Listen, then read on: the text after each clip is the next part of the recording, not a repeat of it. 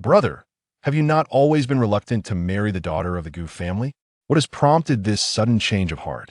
And what are your so-called gynophobia? Has that been resolved? In the great wilderness domain, the Changsheng imperial clan, the Yi family. At this moment, the atmosphere was festooned with lights and decorations, red silk strewn everywhere, and an abundance of joyousness permeated the air, accompanied by celestial blessings.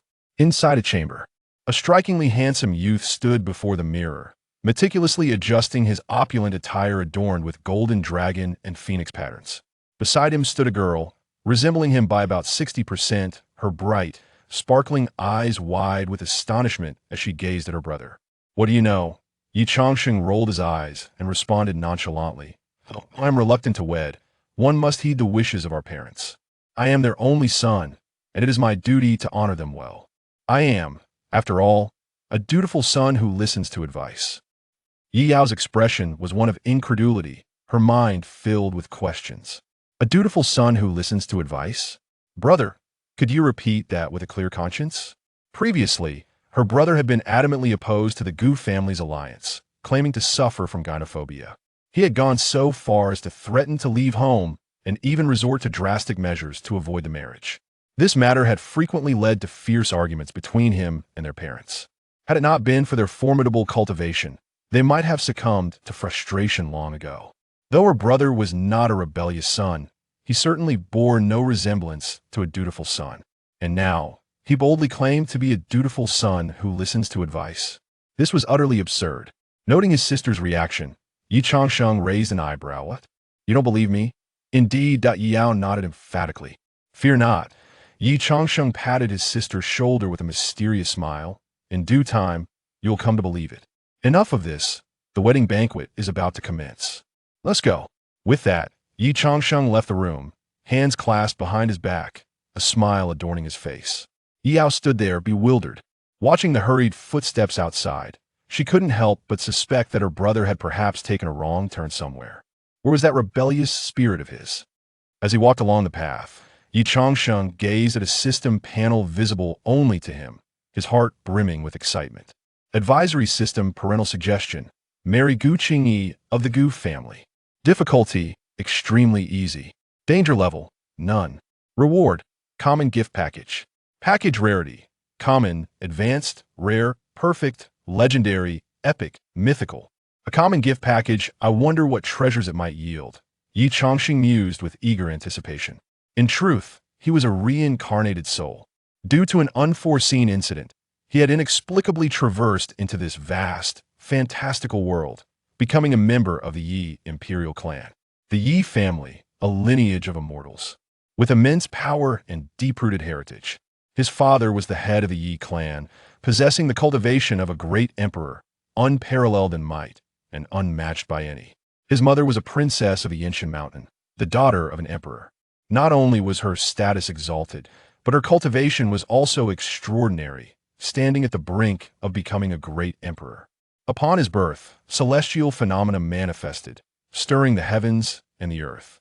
He was thought to possess an unparalleled divine physique, destined for greatness. However, he ultimately bore the cursed ancient Taishu physique.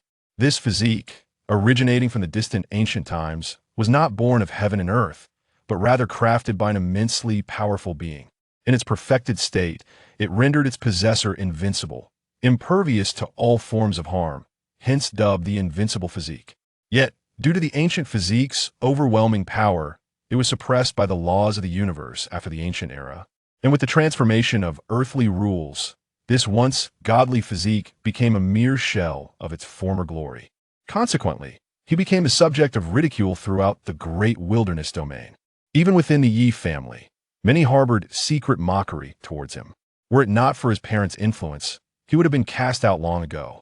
As for his aversion to marrying the Gu family, it stemmed from the melodramatic experiences of his past life, which had stripped him of any hope regarding marriage, leading to a severe case of gynophobia.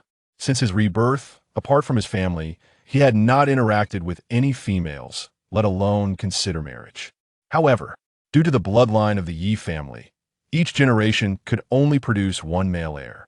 Even as an incapable individual, The responsibility of continuing the family lineage fell upon his shoulders.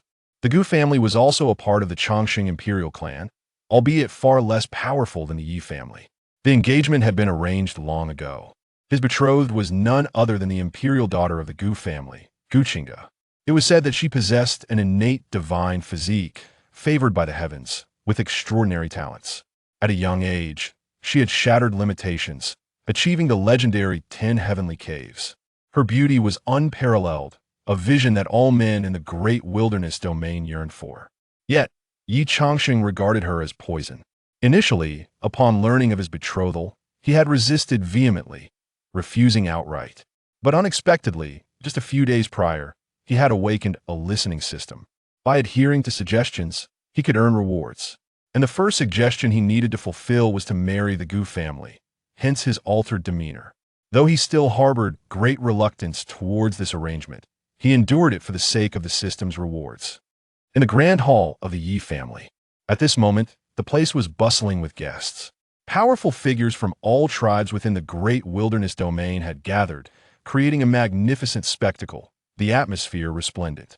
Red silks adorned every surface, an air of festivity filled the space, and boundless celestial energy flowed, enveloping the entire wedding in a luxurious splendor.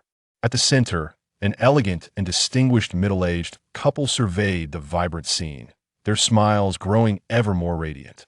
Yet, recalling their son's previous temperament, they could not help but feel a tinge of worry. "My dear, are you sure everything is arranged? Rest assured, I have stationed 3,000 guardians to secure the Yi family. If that boy dares to flee from the wedding, I shall break his legs. Even if he becomes a bedridden cripple, he shall still fulfill this marriage. Phew! As long as he doesn't die, that's all that matters." At that moment, a voice from the crowd called out, "Ye Changsheng has arrived." All eyes turned in unison towards a single direction. Is this the son of the Yi family? Truly, he is a fine specimen. One wonders what the Gu family is thinking, insisting on marrying their imperial daughter to such a waste. What's so strange about it? The Gu and Yi families have been old friends for generations. The Gu family's current success is largely due to the Yi family. Surely, they wouldn't let a single marriage threaten their long-standing friendship. The ancient Taishu physique, a once-in-a-lifetime gift. It's a pity he was born in an opportune era.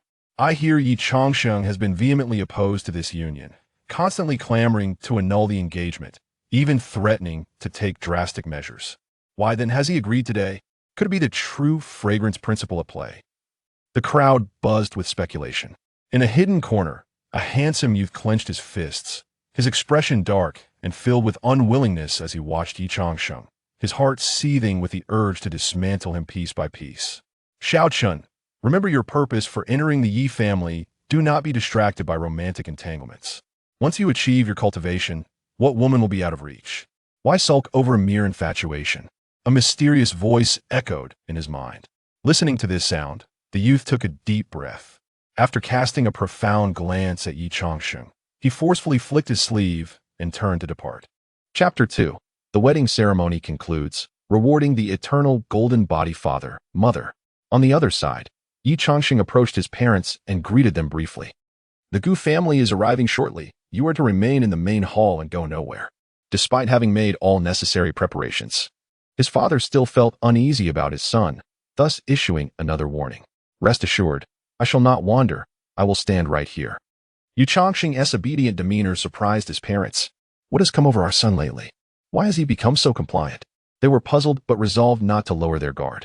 As time passed, a multitude of formidable figures from the Gu family, laden with lavish dowries, descended upon the Yi family. Gu Qingyi's parents, who were also leaders of the Gu clan, shared a deep bond with Ye Changsheng's parents. Having trained together since childhood, the two families exchanged pleasantries, while Ye Changsheng dutifully trailed alongside his parents, engaging in occasional light conversation. Soon, the auspicious hour arrived. The parents took their seats, and the wedding commenced in earnest. At the appointed time, in an instant, drums and gongs resounded, divine sounds echoed to the heavens, and auspicious phenomena erupted across the cosmos. Amidst the gaze of the multitude, a breathtakingly beautiful figure gracefully entered the hall. Clad in a phoenix crown and a radiant bridal gown, adorned with golden dragon and phoenix patterns akin to Ye Changsheng's She exuded an enchanting allure with every delicate step. Though her face was partially veiled, glimpses revealed an exquisite visage that captivated, enthralled, and mesmerized all who beheld her, a moon in the water, a fairy in a painting. The exquisite physique, endowed with the laws of life, was the pinnacle of corporeal forms in the realm. Through mutual cultivation, one could attain the ethereal essence of the Linglong saint, a mere trace of which could resurrect the deceased, while cultivation to the highest realm could even reverse the cycle of reincarnation. Such a formidable divine body. Yet it was squandered on this worthless fool. Alas, what a fortunate father he has. Thus, the preeminent goddess of the vast wilderness was destined to become a mere wife. In a similar corner, a young man seethed with rage, nearly grinding his teeth to dust. However, he had unfinished business. Otherwise, he would have stormed the wedding. Wait. It won't be long before I rescue you from this misery, he vowed silently, convinced that Gu Qingyi was coerced by her family into marrying Ye Changsheng, unaware that she had chosen willingly. Upon the grand platform, Ye Changsheng and Gu Qingyi stood side by side. Externally, they appeared as a match made in heaven. A strikingly handsome man paired with an ethereal beauty. Yet, upon closer inspection, one would notice the flicker of unnatural evasion in Ye Changsheng's eyes. Internally, he felt an acute discomfort, perceiving the enchanting maiden beside him not as his bride, but as a fearsome beast that could devour him whole. As he observed the scant distance between them, he subtly shifted away, allowing the fragrance emanating from her to dissipate slightly, granting him a moment of respite. Indeed, it seems I am ill-suited for marriage. Ye Changsheng yearned to expedite the ceremony. He was on the verge of losing his composure. He discreetly signaled to the elder officiating the ceremony. The elder, noticing, chuckled as he stroked his beard. Ah, our young master is quite eager indeed. It appears no one can escape the allure of true fragrance. The elder wasted no further time and stepped forward, proclaiming, "The wedding ceremony shall officially commence. Bowing to heaven and earth, bowing to parents." Spousal exchange of bows. The initial two rites proceeded without incident. However, during the spousal exchange, their heads inadvertently collided. Gu Qingyi felt no discomfort, but Ye Changsheng's hair stood on end, his anxiety reaching a peak as he instinctively recoiled 2 steps. This spectacle left the onlookers bewildered. Are you serious? Retreating those few steps? And that terrified expression, what does it signify? Realizing his overreaction, Ye Changsheng composed himself and urged, continue. Ahem. The elder cleared his throat, then raised his voice with fervor, to the bridal chamber. The rites concluded with a resounding cheer as joyous sounds erupted, and radiant red light surged skyward, enveloping the newlyweds in boundless blessings. Meanwhile, within Ye Changsheng and Oppo's mind, a system notification echoed. The marriage with Gu Qingyi has been successfully completed. Congratulations, host. You have received an ordinary gift package. Would you like to open it? Open. Ye Changsheng exclaimed eagerly. Opening ordinary gift package. Eternal golden body cultivation level attained. With the declaration, an overwhelming surge of mysterious power surged into Ye Changsheng and Oppo's body. This force was immensely potent, akin to a colossal strength permeating through his very cells, transforming his limbs and meridians with a golden hue, birthing boundless power within. Ye Changsheng clenched his fist, feeling the monumental force within him, capable of shattering mountains. Truly, the coveted eternal golden body was as formidable as legends foretold. The physical strength reached an astonishing 10,000 pounds, a peak condition. One who attains this state can transcend the shackles of the world and gain the essence of the Tao, becoming invincible among peers. Yet, beyond this pinnacle lies the realm of the eternal golden body. It is said that this body can preserve the flesh from decay. A drop of blood or a strand of hair can reconstruct the form, rendering it eternal. Moreover, it imparts the profound understanding of the flesh's essence, rendering one immune to all forms of magical power. Crucially, this eternal golden body has deep ties to his ancient Tao body. However, the ancient Tao body is shrouded in enigma, its specifics lost to time. He had previously attempted to operate his family and Oppo's cultivation techniques, only to find the ancient Tao body as unyielding as a rock, showing no sign of change. This meant that his physique remained untrainable. Nevertheless, it mattered little. After all, he possessed an external advantage. If the ordinary gift package was so robust, what could a mythic-grade package yield? Ye Changsheng found himself filled with anticipation.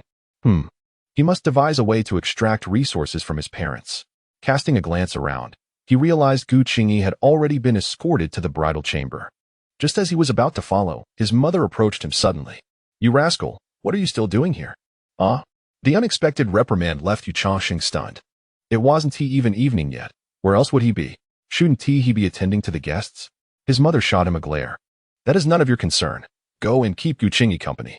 From Mother S suggestion, spend the night in the bridal chamber with your new wife, Gu Qingyi. Difficulty, extremely easy. Danger level, none. Reward, ordinary gift package. Chapter 3, A New Proposal. Accompanying my wife in the marriage chamber, the voice of the system sparked a glimmer of realization in Ye Changsheng and Apos' mind. Truly, it was as if fate had intervened. Without hesitation, he obediently declared, "I shall go at once." Yet, just as he took his first step, his mother seized him once more. "What is it?" Ye Changsheng turned back, perplexed. His mother leaned in close, lowering her voice with a warning tone. "Listen here, you rascal. Although you are wed to Qingyi, do not share a bed for a year. Why not? RN and Apos. You the one constantly clamoring for a grandchild?" Ye Changsheng was taken aback. His mother had consistently urged him to marry, to continue the family lineage, and had repeatedly mentioned her desire for a grandchild. Now that he had followed her advice and gotten married, why the restriction on consummation? Of course, he had never truly contemplated sharing a bed with Gu Qingyi. Setting aside the lack of affection, he felt so uncomfortable in the presence of the opposite sex that the thought of intimacy was utterly unthinkable. His inquiry stemmed purely from curiosity. "Humph." His mother rolled her eyes and huffed. "Do you think I Dawn and Apos desire that? While I long for a grandchild, I cannot harm another. Qingyi's constitution requires a year to mature. If she is prematurely deflowered, it would damage her foundation." "Oh, I see." Ye Changsheng suddenly understood, and a wave of relief washed over him. No need for consummation. This was indeed preferable. Initially, he feared that his formidable mother might take matters into her own hands to ensure he shared a bed with a grandchild in mind. "Rest assured, I promise not to lay a finger on her." Ye Changsheng patted his chest in assurance. Fool. Yet, his mother did not appear as satisfied as he had anticipated. Instead, she looked at him with exasperation, gritting her teeth. "It's merely a matter of not sharing a bed. That doesn't mean you can't do other things." "Huh?" Ye Changsheng was left dumbfounded. What were these brazen words? In a marriage, there should be romance. Do you understand? Here, take this. His mother produced a book and stuffed it into his arms, then waved him off. "Now, go and keep Qingyi company." Curiosity piqued. Ye Changsheng opened the book to find titled The Sweet Daily Life with the Overbearing Empress. Thankfully, it was not what he had dreaded. Yet, what use was it? Ye Changsheng remained puzzled by his mother's intentions, carelessly tucking the book away as he turned to leave. Fulfilling his duty was of utmost importance. In truth, his mother was well aware that her son not only harbored a fear of women but was also an incredibly dense man. Without the prospect of consummation, he would likely not even dare to touch her. Had it not been for Gu Qingyi and Apos' unique constitution, she would have happily lent them a hand. Since she could not intervene directly, she intended to use this year to allow them to cultivate their feelings, with the hope that, in due course, everything would fall into place. Thus, she had given Ye Changsheng the book to encourage her oblivious son to learn a thing or two. She had already perused it herself. It contained not only lessons on romance but also various techniques for intimacy. Even if he could not drive yet, he could certainly enjoy the ride. Ah, the sacrifices of a mother. Meanwhile, Ye Changsheng lingered at the entrance of the marriage chamber. He had been there for quite some time. Yet his fear of the opposite sex held him back from entering. "Brother." At that moment, a voice from behind startled him. He turned to see his sister, bouncing towards him with mischievous glimmering eyes. Then she purposely raised her voice, calling out, "Brother, what are you doing here?" Ye Changsheng shot a glare at Ye Yao, fully aware that she was teasing him. "Hiki." Ye Yao approached him with a cheeky grin, playfully sticking out her tongue. "Mother sent me to fetch you. Hurry inside. Don't keep sister-in-law waiting." With that, she dashed away, leaving no trace behind. Ye Changsheng sighed in resignation. Given the commotion, Gu Qingyi must have noticed. Hesitation bore no fruit. What was there to fear? It was not as if he were walking into a den of tigers. Gritting his teeth, he steeled himself and pushed the door open. Inside the marriage chamber, crimson satin and golden embroidery adorned the room in opulent splendor. A beautifully carved mahogany bed, draped with auspicious patterns, swayed gently with the breeze. Gu Qingyi sat gracefully at the edge of the bed, her delicate hands resting demurely on her lap, exuding an air of elegance and nobility, her figure enchanting. Her fair, petite chin peeked out from beneath the veil, glistening like jade, smooth and alluring, evoking an irresistible impulse to touch. Even Ye Changsheng, despite his fear of women, found himself momentarily entranced, shaking his head to regain composure. He repeatedly reminded himself, women are like razor-sharp blades, and marriage is a sweet poison. He focused his gaze, adopting a meditative posture, and quietly seated himself at the dining table, turning his back to Gu Qingyi. Throughout this time, Gu Qingyi remained motionless, without uttering a word. Thus, the silence lingered for what felt like an eternity, while the sky gradually darkened. Unbeknownst to Ye Changsheng, several clouds had gathered overhead, creating a stark contrast against the darkened sky. Has this foolish boy sat here all day? Yes, brother has not moved since entering. Doesn't his bottom hurt? How did I raise such a blockhead? Has he looked at the book I gave him?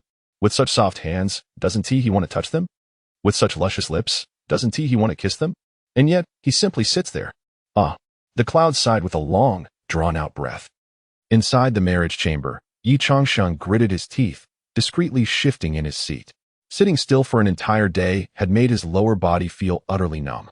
He glanced back and noticed that Gu Qingyi, like him, remained unyielding. Should I say something? After all, it is our wedding night. I cannot neglect my new bride. Yet, what could I possibly say? Ye Changsheng furrowed his brow, pondering how to break this awkward silence. However, after half an hour of contemplation, he shook his head in despair. It was evident that he was ill-suited for conversing with the opposite sex, let alone for marriage. Perhaps it was best to remain as is. After all, once this night passed, he could fulfill his obligation. Thus, Ye Changsheng returned to his silent contemplation. Meanwhile, Gu Qingyi on the new bed was filled with confusion. Her mother had told her that after marriage, a husband would lift the veil to kiss her and then embrace her to sleep. She could sense Ye Changsheng's presence in the room. Yet why did her husband remain silent? Could it be that her mother was mistaken? After much hesitation, she felt compelled to ask her husband, "Why don't you lift the veil and kiss me?" Her voice, like celestial music, was both melodious and enchanting. Clang. Upon hearing her words, Ye Changsheng was so startled that his hair stood on end, and he accidentally toppled from his chair onto the floor, sprawled out in a daze. Chapter 4. The Divine Art of the Flesh, the Star-Plucking Hand of the Great Wilderness. What on earth is this? What is she saying? Kiss her? Ye Changsheng seemed to have lost his soul, his expression vacant, his pupils filled with disbelief. Gu Qingyi, hearing the commotion, instinctively lifted her veil. Before him was a mesmerizing beauty, a flawless visage that could enchant all. Her eyes, like finely cut water, radiated endless depth and wisdom. Her lips resembled rose petals, tender and glistening, with the corners of her mouth curving slightly upward, exuding a natural allure. Coupled with her ethereal grace, she resembled a fairy emerging from a painting. Her beauty was breathtaking, almost unreal. Are you all right? Gu Qingyi asked, her delicate waist swaying as she approached Ye Changsheng, intending to assist him.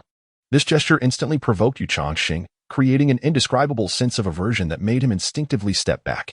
However, he quickly realized that such behavior was somewhat impolite. Awkwardly rubbing his nose, he replied, "I'm fine, thank you." With that, he stood up. Gu Qingyi observed Ye Changsheng's expressions and movements with keen attention. She glanced at her own soft, jade-like hands, momentarily taken aback. Was her touch poisonous? Why was he so afraid? Unable to comprehend, she dismissed the thought. "Aren't you going to bed?" she inquired curiously.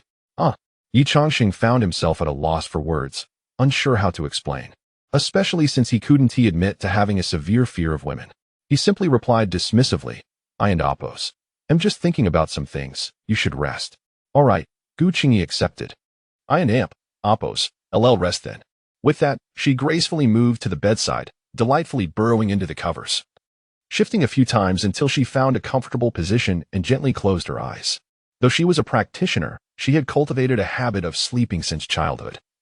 And as night fell, she instinctively felt drowsy. With a sigh of relief, Ye Changsheng's previously tense heart began to relax. Reflecting on Gu Qingyi and Appos' demeanor and speech, he recalled that his parents had pressured him into marriage, mentioning her. She possessed the 9-aperture spirit body, innate purity, and an untainted heart, characterized by innocence and kindness.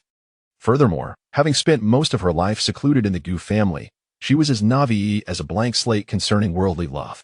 In a flattering light, one could say she was simply pure. In a less flattering sense, one might call her a foolishly sweet girl. This was preferable, certainly, to dealing with aloof and haughty women. Thus, Ye Changsheng sat alone at the dining table until dawn broke. At last, a notification from the system jolted him to attention. The suggestion to spend a night in the marital chamber with your new wife Gu Qingyi, has been completed. Congratulations, host, you have received a basic gift package. Would you like to open it? Open. Opening basic gift package.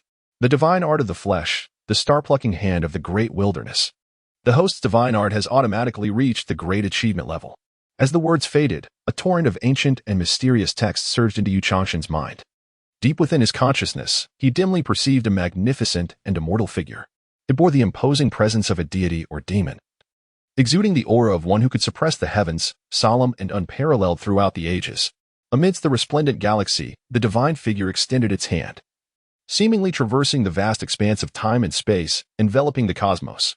With a gentle squeeze, all things perished, stars exploded, and the universe returned to chaos. A void of nothingness. As his mind settled into tranquility, Ye Changsheng opened his eyes, his pupils sparkling with shock and excitement. The arts of heaven and earth are classified into spirit arts, minor divine arts, major divine arts, saintly techniques, supreme techniques, and imperial techniques. Although the star-plucking hand of the great wilderness is a major divine art, it is not particularly rare for one of the Yi clan, an imperial lineage. However, the cultivation of such arts is exceedingly difficult, and those who reach the great achievement level in the comprehension of a corporeal divine art are few and far between. Even his father, a great emperor, mastered only a handful of such techniques. This feeling of having an advantage is truly exhilarating. Ye Changsheng marveled inwardly. The cultivation realms are divided into blood refinement, spirit entry, god transformation, spiritual abode, cavern heaven, void return, Tao platform, calamity transformation, saint, supreme, and emperor. Among these, blood refinement is also known as the corporeal realm. With his current indestructible golden body at the corporeal level, combined with the great achievement level of the star-plucking hand, he could likely overpower any typical god transformation practitioner. At that moment, Gu Qingyi awakened from her slumber. The girl, just roused from sleep, possessed a hazy beauty. Her bare face glowing, features exquisitely refined, her soft cheeks adorned with a delicate pink blush, utterly enchanting. This scene caused Ye Changsheng to become somewhat entranced. Yet, in the next moment, an almost blood-spurting spectacle unfolded before him. Due to her slumber, Gu Qingyi and Appo's clothing was somewhat disheveled. As she sat up, her exquisite bridal attire slipped from her smooth shoulder, revealing a portion of her fair, ample skin and a deep, alluring neckline that was utterly captivating. Noticing Ye Changsheng and Appo's gaze, Gu Qingyi glanced down and realized her springtime allure was becoming apparent. Though innocent and inexperienced, the ingrained sense of modesty that every woman possesses made her blush deeply, the flush spreading from her cheeks to her slender neck. Yet, upon reflection, the man before her was her husband, destined to be by her side for a lifetime. They would share the same bed. This was merely a fleeting glance. What was the big deal? Thus, she suppressed her embarrassment and did not adjust her clothing. This, however, left Ye Changsheng utterly bewildered. What does this mean? You aren't an Appo's, even going to pull your clothes up? Despite his fear of women, he was still a normal man with normal inclinations. Was this some kind of test? With a heart as clear as ice, he remained unperturbed. Fortunately, Ye Changsheng possessed strong willpower. He struggled to avert his gaze, continuously reciting calming mantras in his mind. As the heat within him dissipated, he promptly stood and exited the room, calling back without looking. I'm heading out. You should freshen up. Please come to the main hall with my parents for tea afterward. Gu Qingyi suddenly smiled. Her husband was quite amusing. He clearly enjoyed the view yet restrained himself. She was curious, though. Was her body truly so captivating? Didn't Appo's every woman possess such allure? She glanced down at her neckline, perplexed. In the Yi family hall, Gu Qingyi had already washed up, and, after serving tea to Yi and Appo's father and mother alongside Ye Changsheng, began to eat breakfast. Practitioners, blessed with long lifespans, no longer consumed grains but rather feasted on ethereal vapors and energies. The act of eating was merely to satisfy one and Appo's appetite.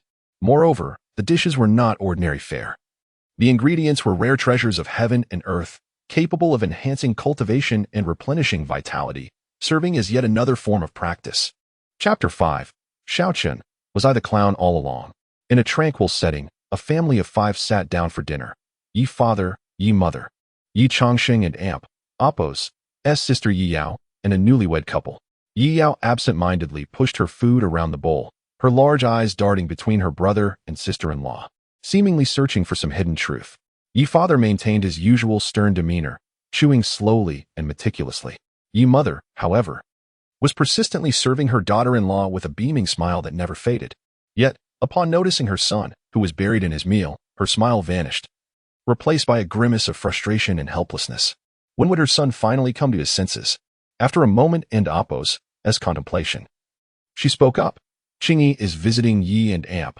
Apos, as for the first time in ISN and Amp. Apos, T familiar with our environment. Once dinner is finished, you should take her around. As expected, the system's notification chimed in. From Mother S suggestion, accompany Gu Qingyi to familiarize her with Ye's environment. Difficulty, extremely easy. Danger level, low. Reward, advanced gift package. A gasp escaped Ye Changsheng and Apos' lips, excitement bubbling within him. If an ordinary package yielded such a generous reward, what might the advanced package contain? Yet, amidst his anticipation, a hint of confusion lingered. What did the low danger level imply? Could there truly be danger within his own family? It seemed that the risk stemmed from Gu Qingyi herself. Upon reflection, he realized he had married the woman all men dream of.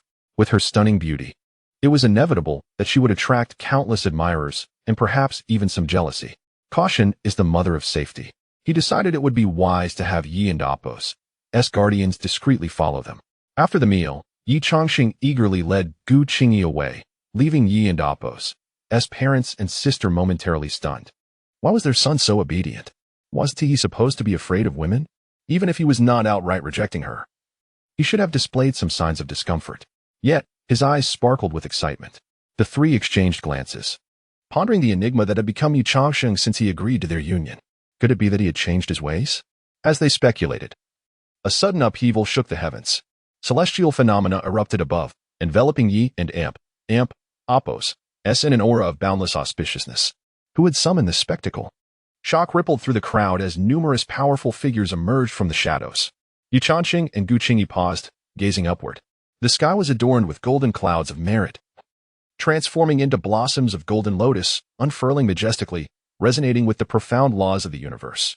Then, an immense ancient pressure descended upon them, bringing forth a colossal bronze monument hovering above Yi and Apos'. What is this? Ye Changsheng asked, utterly perplexed. Foolish boy, you should read more. How can you not recognize the monument of heavenly Tao?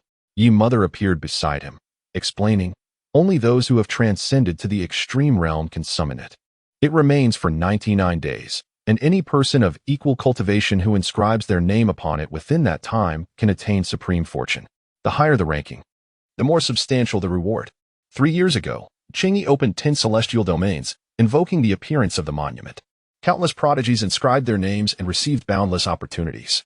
This time, the monument signifies that someone from Yi and Apos' has achieved physical transcendence. As she spoke, the monument began to shimmer, and a name emerged. Inscribed by the laws of the universe, Shaoqian. The mention of this name startled the Yi family. Shaoqian, one of the external clan and Apos' divine sons, had entered Ye's 2 years prior and had forcefully condensed the 9 celestial domains, earning the title of the 10th divine son. Subsequently, he had chosen to forego his powers to refine his physical body. Now, having emerged from his seclusion, he had triggered the monument's manifestation, indicating his successful refinement. Shao Chun pays respect to the clan leader and esteemed elders. A striking youth clad in black, exuding an overwhelming aura, stood before them, bowing to the powerful figures present. Upon seeing Ye Changsheng, a fleeting glint of coldness flickered in his eyes, which transformed into a deep obsession when he glanced at Gu Qingyi. Though Shao Chun was a divine son, Yi and Apos' was an imperial clan. Every divine son had invoked the monument at some point, and the 3,000 guardians, having cultivated for countless years, regarded the monument with indifference. Activate the clan's protective formation. The monument is of no concern. Allow anyone to approach and test their fate. Ye father commanded. Understood. The crowd responded before dispersing. Now, you should accompany Qingyi. It's merely a monument. Don't mind it, Ye mother added before leaving. In an instant, the once bustling sky was left with only the bronze monument and Shaoqian. Miss Qingyi, we meet again, he said. Unable to resist approaching her now that they were alone, completely disregarding Ye Changsheng.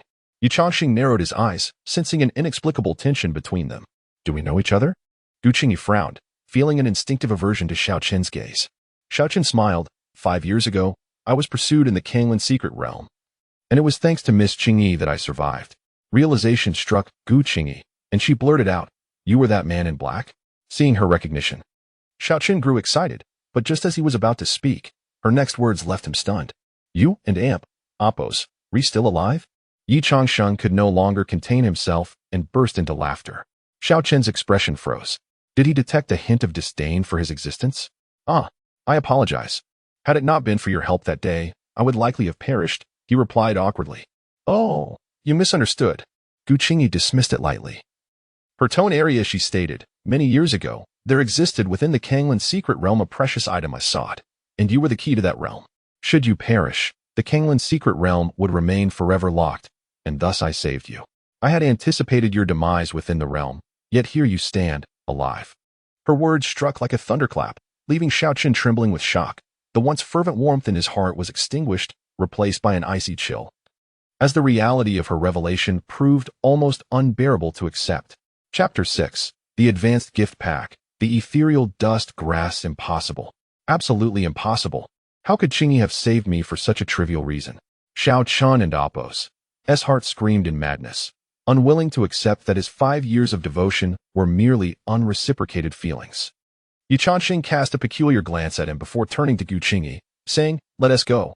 I'll show you around elsewhere." Listening to my husband. As she observed the retreating figures of the two, a sudden realization struck Xiaochen. Of course, it must be Ye Changsheng. How could Gu Qingyi, a remarkable talent destined for greatness, ever marry a man unable to cultivate? If not for Ye Changsheng and Oppos' insidious machinations, the Gu family would have been foolish to send such a prodigy to the Yi family as a bride. Reflecting on how earnestly the head of the Yi family and his wife were invested in this matter, he felt as if a light bulb had illuminated in his mind. "Wait." Ye Changsheng halted, turning back with a hint of displeasure directed at Xiaochen. He was not particularly acquainted with this fellow, who clung to him like a stubborn burr, displaying a certain disregard.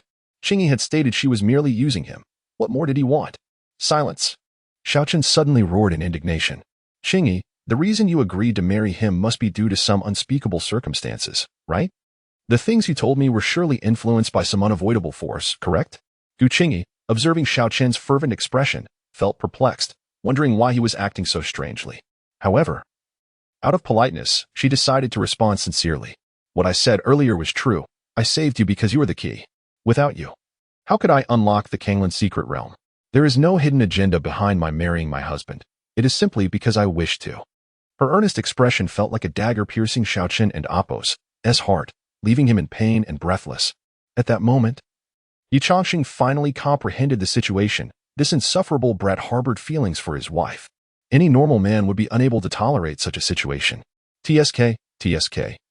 Xiaochen was the divine son of the Yi family, a figure of unparalleled talent, someone of his caliber, who didn't even regard me. Why would he entangle himself with my wife? You are destined to be a future prodigy, someone who will push through the realms. To be embroiled in such trivial matters of love is beneath you. Though Ye Changsheng did not insult him, there was an undertone of praise that Xiaochen felt like a slap across his face, stinging intensely. Ye Changsheng, uninterested in squabbling with such a person, reached out and tugged at Gu Qingyi and Oppos' sleeve. "Come, Qingyi, let me take you to see other places." "Yes, husband." Upon experiencing Ye Changsheng and Oppos' affectionate gesture, Gu Qingyi beamed with joy, her stunning beauty radiating happiness. Thud. Xiaochen once again heard the sound of a knife plunging into his heart. In the bustling circus of Gotham City, one would never expect such a person to exist. Ye Changsheng. The words emerged from his gritted teeth, each syllable laced with a sense of deep-seated enmity. Although he did not comprehend the meaning behind Ye Changsheng and Oppos' last remarks, he sensed they were certainly not kind. Nonetheless, being a divine son, he managed to control his emotions. "Xiaochen, recognize what it is you truly desire.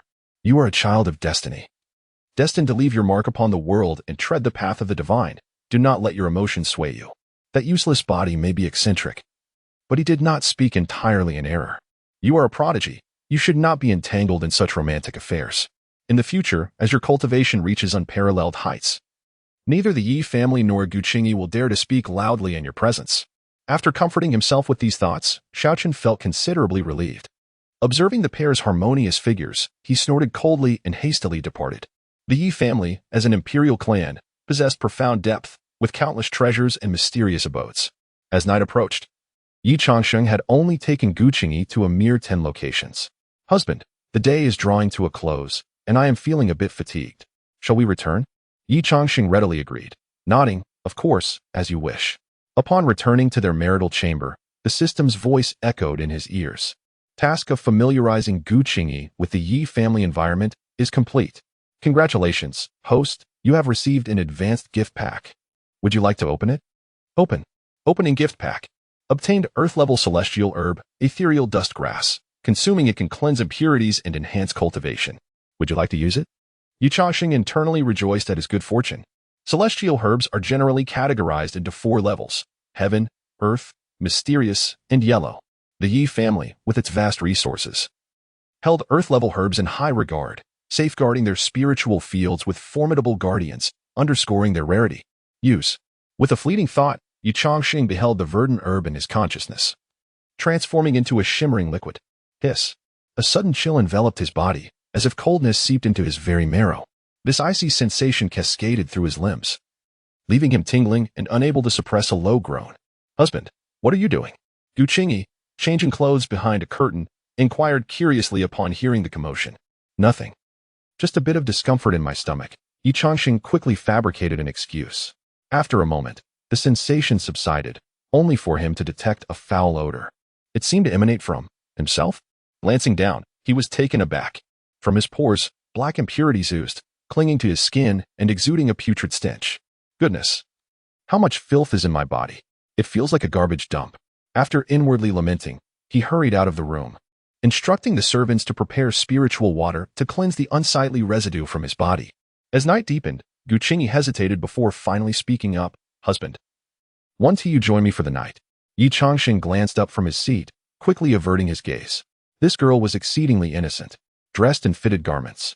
With her delicate shoulders exposed, she presented a sight that set one's heart racing. Ahem, perhaps not tonight. You should rest. I have matters to contemplate. Very well. Though puzzled by his reluctance to rest, Gu Qingyi, being a person of great courtesy, believed her husband must have his reasons. A few days later, my son, won't you at least give it a try? What if the heavenly Tao monument reacts? Moreover, prodigies from all clans are arriving, eager to leave their names on the monument. Are you not intrigued by such a spectacle? Surely, witnessing it would be worthwhile. Chapter 7. The Homecoming Visit Mother. What is there to observe in the competitive antics of a group of young people? Besides, as a person incapable of cultivation, I would not comprehend it anyway, would I? Ye Changsheng had no intention of revealing his progress in cultivation just yet. He needed to find a suitable reason and moment for such a disclosure. Otherwise, the sudden change might attract the attention of those with ulterior motives. Upon hearing her son mention his inability to cultivate, Ye's mother sighed inwardly, her tone softening slightly. Nonetheless, one must not lose heart, understand? Rest assured, mother, after all these years, I am doing just fine. Upon returning to their room, Gu Qingyi observed Ye Changsheng, who was sighing deeply, and inquired with curiosity, Husband, what troubles you? Why the long face? Alas, it is my parents. They insist I visit the heavenly Tao monument to leave my name and gain some fortune. Yet they know full well that my inability to cultivate renders this pointless. Understanding his woes, Gu Qingyi blinked her autumn-like eyes and proposed a solution. Why not tell your parents that you wish to stay home to accompany me? From Gu Qingyi's suggestion, stay in the room, avoiding the visit to leave a name at the heavenly Tao monument. Difficulty, extremely easy. Danger level, none. Reward, ordinary gift package. Ye Changsheng was momentarily taken aback before bursting into uncontrollable laughter. Now I must stay in the room. In the blink of an eye. 8 days had passed, and the couple was summoned early in the morning to the main hall. After paying their respects to the elders, Ye's mother smiled at the harmonious couple and remarked, Qingyi, you have been married for 10 days. It is time for a homecoming visit. Thank you for your concern, mother. I am deeply grateful, Gu Qingyi replied with a graceful bow. Ye Changsheng was reluctant to waste time on such matters, but as Gu Qingyi was his legitimate wife, and she had done nothing to wrong him, proper etiquette must be observed. My son, is it acceptable for you to accompany Qingyi back to her family today? You and Apos, as father inquired with a smile, increasingly pleased by the sight of the couple. From father and Apos, as suggestion, accompany Gu Qingyi on her homecoming visit. Difficulty, extremely easy. Danger level, low. Reward, advanced gift package. Ye Changsheng and Apos, eyes brightened, and his momentary hesitation vanished. However, the low danger level suggested that the visit to the Gu family might not be entirely peaceful. At noon, on the celestial white jade square, an ethereal aura enveloped the surroundings. 9 golden-scaled dragons lay majestically upon the ground, their whiskers swaying like sculptures. As Ye Changsheng and his wife ascended the celestial carriage, the 9 golden dragons sprang to life, their roars resounding through the heavens. Their colossal bodies soared into the sky, dazzlingly radiant. Following the dragon carriage was a procession of celestial beasts and exotic creatures, accompanied by numerous formidable figures. What a grand spectacle! Ye Changsheng couldn't help but admire his parents' extravagance. Half an hour later, the high-ranking members of the Gu family gathered before the celestial mountain gate, their eyes filled with envy as they beheld the ostentatious entourage descend. Truly, the Ye family is formidable. The 9 dragons' divine carriage is a privilege that even the lords of sacred lands do not enjoy. Indeed, those exotic beasts could each serve as guardian deities of the mountain. It is a pity that our Qingyi, a paragon in her own right, is wed to a man incapable of cultivation. Alas, what a tragic irony. As Ye Changsheng and Gu Qingyi dismounted from the dragon carriage, they too were taken aback by the grandeur of the Gu family. Esteemed son-in-law Ye Changsheng, with your wife Qingyi, I pay my respects to my esteemed father-in-law and all the respected elders and friends. At the front of the crowd, the head of the Gu family approached with a beaming smile. Son-in-law, no need for excessive formalities. Please, come in. After exchanging greetings with the elders and friends of the Gu family, Ye Changsheng finally managed a stiff smile and took his seat. Please, esteemed son-in-law, take a seat. After a round of courteous exchanges, everyone settled down. Apart from Ye Changsheng and his wife, the table was mostly filled with beautiful women. Gu Qingyi discreetly informed him that they were all concubines of her father, illustrating that even in old age, his heart remained youthful. Is everything in order with Qingyi visiting her husband's family? Indeed. Qingyi is exceptionally virtuous and intelligent. I am fortunate to have her care for me. Ye Changsheng replied cheerfully, while Gu Qingyi shot him a peculiar glance. Her husband had spent this time either at the table or on the floor, never once sharing a bed with her. She was surprised to see him so considerate of her reputation in public. In the midst of their conversation, a servant of the Gu family presented a gift list. The head of the Gu family glanced at it, stroking his beard with an even wider smile. Son-in-law, you and my daughter are a match made in heaven. May you live in harmony. When time permits, do visit the Gu family more often to strengthen our bonds. The head of the Gu family had quite the fanciful notion. A visit would indeed require substantial resources. Ye Changsheng internally scoffed but maintained a smiling facade. By the way, son-in-law, I heard that the Ye family has produced a prodigy who has attracted the attention of the Heavenly Tao Monument. Might I inquire who it is? Just as the head of the Gu family finished speaking, a young girl with twin buns chimed in cheerfully. I know. Ikin and Amp, Apos, possibly be my brother-in-law. I heard from third sister that he is a natural waste, incapable of cultivation. The atmosphere at the banquet instantly turned cold. Regardless of Ye Changsheng and Apos' status as the Ye family and Apos' scion, having such a statement made publicly was akin to a slap in the face. Silence. The head of the Gu family quickly admonished, glaring at the beautiful woman holding the little girl. Lianyu, what a fine daughter you have raised. The beautiful woman hurried to cover the girl's mouth, a hint of regret in her voice. Yes, it is my failure to educate her. I hope my husband will forgive me. Yet, she soon muttered under her breath, but it was third sister who said it. What does it have to do with the child? A slightly older woman seated next to the head of the Gu family shot a cold glare at Lianyu. My lord, please forgive me. It was my slip of the tongue. Father, as the head of the family, you must be firmer. Changsheng is my husband. It is not for our family to speak behind his back. Gu Qingyi's expression turned frosty as she chastised her father. With many family members present, there were indeed matters to manage. And sometimes he should take a firmer stance to prevent those who rely on their looks from overstepping their bounds and bringing their private grievances to light. Her words were a clear rebuke directed at the third and fourth sisters, which instantly irked them. Yet, Gu Qingyi was now a pillar of the Gu family. Regardless of her exceptional talents, even her identity as the Ye family's daughter-in-law commanded respect. Ye Changsheng looked at the imposing Gu Qingyi in surprise, realizing that this usually gentle and serene woman possessed such a formidable side. Chapter 8. Hidden motives at this moment. He discerned the underlying tensions between the third and fourth brothers, likely stemming from some unsavory dealings. The fourth brother sought to embarrass the third by leveraging his name. Initially, Ye Ye Changsheng felt a flicker of anger. However, upon hearing Gu Qingyi defend him, his ire significantly diminished. Though she usually appeared taciturn and somewhat naive, she proved to be anything but weak when confronted with adversity. Indeed, Qingyi is right. It is the fault of the father for not providing proper guidance, he mused. Shortly, I shall admonish those within the household for their indiscreet words. The head of the Gu family echoed this sentiment, reproaching a couple of concubines while simultaneously expressing regret to Ye Changsheng. Dear nephew, do not take offense. Children often speak without understanding the consequences. Such innocent words. Ha ha ha. Ye Changsheng forced a smile, choosing not to hold a grudge, particularly in light of Gu Qingyi's steadfast support. As my esteemed father-in-law rightly states, I shall not concern myself with the whims of a child. The head of the Gu family continued to praise him, reviving the atmosphere of the banquet. Nonetheless, the meal was tedious for Ye Changsheng, who longed for its conclusion. The women were embroiled in subtle rivalries, their words laced with barbs that were utterly exhausting. Gu Qingyi's brow remained furrowed throughout the evening. Finally, after bidding farewell to the Gu family, Ye Changsheng reclined on the soft couch, letting out a contented sigh. My dear husband, please do not be upset. With so many women under my father's roof, it's only natural for there to be some competition for favor. If you feel wronged, I shall ensure they face the consequences. Gu Qingyi's slightly apologetic tone prompted a smile from Ye Changsheng. There is no need for such formality, Qingyi. These are trivial matters, not worth dwelling upon. Ah, as long as my husband is not angered, she replied, gazing upon her exquisite visage. Ye Changsheng felt a wave of appreciation wash over him. Gu Qingyi had grown up in such an environment, enduring countless grievances, and her resilience was truly commendable. Although he preferred to keep his distance from women, having such an understanding beauty by his side was undeniably delightful. The task of accompanying Gu Qingyi home has been completed. Congratulations, host, on receiving a premium gift package. Would you like to open it? Certainly. Opening gift package.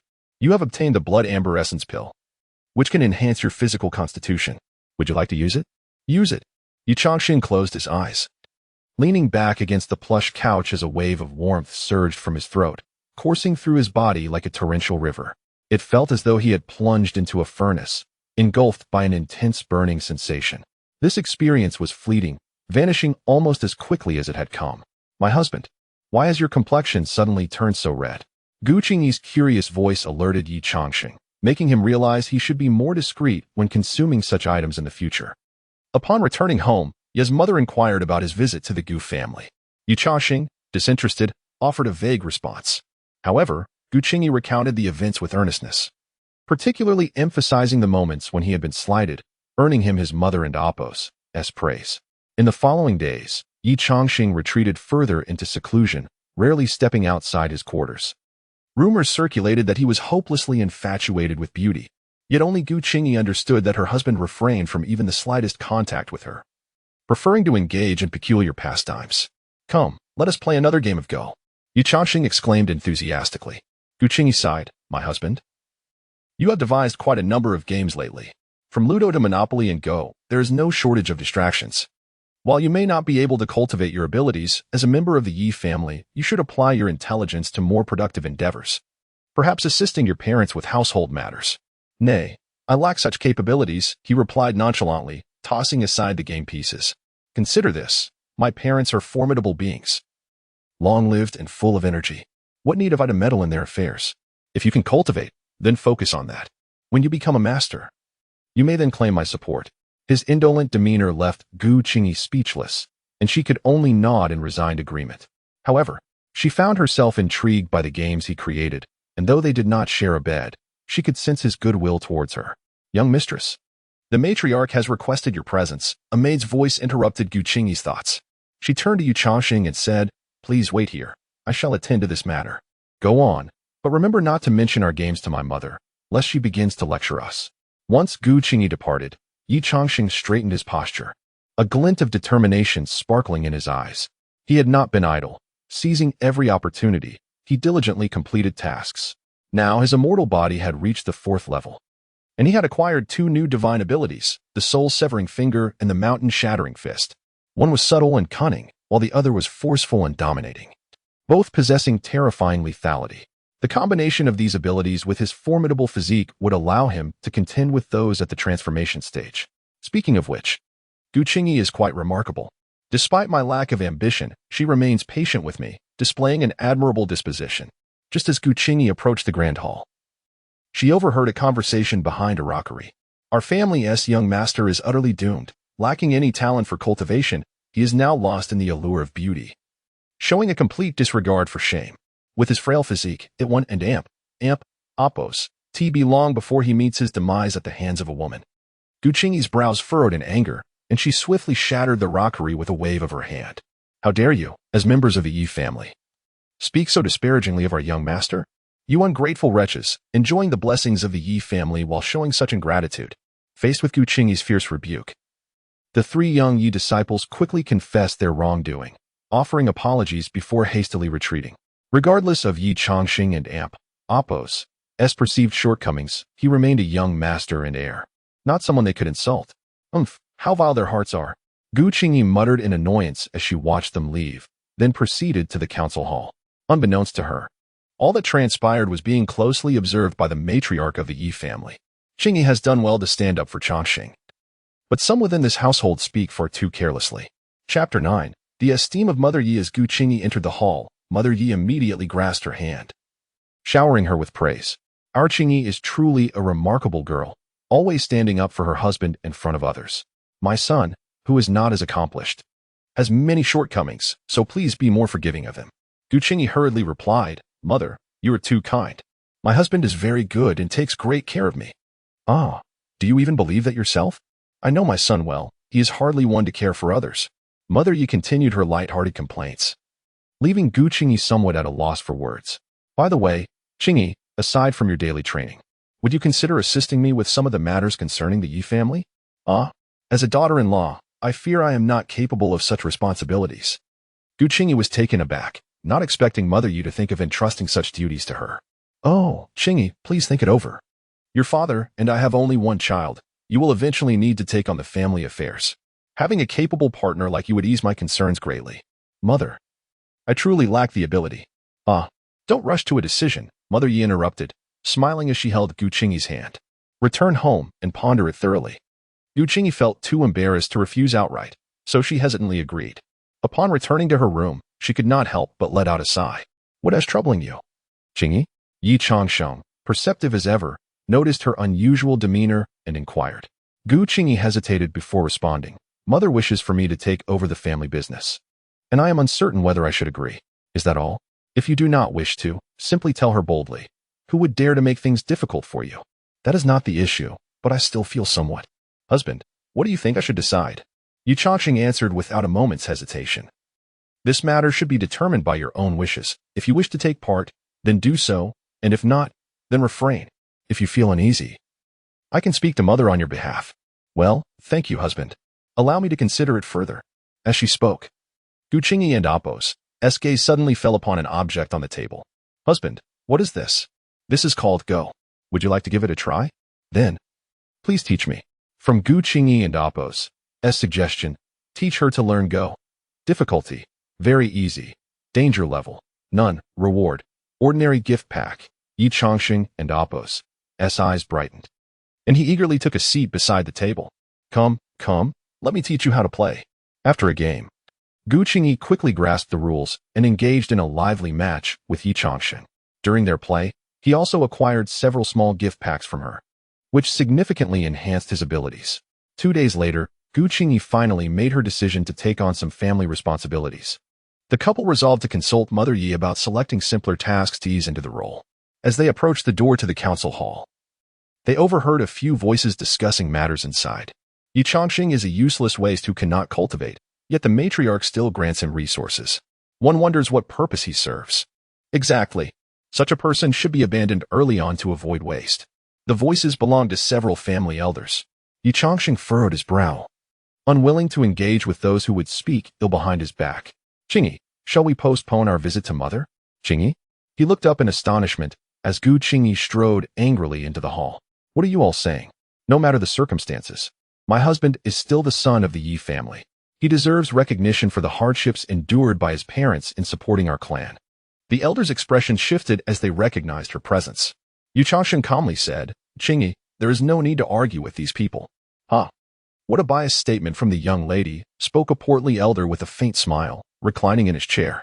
Even before the young master, I must voice my thoughts. The prosperity of the Ye family is the result of the efforts of every member. While the head of the family and matriarch have made significant contributions, without others, how could the Ye family thrive? As the young master, you should possess at least one capability to uphold the family. Yet you lack both cultivation and involvement in family affairs. Is this not a bit unearned? As soon as he finished speaking, another elder chimed in, Indeed, young lady. I do not mean to criticize the young master, but look at Xiaochen. Not only does he assist with family matters, but his own cultivation is also far ahead. As our clan and Appo's prodigy, he attracted the heavenly tablet and drew countless talented individuals to our Ye family, enhancing our reputation. Such a person deserves our resources. Indeed, Xiaochen is indeed impressive. Compared to young Master Changsheng, he is far more suitable for the position.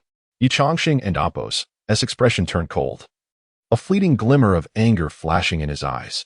These individuals were deliberately comparing him to Xiaochen to belittle him. Although he wished to avoid conflict, he could not tolerate such humiliation. Just as he was about to speak, Gu Qingyi's clear voice rang out first. What right do you have to speak of my husband in such a manner? So what if he cannot cultivate? He has not caused any trouble for the clan. So why should he not live freely? Furthermore, his parents have contributed their resources to him. Why should you criticize them for their choices? Those are their belongings, and they may handle them as they see fit. Her words were resolute, leaving the elders momentarily speechless. Ye Changsheng felt a warm surge of affection as he looked at the fierce Gu Qingyi. Though he held a prestigious position in the family due to his parents, his inability to cultivate was indeed a significant flaw. His parents had invested considerable resources in him, all earned through their contributions, without any self-serving motives. The elders' remarks likely stemmed from envy over these benefits. And what of it? Is it truly better to squander resources on a waste? Talents like Xiaochen are far more deserving of cultivation and attention. The elders continued to voice their opinions, oblivious to the fact that Ye Changsheng was present. Gu Qingyi was about to retort when Mother Yi and Appo's furious voice suddenly erupted in the hall. You old rascals, have you nothing better to do than bully my son? The elders' expressions changed dramatically as they quickly rose to pay their respects. In a flash of celestial light, the dignified Mother Yi appeared in the hall. Get out, you shameless old fools. Chapter 10, Xiaochen and Appo's breakthrough. The movement of the heavenly Dao monument. Several elders exchanged glances, and the red-faced elder tentatively spoke. Matriarch. Regarding Xiaochen and Appo's need for the spirit-nurturing fruit. Get out. Yes. Seeing the matriarch truly enraged, the elders did not dare to linger, leaving the council hall in a rather disheveled manner. Changsheng, do not take these words to heart. The matriarch comforted Ye Changsheng with concern, to which he smiled in response. Mother, it's nothing. I didn't take it to heart. By the way, Mother, Qingyi and I came to discuss her involvement in family management. The matriarch's eyes instantly brightened. What have you decided? Ye Changsheng answered on Gu Qingyi's behalf, after some contemplation. Qingyi feels it is only right to help share some of your burdens. Thus, she is willing to take on certain family responsibilities, starting with simpler tasks. Excellent. I knew Qingyi was a good girl.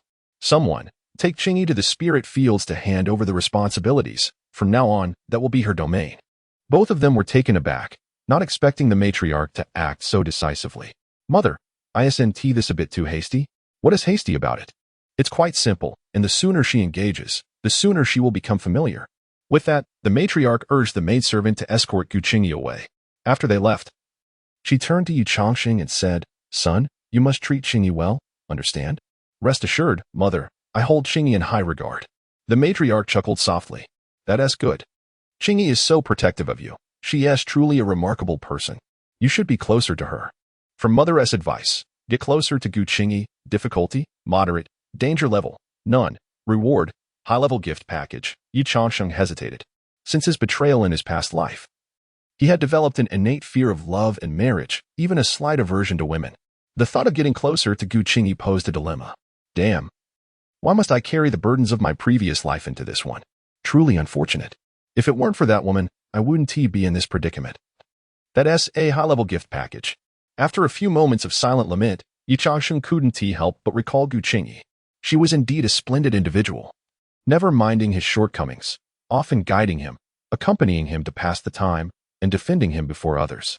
Perhaps being closer to her wouldn't be so bad? After a moment and Appo's As contemplation, Ye Changsheng ultimately resolved to accept the task. Later that evening, when Gu Qingyi returned home, Ye Changsheng took the initiative to inquire about her experience that day. The tasks at the spirit fields were minimal, and the handover went smoothly. With Mother S support, I encountered no difficulties. After hearing her recount, Ye Changsheng suddenly stood up and approached her. In her puzzled gaze, he inhaled deeply and gently patted her shoulder with trembling hands. Good luck. Task of getting close to Gu Qingyi completed. Congratulations to the host for receiving a high-level gift package. Would you like to open it? Open it. Opening gift package. Obtained 4th grade magical artifact, cloud-splitting divine spear. Ye Changsheng was immediately filled with excitement. There are 9 grades of magical artifacts, and a 4th grade one was more than sufficient for him at present. For a cultivator, having a suitable magical artifact could significantly enhance one's power. Moreover, the rewards from the system were particularly aligned with his physical prowess, amplifying his abilities considerably. My lord, did you just pat me? Gu Qingyi softly inquired, causing Ye Changsheng to snap back to reality. He awkwardly cleared his throat and nodded. Indeed, just a gesture of encouragement. I believe you can excel in this task. Thank you, my lord. As he watched Gu Qingyi smile brightly, a surge of unfamiliar emotions welled up within Ye Changsheng. Perhaps coexisting with such a girl might not be so bad? Time flowed swiftly, and nearly a month passed in the blink of an eye. Ye Changsheng continued to undertake tasks, acquiring numerous valuable items from the system. Though he still could not cultivate, his physical refinement had already surpassed that of an illusory deity cultivator. It was time to venture out. Murmuring to himself, he stepped outside for the first time in over 10 days. Suddenly, a brilliant golden light and ethereal mist rose in the distance, captivating his attention. Squinting to observe, he noticed many elite members of the Ye family darting like rainbows towards that direction. Just as he pondered the cause of this commotion, Gu Qingyi floated gracefully towards him. Qingyi, what is happening over there? She glanced back, her expression serene. It's said that Xiaochen has achieved a breakthrough, cultivating half of the indestructible golden body, now ranking first on the heavenly Tao monument. Those people are likely going to congratulate him. Is that so? Ye Changsheng nodded, a thought bubbling up within him. If half of the indestructible golden body can secure the top position on the heavenly Tao monument, it seems its value isn't as significant as one might think. By the heavenly Tao monument, Xiaochen stood in white robes, hands clasped behind his back, a faint golden glow enveloping his form. Congratulations to the divine Sun Xiao for cultivating the indestructible golden body, a prodigy of unparalleled talent, destined to tread the path of emperors and dominate the world. The constant stream of congratulatory voices caused Xiaochun to struggle to contain a smile. Thank you for your kind words. Xiaochun and Appo's current achievements are inseparable from the family and Appo's support and care. I will strive diligently to contribute to the family in the future. After a brief moment of humility, a fresh wave of flattery surged from the crowd. Look, this is the caliber of a divine son.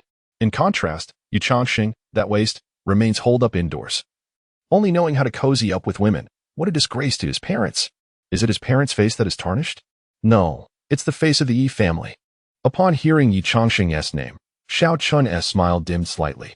Humph, now that I have cultivated the indestructible golden body, I will surely gain the family's favor. Even if he relies on his parents' protection, I shall not be intimidated. Perhaps I could approach Qingyi then. She might accept me. The thought of Gu Qingyi's captivating beauty ignited a fervor within Xiaochun. Soon, the changes at the heavenly Tao monument drew widespread attention. News of Xiaochun's half-indestructible golden body spread rapidly, capturing the interest of myriad races and various sacred lands. Throughout history, those who etched their names on the heavenly Tao monument were granted tremendous opportunities. Some even received rewards that significantly aided their paths to becoming emperors. How could this not stir envy and desire? With Xiaochun now leading the charge, he was bound to reap the benefits that the heavenly Tao monument bestowed. Including the members of the Yi family, individuals from various factions engaged in fervent discussions, speculating on the incredible opportunities that awaited Xiaochun. Chapter 11. Ye Changsheng and Appo's. As heart-stirred, Ye Changsheng took a leisurely stroll outside, only to find that the discussions surrounding Xiaochun were rampant. He was met with numerous disdainful glances, prompting him to abandon his outing. Qingyi, is the reward from the heavenly Tao steel particularly generous? Upon returning to his chamber, Ye Changsheng inquired out of curiosity. Gu Qingyi's autumn eyes flickered as she pondered before responding. It is said that the top 3 of the heavenly Tao steel will receive a fragment of the Tao that is suitable for those worthy of leaving their names. which can aid in purifying their hearts and souls, significantly benefiting their future paths. Moreover, the reward for the first place is even more substantial, with a high probability of obtaining a shadow of the Tao fruit, allowing them to grasp a portion of their own Tao in advance. To grasp the Tao. Ye Changsheng smacked his lips, a glimmer of longing in his gaze. The Tao is something accessible only to cultivators of the cave heaven realm. To master even a trace of it would be a wild fantasy for those in the void return realm. Even a mere hint of the Tao would place cultivators below the void return realm at a crushing disadvantage. Such a remarkable opportunity stirred his heart, even with the system by his side.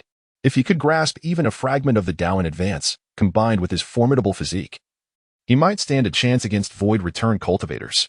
With this thought in mind, Ye Changsheng hurriedly continued, Qingyi, when will the rewards from the heavenly Tao steel be distributed? Well, calculating the time, it should be tomorrow. The heavenly Tao steel is said to remain for 99 days. And the final day will bestow opportunities according to the rankings before fading into the cosmos. My dear, are you quite curious about the heavenly Tao steel? Ah, a little. If Xiao Chun can rank first with half an indestructible body, then with my complete indestructible body, I should have it secured, right? The thought alone made him feel a thrill. Yes, let's go and give it a try tomorrow. The next day, in the floating square, numerous talents gathered, and prodigies from all races stood tall. Today marked the day for the rewards from the heavenly Tao steel, and everyone was eager to witness the opportunities bestowed upon the top three. It is undoubtedly Xiao Chun for the first place on the heavenly Tao steel. I concur. With his advantage of half an indestructible body, it is truly well-deserved. By the way, it seems there is another from the Yi family on the list. Indeed, it is that useless imperial son's wife, Gu Qingyi. She possesses the 9 apertures Linglong sacred body, with exceptional talent, ranking second on the heavenly Tao steel. Such an exquisite furnace is wasted on that fool. It is truly a pity. Such discussions echoed incessantly, causing Gu Qingyi's delicate brows to furrow. Qingyi, you have arrived, Xiao Chun proclaimed, offering what he believed to be an elegant smile as he approached. Gu Qingyi cast him a sidelong glance and moved slightly to the side. Instantly, Xiao Chen's smile froze. This woman. He gritted his teeth in anger. What kind of enchantment had Ye Changsheng cast upon her to make her so devoted? Suddenly, a stir arose among the crowd. Ye Changsheng, hands tucked casually in his sleeves, sauntered toward the heavenly Tao steel, indifferent to the murmurs around him. Isn't that the Yi family's waste? What is he doing here? Who knows? Perhaps he is seeking to bask in the glory of Gu Qingyi's name on the list? To seek glory? Can there truly be such a shameless person? Just look at what you were saying. If he had any sense of shame, he would have firmly rejected the marriage proposal back then. Ye Changsheng looked up at the heavenly Tao steel, which loomed majestically, exuding an ancient and profound aura. My dear, you have come. Gu Qingyi landed beside him, her eyes crescent-shaped with delight. Ye Changsheng couldn't help but smile. Yes, I came to see what this is all about. Yes. Yes. Rest assured, husband. Once I receive my opportunity, I will try to use the Tao to infuse your body. Perhaps it will yield some effect. Observing Gu Qingyi and Appo's excited expression, Ye Changsheng chuckled and shook his head. This silly girl was truly kind-hearted. However, just as they were conversing, a harsh voice suddenly pierced the air. Ye Changsheng, what are you doing here? Xiao Chen hovered above, looking down at Ye Changsheng with indifference. Am I not allowed to come and watch the excitement? Ye Changsheng shot a sidelong glance at Xiao Chen, displeased with his condescending demeanor. Haha. What use is it for a worthless being like you to come here? It would be better to heed my advice and return to your room to rest. These are all extraordinary talents. Witnessing their opportunities and brilliance may be too much for your fragile heart to bear. Ye Changsheng rolled his eyes. You needn't concern yourself with me. Perhaps you should focus on your own situation. Floating up there like a balloon, are you not afraid of being punctured? Although the latter remark was uttered softly, Xiao Chen's keen hearing caught every word. Humph, incompetent fools like you only rely on their parents' favor to boast. Speaking with someone like you is a waste of my breath. Above, a few clouds stood still. Yi and Appo's mother observed the scene below, her expression fierce. That little brat Xiao Chen dares to speak to Changsheng like that. I will make sure to teach him a lesson later. Yes, father gently shook his head. As the leader of our clan, we must act fairly and justly. We cannot resort to such underhanded tactics, or what will become of us? Yes. You are the revered Emperor Yi, and I am merely a petty woman. Below, Ye Changsheng chose to ignore Xiao Chen and turned to Gu Qingyi. Qingyi, let us move away. Some individuals only spew filth when they speak, and the air reeks of it. Whatever you say, husband. He walked to the side, and Gu Qingyi followed closely behind. Xiao Qin's expression darkened, his gaze filled with malice as he stared at Ye Changsheng's retreating figure. This waste truly had no sense of gratitude. Were it not for his parents and Appo's protection, he could easily crush that ant beneath his foot. And yet he dared to speak so boldly. A waste is still a waste. All he knows is to hide behind a woman and Appo's skirts. With a cold snort, Xiao Qin turned to leave. But just then, a furious voice rang out. You apologize to my husband. Gu Qingyi's indignation filled the air, while Ye Changsheng felt a sense of helplessness. He had no intention of bickering with someone like Xiao Qin, much like one would not bite a dog barking ferociously. Yet, his wife exhibited a fiery temperament, unable to tolerate any insult directed at him. Xiao Qin paused, then slowly turned back. Qingyi, were you speaking to me just now? Who else would I be speaking to? My husband has not offended you. Why do you persist in bullying him? Apologize to him at once. Xiao Qin's expression grew increasingly frigid. Qingyi, do not jest with me. Apologizing to this waste? Ask him if he thinks he is worthy. Chapter 12. The deterrence of Father Ye. Gu Qingyi gritted her silver teeth in anger, her spiritual power surging fiercely. Apologize to my husband. The overwhelming aura erupted suddenly, causing the nearby onlookers to instinctively retreat several paces. This, with her current cultivation, surely must be at the celestial realm, right? One spectator exclaimed in astonishment. Gazing at Gu Qingyi and Appo's graceful figure suspended in the air with disbelief. Indeed, the pressure she exuded was only something I had felt from the elders at the celestial realm.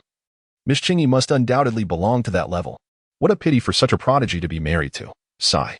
The murmurs of the crowd reached the heavens clearly, and a cold smile crept across Xiao Qin's face. Qingyi, do you still not see clearly? Continuing to defend that incapable waste will only dim your own prospects. Having achieved the indestructible golden body, my status within the family will undoubtedly rise. If you have any hidden troubles, feel free to confide in me. Perhaps I could assist you in resolving them. His demeanor was exceedingly sincere, appearing genuinely eager to help Gu Qingyi. Spare me your nonsense. Quickly apologize to my husband, or do not blame me for being rude. Gu Qingyi remained impervious to Xiao Qin's words, resolutely insisting that he apologize to Ye Changsheng. Xiao Qin, infuriated, felt his suppressed aura erupt instantly. The indestructible golden body shimmering with dazzling golden light. Below, Ye Changsheng observed the escalating tension and urgently sought to intervene. Although Xiao Qin's words were venomous, his cultivation was indeed formidable. With the indestructible golden body backing him, Ye Changsheng feared that Gu Qingyi might encounter an unfortunate turn of events. Qingyi, listen to your husband. Do not engage with him just yet. Ye Changsheng shouted, cupping his hands around his mouth. Gu Qingyi could not help but glance down. But husband, he said that about you. Trust me, Qingyi, it's nothing. Just come over first. Observing Ye Changsheng and Appo's unwavering stance, Gu Qingyi, unwilling to go against his wishes, cast a fierce glare at Xiao Qin before descending. A waste is still a waste. Your courage does not even match that of a woman. Upon hearing this, Gu Qingyi abruptly turned around, her eyes filled with murderous intent, ready to launch an attack on Xiao Qin amidst the tumult of her spiritual energy. Stop! A resounding and authoritative voice echoed from the heavens. As the voice spread, both Gu Qingyi and Xiao Qin felt their spiritual powers constrained, gradually descending to the ground. The imposing figure of Father Ye stood tall in the air, having appeared before the heavenly Tao steel without any visible movement. You two are family. Let us not harm the harmony among ourselves. The crowd in the square bowed respectfully, paying homage to this contemporary emperor. Gu Qingyi glared at Xiao Qin, her anger still palpable. Xiao Qin, however, quickly shifted his demeanor, bowing deeply to Father Ye. Junior pays respects to the family head. You are quite impressive. Having dispersed your power to refine the indestructible golden body and ranking first on the heavenly Tao steel, your talent is indeed extraordinary. Hearing these praises, a smile involuntarily crept onto Xiao Qin's lips as he shot a sidelong glance at the composed Ye Changsheng in the corner. Your father holds me in such high regard. What right do you have to contend with me? Of course, this thought was one he dared only to entertain internally. Ye Changsheng keenly sensed Xiao Qin and Appo's gaze and fidgeted restlessly. This scoundrel had repeatedly provoked him. Even a clay figurine has its limits, and he needed to devise a way to teach him a lesson. However, reflecting on what he was about to do, Ye Changsheng and Appo's anger dissipated considerably. If he could seize the top spot on the heavenly Tao steel in front of him, the expression on that fellow's face would surely be spectacular. With this thought, He could not help but lower his head and chuckle softly. However, although your talent is commendable and your cultivation notable, your temperament still requires refinement. Father Ye's tone shifted unexpectedly, leaving Xiaochen momentarily stunned. Though Changsheng cannot cultivate, he does not belittle himself, facing all beings with kindness. You possess strength, yet do not understand that a strong heart must be resolute and steadfast as rock. If you invest your thoughts in trivial paths, you shall inevitably go astray in the future. Do you understand? Though Father Ye's words were not heavy, his tone was exceptionally gentle. Yet Xiaochen felt a cold sweat beat upon his forehead. The figure before him was not merely Ye Changsheng. He was the true emperor of this era, whose cultivation surpassed all. His words could be likened to the heavenly sounds of the Tao. Who would dare disregard them? Thank you for your guidance, family head. I shall remember your teachings and will not dare to be negligent in the slightest. Father Ye nodded and ceased to regard him, turning to stand beside Ye Changsheng, a smile gracing his face. What brings you here? Ye Changsheng sighed, shaking his head. I was just feeling a bit bored and wanted to witness the commotion. Haha. Earlier your mother mentioned you were reluctant to go out, and I was worried you were distressed. It seems you are quite at ease now. Do not worry, father. I am well and have no issues. Ye Changsheng spoke lightly, his tone revealing no pretense of nonchalance. Good, that is my son. Regardless of what lies ahead, maintain a calm and steadfast heart. Not far away, observing the harmonious interaction between Father Ye and Ye Changsheng, Xiaochen's expression darkened slightly, jealousy flickering in his eyes. If it were not for such good parents, what right would this waste have to marry Qingyi? What right does he have to occupy the family and Appo's resources? One day, I shall ruthlessly trample him beneath my feet. As he roared internally, Xiaochen's gaze grew even colder. Just then, an ancient voice suddenly resonated in his mind. Calm your mind. You are a prodigy. How can your thoughts be so tumultuous? Focus on your cultivation and do not let distractions divide your attention. Xiaochen was taken aback, quickly reining in his demeanor, silently vowing, Thank you for the reminder, Senior Kanglan. I have been reckless. As long as you understand. What that Emperor Yi said is true. A strong heart must be unwavering, and one must not allow their focus to wane midway. Yes. The ancient voice faded, and Xiaochen's mindset stabilized significantly. For some reason, he felt as if Father Ye's gaze lingered on him for a few extra seconds. Changsheng, since you are here, would you like to try leaving your name on the heavenly Tao stele? Father Ye withdrew his gaze, suddenly smiling at Ye Changsheng. Although Ye Changsheng had originally intended to do so, hearing it from Father Ye left him somewhat taken aback. From parents and Appo's suggestion, leave your name on the heavenly Tao stele. Difficulty, relatively easy. Danger level, weak. Reward, high-level gift package. The system and Appo's voice rang in Ye Changsheng and Appo's mind, and he was instantly filled with delight. He had not anticipated that his father's seemingly casual remark would allow him to seize an opportunity before taking action. Chapter 13, The Name on the Heavenly Tao Stele. Observing Ye Changsheng and Appo's silence, Ye and Appo's father assumed he was grappling with inner turmoil. Changsheng, do not be anxious. Although leaving a name on the heavenly Tao stele is related to one's cultivation, it also emphasizes the nature of the heart and the Tao. Give it a try. Perhaps you will truly gain some benefits. All right, I shall give it a go. Ye Changsheng unexpectedly agreed, leaving his father momentarily at a loss for words of encouragement. However, seeing the smile on his son and Appo's face, Ye and Appo's father felt a surge of pride. Indeed, this is how a man should be boldly attempted.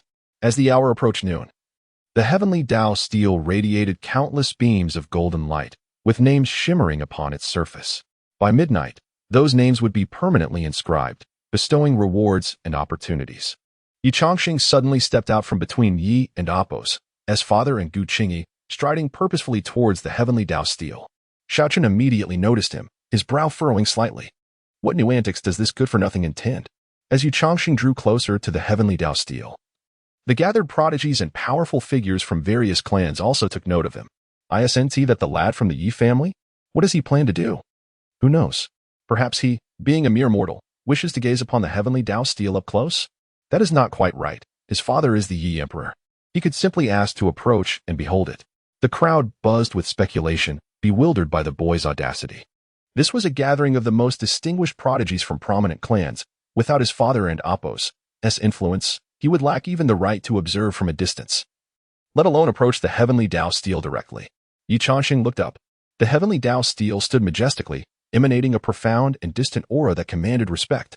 Taking a deep breath, he suddenly declared with a resonant voice, I, Ye Changsheng, request to inscribe my name upon the heavenly Tao steel. At his proclamation, silence enveloped the crowd. Countless eyes widened in disbelief as they gazed at Ye Changsheng, questioning their own ears. A talentless individual, aspiring to leave his name on the heavenly Tao steel. Wait, did I mishear? That incapable fool, I too, am questioning whether I heard incorrectly. He actually claimed to want to leave his name on the heavenly Tao steel, but he possesses no cultivation at all. How can he even approach it, let alone inscribe a name? The murmurs of the onlookers surged like a cacophony, yet Ye Changsheng remained unfazed. Shaoqin can achieve first place with half an indestructible golden body. I, being whole, should at least earn some reward. Buzz. The heavenly Tao steel trembled gently. A beam of radiant light cascading down upon him, signifying its acknowledgement of Ye Changsheng's challenge. What? The heavenly Tao steel truly responded. This? How can this be? Such an outcome was unforeseen by all, including Ye's father. To inscribe a name on the heavenly Tao steel, one must first pass its assessment to qualify. Otherwise, attempting to force it would result in severe backlash. Yet now, Ye Changsheng had received a beam of light, indicating that the steel deemed him capable. Amidst gasps and skepticism, Ye Changsheng inhaled slowly, his gaze sharpening with unyielding resolve. With a slight bend of his legs, his powerful muscles surged with energy, and in an instant he vanished, reappearing before the heavenly Tao steel. Great wilderness star-plucking hand, Ye Changsheng shouted, channeling the technique he acquired from the system, his right arm glowing with a deep, ominous golden light. Though less dazzling than Shaoqin and Appo's, it bore a remarkable density upon closer inspection. With a fierce shout, Ye Changsheng clenched his fist, delivering a tremendous blow towards the heavenly Tao steel. This powerful strike, encompassing all his current strength, left trails of afterimages in its wake. Boom. The collision of fist and steel produced a deafening roar that momentarily stunned the audience. Ye and Appo's father and Appo's expression turned grave. As soon as a hint of his aura radiated, the overwhelming residual force dissipated within several meters of the heavenly Tao steel. As the blinding light faded, Ye Changsheng found himself suspended in midair, his expression frozen in shock.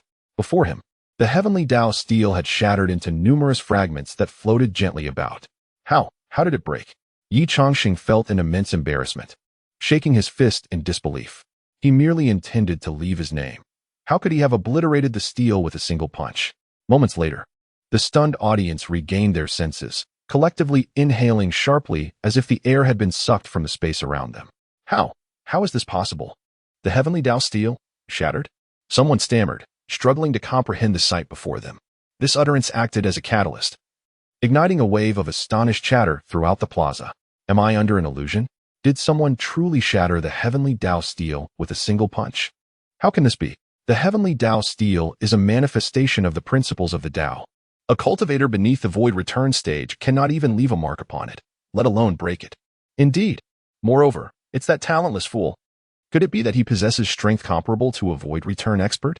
The murmurs and exclamations cascaded like a tidal wave, disbelief etched upon every face. Even the illustrious Ye Emperor, who had weathered countless storms, was momentarily taken aback. Yet, after a brief pause, he regained his composure. His eyes gleaming with fierce intensity as an overwhelming aura emanated from him, suffocating the crowd with its weight. Silence. His voice resonated like a heavenly decree, instantly silencing the tumultuous discussions. Ye's father gently waved his hand, and the bewildered Ye Changsheng, alongside the scattered fragments of the heavenly Tao steel, descended to the ground. Changsheng, did you do this? Ye and Appo's father inquired, his tone a mixture of astonishment and incredulity. Upon hearing his father's words, Ye Changsheng felt an urge to bash his head against the stone wall. He truly had not anticipated such overwhelming power from his punch, resulting in the obliteration of the heavenly Tao steel. Had he known, he would have conserved some strength. Now, the prize had vanished into thin air. It seems I did. Glancing mournfully at the slowly disappearing pieces of the heavenly Tao steel, Ye Changsheng responded with a heavy heart. How? Do you possess such strength? Ye and Appo's father gazed at him intently, his fervent eyes seemingly wishing to dissect him for answers. At this moment, the other powerful figures and prodigies, having regained their senses, could only reluctantly accept an undeniable truth. The rumored talentless fool had shattered the heavenly Tao steel with a single blow. Xiaochen stood in dazed disbelief, staring at the Yi father and son from a distance, continuously muttering, "Impossible, this cannot be. How could a talentless individual achieve such a feat? Even I could only leave my name due to my half-indestructible golden body. Why? Why?" Chapter 14. The astonishment of the Yi family. How could a mere waste of a body achieve such extraordinary feats? Overwhelmed by the stark contrast of his predicament, Xiaochen could barely maintain his composure, unleashing a guttural roar filled with rage. This commotion drew the attention of those around him. Witnessing his anguished expression, many felt a pang of sympathy. Alas, with one punch, the heavenly Tao steel lay shattered, and the rewards destined for the esteemed Shao god were now nothing but dust. After all the effort he had invested to cultivate the indestructible golden body, claiming the top spot on the heavenly Tao steel, he now found himself empty-handed. What terrible luck to encounter such a misfortune. However, it must be noted that Shao God had previously looked down upon Ye Changsheng. Now, he would surely think twice before speaking so boldly. Such murmurs echoed incessantly, causing Xiao Chen's eyes to redden with fury. Cursed Ye Changsheng. Cursed waste. It was all his doing. My fortune, my Tao fruits, everything is gone. Not far away, Ye Changsheng was engulfed in regret, sighing as he watched the fragments of the heavenly Tao steel vanish into nothingness. Why did I act so hastily? Had I claimed the first position, the power I could have garnered would have elevated my strength significantly. Now, not only have I wasted my efforts, but I have also exposed my capabilities, unnecessarily inviting countless dangers. Changsheng, tell me honestly, how did you achieve this? The voice of Yi father rang out, snapping him back to reality. Before Ye Changsheng could respond, numerous formidable figures suddenly appeared, encircling him. They were the elder clan members of the Yi family, their faces painted with astonishment as they regarded Ye Changsheng. Patriarch. The heavenly Tao steel has shattered. What does this mean? Ye father nodded, a hint of pride illuminating his expression as he pointed to Ye Changsheng. Indeed, my son is responsible. What? How can this be? They exclaimed in disbelief. He is the one with the Taihuanga Tao body, unable to cultivate. The elders could hardly fathom that the waste they had previously disregarded could perform such a remarkable act. Ye father shared their bewilderment. Patriarch, we should promptly conduct an assessment for the young master. You are aware that the Taihuanga Tao body cannot cultivate. How is it that the young master shattered the heavenly Tao steel? His combat power is quite unfathomable. Indeed, the elders chimed in, all expressing their agreement with the speaker. Ye father hesitated, glancing at Ye Changsheng, and softly asked, "Son, would you permit me to examine your body?" Ye Changsheng had anticipated this. Once his strength was revealed, such inquiries were unavoidable. Very well, I have no objections. As the elders anxiously began their examination of Ye Changsheng, not far away Xiaochen was teetering on the brink of madness. This should not be happening. I will kill him. I will kill him, he muttered to himself. His expression twisted as the spiritual energy within him began to surge. At that moment, an ancient ring on his hand emitted a faint white glow, easily overlooked by those who did not scrutinize closely. Xiaochen, a commanding voice suddenly resonated in his mind, slicing through the anger and hatred clouding his thoughts and restoring a semblance of clarity. Regain your composure. Do not let hatred cloud your judgment. The aged voice was tinged with urgency, infused with a peculiar power that soothed and calmed Xiaochen and Amp, Apos' spirit. The heavenly Tao steel is merely an opportunity. If it is lost, it is lost. In the grand scheme of the Emperor and Amp, Apos' path, what does it truly matter? In my youth, I let countless opportunities slip away. Yet I persevered and cultivated to the Saint Realm step by step. Even now, in this remnant state, I harbor no thoughts of despair. Are you truly willing to be defeated by a momentary setback? The voice grew increasingly resolute, shaking Xiaoqian's spirit until he finally regained full awareness. Senior Kanglan, he whispered, his countenance gradually settling into tranquility. Yes, you are correct. I should not allow momentary gains or losses to mislead my judgment. The path to becoming an emperor is paramount. If even the esteemed Kanglan Saint can begin anew, then I too can. The ancient voice expressed satisfaction.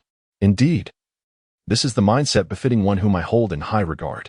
However, to shatter the heavenly Tao steel with a single blow, this so-called imperial son is no simple character. Could it be that he has discovered the cultivation method for the Taihuanga Tao body? This question permeated the minds of all present. The tale of the Yi family and Apos' imperial son being incapable of cultivation had spread far and wide since his birth.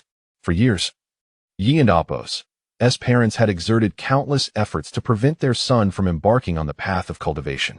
Yet how could this waste suddenly possess such strength?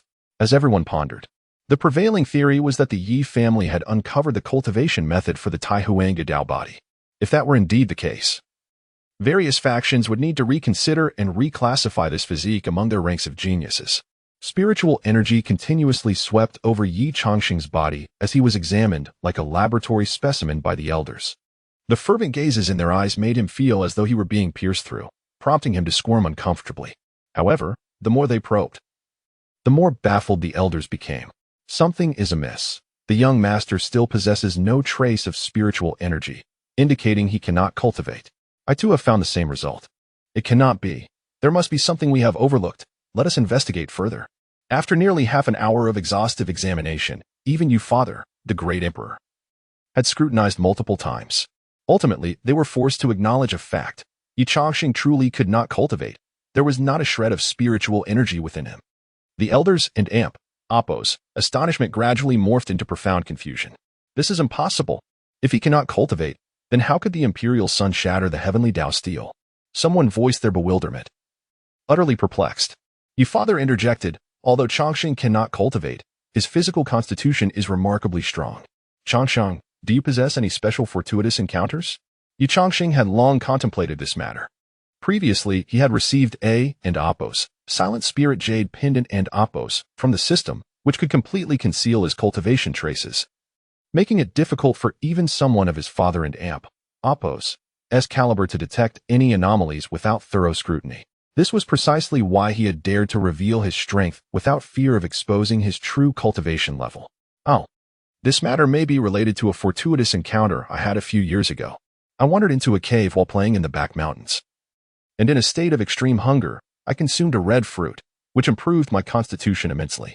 Ye Changsheng fabricated this tale, confident that as the imperial son, with his parents backing him, no one would be able to compel him to verify the authenticity of his words. The explanation left the elders exchanging glances, for they were not fools and could not easily accept such claims. Chapter 15. A direct target. Well, since Changsheng has said so, it may indeed be a stroke of good fortune for him. For now, this matter shall come to a halt, and we will discuss it further later. Ye Father set the tone for the situation, and the clan elders lacked the courage to contradict his opinion. Just then, however, the heavens above suddenly shifted, clouds gathered, and the sound of Tao resonated like ripples. The area where the heavenly Tao steel once stood unexpectedly radiated a faint celestial light, gradually coalescing into a brilliant golden orb. The crowd gazed in astonishment at the changes unfolding in the sky, rife with speculation. Whoosh! As the golden light took shape, it suddenly plummeted downwards like a bolt of lightning, piercing straight into the seemingly lifeless head of Ye Changsheng. Ye Father frowned slightly, a trace of imperial aura emanating from him, causing those nearby to retreat instinctively. Xiaoqin, witnessing this scene, couldn't help but feel a sense of schadenfreude. Ha! The heavenly Tao has eyes. This lad has shattered the heavenly Tao steel. He must be in trouble now. Yet, as soon as he spoke, the voice of Saint Kanglin echoed in his mind. This child is extraordinary. With his ancient Tao body, he possesses formidable combat strength, likely due to some unique fortuity. Although he currently lacks cultivation, his innate abilities are indeed remarkable. You must focus your thoughts on your own training and refrain from distractions. Hearing Saint Kanglin's counsel, Xiao Chun felt a twinge of frustration, but managed to distinguish the gravity of the situation, responding with a subdued rest assured. Though he may currently be slightly stronger than you, ultimately, he possesses an untrainable physique. Given time, you will surely surpass him. These words brought Xiao Chun some comfort, calming the tumultuous thoughts swirling in his mind. Noticing Ye Changsheng in silence with closed eyes, Gu Qingyi voiced her concern. Father, is my husband all right? Ye Father nodded. There shouldn't and Apos, be any major issues. The golden light just now carried the essence of the heavenly Tao. It posed no threat and should not endanger Changsheng. Just as he spoke, Ye Changsheng slowly opened his eyes. Husband, Changsheng, how do you feel? Their voices nearly overlapped, bringing Ye Changsheng back to his senses. He then remarked with a peculiar expression, I'm fine. But what was that golden light just now? Ye Father inquired, a hint of worry in his heart. It seems that after I shattered the heavenly Tao steel, the Tao bestowed upon me a cultivation technique? A technique? Instantly, the crowd erupted in astonishment. The heavenly Tao granted a technique? How could this be possible? rarely seen and extremely peculiar. Someone capable of shattering the heavenly Tao steel must indeed be recognized as a prodigy by the Tao. Is it surprising for such a fortuity to occur? It is a pity that he cannot cultivate. The technique bestowed by the heavenly Tao must undoubtedly be something extraordinary. As the crowd murmured, Ye father squinted slightly. Changsheng, with your untrainable physique, what exactly did the heavenly Tao grant you? It seems to be a technique for physical cultivation. Upon hearing this, the onlookers erupted in exclamations. Techniques for physical cultivation are scarce among the myriad races, far more precious than ordinary techniques. Moreover, since this was a gift from the heavenly Tao, it must be remarkable. Xiaoqin, having initially calmed his emotions, nearly choked on his own frustration upon hearing this. After painstakingly dispersing his energy to begin anew, he had hoped to gain rewards from the heavenly Tao steel, only to end up empty-handed. Meanwhile, this fool received such a tremendous boon. How could he not feel jealousy and rage? Ye father laughed heartily, not probing further into the specifics, with a wave of his sleeve. He enveloped Ye Changsheng and Gu Qingyi within the clouds. You two handle this, let the guests disperse. The clan elders exchanged glances. Left with no choice but to comply with Ye father and Appos' orders. With so many witnesses present, it was certain that news of Ye Changsheng's exploits would spread quickly. Above the clouds, Changsheng, what is the name of the technique you received? Ye mother inquired cheerfully, her hands playfully ruffling Ye Changsheng's hair. I knew our Changsheng was no ordinary person. Even the heavenly Tao steel was shattered with a single punch, truly impressive. Ye Changsheng and Appos' hair was nearly tousled into disarray. And shaking his head in discontent, he replied, it's called the eternal calamity immortal body, which essentially involves harnessing heavenly lightning to refine the body, continuously enhancing one's physical form. I see, that indeed sounds like a commendable technique. Ye father nodded, his expression equally warm. Now that you have received this divine technique, you must diligently cultivate from here on and not squander your time, understood? From parents' advice, cultivate the eternal calamity immortal body, danger level, moderate, difficulty, relatively low, reward, advanced gift package. Upon hearing the system's cold voice, Ye Changsheng's heart skipped a beat. This eternal calamity immortal body seems far from ordinary. Even the act of cultivation carries a moderate danger level. However, this also indirectly affirms its exceptional nature. Anything deemed worthy by the system is undoubtedly remarkable. With the reward from the heavenly Tao steel regained, Ye Changsheng's expression brightened, revealing a genuine smile of joy. All right. I will definitely cultivate diligently. Time flew by, and in the blink of an eye, 5 days had passed.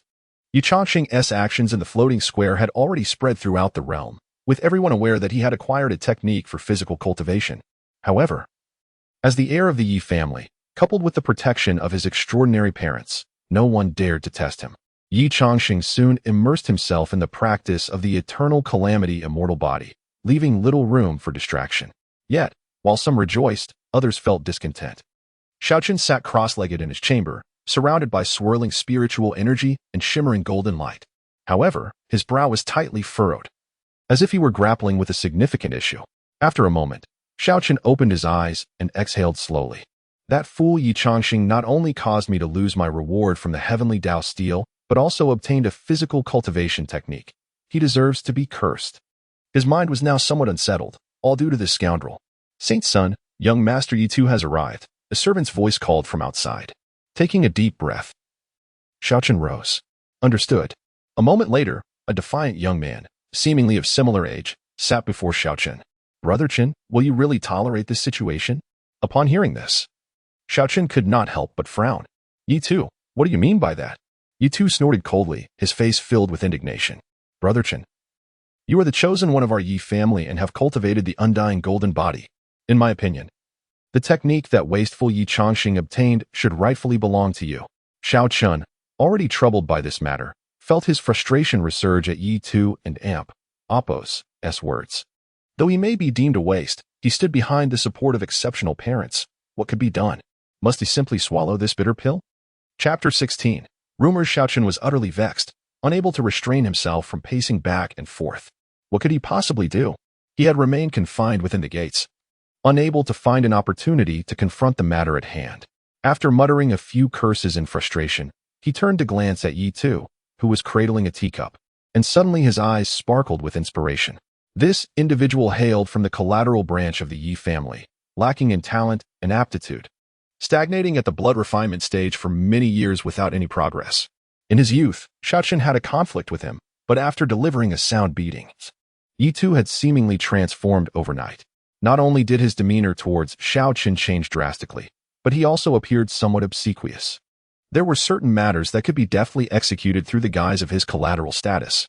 Furthermore, given Ye too and Appo's dim-wittedness, any words spoken would attract little suspicion. With this thought, a smile spread across Shaochen's face. "Come here, I have a few words to share with you." He then leaned towards Ye too, whispering fervently. After a period of mundane tranquility, within the elder hall, a dozen of the clan and Appo's elders were gathered, their expressions oddly inscrutable. The third elder, seated at the head, spoke up. "You all investigated that day, and indeed, the young master bears no signs of cultivation. But if that is the case, how could he possess the ability to shatter the heavenly Tao monument?" A voice rose to question, plunging the atmosphere back into silence. Another elder scoffed. "Regardless of how it happened, it is impossible that the boy encountered some miraculous opportunity. We have thoroughly investigated the area behind the mountain. Every location of yellow-grade spiritual items is marked. Where would he have found such an opportunity?" This sentiment echoed the thoughts of the elders, who fundamentally disbelieved Ye Changsheng and Appo's claims. Yet, as fate would have it, he stood back by the matriarch of the Ye family, making any attempts at a rigorous inquiry virtually impossible. Amidst the silence, a voice, slightly hoarse, hesitantly interjected, "Have you heard the recent rumors among the clansmen? They say the young master is a born and Appo's killing body and Appo's cursed by heaven and earth. His journey to the heavenly Tao monument was merely to provoke heavenly punishment, resulting in the fortunate shattering of the monument. Do you truly believe such nonsense? Have you lost your wits?" A fellow elder retorted immediately. "We were all present that day. What heavenly punishment could there have been? If there were, could the young master have even received the body cultivation methods granted by the heavenly Tao?" The elder who posed the questions fell silent, stifled by the inquiries. The third elder sighed softly and shook his head. "Regardless, the young master is the son of the patriarch and matriarch. With their watchful eyes, there should be no significant troubles for us to fret over." Though the high-ranking members of the clan remained unfazed by the rumors, they could not withstand the whispers from below, coupled with the machinations of those with ulterior motives.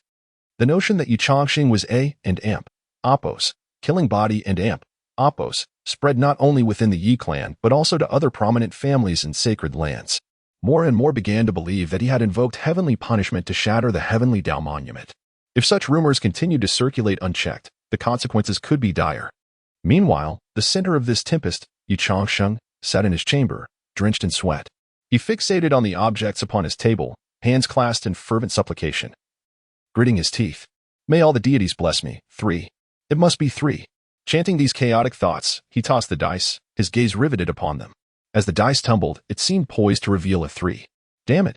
Ye Changsheng couldn't help but bang the table, grumbling in irritation. What a stroke of bad luck. The dice lay still on the table, showing a 4. Across from him, Gu Qingyi Kuden and Appo's suppressed a laugh and gently consoled him. "Husband, there and Appo's. No need to be upset. Perhaps my luck is poor as well." As she spoke, she picked up the dice and tossed them casually, landing on a 5. Counting her spaces, Gu Qingyi placed her final piece on the destination, her expression tinged with mild exasperation. "Husband, I assure you, it was not intentional." Leaning back in his chair, Ye Changsheng sighed, shaking his head in resignation. "Forget it. I can see that my luck pales in comparison to yours." Gu Qingyi nodded and swiftly gathered the game pieces, taking a seat opposite him, seemingly hesitating to speak. "If you have something to say, just say it." Gu Qingyi paused, then sighed gently. "Husband, there are rumors circulating outside that you are a naturally killing body, and that shattering the heavenly Tao monument was a result of heavenly punishment. Are you not concerned?" Ye Changsheng rolled his eyes, scoffing. "I wonder which fool concocted such nonsense. If it were truly heavenly punishment, why would the heavens grant me cultivation methods? Is it a slap followed by a sweet date? Do not concern yourself with such trivialities. Rumors are merely whispers that will fade with time."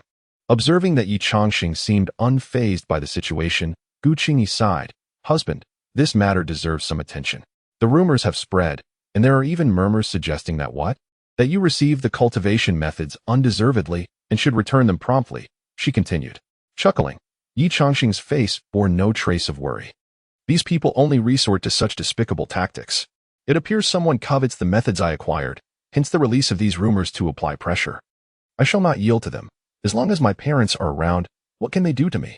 Watching the calm and collected Ye Changsheng, Gu Qingyi's eyes sparkled with a different light. While her husband often appeared carefree, his perceptiveness was remarkable. He had swiftly grasped the crux of the situation. He was indeed correct. As long as his father and mother were present, no one would dare to make a move against him. Ye Changsheng yawned and suddenly stood, saying, "Qingyi, let us visit your spiritual garden and pick some fruits." Gu Qingyi was momentarily speechless. Was she to feel as though she were tending to a vegetable garden? However, since Ye Changsheng had finally expressed a desire to go out, she would not refuse. Moments later, the couple descended upon a colossal floating island of celestial beauty. Majestic mountains adorned the landscape, and the spiritual essence swirled in the air, far fresher than elsewhere. Ye Changsheng's spirits lifted considerably as he gazed at the orderly fields, exclaiming, "Let us find something fresh to eat." Simultaneously, on the opposite side of the spiritual island chain, Xiao Chun floated gracefully. Having reached a bottleneck in his golden body cultivation, he required several spiritual herbs for assistance. However, after taking just a few steps, he discerned faint voices in the distance. Frowning, Xiao Chun turned his gaze toward the source of the sound. Chapter 17, The Shattering of the Golden Body. As he discerned the appearance of the two individuals, his gaze froze instantly. "Open your mouth." Ye Changsheng cheerfully tossed a grape-like spiritual fruit into Gu Qingyi and Apos' mouth. "How does it taste?"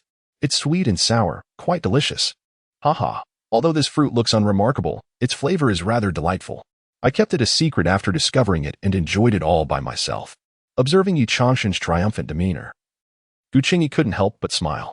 Suddenly, she noticed something and softly said, "Husband, don't move." "What's wrong?" A delicate fragrance wafted through the air, leaving Ye Changsheng awkwardly standing with his arms outstretched. Gu Qingyi's beautiful and serene face drew nearer, causing his breath to quicken. The fear buried deep within him made him tremble, instinctively wanting to retreat from this close proximity. "It's all right. Gu Qingyi is a good girl. Unlike that scoundrel from my previous life. Steady yourself. I can overcome this." Ye Changsheng continuously encouraged himself in his mind. Yet the physiological urge to escape became increasingly difficult to suppress. Gu Qingyi raised her hand, slowly approaching his cheek. For a fleeting moment, he found himself blanking out, unable to contemplate what would happen if their skin made contact. The cool, soft sensation vanished in an instant. Before the wave of distaste could resurface in Ye Changsheng and Apos' heart, Gu Qingyi stepped back a few paces. "Husband, you have some fruit pulp on your mouth." "Huh? Oh, I see." Ye Changsheng responded somewhat dazedly, awkwardly lowering his arms. "Ahem. Thank you, Qingyi." Gu Qingyi smiled gently and whispered, "Husband, you are too kind. This is what I should do." Amidst the unspoken sweetness, someone nearby was nearly grinding their teeth in frustration. Xiao Chun observed the scene from a distance, his teeth clenching audibly. They are shameless. The goddess in my dreams is smiling at this waste in my eyes." His heartstrings were fraying. Watching the pair retreating further away, his breath became increasingly labored, blood vessels reddening in his eyes. Xiao Chun, the sage within the ring, Kanglin, finally sensed the disturbance and urgently shouted in his mind, startled by the elder and Apos' voice. A flicker of struggle crossed Xiao Chun's face, his gaze regaining some clarity. "Senior Kanglin, stay true to your heart. Do not entertain any distractions." Xiao Chun instinctively complied, sitting cross-legged atop the ridge. The spiritual energy within him threatened to erupt, causing increasing pressure on his meridians, accompanied by pain radiating throughout his body. Ye Changsheng and Gu Qingyi remained oblivious to Xiao Chun and Apos' presence not far from them. After the earlier incident, his heart continued to race. Gu Qingyi's gentle and smooth touch left a profound impression on Ye Changsheng. He suddenly realized he seemed to have conquered his innate fear of women. The atmosphere between them felt peculiar. Gu Qingyi, uncertain of her own thoughts, occasionally stole glances at Ye Changsheng before quickly averting her gaze. "This girl, Qingyi, is truly wonderful, innocent, and kind. Am I?" Yet, the affliction plaguing him loomed large. Ye Changsheng's heart was a tumult of emotions. Desiring to grow closer to Gu Qingyi, while fearing that his condition would hinder him. Lost in contemplation, he found himself distracted. "Husband, be careful," Gu Qingyi suddenly exclaimed, instinctively grasping Ye Changsheng and Apos' wrist. He snapped back to reality, realizing he had inadvertently veered off course, nearly stepping into an abyss. Upon turning back, his eyes widened involuntarily. Gu Qingyi and Apos' delicate hand held his wrist, yet she no longer felt the aversion she once did. Qingyi you. Ye Changsheng opened his mouth, uncertain of what to say. Gu Qingyi had also noticed her husband and Appo's peculiar affliction. When she saw his gaze fall on her arm, she quickly released him. Husband. I didn't mean to. I don't blame you. I just... Ye Changsheng's emotions were complex, caught between wanting to express himself and holding back. Despite his severe condition, it seemed to shift in Gu Qingyi's presence. In a swift mental shift, he suppressed those intricate thoughts. Let us go back. Gu Qingyi nodded, but suddenly felt someone grasp her hand. In her moment of surprise, Ye Changsheng tensed, pulling her forward. Gu Qingyi burst into laughter. My husband is quite amusing. Meanwhile, Xiaoqin, having barely calmed the tumultuous energy within him, was preparing to return to his room for further meditation. Upon opening his eyes, he witnessed Ye Changsheng taking Gu Qingyi's hand. Instantly, his eyes widened in disbelief. Gu Qingyi's genuine smile pierced through his heart like a dagger, chilling his every worry and doubt. If I still can't see that she is willing, I might as well find a tofu block to end it all. How could this happen? Xiaoqin murmured, the light in his eyes gradually dimming. I thought Qingyi was coerced by the Gu family, forced into marrying that waste. I believe the rescue 5 years ago left some impression on her. I thought that if I excelled enough, she would see me differently. But why? Why has she never shown any reluctance? One question after another clawed at his heart, like sharp talons, deepening his wounds. Xiaoqin, regain your composure. Do not dwell on these matters. Your spirit is in turmoil, and the energy is about to erupt. Losing yourself in confusion may provoke a backlash. Kanglin's urgent voice resounded in his mind like a thunderous bell. However, the usual remedies proved ineffective in this moment of despair. A droplet of blood slowly trickled from the corner of Xiaoqin's mouth. Born a prodigy, he had always been the center of attention, cherished wherever he went. Yet, he had suffered numerous defeats at the hands of that unworthy body. The woman he adored married him, but what he received was a bitter reality of unrequited feelings. Even the rewards he was certain of were ultimately destroyed by that waste, leaving him with nothing but empty hopes. Time and again, these humiliations were unbearable for someone with such pride. As his internal energy spiraled out of control, blood began to seep from his body, and the tumult within him surged. Chapter 18. The Shattering of the Indestructible Golden Body. Xiaoqin, awaken at once. If this continues, your indestructible golden body will suffer grave consequences. Yet, as fate would have it, under the influence of his bewildered mind, Xiaoqin could not rein in his turbulent vital energy, allowing it to rampage unchecked. His indestructible golden body was merely half-formed. Though its exterior appeared impervious, its inner structure had yet to be cultivated to a level of solid flesh and sinew. Consequently, as the chaotic vital energy clashed within him, his indestructible golden body began to tremble from the inside out. To an onlooker, the golden aura enveloping Xiaoqin flickered erratically, reminiscent of a frayed light bulb. Xiaoqin, if you do not awaken now, all will be lost. The voice of Saint Kanglin echoed in desperation, striving to salvage the situation at the last moment. However, how could a soul in such deep confusion be roused by a mere remnant? At last, in a singular moment, a crisp crack resonated, silencing Saint Kanglin abruptly. Crack, crack. The sound of successive delicate fractures filled the air, accompanied by the saint's helpless sigh. Alas! Crack. A sharper sound of fracture rang out, akin to the shattering of glass. The piercing pain that pierced his soul jolted Xiaoqin back to consciousness. He stood frozen for a moment, suddenly aware of his own predicament. What is happening? Your indestructible golden body has cracked. The voice of Saint Kanglin, tinged with resignation, struck Xiaoqin's expression with a rigid shock. How can this be? No sooner had the words left his lips than a burst of golden light erupted from his body. A scream of excruciating anguish echoed from his dantian, instantly attracting the attention of the nearby guardians. As someone soared to the scene, they discovered the scion of the Ye family, Xiaoqin, lying in a pool of blood, his aura faint and his complexion ashen. Simultaneously, Ye Changsheng turned back, puzzled, glancing at Spirit Field Island, and inquired of Gu Qingyi. Qingyi, did you hear a scream just now? A scream? Gu Qingyi, somewhat perplexed, listened intently before shaking her head. I did not hear anything. Ye Changsheng began to doubt his senses, but dismissed the thought with a smile. Let us return to our quarters. I shall teach you a delightful new game called chess. Very well, I shall heed my husband. Half a day later, numerous powerful figures of the Ye family gathered within the grand hall. The elders wore solemn expressions, and the atmosphere was heavy. The elder seated at the head of the table bore a cold demeanor, his voice laced with anger. What has transpired with Xiaoqin? Have we uncovered the truth? Immediately, someone spoke up. Elder, the investigation has yielded clear results. At the time, the scion Xiaochen sought several spiritual herbs to enhance his indestructible golden body and journeyed to Spirit Field Island. However, upon arriving, for reasons unknown, he suddenly felt a sense of oppression in his chest and lost his focus, resulting in his vital energy spiraling out of control, which led to the internal rupture of his indestructible golden body. Elder Qi, who was stationed at Spirit Field, arrived 5 breaths later and found no external threats. Only Xiaochen was present.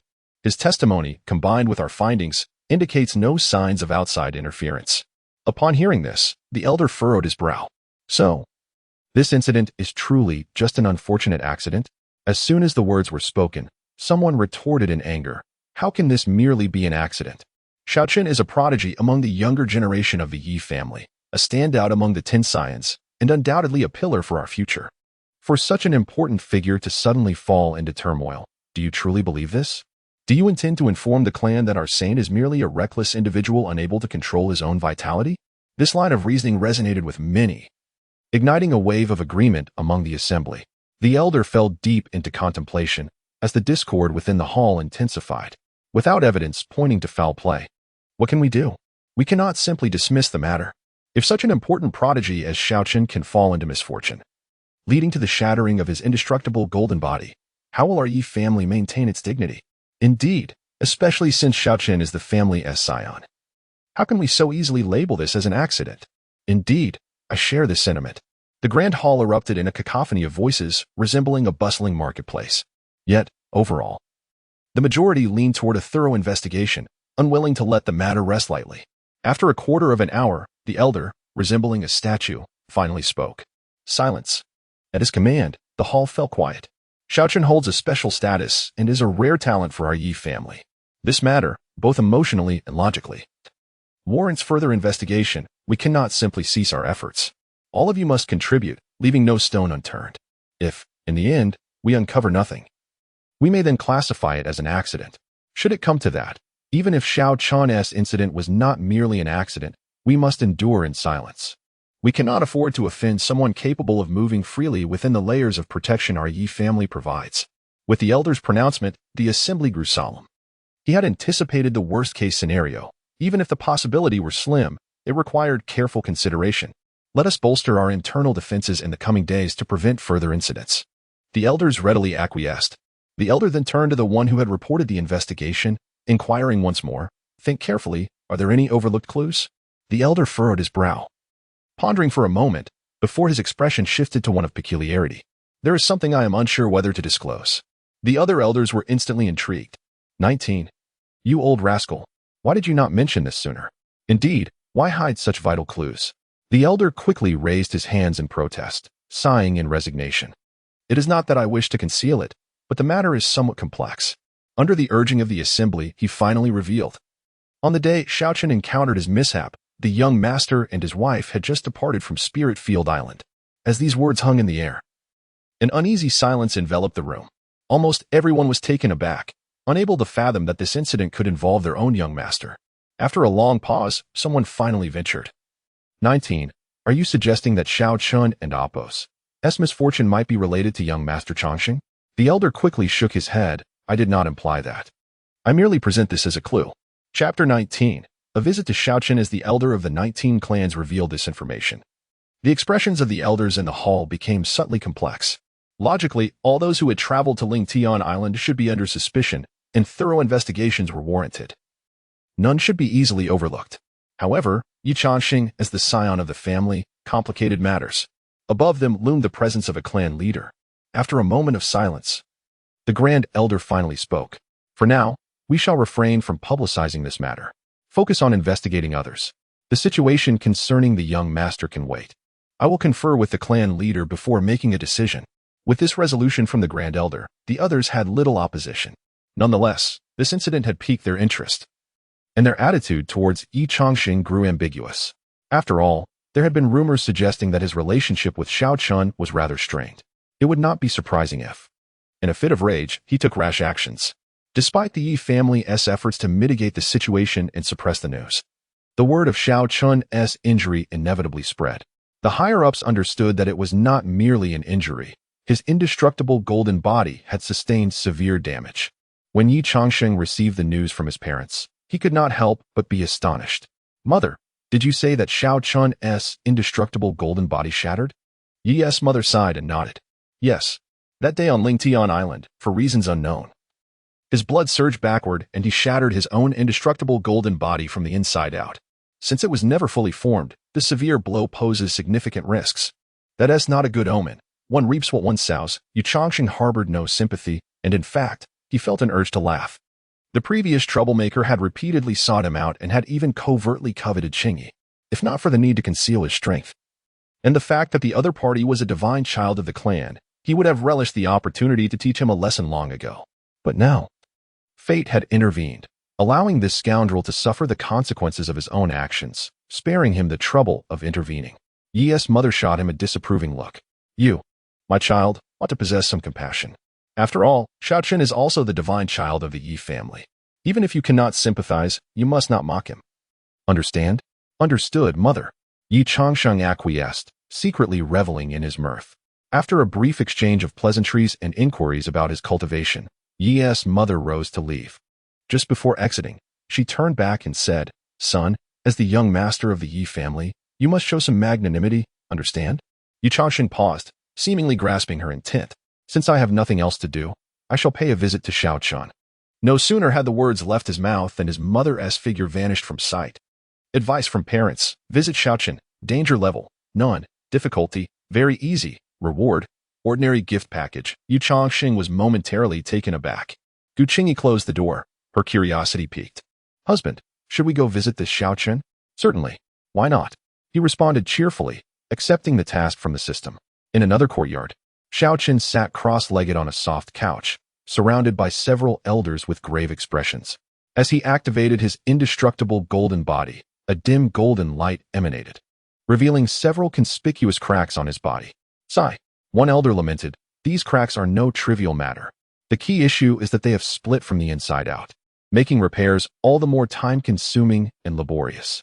Furthermore, even if repaired, the once cohesive, indestructible golden body will bear hidden injuries, making it difficult to attain perfection."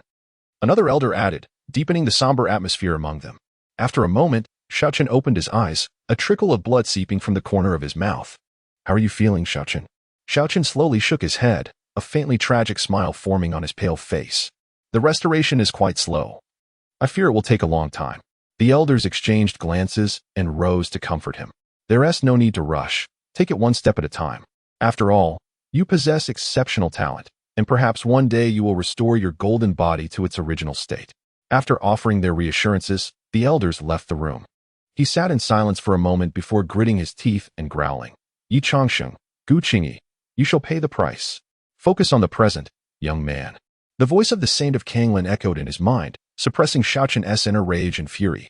"Though your golden body is shattered, I know some methods for repair that can minimize the impact. You must maintain a calm mindset. Such incidents must not recur. For the time being, refrain from venturing out to avoid encountering that scoundrel. I suspect he harbors something formidable behind him." Xiaochen took a deep breath and nodded fiercely. "Yes, I understand." Suddenly, voices were heard outside the door, and the Saint of Kanglan fell silent. "Divine child, the young master and his wife have come to see you." Upon hearing this, Xiaochen and Appo's gaze froze, and his mouth involuntarily twitched. Outside, Ye Changsheng and his wife waited leisurely, exchanging quiet words. After a brief silence in the room, Xiaochen's deep voice finally called out, "Come in." As the servant opened the door, Ye Changsheng and Gu Qingyi entered together. Upon seeing Xiaochen, who appeared weak on the couch, Ye Changsheng felt a surge of delight within, although his face betrayed a somber expression. "Brother Xiao, I have heard about your predicament. Life is fraught with setbacks. I offer my condolences." This statement caused Xiaochen's eyelid to twitch violently, and anger surged within him. "Ye Changsheng, my golden body is merely cracked. I am not at death's door." Feigning surprise, Ye Changsheng quickly patted his forehead, apologizing. "Oh dear, I seem to have misspoken. Rest assured, we are family, and I am genuinely concerned about your situation." "Qingyi?" Gu Qingyi nodded in affirmation. "I have brought some medicinal pills for you." With a wave of her hand, several small jade vials appeared on the table. Ye Changsheng grinned widely. "Brother Xiao, These vials contain elixirs for replenishing blood and energy. I spent a considerable fortune to procure them. I hope they prove useful to you. Xiaochen inhaled deeply, suppressing the impulse to smash his fist into Ye Changsheng's smug face, and coldly replied, I appreciate the gesture. I am not gravely harmed. Is there anything else? Nothing at all. Just came to check on you. The thought of your golden body shattering fills me with sorrow. Observing his exaggerated demeanor, Xiaochen felt an overwhelming urge to crush that insufferable face. Humph, then I must extend my gratitude for your concern. Chapter 20, The Struggle of Schemes. Haha, Brother Xiao. You are too modest. Since we see you are well, we shall take our leave and not disturb your recuperation. Despite his conflict with Xiao Chun, Ye Changsheng refrained from exacerbating the wounds of the past, recognizing the gravity of the latter and Apos' recent tribulations. No need to see us off. Qingyi, let us go. Just as the couple rose, a venerable voice echoed from outside. Have the young master and young mistress come to visit Xiaochen? The Grand Elder entered with a smile, placing a vial of elixir upon the table. Grand Elder. After the three exchanged pleasantries, the Grand Elder addressed the couple. Do not rush to depart. We shall leave together shortly. As a senior figure within the clan, the Grand Elder held a position just beneath that of the Yi couple, prompting Ye Changsheng to afford him the respect he deserved. He and Gu Qingyi resumed their seats to await the Grand Elder and Apos' departure. Xiaochen. This is a dragon blood body refining pill, infused with a trace of demonic blood. It may aid in your recovery. Xiaochen and Apos' eyes brightened, and a genuine smile graced his face. Thank you, Grand Elder, for your generous kindness. I shall forever remember this favor. Indeed, the Grand Elder nodded. Your injuries are severe. You must avoid overexertion and focus on recuperation to mend the cracks in your golden body. Understood. After imparting a few more words of advice, the Grand Elder rose. Rest well. We shall take our leave now. Farewell, Grand Elder. Ye Changsheng and Gu Qingyi followed behind the Grand Elder as they exited Xiaochen and Apos' courtyard. A flicker of curiosity crossed Ye Changsheng's mind. Their interactions with the Grand Elder had been minimal, so why had he insisted on their presence today? Young mistress. What is your perspective on Xiaochen's situation?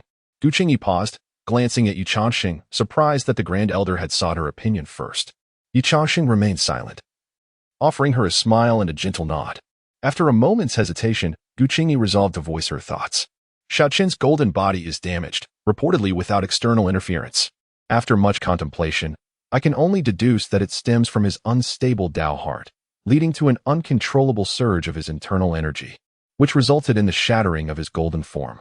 The Grand Elder slowed his pace, replying softly, Indeed, given the current circumstances, that appears to be the only explanation. It is a pity for such a gifted prodigy. At such a young age, he achieved an indestructible golden body, and he was destined to be a pillar of our Yi family. Ye Changsheng could not help but scoff inwardly. If half a golden body could be lauded as the family and Apos' as support, then what did that make his complete golden body? That fellow clearly did not possess a virtuous character. Who could predict the outcome when he eventually attained greater prowess? Grand Elder, I must confess that I believe Xiaochen's injury may actually benefit the Yi family. The Grand Elder halted, looking at Gu Qingyi with surprise. Young mistress, what leads you to this conclusion? Gu Qingyi spoke earnestly. Xiao Chun is narrow-minded and lacks generosity. He has previously caused my husband distress. Such a headstrong individual is prone to instability in his Dao heart, making today's event somewhat expected. In contrast, although he has insulted my husband repeatedly, my husband has chosen to overlook it for the sake of family ties, demonstrating his magnanimity. Should Xiao Chun ever attain greater strength, given his character, one cannot predict the actions he might take. If he harbors resentment towards my husband, it could incite discord within the Yi family. Furthermore, with such a temperament, he may attract formidable adversaries from outside. Gu Qingyi and Apos' reasoning was solid and resonated with Ye Changsheng, filling him with quiet elation. It was truly gratifying to hear his wife defend him so eloquently. Upon hearing Gu Qingyi and Apos' analysis, the Grand Elder offered no judgment. The ultimate consequences of this matter remain to be seen. It is commendable that you both came to visit Xiaochen. I have other matters to attend to. I shall take my leave. Farewell, Grand Elder. Once the Grand Elder departed, Ye Changsheng regarded Gu Qingyi with admiration. Qingyi, how did you arrive at such a perspective? It is simply my genuine thought. Haha, you are indeed a wise woman. Ye Changsheng praised Gu Qingyi without reserve, causing a blush to bloom on her cheeks. Shortly after they departed, a figure emerged from a side path. Ye Tu, his countenance dark, glared at the retreating figures and spat onto the ground. Bah! That pair of scoundrels, speaking ill of Gu behind his back, are utterly shameless. Before long, he entered the courtyard. Gu, we truly need to devise a plan to deal with that couple, Ye Tu exclaimed as he burst through the door, prompting Xiao Chen to frown. What do you mean? Do you not know? The Grand Elder just left with them and asked Gu Qingyi how she viewed your injuries. Can you guess what that wretched woman said? Xiao Chen and Appo's brow furrowed deeper. What did she say? That wretched woman had the audacity to claim your injury was a good thing. She even suggested that your narrow-mindedness and lack of magnanimity led to your Dao heart and Appo's instability and subsequent backlash. In front of the Grand Elder, she praised that useless Ye Changsheng for his broad-mindedness, asserting that he came to visit you despite your injuries. Can you believe it? Do they have no shame? That pair of scoundrels clearly came to gloat over your misfortune while shamelessly tooting their own horns. Ye Tu raged on, oblivious to the abnormal flush rising on Xiao Chen's face. If it were merely a matter of reputation, it would be one thing. However, Gu Qingyi and Appo's deductions were not entirely unfounded. His own envy and jealousy had indeed caused his Dao heart to falter, leading to the shattering of his golden body. The humiliation of being exposed in such a manner ignited a blend of shame, anger, and fury within him. In the throes of his tumultuous emotions, his internal energy began to destabilize once more. Pff. A mouthful of blood erupted as Xiao Chen trembled and collapsed onto the soft couch. Ye Tu, startled, rushed over to support him. Gu, are you all right? I am fine. Xiao Chen shrugged off Ye Tu's assistance, fury blazing in his eyes. What insidious charms has that wretched Ye Changsheng cast upon Gu Qingyi, compelling her to defend him at every turn? Useless. Useless. If it were not for his parents, I would have. Cough, cough. Xiao Chen's rage surged, causing his chest to heave violently. Ye Tu suddenly grinned slyly, leaning closer to Xiao Chen and whispering, Gu, I have a plan that might just make them suffer. Chapter 21. New rumors. Xiao Chen turned to him, a hint of skepticism in his eyes. This fellow was hardly known for his cleverness. Could his proposed solution be nothing but a foolish notion? Nevertheless, he found himself at a loss, so listening wouldn't he hurt. Go on. Brother Chen, do you recall the rumors we spread when the heavenly Dao monument shattered? Xiao Chen raised an eyebrow. Are you suggesting that the waste of a person is a natural slaughter body? Precisely.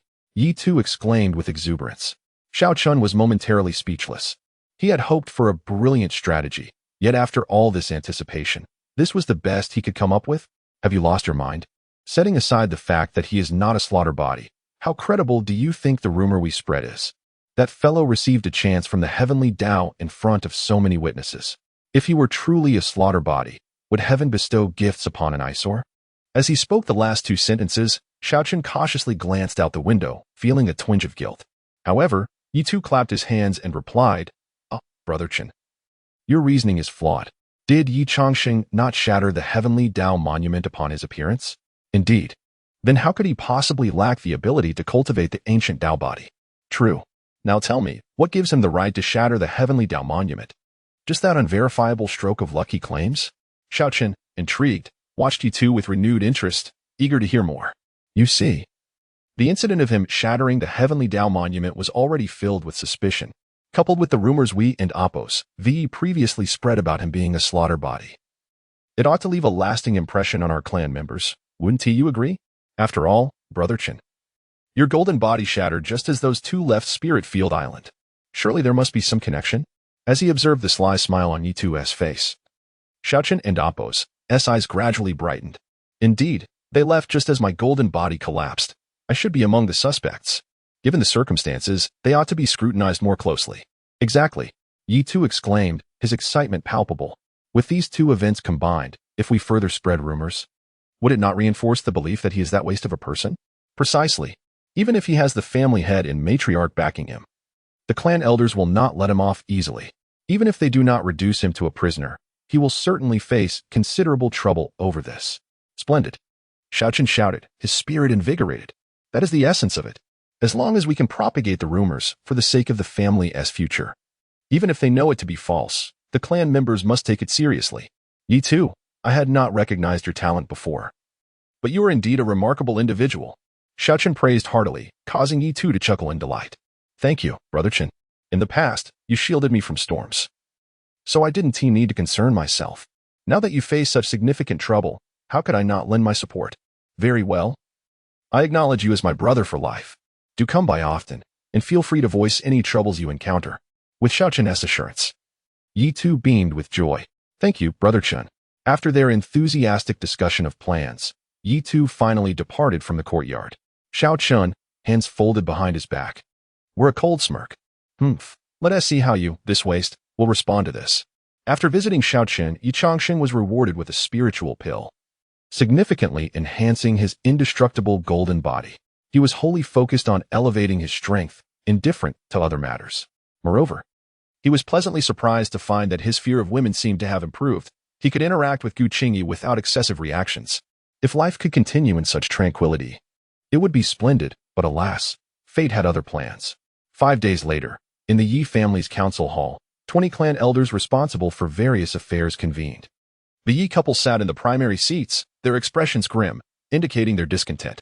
The atmosphere within the hall was tense, as if discussing a significant issue. Head of the family, regardless of whether this is merely a rumor, we must treat it with caution, as it concerns the future of the Yi clan. We cannot afford to be careless. As the 5th elder spoke, Yi mother immediately furrowed her brows in anger. Nonsense. Do you truly believe this rumor that has surfaced from who knows where? Changsheng is my child, and I know him better than anyone. You have all watched him grow. You know he is the ancient Tao body, not some natural slaughter body. Would you rather believe in a rumor from an unknown source than in the child raised under your very noses? Her pointed questions left the 5th elder feeling extremely awkward, unable to find a way to respond. Madam, that was not old 5's intention, the 3rd elder interjected quickly, attempting to mediate. Although we all recognize it as a rumor, it does pertain to the future of the Yi family, and it is only prudent to take it seriously. Calm down, please. Old 5 is only looking out for the Yi family's interests. Let us discuss this amicably. Yi mother let out a cold snort, her imposing aura exerting pressure on the elders. I shall tell you this, while my son may not be able to cultivate, it does not mean he is to be bullied. That foolish, ridiculous rumor should not be brought up again, or do not blame me for my warnings. Though her words were few, they instilled a sense of gravity in the elders. Yi mother was not one to be trifled with. Her strength and methods were formidable, allowing her to maintain her position for so many years. If she were truly angered, the consequences could be dire. What the madam says is true. I was reckless. The 5th elder sighed, choosing to admit his fault. At that moment, the grand elder finally spoke. Head of the family, how do you view this matter? You father, who had remained silent, surveyed the room before calmly stating, it is merely the idle chatter of insignificant individuals. Upon closer inspection, it is evident they seem to target Changsheng. Perhaps it is due to his extraordinary display before the heavenly Tao monument. Those covert adversaries do not wish for our Yi family to produce another genius, resorting to such underhanded tactics. There is no need to dwell on it. Rumors are ultimately just rumors. Grand Elder, please investigate further to uncover who is spreading this information in the shadows. As per the head of the family's command, I shall do my utmost. Indeed, I will also instruct the clan members to refrain from spreading this matter, lest it tarnish the Yi family's reputation. Chapter 22. The pressure of the council. Just as the matter seemed destined for a swift conclusion, an elderly voice suddenly echoed from outside the hall. Patriarch, do you not think this decision is rather hasty? Yi father's eyes narrowed instantly. An aged man with a grizzled beard entered, followed by several similarly aged elders. The clan elders were taken aback. The council of elders, what brings them out of their seclusion? Generally, they remain in isolation unless it concerns the life and death of the Yi family. Could it be that calamity is about to befall us? The newcomers were indeed the most formidable hidden assets of the Yi family, the council of elders that only mobilized during times of existential crisis. They were seasoned members, fiercely loyal to the clan and endowed with formidable strength. Second uncle, what brings you here? Your father spoke evenly, acknowledging the identity of the elder. The elder, accompanied by his peers, strode into the grand hall. The grand elder and others immediately rose to offer their seats. The patriarch still remembers me, your second uncle? The elder's words caused Yi mother's expression to darken. Unfazed by the sarcastic tone, Yi father replied calmly, how could I forget? Your well-being is always on my mind, second uncle. If you truly cared, matters as grave as the Sun Luo evil body would have been addressed long ago. The elder retorted, and the assembly understood he was referring to the rumors surrounding Ye Changsheng's supposed malevolence. Yi mother furrowed her brow, reluctantly interjecting, second uncle, You have been in seclusion in recent years. You may not be fully aware of the situation. The so-called evil body is merely a rumor, likely spread by those envious of our Ye family, aiming to disrupt our unity and destroy our talents. Rumor? It does not sound like mere gossip to me. The elder offered no courtesy to Ye mother, his tone cold. You are well aware that this Sinluo evil body does not merely affect an individual. It can, in fact, sever the fortunes of an entire family. Such a threat to our Ye family's future cannot simply be dismissed as mere hearsay. Ye mother was incensed, ready to counter, but her husband's voice reached her. After all, he was her second uncle, and engaging in conflict would not end well. Ye father, maintaining his composure, subtly communicated to her. With her husband's stance, Ye mother, not one to act foolishly, refrained from further confrontation, knowing that to oppose an elder would tarnish her reputation. Second uncle, do you not find this notion to be rather absurd? We have known since Ye Changsheng and Appo's childhood that he possesses the supreme ancient Tao body. While it may not allow for cultivation, it certainly bears no resemblance to an evil body. Moreover, he has grown up under our watchful eyes. If he were truly an evil body, why have there been no indications for over a decade, only for this to surface recently? Are you suggesting that all the powerful members of our Ye family have been so blind? Ye father's reasoned argument garnered some agreement among the elders present. However, as soon as he finished speaking, the elder's expression darkened. Patriarch, your words seem excessively biased. The reason the Sinluo evil body is so formidable is precisely because it is difficult to detect. If it were easily discernible, it would not possess the ability to impact the fortunes of a clan. Furthermore, occurrences of the supreme ancient Tao body are exceedingly rare. For nearly a millennium, no one has been able to cultivate it, hence it has not been a matter of concern. Who can truly ascertain the specifics of such a constitution? Is it not possible that it differs from the young master's? Ye father could not suppress his frown. Second uncle, you are grasping at straws. The supreme ancient Tao body is clearly documented in ancient texts as a supreme constitution. Although it cannot be cultivated under the present rules of heaven and earth, it is in no way related to an evil body. If you suggest that the ancient texts and the investigations of the clan elders are unreliable, then what is there left to cultivate? Do you not question the potential risks hidden within the constitutions of those so-called prodigies? Do you not doubt your own talents? Do you not question the very essence of the world as spiritual energy? Such a line of thinking in Ye Changsheng's previous life would have been termed historical nihilism. Ye father's incisive rebuttal caused the elder's expression to darken further. Patriarch, are you so intent on shielding your son? Your words are harsh, second uncle. It is evident to any discerning person that these absurd rumors, which even some clan elders and members of the Council of Elders believe, would only invite ridicule. Are you all truly this naive? The term naive dripped with sarcasm, causing many to lower their heads in embarrassment. The patriarch truly knows how to wield his tongue. The elder huffed angrily, his face flushed with rage. Do you not realize that if the evil body is real, our Ye family's fortunes would be jeopardized? Do you wish to see our family's millennia-long legacy perish because of your son? First, the heavenly Tao steel shatters. And now our clan's young prodigy is inexplicably injured. Can you not see? This is clearly the evil body beginning to affect our clan's fortunes, manifesting its backlash upon our kin. Such a significant issue cannot simply be dismissed as a rumor, merely because Ye Changsheng is your son. Consider what the heavenly Tao steel represents. It is an artifact born of the heavenly Tao itself. Heaven, in its virtue, illuminates all corners to provide opportunities for all races. It is a gift from the heavenly Tao, a manifestation of its kindness to all living beings. How could it be shattered by a mere child? As the topic of the heavenly Tao arose, the elder and his companions displayed a fervent reverence. As they aged, their desire to survive and grow stronger until eternity intensified, compelling them to align with the heavenly Tao and comprehend its essence. Consequently, their veneration for the heavenly Tao surpassed that of ordinary individuals. The Tao that can be spoken is not the eternal Tao. The name that can be named is not the eternal name. The heavenly Tao is formless yet gives rise to all things. All in the world operates according to its principles. Is it conceivable that such a great force could be shattered by a mere boy? When the term and Appo's, heavenly Tao and Appo's, was mentioned, the elder and his followers were solemn expressions, filled with a fervent admiration. Ye father snorted derisively, a flicker of anger crossing his typically composed visage. The heavenly Tao is vast, encompassing all. How could you comprehend its profundity? It exists in the ethereal realm, maintaining the balance of all things. If it were truly as you say, possessing human-like thoughts to distinguish good from evil, That would be the height of absurdity. Patriarch, tread carefully. How dare you show disrespect to the heavenly Tao? Do not mislead yourself. Chapter 23. The father-son rift. Ye's father let out a cold laugh, his demeanor abruptly turning stern. You are older than I, and your cultivation surpasses mine. In your pursuit of the Tao, have you ever received a response? With these two questions posed, the assembly fell into a profound silence. The second uncle's expression darkened, and he forced himself to retort. Even so, is it not the support of the Ye family that has allowed you to reach this point? Now that you have achieved success, do you intend to forget your roots? At these words, Ye and Amp, Oppos, as father and Amp, Oppos, as gaze sharpened. Second uncle, think before you speak. Do not let your words flow unchecked. If I truly had forgotten my roots, why would I shoulder the burden of the family head?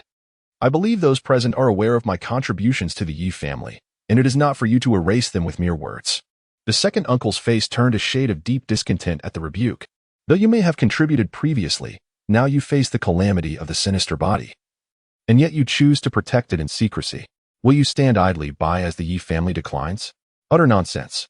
Ye and Amp, Oppos, as father retorted, his fury erupting like a tempest that swept through the hall. You dare to cast aspersions on my son based on unfounded rumors?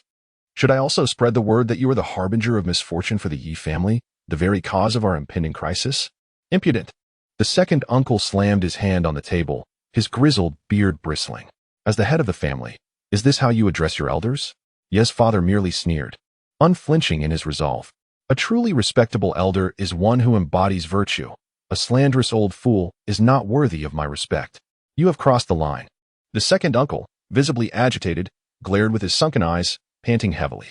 You show no respect for your elders and shield calamity. Do you not possess even a semblance of a family head and Amp, Oppos, as dignity? The heavens have issued a summons, yet you dare to defy them? Is it not the truth that you stand here without a shred of reverence? I suggest you relinquish the headship.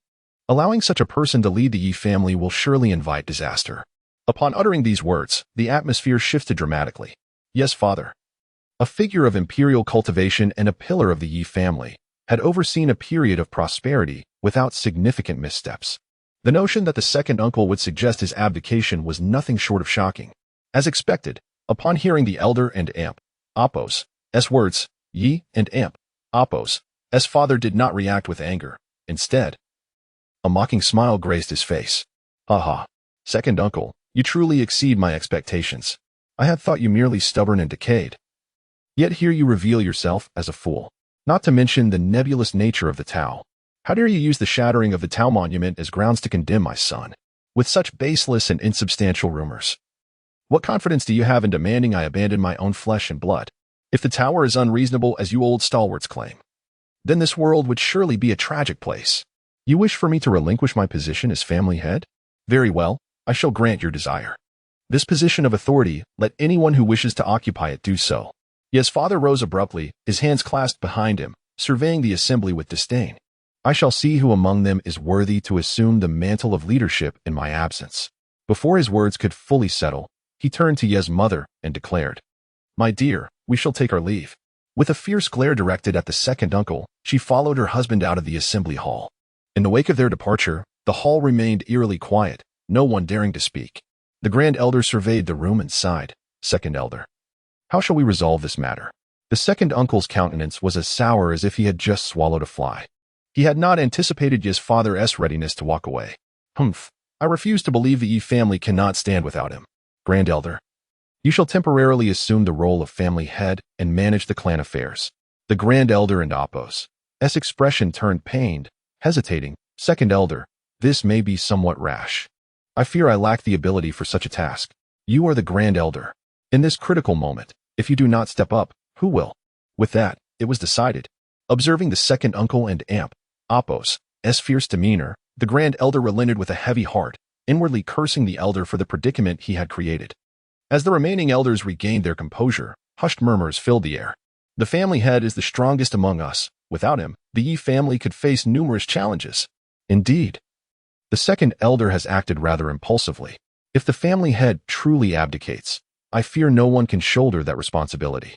Listening to the whispers, the second uncle, incensed, barked. Silence. He shields his son. Do you wish for such a man to remain as family head? When the sinister body erupts, Only then will you realize that I acted for the good of the Yi family. I only sought to apply pressure to prevent him from shielding his son.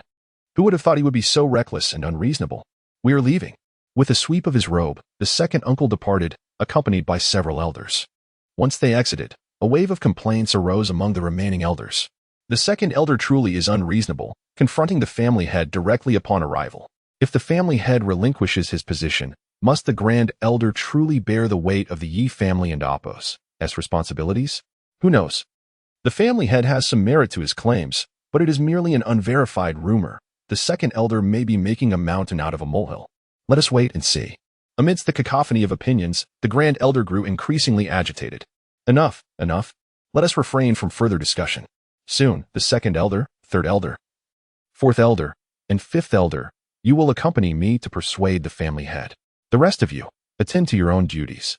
With that, the grand elder dismissed the assembly, and no one voiced dissent, bringing the family meeting to a hasty conclusion. In the aftermath, the grand elder attempted to act as a mediator, conveying messages between both sides, yet he failed to mend the rift. Ye's father remained true to his word. Since declaring his intention to abdicate, he refrained from managing any family affairs, allowing matters to accumulate and placing considerable pressure on the elders tasked with governance. Upon hearing of these developments, Ye Changsheng uncharacteristically left his room, taking Gu Qingyi to visit his parents. Chapter 24. The crisis of the Yi family despite the whispers and murmurs from the clan due to his physical condition. The unwavering love of his parents remained a constant source of comfort for Ye Changsheng. He silently cherished this sentiment in his heart, never allowing it to fade. "Father, mother, your son and Qingyi have come to visit you," he announced as he stepped through the door, instantly greeted by the warm, affectionate smiles of his parents. "Changsheng and Qingyi, what brings you here today?" Ye father inquired with a jovial tone, to which Ye Changsheng blinked earnestly. "It's simply because I've missed you both." "Huh? Do you truly expect me to believe that?" Ye mother retorted, rolling her eyes before playfully tugging at his ear. "You rascal, you've become increasingly irresponsible. Cooped up in your room every day. With all the rumors circulating outside, are you not the least bit concerned? I know you and Qingyi share a close bond. But a man must not let his thoughts dwell solely on matters of the heart." "Ouch, mother, please let go," Ye Changsheng cried out. And only after several protests did she release him, albeit with a huff. "Such an ungrateful child," she scolded. "Mother, your words are quite unjust. My bond with Qingyi is not mere infatuation. I am diligently cultivating that technique." Ye mother raised an eyebrow, a mix of skepticism and curiosity on her face. "Is that truly the case?" "Of course it is. How could I dare deceive you?" he insisted, and his earnestness finally swayed her to believe he was indeed occupied with serious matters.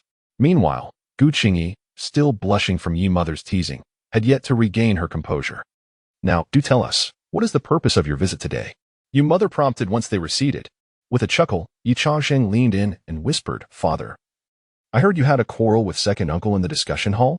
Ye father sighed with resignation. "Indeed, those stubborn old fools are utterly unreasonable. They insist on believing in a baseless rumor that you are a devil's body and that you will affect the fortunes of the Yi family. They even suggested exiling you from the clan, which I simply cannot allow." A warmth filled Ye Changsheng and Apos, as heart, and he sincerely expressed, "Father, mother, you have both worked so hard for me." "Foolish child, what are you saying?" Ye mother chided gently. "You are a child. Who else would protect you if not us?" "Yes, I understand. However, there are rumors that you intend to resign from your position as head of the family. Is that true?" With a confident huff, Ye father replied, "Those old stubborn fools will not let this matter go, but I shall not yield to their whims. You need not worry. Your mother and I have governed the Yi family for many years and have achieved countless merits. I am merely applying some pressure. Those old codgers cannot shake our position." Hearing this reassured Ye Changsheng significantly. "That is a relief. I feared my presence was forcing you both to abandon your positions." Ye mother chuckled softly, patting Ye Changsheng on the shoulder with a look of pride. "Rest assured, dear child, your father and I have maintained our hold on the Yi family for so long. It is not without strength. Your consideration of such matters shows how much you have matured. As long as we are here, you may focus on your own affairs without concern." Ye Changsheng nodded, feeling a weight lifted from his shoulders. "Well, if you both have such confidence, then I am at ease. I also wish to tell you that if those old fools continue to make things difficult, I shall simply leave the Yi family. There is no need for us to endure their nonsense." At this declaration, Ye father and Ye mother beamed with pride. praising Ye Changsheng for his growth and sense of responsibility.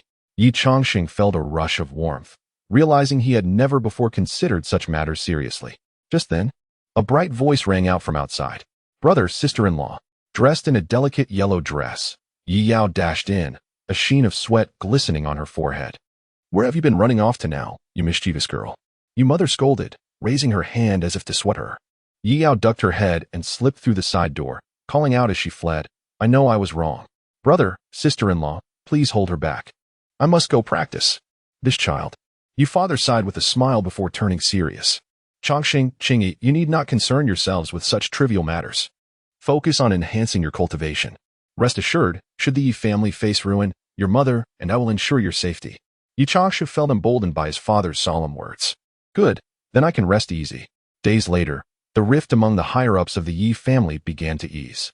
Just as Ye father had asserted, he was the crucial pillar and leader of the family, far surpassing those reclusive elders. Eventually, second uncle yielded, agreeing not to interfere in Ye Changsheng's affairs, allowing Ye father to reclaim his position as head of the family. Under Ye father's firm hand, the rumors regarding Ye Changsheng's devil's body gradually faded.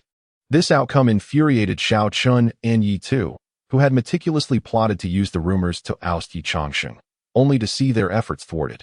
Yet, although the rumors within the Yi family had been quelled, they began to circulate among other factions, instigated by those with ulterior motives. A month later, the high-ranking members of the Yi family convened in the discussion hall. Since the rumor of Ye Changsheng being a devil's body had spread, inexplicably, other factions seemed to have taken it to heart, drastically reducing their dealings with the Yi family. Even business partners had nearly halved within a month. This situation posed a grave threat to the Yi family, leading to a thorough investigation that yielded a clear outcome. In the discussion hall, the elders wore serious expressions, the atmosphere heavy with tension. Ye father calmly addressed the assembly. "Fifth elder, what have you discovered regarding the cessation of cooperation from various factions with the Yi family?" The fifth elder immediately stood. "Head of the family, I have made some progress in this matter." "Speak." After a brief pause, the fifth elder gathered his thoughts and elaborated. "The most direct cause of this situation appears to be related to the young master. The rumor that he is a devil's body has circulated within the clan, claiming it will affect the fortunes of those who associate with him. Strangely, while we did not take it seriously, other factions seem to have believed it. They are apprehensive that the young master's devil's body might influence their own fortunes, thus they have refrained from continuing their cooperation with our Yi family." Chapter 25. A more dire situation. As the words of the fifth elder fell, a voice erupted in anger. "Nonsense! We, the Yi family, do not even believe in this. Yet they take it seriously. We are not children. Do they not have any sense?" Others echoed, "Indeed, these people are not afraid of the young master. They are simply waiting to see the Yi family and Oppos as humiliation." The crowd was highly agitated, vociferously denouncing those who had abandoned cooperation. The elder furrowed his brow and said, "Silence."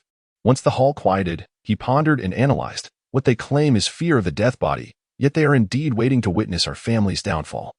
I have also heard some rumors from the outside. Various factions are essentially adopting a spectator's attitude, hoping to see the young master's sinister death body diminish the Yi family's fortune, so they can take our place." Upon hearing this, the clamor intensified. What an utterly shameless group. Indeed, when we partnered with them, the prices were fair. Now, they dare to plot against us.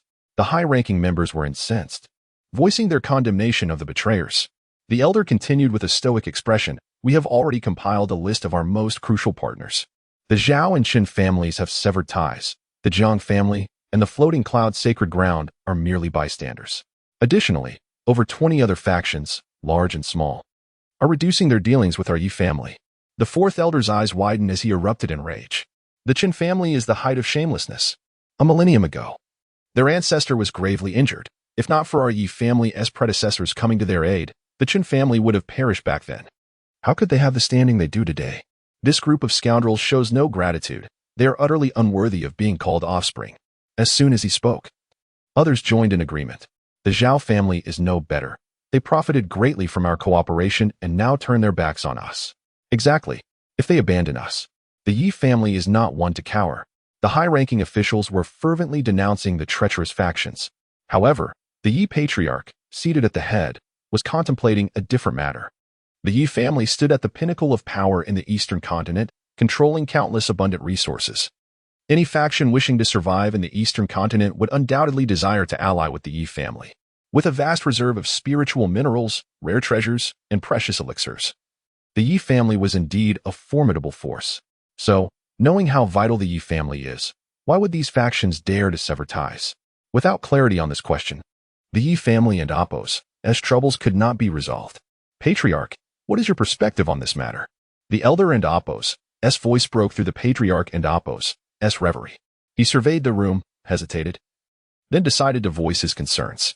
Esteemed members, I understand your feelings. As the patriarch, I must find a swift resolution to these issues. However, consider this. We, the Yi family, are among the most powerful forces in the eastern continent, controlling vast resources. Other factions wishing to develop cannot do so without our support and material exchange. So why have they suddenly chosen to abandon us? The patriarch's words prompted reflection among the high-ranking officials. As expected of the patriarch, he identified the crux of the issue. The elders' emotions began to stabilize as they contemplated the underlying significance. Patriarch, what do you believe motivates their actions? One elder inquired. The patriarch shook his head, replying, I am uncertain. We must investigate further. At that moment, an elder hesitantly spoke. Patriarch, there is something I am unsure whether it relates to our current predicament. The patriarch's interest was piqued. What is it? Please share. After the heavenly Tao tablet shattered, there were rumors that a fissure has appeared in the rock wall between the eastern and central continents, suggesting some from the central continent may have crossed over. Upon hearing this, the room fell into a stunned silence. A fissure in the rock wall? This was a significant matter. How had there been so little news until now? No wonder the elders were astonished. This world, known as the Myriad Source Continent, was divided into 5 major continents: East, South, West, North, and Central. Between neighboring continents lay a natural barrier known as the Source Wall. Only those of profound power could traverse this barrier.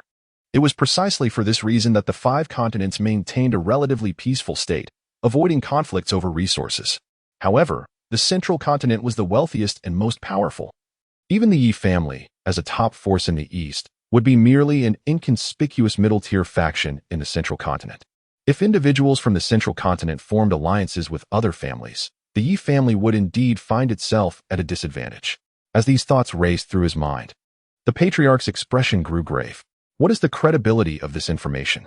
The elder pondered before responding. I received this news from an old friend, whose family resides near the border and is more informed about affairs on that side. It should hold some credibility. The patriarch nodded and issued a directive. This matter must be treated with utmost seriousness. Elder, you are to assign someone to investigate whether individuals from the central continent have indeed arrived in our eastern continent. Additionally, look into those families that have severed ties with us to see if they have reached any agreements with those from the central continent. Understood. After the order was given, the patriarch could not help but let out a soft sigh. If this were the case, it was no wonder those factions dared to disregard the Yi family.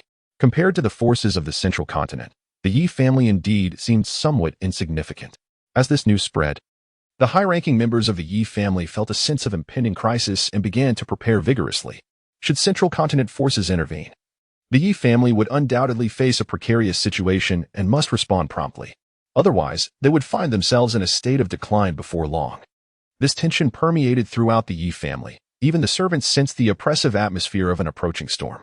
Xiaoqin, as the divine son, naturally grasped these underlying currents. The previous rumors of the death body had not driven Ye Changsheng from the Yi family, leaving him feeling quite resentful. However, the sudden involvement of individuals from the central continent might present a new opportunity. After pondering for a while, he summoned Yi Tuesday Brother Chun. Yi Tu greeted, and Xiao Chun, with a beaming smile, replied, Please, take a seat. Such a courteous demeanor surprised Yi Tu, and he quickly asked in a hushed tone, Brother Chun, do you have something for me to do? Chapter 26. The genius of the central continent. Xiaoqin's smile widened, and he expressed great satisfaction with Yi Tu's demeanor. Brother, you are indeed a wise individual. In this Yi family, you are the only one I can truly trust. You have guessed correctly. I indeed have a matter of great significance that requires your attention. Yi Tu immediately replied with unwavering determination, Brother Chen, just tell me. Whether it be a treacherous mountain or a raging inferno, I shall not hesitate. Ah, it is not so dire, Xiaoqin chuckled, reassuring him. He then leaned in and whispered, You must have heard about the recent events within the clan. Yes? The faction severing ties with our Yi family? Indeed, Yi Tu nodded, his eyes narrowing. What lies behind this situation, according to the elder speculation? Given that you are but a branch of the Ye family, some matters may be beyond your purview. It is said that following the shattering of the heavenly Tao steel, the rift between our eastern continent and the central continent was affected, leading to several fissures appearing in the rock face. Subsequently, certain factions from the central continent seized this opportunity to approach, forging alliances with those families. Thus, with the backing of these central continent forces, they have the audacity to turn against our Ye family. Ah, so that is the case, Ye Tu exclaimed, realization dawning upon him. In comparison to those factions from the central continent, our Ye family indeed seems somewhat inconsequential. Precisely. What I need you to do is to discreetly make contact with those individuals from the central continent and see if you can establish a connection. Be sure to gather detailed information about their circumstances. Under no circumstances should there be any conflict, understand? Ye Tu promptly thumped his chest in assurance. Rest assured, Brother Chen. I am no fool. I will certainly avoid any confrontation. Excellent. I entrust this matter to you, Xiao Chun said sincerely, expressing his gratitude. He then gestured, and several small jade vials appeared on the table. These 3 vials contained spirit-nourishing pills, dust-cleansing pills, and mind-purifying pills, each beneficial for cultivation, physical strength, and spiritual essence. I possess little of value, so consider these as a token of my goodwill. Ye Tu's eyes sparkled with excitement. For these 3 types of elixirs were exceedingly precious, even within the Ye family. Only the higher-ups and the favored progeny could afford them. As a mere side branch, he would rarely even lay eyes on them without a significant contribution. To suddenly receive 3 vials was indeed a generous reward. Brother Chen, you need not worry. This time, I shall ensure that I fulfill your request without any mishaps. Among brothers, your affairs are my affairs. Xiao Chen smiled, pushing the 3 vials toward Ye Tuesday. Take them and conceal them from prying eyes. Understood. After Ye Tu departed, Xiao Chun remained in his chamber, deep in contemplation. If he could establish ties with those from the central continent, he would gain a new support system. It would then become significantly easier to deal with Ye Changsheng, as family members would naturally consider their future. I'm curious to see if your parents will still be able to protect you in the face of those formidable factions from the central continent. As time passed, the plight of the Ye family became increasingly apparent. Simultaneously, the previous rumors regained their potency. Most uninformed clan members genuinely believed that those factions had severed ties with the Ye family out of fear of being affected by Ye Changsheng and Appos, Essen Luo Shabadi. Even with Ye father exerting strong pressure within the clan, these rumors surged more fiercely each day. In a secluded courtyard, Ye Changsheng rested his head upon the table. A frown etched upon his face, occasionally letting out a long sigh. Alas, Gu Qingyi poured him a cup of tea and sat beside him, expressing concern. My husband, are you troubled by those outside rumors? Ye Changsheng fiddled with the teacup, his gaze vacant. Indeed, I am worried about those matters. Though I understand the rumors regarding the Sun Luo Sha body are unfounded, the fissures in the rock face and the arrival of individuals from the central continent are concerning. If these disturbances are indeed linked to the shattering of the heavenly Tao steel, then I find myself in an even more precarious position. A fleeting glimmer of worry appeared in Gu Qingyi's eyes, yet she smiled gently, offering reassurance. Do not fret, my husband. This is not a grave matter. The source wall is a natural formation that will gradually mend with time. Once the fissures disappear, those from the central continent will naturally depart. The factions that have attached themselves to them will lose their support and will have no choice but to re-establish cooperation with the Ye family. When that time comes, there will be no need for you to intervene. Our family and Appos' crisis will resolve itself. Let us hope so, Ye Changsheng replied, though his heart remained heavy with worry. If the fissures truly stemmed from the heavenly Tao steel, then shattering the steel might not guarantee that the cracks would heal. Should this situation persist, the constant coming and going between the central and eastern continents would undoubtedly threaten the Ye family's standing. The ensuing pressure would inevitably fall upon him. Even his father and mother would likely struggle to withstand the relentless onslaught of criticism. The situation within the Ye family grew increasingly tense, and the pressure on Ye father and Ye mother intensified. Most within the clan had come to regard Ye Changsheng as a harbinger of doom, incessantly urging the higher-ups to expel him from the family. After enduring such prolonged bombardment, even the higher-ups began to waver, their perceptions of Ye Changsheng gradually shifting. The clan's leadership convened daily in the council hall to discuss their dire circumstances. Ye father understood well that to safeguard Ye Changsheng and resolve the current predicament, Only two courses of action remained. The first was to facilitate the healing of the rock face's fissures. If such a trend emerged, those from the central continent, not wishing to remain in the eastern continent indefinitely, would need to return promptly. However, the likelihood of this occurring was slim. The source wall, being a natural formation, could not easily mend through human effort. Without profound cultivation in rare materials, it would be a formidable challenge.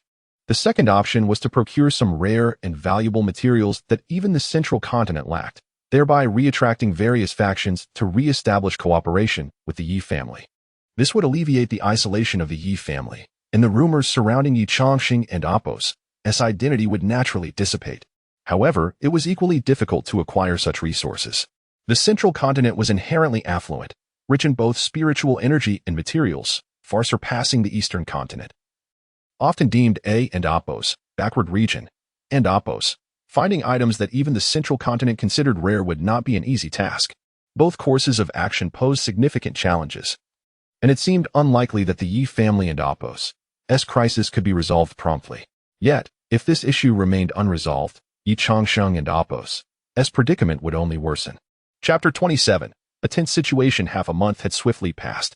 The business of the Ye family had suffered severe repercussions, with profits plummeting across the board. Amidst this tense atmosphere, the pressure from within the clan grew increasingly unbearable.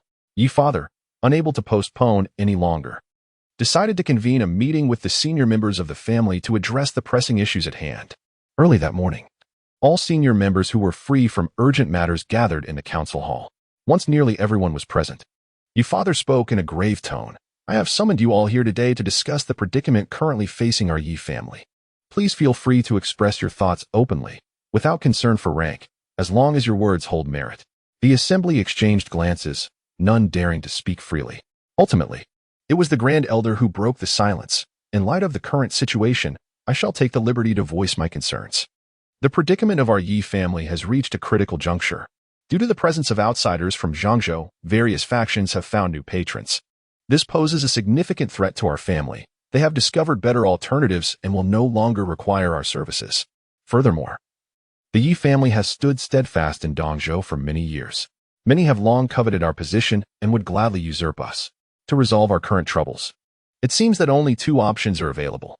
The first is to mend the rift in the rock wall, compelling the Zhangzhou individuals to return, thereby halting their dealings and alleviating our issues.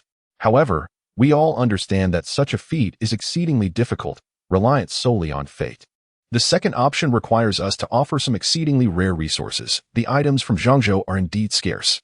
Only by doing so can we rekindle the interest of various factions and restore our collaborations with them. After his remarks, the Grand Elder surveyed the solemn faces of the gathered leaders and sighed. I recognize the difficulty of our current situation, and I understand the anxiety we all feel. Yet, our Ye family has endured countless trials over the millennia. By pooling our wisdom, we shall surely navigate this crisis. However, those present were acutely aware that both proposed solutions were largely impractical. Hence, it was simpler to consider an alternative perspective. Patriarch, Grand Elder, you are both astute individuals and certainly realize that these two methods are incredibly challenging to implement. If we truly wish to resolve this issue, there exists a more straightforward solution. What solution? Ye father squinted, already suspecting the direction of the discourse. Why must the patriarch feign ignorance?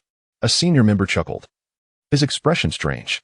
We all know that the reluctance of other families to collaborate with us largely stems from the fact that our family's heir possesses the Sunluo-killing body. Had it not been for the disruption caused by this body, the heavenly path steel would not have shattered, and the rock wall would not have fractured, thus preventing the people from Zhangzhou from causing us so much trouble. Furthermore, the destruction of the divine son Shaoqian's golden body is also tied to the heir and his wife's visit to Lingtiando, which led to these unfortunate events. Can we truly absolve ourselves of responsibility in this matter? Upon hearing this, the atmosphere shifted dramatically. Although most harbored similar sentiments, they were too intimidated by Ye father's presence to voice them openly. Cease such talk. Do not speak recklessly. The Grand Elder interjected swiftly, aiming to prevent further escalation. Humph, Grand Elder, Ye Changsheng is the patriarch's son. It is understandable for him to shield him. But must you also align yourself with the patriarch's views? You are the Grand Elder of the Ye family, not merely the Grand Elder of the patriarch. Such sharp words rendered the Grand Elder's expression dark. Ye father narrowed his eyes, his face inscrutable. Then, according to your perspective, what do you propose I do? The patriarch's question is misplaced. It should rather be directed at everyone here. You all are aware of the external circumstances. It is said that we are feared because of our family's and Luo killing body, and with so many phenomena supporting this notion. Is that not enough to prompt a decisive action? Ye father remained silent, his gaze sweeping the assembly. It was evident that many resonated with this individual's viewpoint. Then, what do you suggest we do? The individual sneered, raising his voice. Is it not simple? We must expel Ye Changsheng from the family. The council hall fell into a profound silence, many gazes flickering with intrigue. Indeed, I too find this method quite appealing. It is better to err on the side of caution. When a decision must be made, it must be made. I concur. The previous solutions seem utterly implausible. Perhaps expelling Ye Changsheng will resolve our family's current crisis. The senior members chimed in, expressing their agreement with this proposal. In truth, to reach this point within the Yi family, a leading clan in Dongzhou, few were naive. They could easily perceive the convoluted motivations behind this discussion. Yet, even those who recognized the underlying currents would hesitate to side with Ye Changsheng. The reason was simple interests. Once Ye Changsheng was cast out, the vacancy for the heir position would represent greater power and wealth for those remaining.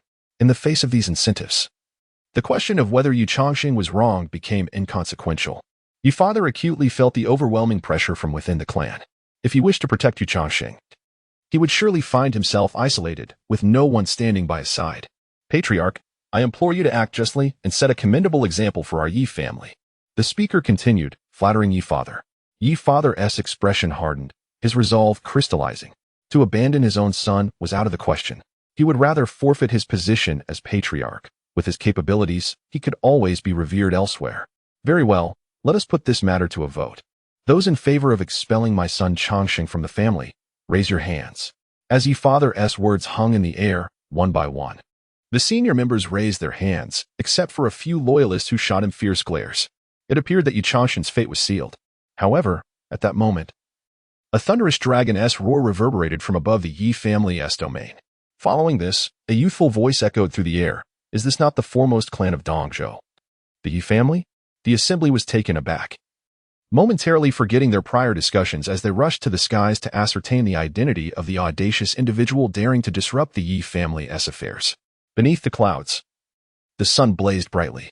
A massive azure dragon coiled in midair, exuding an overwhelming and fierce aura. Chapter 28. Visitors from the Central Continent. Who dares to wreak havoc in the Yi family? Do you wish to court death? The airspace above the Yi family's territory is forbidden. Descend at once. Shouts of indignation echoed as the powerful members of the Yi family soared into the sky, their faces etched with fury. Is that a dragon? It seems rather different from those of our lineage. This is not a true dragon. How could a genuine dragon content itself to be a steed? But do we not have 9 azure dragons? Your ignorance is evident. Those formidable creatures in our family are merely hybrid subspecies of serpentine dragons. They do not even qualify as true serpents, let alone dragons. Behold this azure serpent. Its bloodline is pure and formidable, already hinting at the potential to sprout true dragon horns. It may very well transform into a dragon in the future. As the members of the Yi family whispered amongst themselves, above them, a young man clad in dark armor, with long hair and a haughty demeanor, sat cross-legged atop the azure serpent, displaying no sign of apprehension in the face of the encircling Yi family warriors. Young man, regardless of your identity, you dare to provoke the Yi family in the Eastern Continent. I fear neither you nor the forces behind you can bear the consequences, spoke Elder Wu, his tone uncharacteristically measured as he refrained from immediate action. The Yi family, as a premier clan of the Eastern Continent, was not one to be openly defied. Yet, the mere presence of that pure-blooded azure serpent indicated that this individual was no ordinary foe. It was prudent to ascertain the situation before proceeding. The onlookers from the Yi family erupted in outrage. As a leading sect in the Eastern Continent, they had never encountered such audacity. No one had dared to disregard the rules of the Yi family so blatantly. In the past, even sovereigns or chieftains from other regions had shown deference when visiting the Yi family. In a secluded corner, Xiaoqian and Yi Tu stood side by side. "Ah, he truly is come," Yi Tu exclaimed, rubbing his hands together with a sinister smile. "Brother Chen, with him here, that scoundrel Ye Changsheng will surely be unable to act so arrogantly." Xiaoqian nodded, gazing at the azure serpent in the heavens, a flicker of displeasure crossing his eyes. After all, he was still a member of the Yi family. The arrogance of this visitor left him feeling embarrassed. However, for the sake of his plans, patience was required. In the sky, after Elder Wu's inquiry, the cold-faced youth slowly opened his eyes, and a flash of golden light emanated.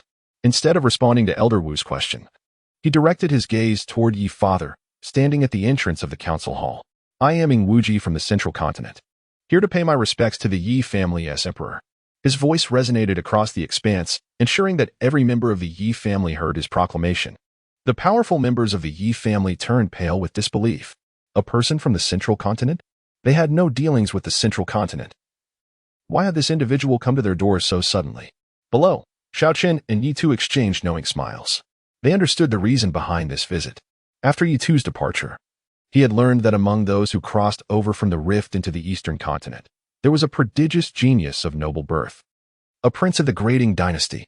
Although the Ye family was a top-tier power in the Eastern Continent, they paled in comparison to the Gu Qingyi dynasty, which ranked among the top 3 in the Central Continent. After the rift in the rock wall opened, due to its peculiar nature, only the younger generation of exceptional talents could traverse it, as those of significant power found it difficult to pass through. Consequently, many young talents chose to collaborate with weaker factions, knowing well that the Yu family would not welcome them. However, due to Ye Tu's previous encounter with Wuji, where he had shared some clever insights, the prince had decided to visit the Ye family. Ye Father, being a person of profound insight, immediately speculated upon hearing his surname. A prince from the Gu Qingyi dynasty? Wuji and Apos' expression flickered with surprise. He had not expected the Ye Emperor to recognize his name. Indeed, I am from the Gu Qingyi dynasty. Ye Father felt a stirring in his heart. The Gu Qingyi dynasty and the Ye family were not of the same caliber. They had no prior interaction, so what could this prince's sudden visit entail? Ah, a prince of the Gu Qingyi dynasty. You hail from noble origins. Did your elders not teach you the etiquette of visiting? Regardless of who you are, one must abide by the Ye family's rules upon entering. I was merely hasty in my eagerness, and I hope the Ye Emperor will pardon my offense. I had heard tales of the illustrious Yu family and wished to pay my respects to the Emperor's grandeur during this rift's opening, Wuji replied. His pride tempered somewhat by a semblance of courtesy, which eased the hearts of the Ye family's strong members. Very well, let us converse within. Remember, my Ye family does not extend courtesy to just anyone. Under normal circumstances, such politeness from Ye Father would compel Wuji to show a measure of respect in return. However, unexpectedly, Wuji smiled and responded, this prince has limited time and will not enter the Ye family. If the emperor is not too occupied, perhaps he might come forth to speak. At these words, everyone was taken aback. Ye Father, despite his esteemed status as a great emperor, was being asked by a mere junior to come to him, which was a clear display of disrespect. Coupled with his earlier brazen proclamation in the skies above the Ye family, it ignited a wave of indignation among many. Xiaochen and Apos' expression darkened as he scoffed. This Wuji is truly insufferable, expecting a great emperor to approach him. He ought to reflect on his own worth. Beside him, Ye Tu quickly added, Brother Chen speaks true. This man is indeed arrogant. However, I have also inquired. His arrogance is backed by formidable strength. Among the talents from the Central Continent who have arrived in the Eastern Continent, Wuji possesses the strongest cultivation. Moreover, he is supported by the vast might of the Gu Qingyi dynasty, so it is only natural for him to carry himself with such pride. He then glanced around furtively before leaning in closer, whispering, Additionally, I have learned that although he is the 3rd prince of the dynasty, he holds little competition for the throne and is not highly regarded within the royal court. Furthermore, he has a peculiar penchant for collecting women with special physiques. A veritable glutton for beauty. Upon hearing of Gu Qingyi, his interest was piqued immediately. If Ye Changsheng refuses to yield her, he will indeed offend the 3rd prince. Yet, his status is not substantial enough to pose a significant threat to our Ye family. We merely need to ensure that Ye Changsheng bears the brunt of the blame. Should he choose to comply, how will he face the Gu family afterward? Chapter 29, The Might of the Leaf Emperor. Xiaochen's countenance radiated with joy as he envisioned Ye Changsheng's imminent disgrace. Haha, splendid. You've executed this matter commendably. However, amidst their murmurs, an unexpected turn of events occurred. Ye and Apos' father, with a gaze that chilled the air, suddenly exuded a formidable pressure.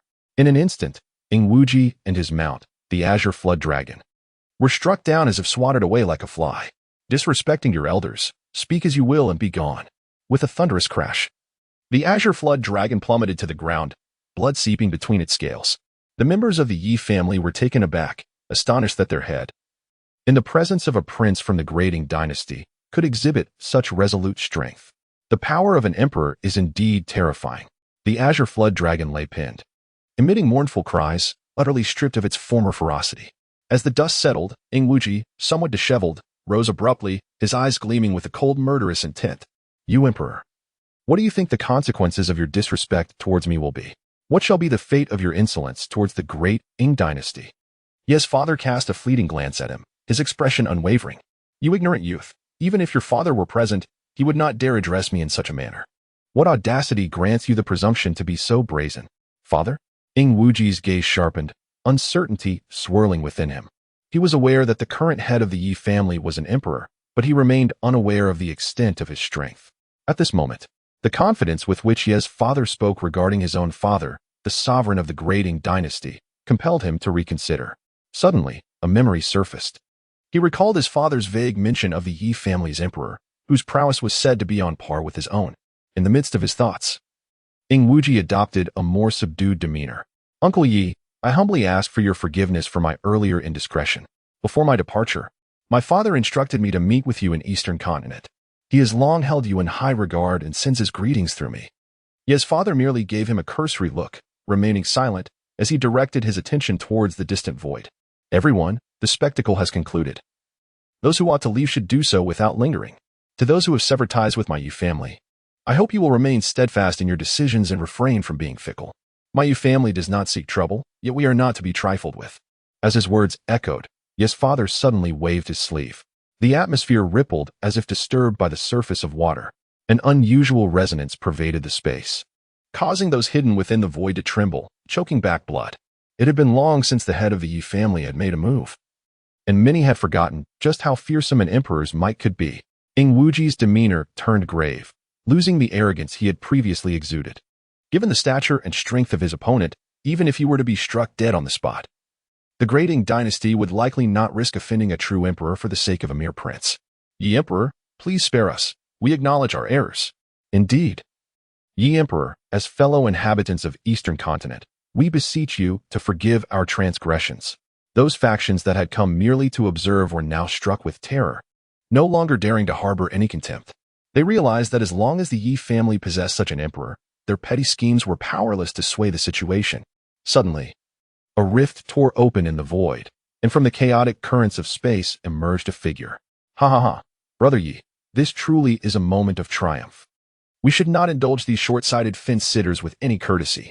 A smile appeared on Ye's father's face as he nodded at the newcomer. Brother Gu, you've arrived. Let us converse within. The newcomer was none other than Gu Qingyi, the head of the Gu family and father of Gu Qingyi, Ye Changsheng's father-in-law. Brother Ye, you are too polite. I simply wish to see who would dare to cause a ruckus in the presence of your esteemed self. He then turned to Ingwuji, who had just dismounted the azure flood dragon. And who might this be? I am Ingwuji. And you must be the esteemed head of the Gu family from the Eastern Continent, he replied, sensing the gravity of the situation. Gu Qingyi paused momentarily. He had been listening intently and had already grasped Ingwuji's identity. However, he puzzled over why this young man would know him. He felt he lacked the illustrious cultivation and reputation of the Ye family head. Why would a prince of the Grading dynasty recognize him? Ah, I am surprised that the third prince recognizes me. It truly humbles this old man, he chuckled. Ha ha, esteemed Gu, you flatter me. You are a renowned figure across the Eastern Continent, the illustrious master of the 3 visits and the guardian spear, a name that resonates throughout. Gu Qingyi, though outwardly gracious, was inwardly perplexed. His reputation had waned over the past century, and few in Eastern Continent were aware of it. Why would this prince from Central Continent know? Unless he had investigated him beforehand. As a seasoned veteran of the world, Gu Qingyi instantly became wary of Ingwuji. Your Highness, you are too kind. He intended to probe Ingwuji's intentions further when the latter spoke again. I have long admired you, esteemed Uncle Gu. I have heard tidings of a remarkable gem among your descendants, a natural 7 orifices exquisite saint body. Is it true? If you do not mind, I would like to meet the fair Lady Qingyi. Perhaps we could become close friends, he added with a chuckle. Ingwuji believed he had spoken with utmost politeness. Yet he was taken aback when his father suddenly turned stern. Impudent! You ignorant youth! How dare you speak so boldly? With Ye's father's rage ignited, the atmosphere shifted dramatically. Dark clouds gathering as winds howled, accompanied by thunderous roars, creating an apocalyptic ambience for miles around. Wuji was startled, uncertain why the Yi patriarch had become so incensed. Gu Qingsheng's expression was equally grim. Wuji's mention of Qingyi not only disrespected the Yi family, but also undermined his own family's dignity. It was well known that Ye Changsheng and Gu Qingyi had been wed with great fanfare, witnessed by numerous powers in Eastern continent. Everyone knew they were husband and wife. Wuji's audacious remarks were akin to publicly striking Gu Qingsheng's face with an insult. If word spread, would it not suggest he had failed to raise his daughter properly, allowing rumors to circulate post-marriage? Observing Wuji and Apos' bewildered expression, Gu Qingsheng's voice turned cold. Laced with anger. Third prince, please refrain from jesting. My daughter is already wed to brother Ye's son, a fact well known among the people of Eastern continent. Their love for one another is profound. I hope you will not utter such unseemly words again. Upon hearing Gu Qingsheng's explanation, Wuji burst into laughter. Esteemed Gu, I have heard that the Yi family disciple is of a non-cultivating body. Have you not cast your daughter to waste upon such a man? Chapter 30. Arrogant Senior Gu. Do you believe that a worthless body incapable of cultivation deserves the title of crown prince? Silence. Gu Qingsheng shot a glance at the somewhat grim-faced Yu father, swiftly admonishing the speaker.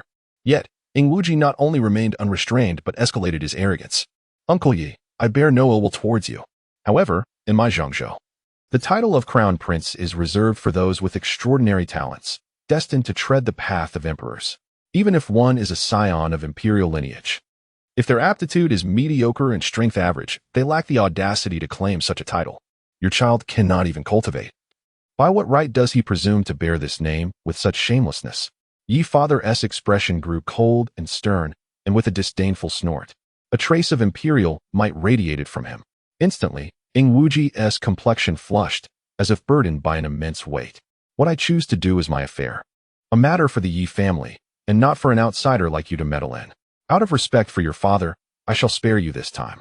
Should you dare speak again with such arrogance, you may find out what consequences await. His calm tone belied an underlying threat. The spiritual energy in the atmosphere fell into a heavy silence. Even the air seemed saturated with peril. This was the might of an emperor. With every gesture, he commanded the forces of heaven and earth, and the pressure from his words was enough to make one bow in submission. Wuji gritted his teeth, desperately resisting the urge to kneel. Uncle Yi, I speak the truth, enough. A cold, sharp voice interrupted, drawing everyone's attention. Wuji turned to see. As if a starving wolf catching sight of prey, his eyes gleaming with hunger. Unbeknownst to him, Ye Changsheng and Gu Qingyi had arrived together. It was Gu Qingyi who had just rebuked Wuji, and they approached Yu father and Gu Qingsheng. Father-in-law, Gu Qingsheng quickly forced a smile. Greeting them warmly, Yi father raised an eyebrow. Changsheng, why have you come here? If there's nothing pressing, you should return. With a helpless gesture, Ye Changsheng replied. The commotion was so great that it would be difficult not to notice. Moreover, someone here has been disrespectful toward your son. I needed to see who it was making such a ruckus. A hint of amusement flickered across Yu father and Apos' lips as he glanced at Wuji, whose gaze was almost glued to Gu Qingyi. Such a disrespectful junior, he thought. Turning to Wuji, Ye Changsheng asked with a sly smile. Are you the third prince of the Dang dynasty? Wuji ignored him, his eyes fixated on Gu Qingyi. He had originally aimed for the daughter of the Gu family, drawn by her 9 apertures Linglong sacred body. Such a physique, when combined with another, could significantly enhance one's cultivation, facilitating rapid growth. Though he was overlooked within the dynasty and his cultivation talent paled in comparison to that of his 2 elder brothers, who would not be intrigued by the prospect of the throne. His previous lack of talent kept his ambition subdued. But if he could gain the nourishment of the 9 apertures Linglong sacred body, his cultivation could soar, potentially allowing him to vie for the imperial position. Now, having witnessed this legendary physique in person and finding her to be an astonishing beauty, his greed ignited like wildfire. Gu Qingyi was deeply displeased by Wuji and Apos' blatant gaze. Her expression frigid as she scolded, shameless wretch, put away your disgusting eyes. Did you not hear my husband inquire? Wuji snapped back to reality, his attention finally shifting to Ye Changsheng, who was holding hands with Gu Qingyi. Instantly, a surge of anger flooded him, as if a treasure had been snatched away. Who are you? Wuji's voice dripped with disdain. Ye Changsheng, unable to suppress his exasperation, replied, You claim to want to meet Qingyi. Yet you don't and Apos to even know what her husband looks like? Feigning surprise, Wuji retorted, Oh, So you are the so-called Endopos, worthless body Endopos, of the Yi family? What is so remarkable about someone like you that this prince should take notice? Before Ye Changsheng could respond, Gu Qingyi interjected fiercely. Be silent. You are merely a lowly spirit mansion cultivator. What right do you have to speak disrespectfully to my husband? Should you dare utter such insolence again, do not blame me for being rude. After spending time together, Ye Changsheng's image had already taken residence in her heart, leaving no room for others to speak ill of him. Yet, Wuji dismissed her entirely and turned his attention back to Gu Qingyi. Patriarch Gu, you must realize that Ye Changsheng is nothing but a worthless body incapable of cultivation. What benefits could marrying Miss Qingyi to him possibly bring to the Gu family? One must understand that in the Wanyuan continent, the law of the jungle prevails. In terms of status, I am the third prince. How could he, a mere waste, compare? In terms of strength, our Dang dynasty ranks among the top in Zhangzhou. How does the Yi family measure up? But as a firefly to the moon. If you are willing, Patriarch Gu, consider remarrying Miss Qingyi to me. I will speak with my father, and we can forge a partnership between the Gu family and the Dang dynasty, which would undoubtedly yield greater benefits than an alliance with a mere Yi family. Gu Jingshan's eyes flickered, his expression remaining grim, yet he could not deny a flicker of temptation within. The primary reason he had consented to Gu Qingyi marrying Ye Changsheng was the advantage the Yi family offered as a top power in the eastern continent, along with the presence of this extraordinary figure of imperial caliber. However, compared to the Dang dynasty, the Yi family seemed lacking. Even you, father, an emperor-level cultivator, had adversaries within the dynasty. Noticing Gu Jingshan's silence, Wuji's expression brightened. Patriarch Gu, think carefully. Should Miss Qingyi marry me, the resources provided by the Dang dynasty would far surpass those of the Yi family. If she aids me in ascending to the throne, the benefits to the Gu family would exceed your wildest expectations. Even disregarding that, with Miss Qingyi's talent and the resources from the Dang dynasty, your family could produce a powerful figure of the quasi-emperor realm. Such enormous benefits, do you still need to deliberate? Wuji was confident in the conditions he proposed, even fantasizing about the scene where he would shock his elder brothers and father with his progress after obtaining the 9 apertures Linglong's sacred body. Yet, Gu Jingshan remained composed. He had experienced enough to not be a naive youth. What Wuji offered appeared generous, but in reality, it was merely a collection of empty promises, not unlike a wolf in sheep and amp, Oppos, as clothing. Chapter 31, The Battle of Wits. Moreover, the peril of vying for the throne is unparalleled. A mere family like the Gu family could become entangled in unforeseen troubles if they were to fail in their endeavors. It would be a stroke of luck if they merely survived without annihilation. Furthermore, Gu Jingshan and Amp, Oppos, gaze lingered on Wuji, and he couldn't help but shake his head slightly. With this third prince's arrogant and tempestuous demeanor, his talents reportedly did not surpass those of his elder brothers. Aspiring to ascend to the imperial throne seemed a daunting challenge, fraught with little hope. He chuckled softly, remarking that the third prince should exercise caution in his words. Since Qingyi is already married to the virtuous son-in-law of Changsheng, I possess neither the audacity nor the desire to cause her to remarry. Should such an act occur, it would invite ridicule from all corners of the world. Third prince, it would be wise to refrain from jesting. Gu Jingshan swiftly quelled the wavering thoughts within him and decisively rejected Wuji's proposition. Aligning with such a reckless individual would be akin to placing the future of the Gu family upon a pyre. Wuji's expression faltered, his demeanor shifting to one of cold fury.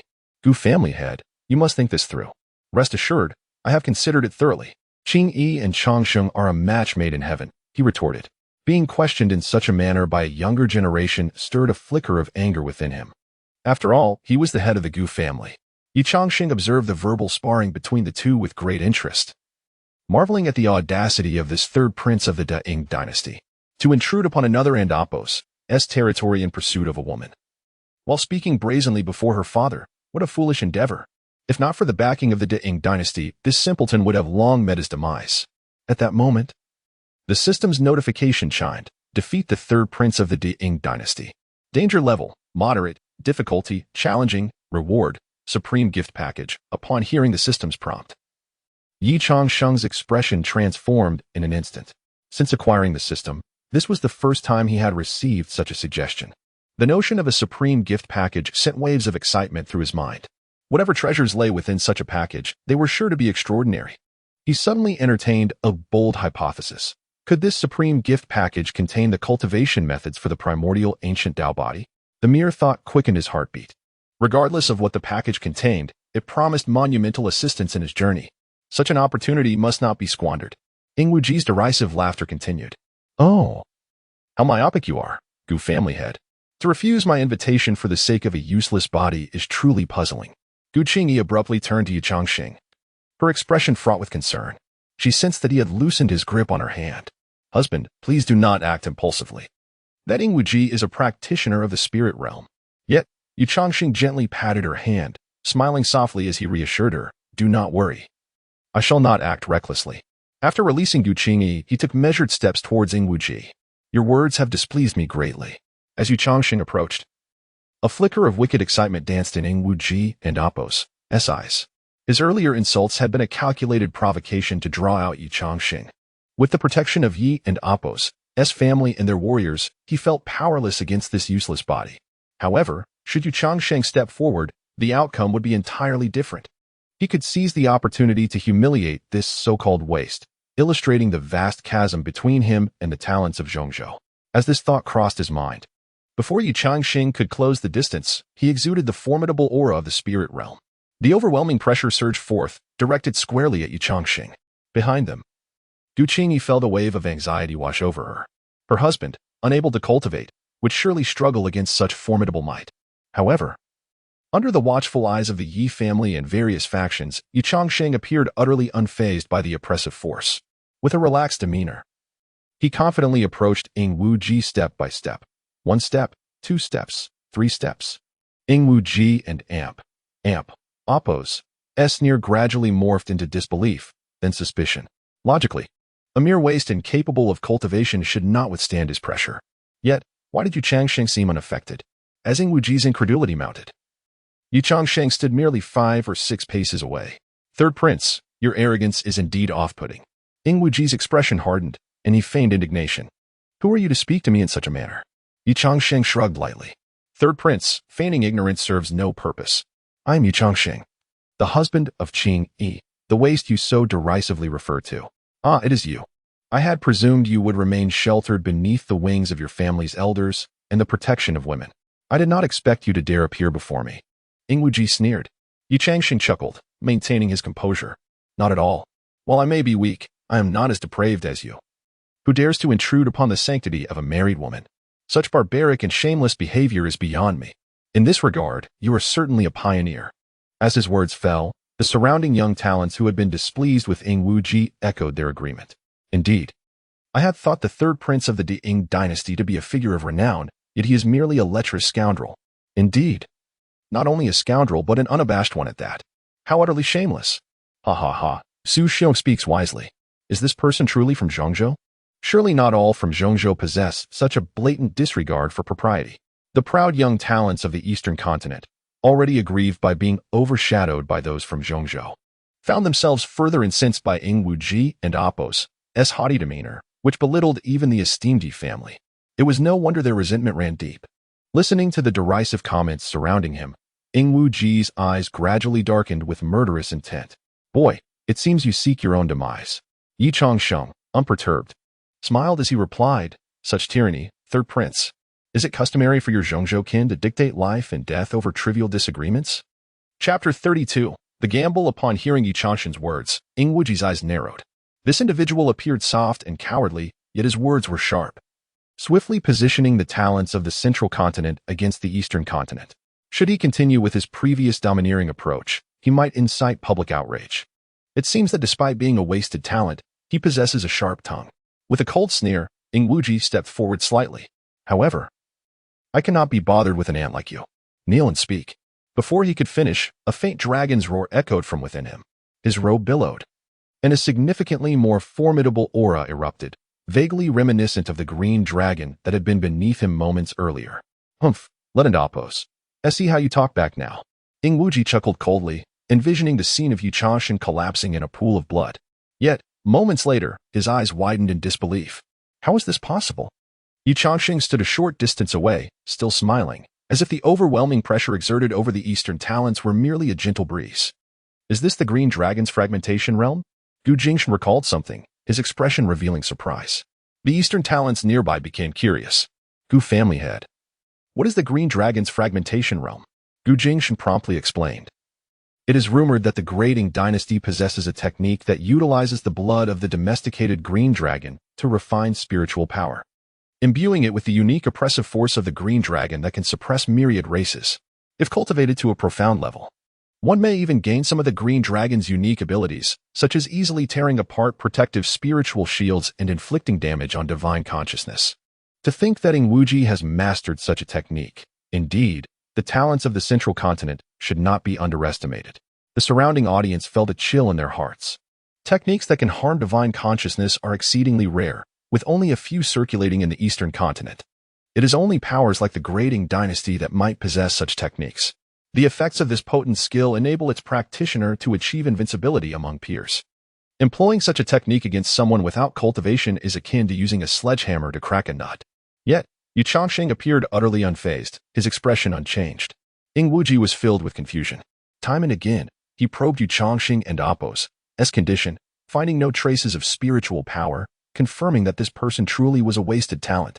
But how could a wasted talent withstand the Green Dragon's fragmentation realm? Doubt clouded his mind, causing Ingwuji's aura to wane slightly. How did you evade my Green Dragon's fragmentation realm? Ye Changsheng remained calm, slightly curling his lips. Green Dragon's fragmentation realm? Is it really that impressive? If a person without cultivation like me can handle it, you might as well return to your father and seek a better technique. Ingwuji's murderous intent surged instantly. The arrogant fool truly believes this prince cannot deal with you? Ah, third prince, do not be angry. How could I, a person without cultivation, be your match? Ye Changsheng's tone dripped with sarcasm, only to retort immediately. Our third prince is a genius of the central continent. Yet you constantly unleash your fury upon a wasted talent like me. Aren't you afraid of losing face for the Grading Dynasty? Humph. Knowing you are a wasted talent is enough. Out of respect for Uncle Yi, I can hardly be bothered to argue with you, but you must recognize your own station.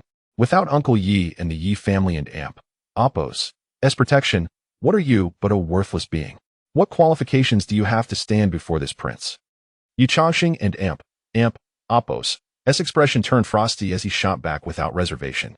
Indeed, the third prince is quite proud, relying on a good background and decent cultivation to act tyrannically. Is that right? Silence. Ingwuji's fury erupted, his restraint shattered. You, a worthless being, still have the audacity to criticize this prince? If not for your reliance on the Yi family and your father, how could Gu Qingyi, with her unparalleled constitution, ever marry a talentless wretch like you? You, a mere sycophant, dare to blame this prince? Utterly shameless. Upon hearing this, Gu Qingyi and Appo's face darkened immensely. Although he had indeed agreed to the marriage alliance with the Yi family with some aspirations, it was also because their families had a long-standing engagement and his daughter had consented. Now, hearing Ingwuji's words, it felt as though his family had become a pitiful wretch, unable even to protect his own daughter.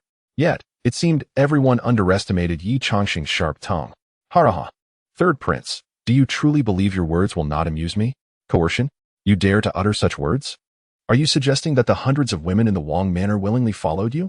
Unbeknownst to you, your infamous reputation for coercing virtuous women has spread to the eastern continent. I genuinely did not expect someone as shameless as you to dare speak such words publicly. This statement struck at Ingwuji and Appo's most sensitive spot, causing him to grit his teeth and glare furiously at Ye Changsheng. You, do not be hasty in your anger. Did you not claim I was using my family and father to coerce Qingyi into marrying me? In fact, my clan and Appo's divine son, Xiaoqian, has previously harbored doubts and made attempts to test this. As fate would have it, Qingyi is present today. Qingyi, come forth and tell them. Did you not willingly marry me? Initially, Xiaoqian had been enjoying the spectacle from a corner, only to be unexpectedly dragged into it by Ye Changsheng. Especially regarding such a matter, his face darkened like the bottom of a pot. He had already been troubled by this issue, and this rascal openly mentioning it was akin to inserting a knife into his heart. Yet, with so many eyes upon him, he could not vent his frustration and merely grunted in silence.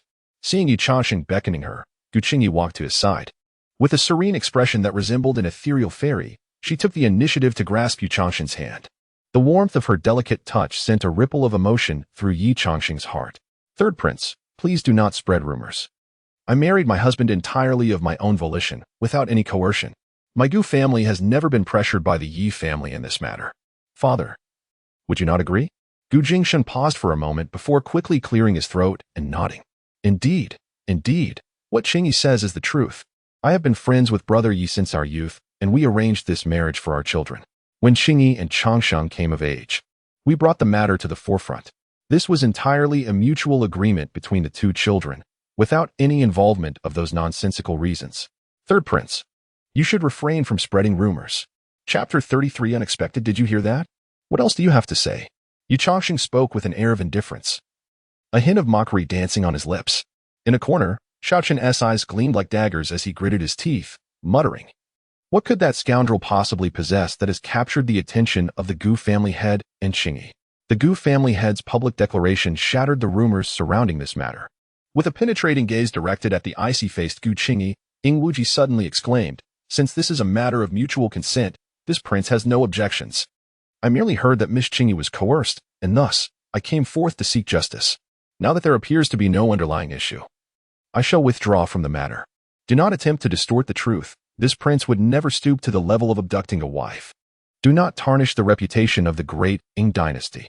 With that, he turned and strode toward the distant Qingjiao, which lay prostrate on the ground. Ye Changsheng and Apos' eyes widened in astonishment. Wait, wasn't and Apos, this brat just brimming with arrogance?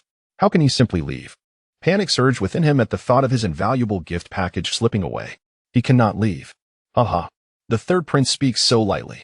First, you flaunt your power in my Yi family, showing disrespect to your elders and shamelessly eyeing my wife.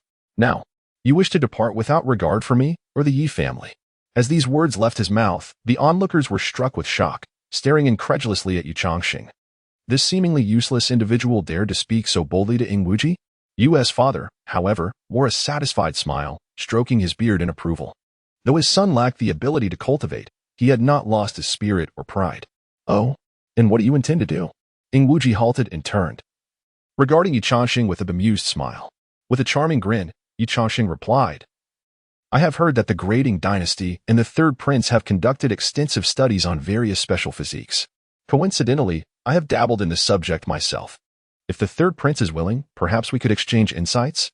This proclamation struck like a thunderbolt, leaving the crowd in stunned silence. Had he just heard correctly? This waste of a Yi family disciple was directly provoking Wuji? It seemed he truly meant it. Had he lost his mind?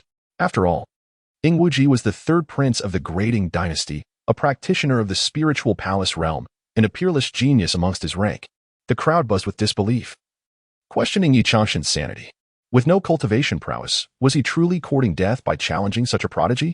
In the corner, Xiao Chen's eyes lit up with excitement as he triumphantly raised his fist. Haha, this waste truly knows no bounds, daring to provoke Wuji. He's doomed this time. Indeed. Brother Chun, this is going to be quite the spectacle. Yi Tu chimed in, equally thrilled by Ye Changsheng's reckless boldness. Gu Qingyi watched Ye Changsheng with surprise, his actions catching her off guard. Yet, a smile crept onto her exquisite face. It seemed her husband had undergone a transformation. Gu and Apos' father nodded approvingly, admiring Ye Changsheng's display of masculinity. Brother Yi, you have trained him well. Haha, Brother Gu, you flatter me. The boy is simply showing his own merit. In the past, Ye Changsheng had often been perceived as frivolous, and his inability to cultivate had drawn criticism from the family. Yet, with Wuji's arrogance inciting resentment among the Yi family, witnessing their once timid and young master bravely stand up had garnered him unexpected support. In response to Wuji and Apos' retort, Ye Changsheng smiled and said, "Third Prince, you have extensive knowledge of special physiques. I wonder if you are familiar with my ancient wasteland physique? A waste of a physique? What is there to understand?" Wuji scoffed, showing no sign of taking him seriously. "You say you wish to teach, but how could this prince instruct you?" Ye Changsheng feigned a sorrowful sigh. "Alas, as you know, my ancient wasteland physique is incapable of cultivation. How about we engage in a physical contest without the use of our powers?" The crowd gasped in disbelief. Gu Qingyi's brows furrowed in concern as she watched her husband's back, feeling an urge to speak up. Although she knew he had been practicing the physical techniques rewarded by the heavenly path steel, she was uncertain of his progress. Moreover, Wuji was a genius trained in the Qingjiao shattering divine technique, and his bloodline from a powerful beast made his physical prowess far superior to that of ordinary individuals. Was her husband's challenge not a bit reckless? Ye's father's eyes flickered with worry. while he was thrilled that his son had stepped forward. He feared that competing against a genius like Ing Wuji might be beyond his capabilities. Initially, he had hoped to use this situation to compel Ing Wuji to apologize. But now, his son's bold declaration had shifted his thoughts. If Ye Changsheng were to face danger, he could always intervene. Regardless, Ye Changsheng's reputation as a waste was well known, and daring to challenge Ing Wuji would surely earn him a different kind of respect. Even if he lost, few would dare to criticize him. As the crowd's thoughts whirled, they awaited Ing Wuji's response. Observing the calm demeanor of Ye Changsheng, Ing Wuji felt a surge of joy. Originally, he believed this matter would end after the Gu family head spoke, as the might of the emperor was not something he could challenge. But now, with Ye Changsheng recklessly stepping forward, he could not be blamed for what ensued. "Ha! You possess quite the audacity. Are you suggesting you wish to challenge this prince?" He taunted. "Could it be that you are afraid?" Ing Wuji's laughter resonated like thunder, reverberating through the air. "Oh, how delightful! I thought you were merely a waste hiding behind the protection of your elders, but it seems you do possess some courage. However, to claim that this prince fears you? For that remark alone, I shall teach you a lesson today." With a swift glance at Ye's father, he added, "Uncle Yi, this was his own challenge. I trust you won't blame this prince for being too harsh?" Before Ye's father could respond, Ye Changsheng interjected, "Third prince. This matter is entirely of my own volition and has nothing to do with anyone else. Let me see for myself whether the Qingyi shattering divine technique of the grading dynasty truly lives up to its reputation." Gu Qingyi, anxious, twisted her hands together. Her gaze fixed on Ye's father, hoping he would intervene to prevent this confrontation. Chapter 34. Ye Changsheng's confidence. Ye Changsheng glanced back at his father, who seemed momentarily lost for words. The usually carefree and reckless youth had unexpectedly adopted a serious demeanor and subtly shook his head at him. In a moment of distraction, Ye father, amidst the astonished gazes of those present, finally spoke with deliberate calmness. "If you wish to spar, as the head of this family, I shall not impede you. However, I urge you to temper your strength. Do not take a life." As soon as his words fell, the atmosphere erupted in astonishment. Could it be that Ye father would allow this match to proceed, witnessing his beloved son potentially being mercilessly beaten? Gu Qingyi initially considered intervening, but realizing both her husband and father-in-law had acquiesced, she refrained, not wishing to undermine herself. Thus, this seemingly uneven contest was set to unfold. Ye Changsheng gracefully extended his hand toward Ing Wuji. "Please." What audacity! Who do you think you are?" Ing Wuji smirked, a hint of disdain curling his lips. Yet a flicker of coldness flashed in his eyes. Suddenly, a powerful aura erupted from him, the rhythmic thunder of his internal energy reverberating like distant storms, hinting at an undercurrent of terrifying power.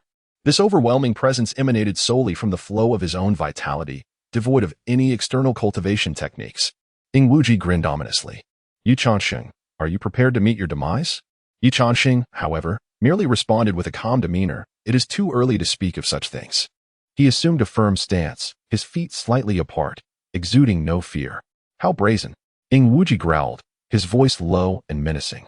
Suddenly, a dragon and amp, Apos, roar echoed from within him, and a layer of pale blue scales enveloped his skin, resonating with the distant azure dragon. A domineering pressure surged forth from him, causing the spectators to feel a palpable sense of dread. With a forceful push, the ground beneath Ing Wuji erupted into a small crater as he vanished from sight, leaving behind only fleeting afterimages in the air. Ye Changsheng's expression hardened, his gaze flashing with a golden glint. Undeterred, he charged forward, taking 3 decisive steps before unleashing a powerful punch. At that moment, Ing Wuji and Amp, Apos, form solidified, and he retaliated with a fierce strike of his own. Their fists collided mid-air with a thunderous crash that reverberated through the surroundings. Gu Qingyi anxiously covered her mouth, fearing she might scream. In comparison to Ing Wuji, Ye Changsheng and Apos' presence seemed less imposing. On the surface, he appeared to lack the formidable aura of his opponent. Yet only those with profound cultivation could discern the glimmer of a dark golden sheen that flickered around him. This stark disparity caused many to shut their eyes, dreading the sight of impending violence. Just as the crowd anticipated Ye Changsheng's imminent defeat, both combatants suddenly retracted their fists. Ing Wuji displayed a look of astonishment, while Ye Changsheng remained composed, as if the earlier clash had been inconsequential to him. "Interesting," Ing Wuji remarked, a hint of intrigue dancing in his eyes. He had not expected that his full-force strike would leave Ye Changsheng unscathed. This battle had become increasingly captivating. A muffled, resonant sound echoed, akin to a drumbeat, causing those nearby to feel a reverberation in their ears. The ground where they stood fractured, shards of precious stone scattering like projectiles, slicing through the air. Ye Father focused intently, his pulse quickening as he observed the unfolding scene, prepared to intervene should Ye Changsheng be in peril. As the debris settled, both warriors radiated a pale blue and dark golden glow, their fists locked in a stalemate. A look of incredulity crossed Ing Wuji's face. How could this seemingly incapable body exhibit such formidable strength, rivaling his own azure dragon form? Anger surged within him. Step back. Once more. A surge of overwhelming power surged from within him, crashing toward Ye Changsheng in a tidal wave of force, intending to push him back. Yet Ye Changsheng stood resolute. An equally potent force erupting from his own being. The collision of their energies sent both fighters stumbling backward involuntarily. Ing Wuji retreated 3 steps while Ye Changsheng remained steadfast, not yielding an inch. The equal exchange left onlookers in disbelief. How could this be possible? Ing Wuji and Ye Changsheng were evenly matched? Amidst the gasps of the crowd, Ye Changsheng shook his hand and flashed a grin, revealing his white teeth. The azure dragon body of the third prince seems rather underwhelming. Before Ing Wuji could retort, a clear, youthful voice broke through the tension. Go, brother. Defeat this arrogant fool. Ye Yao had dashed over, enthusiastically cheering for Ye Changsheng, her tiny fist waving in encouragement. Go, brother. Go. Ye Yao's exuberant cries captured everyone's attention, and the members of the Yi family, momentarily taken aback, soon found themselves swept up in her enthusiasm, their scattered cheers coalescing into a unified chorus. They were, after all, members of the Yi family. And when faced with the humiliation from outsiders, they could stand together as one. The deafening cheers reverberated through the air, eliciting a smile from Ye Changsheng. The previous clash had merely been a test. He had held back, remaining vigilant in defense. Yet now, observing Ing Wuji's physical prowess, it seemed he had little to fear. If this was the extent of his strength, then he could unleash his full potential without reservation. Ing Wuji stared in disbelief at his slightly trembling fist. Confusion etched across his features. How could a body deemed incapable of cultivation possess such overwhelming physical strength, rivaling his azure dragon form? This outcome was difficult for his proud heart to accept. He had anticipated that with his superior strength, even if he couldn't vanquish this waste, he would at least leave him gravely injured. It should have been he, and not this waste, receiving the accolades of the crowd. Damn it all, he roared, fury igniting within him, threatening to consume his reason. With a slight bend, he vanished in the blink of an eye. At that moment, as Ye Changsheng turned to greet Ye Yao, he suddenly tensed, feeling a rush of wind approaching. Husband, be careful, Gu Qingyi shouted, unable to contain her alarm. Ing Wuji's actions were tantamount to a sneak attack. Regardless of Ye Changsheng's prowess, he could easily be harmed if caught off guard. In a critical moment, the force of Ing Wuji and Apos' punch bore down upon Ye Changsheng. He instinctively dropped to the ground, nearly parallel to it, executing a perfect bridge to evade the strike. In one fluid motion, he flipped his body, planting one hand on the ground and unleashing a powerful kick toward Ing Wuji's back. Bang! Another jarring impact echoed, causing Ing Wuji to brace himself against the blow with his formidable physique, though he staggered back a few steps from the force. You will pay. Frustrated by the failed ambush, Ing Wuji retaliated, unleashing a torrent of punches like a dragon's fury, raining down upon Ye Changsheng. Yet Ye Changsheng showed no signs of retreat, his hair billowing wildly as his golden aura intensified, responding with equal ferocity. The sounds of their relentless clashes resonated like drums, shaking the very ground beneath them into chaos. Chapter 35. The humanoid savage, the raw and explosive power was laid bare before all. Every inch of the two bodies was akin to the most formidable of weapons. Any collision would have left others with shattered bones and torn ligaments. The ground trembled beneath them, rendered nearly unrecognizable, compelling the onlookers to retreat. A red-haired genius from the eastern continent could not help but exclaim, Ing Wuji is a prince of the great Ming dynasty, possessing an extraordinary physique. Who would have thought that the legendary waste body could exhibit such formidable strength? It is truly astonishing. Indeed. After all, he is an imperial scion, destined to be different from the ordinary. Who do you believe will emerge victorious in this clash? Initially, I presumed Ing Wuji would secure an effortless victory. Yet it appears that the Yi family's imperial scion is no pushover. The outcome remains uncertain. As the Eastern Continent's elites pondered this, the battle between the two escalated to a fever pitch. Ing Wuji, being a proud genius of the Central Continent, was resolute and unwilling to yield. Although Ye Changsheng appeared casual on the surface, he harbored a profound sense of pride. Moreover, the task set forth by the system loomed before him. To concede this battle could mean the loss of a life-altering reward. The sounds of their fierce exchanges echoed, with blood seeping from their fists. As Ye Changsheng attempted to steady his rapid breaths, Wujie seized the opportunity to launch a ferocious assault. With his old strength waning and new energy yet to emerge, he had no choice but to brace himself, absorbing a brutal punch with sheer will.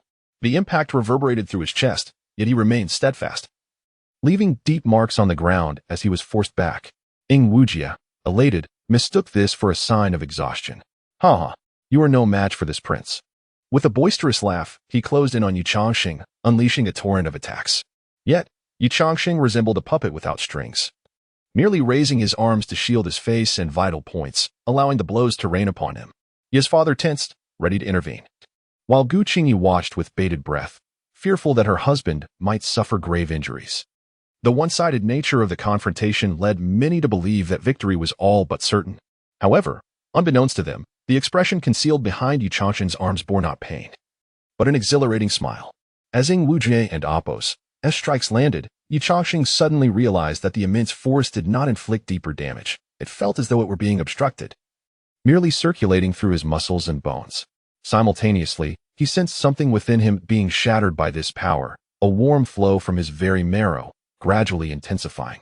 With the invisible shackles fracturing and the warmth coursing through his muscles, he felt his cells invigorated, as if they had encountered a potent tonic, granting him an unparalleled sense of vitality. Although uncertain of the changes occurring within him, Ye Changsheng instinctively understood that they were not detrimental, and he had no intention of resisting. Wujie's assault grew increasingly frenzied, his form nearly coalescing into a shadow that enveloped Ye Changsheng, delivering relentless blows. Under such a barrage, he believed that even a practitioner of the cave heaven realm would succumb. Then, he witnessed Ye Changsheng lower his arms, abandoning his defensive stance. Taken aback, Wujie assumed his opponent had finally exhausted his strength, seizing the moment to deliver a decisive blow. However, when their eyes met, he was inexplicably alarmed by the excitement reflected in Ye Changsheng and Appos' gaze. "Is that all the strength you possess? Even a waste body like me can withstand your blows. Perhaps your energies have been spent on women?" To provoke Wujie and sustain his relentless aggression, Ye Changsheng deliberately taunted him. Sensing that shattering the shackles within his body might yield a new transformation of his indestructible form, Wujie unleashed a barrage of punches, while Ye Changsheng responded with just a solitary strike in return. Yet, amidst this uneven exchange, Wujie felt his own organs tremble violently under the impact of his own blows, as if they were on the verge of displacement. Seeing Ye Changsheng still devoid of any defensive intent, as if he intended to trade injuries, Wujie succumbed to madness. "Very well. If you wish to exchange injuries with this prince, do you think I fear you?" Despite the excruciating pain radiating throughout his body, he could not swallow his pride in the face of Ye Changsheng's calm demeanor. As a prince of the great Ing dynasty, a prodigy of the central continent, how could he possibly be outmatched by a waste body? Wujie remained unconvinced, believing that after enduring so many of his strikes, Ye Changsheng could not truly remain unfazed. Without hesitation, he pressed forward, abandoning all defense to engage Ye Changsheng in a head-on clash. He was gambling, wagering that Ye Changsheng's internal condition was equally dire, and that his calmness was merely a facade. He bet that Ye Changsheng would not be able to withstand his onslaught and would collapse first. As the terrifying might continued to descend upon him, Ye Changsheng felt not despair, but rather joy. If this continued, the invisible shackles within him would surely shatter completely. The warm current had swelled to a palpable degree, causing his body to rejoice. Thus, he deliberately slowed his counterattacks, luring Wujie to persist in his assault, determined not to allow him to relent. To the outside observers, it appeared as though Ye Changsheng had reached his limits, on the verge of succumbing to Wujie's relentless barrage. Alas, it seems the Yi family's imperial scion has ultimately made a critical error. Indeed, he cannot cultivate and lacks the nourishment of spiritual energy. He is inherently at a disadvantage. I believe so as well. Ye Changsheng is likely to be defeated shortly. The onlookers from the eastern continent murmured among themselves, convinced that Ye Changsheng had lost all hope of a comeback, merely clinging to his willpower. However, the elite of the eastern continent, along with those of profound cultivation, observed the battle with furrowed brows. perhaps weary of the incessant chatter. A young genius from the eastern continent could not help but scoff. A bunch of short-sighted fools, utterly oblivious to the current state of affairs, making baseless conjectures. While Jie may appear to hold the advantage, he is already faltering, his steps unsteady and his vitality waning. Meanwhile, Ye Changsheng remains steady and resilient. It is likely he will soon claim victory. Chapter 36. The sacred body of the Azure Dragon. Upon uttering these words, the younger generation of Dongzhou erupted in astonishment. The speaker was among the elite talents of Dongzhou, and it was clear that their discernment was not lacking. Moreover, the expressions on the faces of the venerable elders seemed to corroborate this perspective. Could it truly be possible? Someone voiced their incredulity, finding it hard to believe that Wuji could be defeated by an inconspicuous, feeble body. Indeed, ignorance breeds fearlessness. Nearby, several talents from Zhongzhou scoffed derisively. You Dongzhou individuals are truly naive. If Wuji's sacred body of the Azure Dragon possessed only this level of strength, what merit could he possibly claim as a genius in Zhongzhou? The young man in red furrowed his brow, displeased with the Zhongzhou talent as remarks. The situation was crystal clear. Could they not perceive it? Humph. The Zhongzhou talent sneered, their face brimming with pride and disdain. Are you truly unaware? The sacred body of the Azure Dragon from the Dang dynasty was established by the ancient powerhouse, the Azure Tsang Saint Emperor. A technique devised by an unparalleled figure at the imperial realm. Could it possibly wield only this feeble might? This proclamation left the Dongzhou talents utterly astonished. The Zhongzhou talent continued, saying, listen closely, for today you shall witness. The sacred body of the Azure Dragon that Wuji has cultivated is merely in its nascent stages. The original name of the technique, created by the Azure Tsang Saint Emperor, is the sacred body of the Azure Dragon, refined with the true blood of the Azure Dragon. Surely, you have heard of the name of the Azure Dragon sacred beast? To refine the body with such blood, only a being of the Dao platform realm could barely endure it. At its peak, even an imperial realm powerhouse would find themselves physically invincible among equals, highlighting its formidable nature. Of course, the current Wuji cannot withstand the true Azure Dragon bloodline. So the younger generation of the Dang dynasty first uses the bloodline of the Azure Crawler to lay a solid foundation, awaiting deeper cultivation before commencing the true practice of the sacred body of the Azure Dragon. Even in this diluted form of the sacred body of the Azure Dragon, Wuji is still capable of ranking within the top 30 of Zhongzhou and Appos as prodigies. That is the talent ranking of Zhongzhou. Even those beyond the top 50 can rise to prominence in your Dongzhou. Do you truly believe that Wuji possesses only these capabilities? Upon hearing the Zhongzhou talent's explanation, many gasped in astonishment. No wonder Zhongzhou looks down upon Dongzhou. The quality of the next generation of talented individuals is indeed vastly inferior, making it impossible to compare. The young man in red, feeling a sense of unwillingness, retorted, no matter how you embellish Wuji, he remains at a disadvantage. A stubborn duck refusing to admit defeat. Just watch. The Zhongzhou talent dismissed the young man as claims with a cold snort and fell silent. In the arena, Wuji was panting heavily, his arms covered in a layer of faint blue scales, which were enveloped in a pinkish mist emanating from within. Ye Changsheng felt an unparalleled sensation of comfort within his body, akin to being submerged in icy water on a sweltering day, filled with a refreshing and invigorating sensation. Noticing Wuji's pause, he deliberately mocked. Could it be that the illustrious third prince of Dang possesses only these capabilities? Your dynasty's sacred body of the Azure Dragon seems rather lacking, does it not? Wuji looked up, a grimace twisting his face, also covered in scales. He chuckled darkly, admitting, this prince concedes, I have slightly underestimated you, this feeble body. However, do you truly believe your cunning tricks can contend with this prince? Since you seek your own demise, do not blame this prince for being merciless. As his words fell, his bloodshot eyes suddenly radiated a faint azure glow. Accompanied by a low shout, an overwhelming and terrifying pressure surged from Wuji, momentarily astonishing even Ye's father, who was observing. This is the aura of the Azure Dragon? He murmured, a hint of concern flickering in his eyes. It seems there is a drop of true Azure Dragon blood within Wuji. I wonder if Changsheng can withstand it. Yet, this terrifying aura, which was utterly horrifying, dissipated in an instant. Even so, the onlooking Dongzhou individuals wore expressions of shock. And even the hidden old monsters were somewhat taken aback. This is true Azure Dragon blood? Indeed, judging by the aura, it cannot be mistaken. The Dang dynasty truly spares no expense on its younger generation. No wonder it stands as the mightiest among the 5 continents. Its reputation for wealth is well-deserved. The previously scoffing Zhengzhou talent chuckled as he turned to the visibly distressed Dongzhou prodigies. You see? This is the true strength of Ingwuji. If he cannot subdue this feeble body, he is unworthy of ranking among the top 30 of Zhengzhou's geniuses. The ignorant commoners are indeed laughable. Faced with the Zhengzhou talent derision, the Dongzhou geniuses found themselves at a loss for words. The aura that had erupted from Ingwuji was too terrifying. Even if they banded together, they lacked the confidence to withstand it, highlighting just how formidable he was. Ye Changsheng's expression turned serious. When the Azure Dragon aura had surged, he indeed sensed an unavoidable threat of death.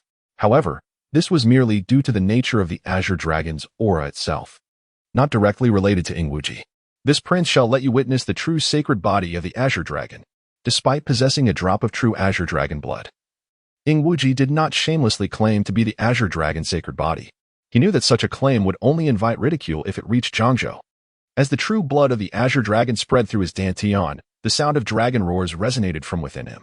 The scales covering his body appeared as though they were painted, transforming from a light azure to a deep, rich cerulean, simultaneously radiating a faint glow. The previously weakened aura surged back to a formidable state, even surpassing his initial condition. Feeling the torrential power coursing through him, Ingwuji grinned maliciously, akin to a ferocious dragon preparing to strike.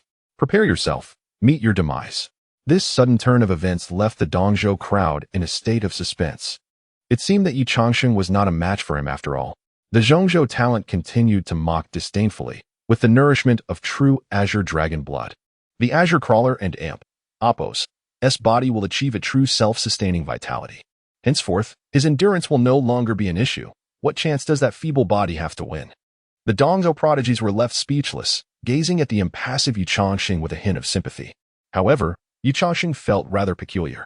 For some reason, despite Ingwuji activating the true Azure Dragon blood, he sensed that it still posed him little threat. Such a statement may appear overly arrogant. Yet it was indeed his genuine sentiment. Lost in thought, Ingwuji let out a furious roar, and his figure instantaneously vanished from sight, seemingly moving even faster than before. Chapter 37. Has Ingwuji met his demise? The astonishing speed displayed left the onlookers utterly astounded. The velocity of the Qingjiao's sacred body had been remarkable, but now it was nothing short of breathtaking. Even without relying on cultivation, his physical prowess was formidable. Ye Changsheng's pupils constricted abruptly, and his arms crossed defensively before his face. With a resounding thud, Ye Changsheng's legs sank into the ground, carving 2 deep trenches. A crack echoed within his body, as if something had snapped. Ingwuji's relentless assault showed no signs of abating, denying Ye Changsheng even a moment to catch his breath. The series of heavy impacts resounded as Ye Changsheng seemed to be on the defensive, barely able to protect himself, let alone counterattack. Although it felt slow, only 6 breaths had passed since their confrontation began. In this brief span, Ye Changsheng had endured dozens of punches, akin to a small boat caught in a storm, perilously close to capsizing. Yet, he hardly paid heed to Ingwuji and Imp, Appos, strikes. The seemingly powerful blows merely inflicted pain without causing serious harm. He instinctively defended himself, shielding vital areas from potential catastrophe. The surge of heat within him had reached its peak, and his cells, parched and desperate, clamored for this warmth. Simultaneously, his indestructible golden body became ever more refined and resilient, akin to iron being purified under a hammer. A peculiar sensation washed over him, as if he could obliterate Ingwuji with a single blow. Ye Changsheng understood that this feeling stemmed from the enhancement of his physique, confirming that his indestructible golden body had evolved, at least enabling him to suppress the Qingjiao sacred body. After a flurry of attacks, Ingwuji landed to catch his breath. Die! He bellowed, rushing forward, intent on defeating Ye Changsheng outright. In that instant, a strange light flickered in Ye Changsheng's eyes. After enduring so much punishment, it was time to retaliate. Die!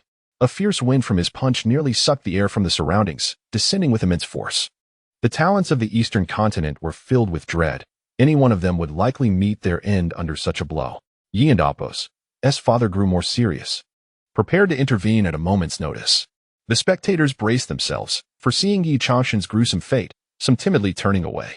However, in the face of this seemingly lethal punch, Ye Changsheng executed an unexpected move. He stepped back with his right leg and then lunged forward, executing a bow stance punch. In a flash, Ingwuji's fist collided with Ye Changsheng's chest, and the latter's lack of defense granted him an unexpected advantage, leaving Ing Wuji with little room to evade. The two impacts resonated almost simultaneously, accompanied by a sharp crack. A trickle of blood escaped from the corner of Ye Changsheng's mouth. After all, he was facing the Qingyi sacred body, and enduring such a fierce attack had inflicted some damage. Victory is determined, proclaimed the talent from the central continent, believing they would soon witness Ye Changsheng's collapse. Yet, the next moment, Ing Wuji collapsed, his forehead marked with a distinct imprint of a fist, blood oozing from his orifices. Silence enveloped the crowd. Ye Changsheng exhaled slowly, rubbing his aching chest. He was certain he bore bruises from Ing Wuji and Appo's punch. How is this possible?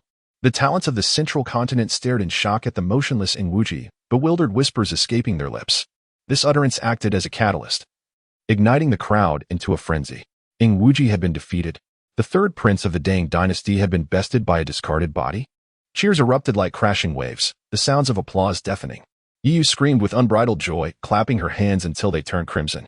In stark contrast, the faces of the talents from the central continent were pallid and filled with disbelief.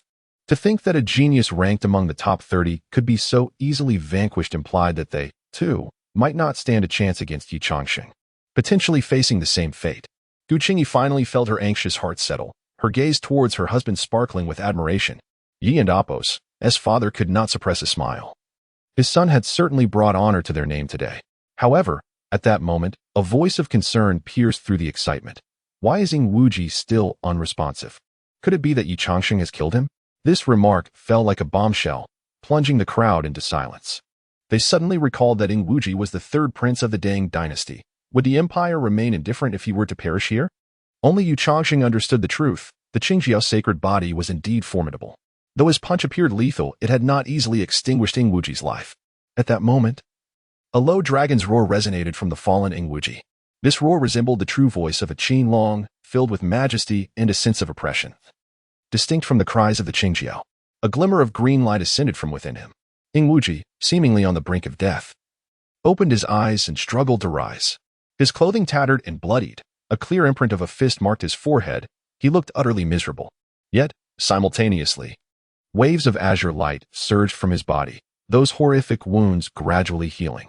This extraordinary regenerative ability left the young talents of the eastern continent breathless. Initially, they believed they could measure up to the talents of the central continent. But witnessing the ferocity of the clash between the two and the terrifying vitality of the Qingyi sacred body made them realize they would be mere fodder in such a confrontation. In a corner, Xiao Chen's face twisted with fury and jealousy. He had assumed that with Ing Wuji's prowess, defeating Ye Changsheng would be effortless, only to be met with this outcome. The most tragic realization struck him. If he were in Ing Wuji and Appo's place, he would likely not withstand even a moment without the need for the Qinglong's true blood. As the onlookers marveled at Ing Wuji's formidable life force, the green light floated into the air, suddenly drawing in the surrounding spiritual energy. The terrifying suction, akin to a black hole, swiftly absorbed every trace of energy within 100 miles, creating a momentary vacuum in the atmosphere. As the spiritual energy converged, the azure light gradually coalesced into a massive Qin Long, spiraling majestically above them. Chapter 38, The Master of the Great Wind. As the fearsome dragon head took form, it unleashed a deafening roar that echoed through the air. A terrifying pressure surged forth like a tidal wave, causing all things to tremble in its wake. A voice, majestic yet filled with fury, reverberated as if the heavens themselves were rumbling. Who dares to act so recklessly against my son, to harm him so grievously? Do you think the Great Wind Dynasty is without defenders? As this tremendous sound rolled out, the pressure emanating from the azure dragon intensified. Those of lesser cultivation felt their blood surge, some even spitting blood and suffering internal injuries from the sheer force of the aura. Ye Changsheng's heart tightened. And just as he prepared to flee, the dragon and Appo's lantern-like eyes fixed upon him. It is you who has harmed my son so. As the azure dragon spoke, the gust of air sent Ye Changsheng's hair wildly fluttering.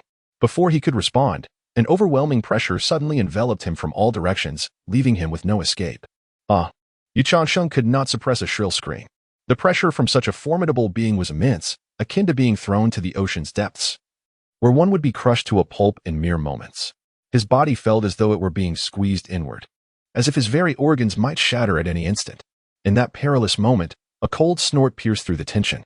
Ye Changsheng immediately felt a gentle force wash over him, repelling the oppressive pressure that had surrounded him. Simultaneously, the pressure exerted by the azure dragon on the onlookers dissipated, granting them a moment to breathe. Ye's father gazed coldly at the circling azure dragon. Your arrogance is truly astounding. You resort to violence at the slightest provocation? The azure dragon finally took note of the seemingly unremarkable Ye's father. What are you, to speak so boldly to me? Do you know who my son is? He is the third prince of the Great Wind Dynasty. Should his life be lost in the eastern continent, I shall summon the might of the central continent to annihilate your eastern sex. The azure dragon's domineering aura was unparalleled, and his words drained the color from the faces of those present in the eastern continent. Though it was merely a verbal threat, they could not deny that the Great Wind Dynasty indeed possessed the capability to follow through. Such a blatant threat was unbearable for the people of the eastern continent. Yet, Ye and Apos, S father remained unfazed. What grandiose claims. The Great Wind Dynasty is truly overbearing, unable to distinguish right from wrong. Your son, relying on his status as the third prince, dares to covet a married woman at another's doorstep. Such disgraceful conduct, should it come to light, would surely tarnish the reputation of the Great Wind Dynasty. Is it not right that he should face consequences for such despicable actions? I never anticipated the Great Wind Dynasty would be so shameless, striking at the young while hiding behind the old. Do you wish to brazenly defend the indefensible? His words were reasoned and objective, eliciting a renewed surge of pressure from the azure dragon. Insolence! How dare you blaspheme the Great Wind Dynasty in such a manner? How laughable. The truth lies before us, and how could I possibly desecrate your dynasty? With so many witnesses present, if you doubt me, simply ask them. Instead of investigating the truth, you immediately resort to threats. Is that not shameful? At this moment, the azure dragon finally regarded Ye's father with a serious demeanor. He realized that his imperial aura seemed to have no effect on this man. Intrigued, he focused his divine sense, and upon discerning Ye's father's cultivation, astonishment flickered in his terrifying eyes. A ninth-stage virtual emperor? It is known that while above the Saint Realm lies the Imperial Realm, it is further divided into various categories. Rarely does one attain such an extraordinary level, and only a few are aware of the nuances. Coincidentally, the ruler of the Great Wind Dynasty is one of those few. The Imperial Realm above the Saint level is classified into Sub-Emperor, Half-Emperor, Celestial Emperor, and Divine Emperor. Only by reaching the position of Celestial Emperor can one truly be called a dominant force in the world. The so-called Apos, Virtual Emperor Apos, is a unique state that exists between Half-Emperor and Celestial Emperor. Ye and Apos, S father and Apos, S strength is indeed astonishing. The azure dragon and Apos, S tones softened considerably. I did not expect such a remarkable figure to emerge from the eastern continent, so close to true imperial status. Ye's father, however, replied with nonchalance, just fortunate. A stroke of good luck, really. Alas, were it not for the constraints of the eastern continent and Apos, as heavenly laws, you would have undoubtedly ascended to true imperial power. The azure dragon's words were tinged with a hint of regret, yet Ye's father remained composed. It is merely a matter of following the natural order. There is nothing to lament. Although their exchange was calm, the implications sent ripples of astonishment through the onlookers from the eastern continent. They understood that, compared to the central continent, the eastern continent was resource-poor, and the spiritual energy was far less abundant, making cultivation much more arduous. Up to now, aside from Ye's father, there were only 3 sub-emperors in the eastern continent. Even those 3, when compared to Ye's father, were like fireflies against the full moon, insignificant. Because of the vast disparity, the people of the eastern continent naturally believed that Ye's father had reached the imperial realm. However, upon hearing the conversation between the ruler of the Great Wind Dynasty and the head of the Ye family, it appeared he had not truly attained the Celestial Emperor realm. This revelation, if it were to spread, would undoubtedly cause a stir throughout the eastern continent. Ye's father did not deny it. The truth might very well be as such. However, only he knew that despite not having truly stepped into the Celestial Emperor realm due to the limitations of the eastern continent's heavenly laws, he had spent many years in the 9th stage Virtual Emperor realm, not idly waiting for death. He had secretly experimented with countless methods to continuously enhance his combat prowess. If he were to engage in battle, even against a legitimate 5th stage Celestial Emperor, he would likely not be at a disadvantage. Of course, this was Ye's father's own assessment. After all, he had yet to encounter such an adversary, and without concrete comparisons or demonstrations, the reality remained uncertain. Upon recognizing Ye and Apos, as father and Apos, as cultivation, the pressure from the azure dragon suddenly dissipated. Ye and Apos. S father smiled and withdrew his aura, lifting the protective barrier around the onlookers. Ye Changsheng grimaced, rubbing his chest, filled with gratitude. Had it not been for his father today, he might have truly lost his life. After all, the ruler of the Great Wind Dynasty is a figure of considerable renown in the central continent. Even a mere projection of his pressure was beyond what his currently immature, indestructible body could withstand.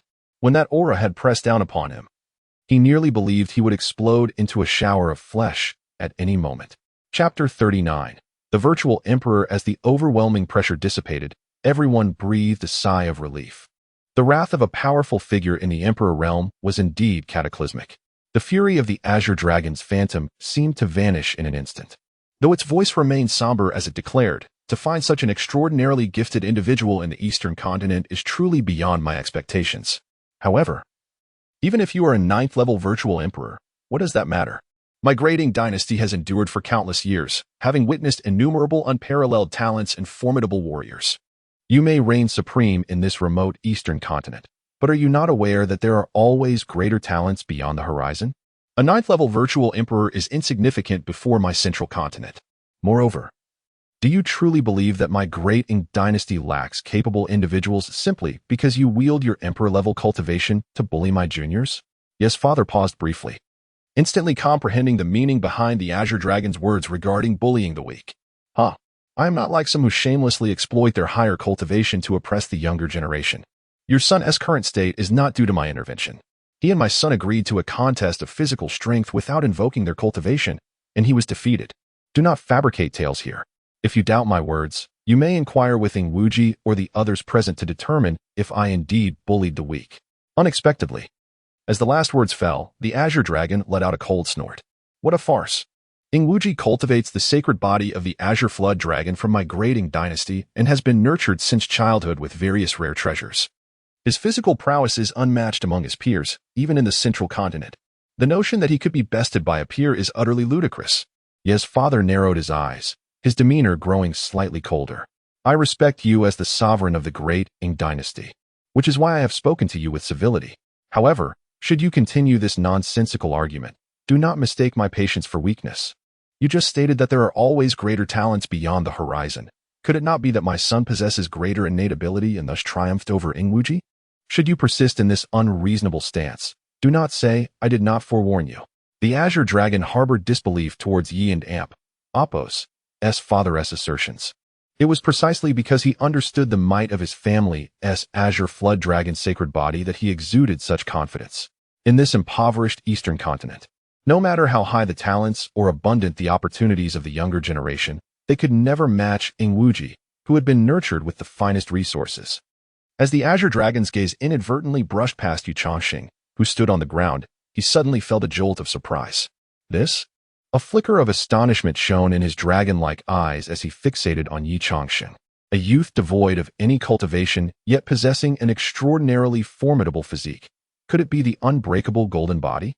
A tremor ran through him as he recalled an ancient prophecy from the central continent and Apos' Tianji pavilion. Could it be that the individual foretold in the prophecy is this lad? Lost in thought, the Azure Dragon was momentarily distracted.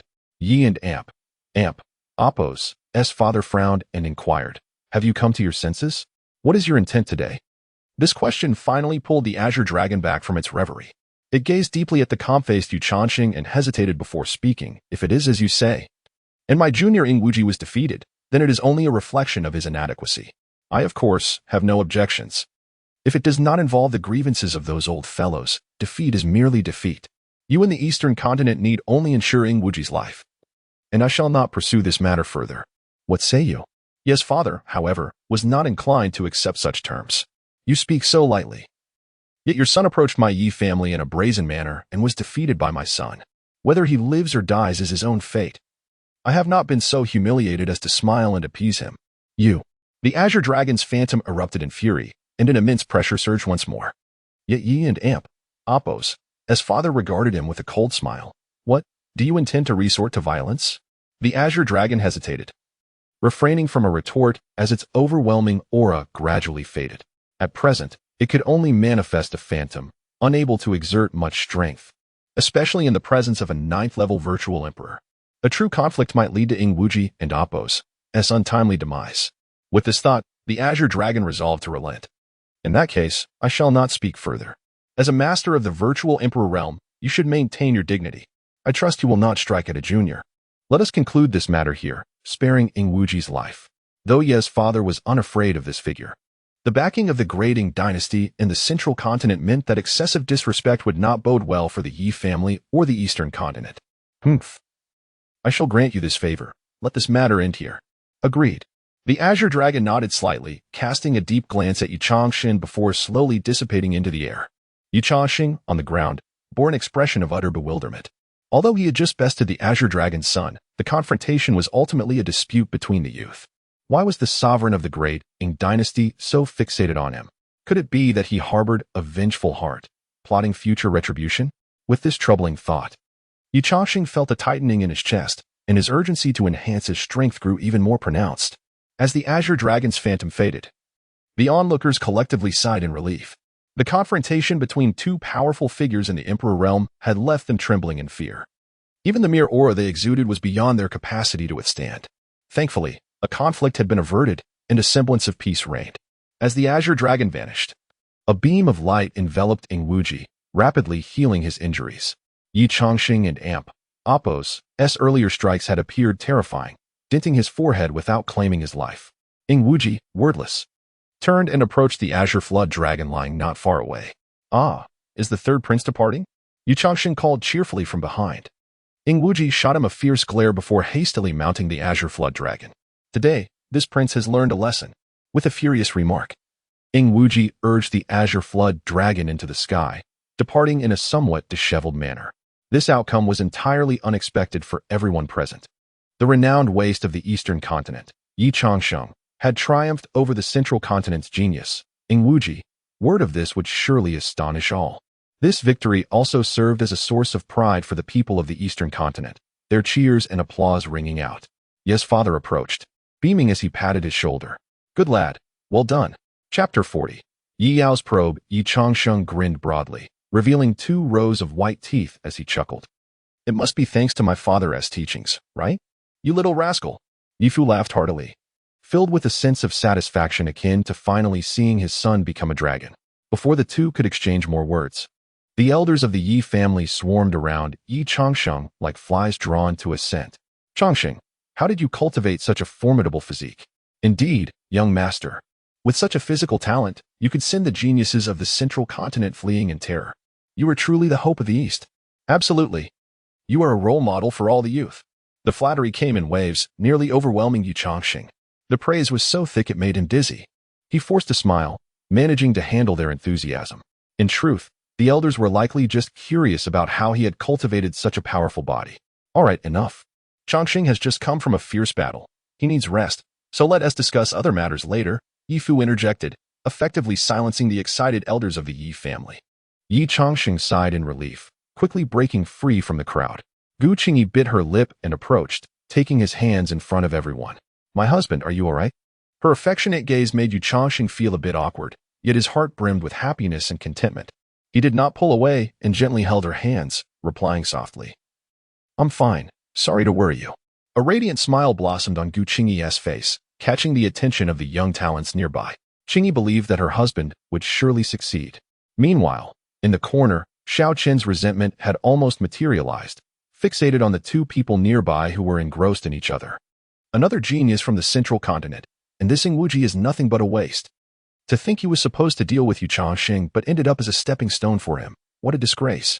Ye Tu gritted his teeth, saying, I never expected Ye Changsheng to hide his strength so well, cultivating such a formidable body without anyone noticing. This brat is full of tricks, just as cunning as you. Chen. Xiao Chen's face darkened further, and he turned to slap Ye Tu sharply on the head. If you can't speak wisely, then keep your mouth shut. What do you mean? Just as cunning as me. Ye Tu finally registered the comment, scratching his head sheepishly. But regardless of how strong his body is, he still cannot cultivate. As long as I, the divine son, apply myself diligently, I will be able to crush him with ease when my cultivation reaches greater heights. Let us see how arrogant he remains then. Yes. Qin, you are indeed the most gifted among us. The spotlight may be on Ye Changsheng now. But at the end of the day, he is still a useless body incapable of cultivation. It's not worth your time to compete with him. Yi too hastily flattered him, finally improving Xiaoqian's mood. Let us go. Watching those sycophants is utterly tiresome. After wasting half a day, Ye Changsheng finally escaped from the enthusiastic crowd of the East Continent and hurried back to his room with Gu Qingyi. Their fervor was somewhat excessive, leaving him more exhausted than battling Ing Wuji. As soon as he sat down in his room, he eagerly closed his eyes. The system's prompt had been swirling in his mind for quite some time. Task completed. Defeat the third prince of the Deng dynasty. Congratulations, host. You have received the supreme gift package. Would you like to open it? Open. After all his hard work, he had finally obtained the greatest reward, and he could hardly contain his excitement. As a dazzling golden light flickered in his mind, an ancient scroll floated in his consciousness, quivering slightly. Before Ye Changsheng could approach, he sensed an ancient and desolate pressure emanating from the scroll, as if it had endured the passage of countless ages. The mere aura of it invoked an involuntary solemnity. Taking several deep breaths to calm his racing heart, he slowly reached out toward the scroll. Big brother, come out and play with me. A clear, melodic voice echoed from afar, causing Ye Changsheng to feel a sense of helplessness. Ever since his younger sister and Apos' confinement ended, she seemed to have gone mad, darting around every day, determined to drag him along. Be careful, or our parents will scold you. Ye Changsheng rolled his eyes as he watched Yi Yao dash into the room. Oh, come on, brother. I finally got to come out. How can I not enjoy myself during this joyous time? Why are you always pestering me? Shouldn't you be playing with your friends? Yi Yao pouted. They are just little girls. It's not fun to play with them anymore. Ye Changsheng shook his head helplessly, feeling he had no choice but to rise. Fine. I'll go with you. I don't know what sins I committed in my past life to end up with a sister like you. Yi Yao paused for a moment, a strange glimmer flashing in her eyes. Brother, I have a question for you. What is it? A monkey is riding on a tree, and there is another monkey below the tree. How many monkeys are there in total? Ye Changsheng instinctively scoffed. Either 8 monkeys or 2 monkeys. That joke is so old. Oh, so you can answer quickly now? Ye Changsheng and Apos' voice suddenly faltered, his heart racing. That was too simple. It was just a pun that anyone could guess. He quickly bit his tongue, grateful he hadn't revealed his secret. But why did Yi Yao know about this classic skit from his past life? Turning to look at her, he saw Yi Yao wearing a mischievous smile, gazing at him slyly. Brother, how did you know both answers? Cough. It's such an easy question. Anyone could figure it out with a little thought. Oh, is that so? Of course. Ye Changsheng attempted to cover his slip. But Yi Yao clearly was not convinced. Ever since he inadvertently mentioned the palace liquid wine, 180 for a cup, just a couple of days ago, Yi Yao had been like a cat that smelled fish, relentlessly pursuing him with questions about their past lives, testing him at every turn. Ye Changsheng was now almost certain that Yi Yao had also traveled from the same place as him. Brother, you must honestly tell me, are you the same as me? Same as you. I have no idea what you're talking about. Ye Changsheng attempted to feign ignorance. But Yi Yao clearly was not ready to let him off the hook so easily. Chapter 41. The turn of events, brother. Just be honest. How did you know that phrase? Did you also hear it from that place? Darling. Gu Qingyi's voice suddenly resonated from outside the door, causing Yi Yao to hastily close her mouth. Ye Changsheng let out a sigh of relief and quickly went to greet her at the door. Qingyi, you're back. Gu Qingyi nodded. Then her gaze shifted to Yi Yao, and she greeted her with a smile. Sister, are you here to play with your husband? Yes, sister-in-law. My brother has been cooped up in the room so long that he has almost grown maggots. Yi Yao pouted in dissatisfaction, and Ye Changsheng shot her a fierce glare. This little girl had no idea. He was in his room diligently cultivating. Higi, sister, you have a point. Your husband should indeed venture out more. However, I fear today is not the day. Earlier, father and mother asked me to summon him to the council hall. Ye Changsheng was momentarily taken aback and asked with curiosity. They want me to go to the council hall. Qingyi, do you know what it's about? Gu Qingyi furrowed her brow and pondered for a moment before uncertainly guessing. Perhaps it's regarding your victory over Ing Wuji? Is it still about that? Ye Changsheng felt a wave of helplessness wash over him. These old fogies were remarkably persistent, bothering him for so many days without letting up. Gu Qingyi smiled reassuringly. Rest assured, husband. Your previous battle was exceptionally brilliant. The family now regards you as the pillar of the next generation. Moreover, the rumors about you being a cursed body have been dispelled, and no one dares to use that as an excuse anymore. This was indeed a piece of good news, alleviating some of Ye Changsheng and Apos' inner resentment. All right. I will go and see. He nodded in agreement and hurriedly made his way to the council hall. His intent was only to escape from the clutches of the clingy Yi Yao. Ye noticed his intention and shot him a resentful glance, sending shivers down his spine, which prompted him to quicken his pace. Once he was out of sight, Ye clenched her little fists and waved them vigorously. Humph. I will definitely catch you in your lies and make you admit it. Sister, what are you mumbling about? Ah, nothing, nothing. Ye waved her hand and ran off under Gu Qingyi's puzzled gaze. In the council hall, the elders had gathered, and both Ye father and Ye mother were present. As soon as Ye Changsheng entered, he was taken aback by the scene. The young master has arrived. Please take a seat. One elder, spotting him, smiled warmly and gestured for him to sit, their demeanor significantly kinder than before. The others quickly followed suit, greeting Ye Changsheng and leaving him somewhat flabbergasted. Despite having previously carried the titles of young master and imperial son, these elders had never treated him with such courtesy. After exchanging pleasantries, Ye Changsheng was seated at the front, facing the grand elder. Ye father and Ye mother beamed with pride as they looked at their son. Ahem, Changsheng. Do you know why we called you here today? Gu Qingyi had already surmised the reason, and Ye Changsheng naturally responded, Father, is it about my victory over Ingwuji? Precisely. Previously, you bore the title of a waste body, and even within the family, there were murmurs of discontent. Now that you have vanquished Ingwuji and established your reputation, it is time to vindicate yourself. Ye father's words seemed pointed, causing several elders to shift uncomfortably. Their previous attitude towards Ye Changsheng had not been particularly favorable. The awkwardness lingered for a moment before Ye father continued with a smile, of course. Those are all past matters. Changsheng, do not take them to heart. Everyone is merely considering the future of the Ye family. The elders hurriedly echoed his sentiment, indeed. Young master, do not dwell on the past. We were all thinking of the Ye family. The young master possesses unparalleled talent and wisdom, which previously left us old fogies unable to see clearly.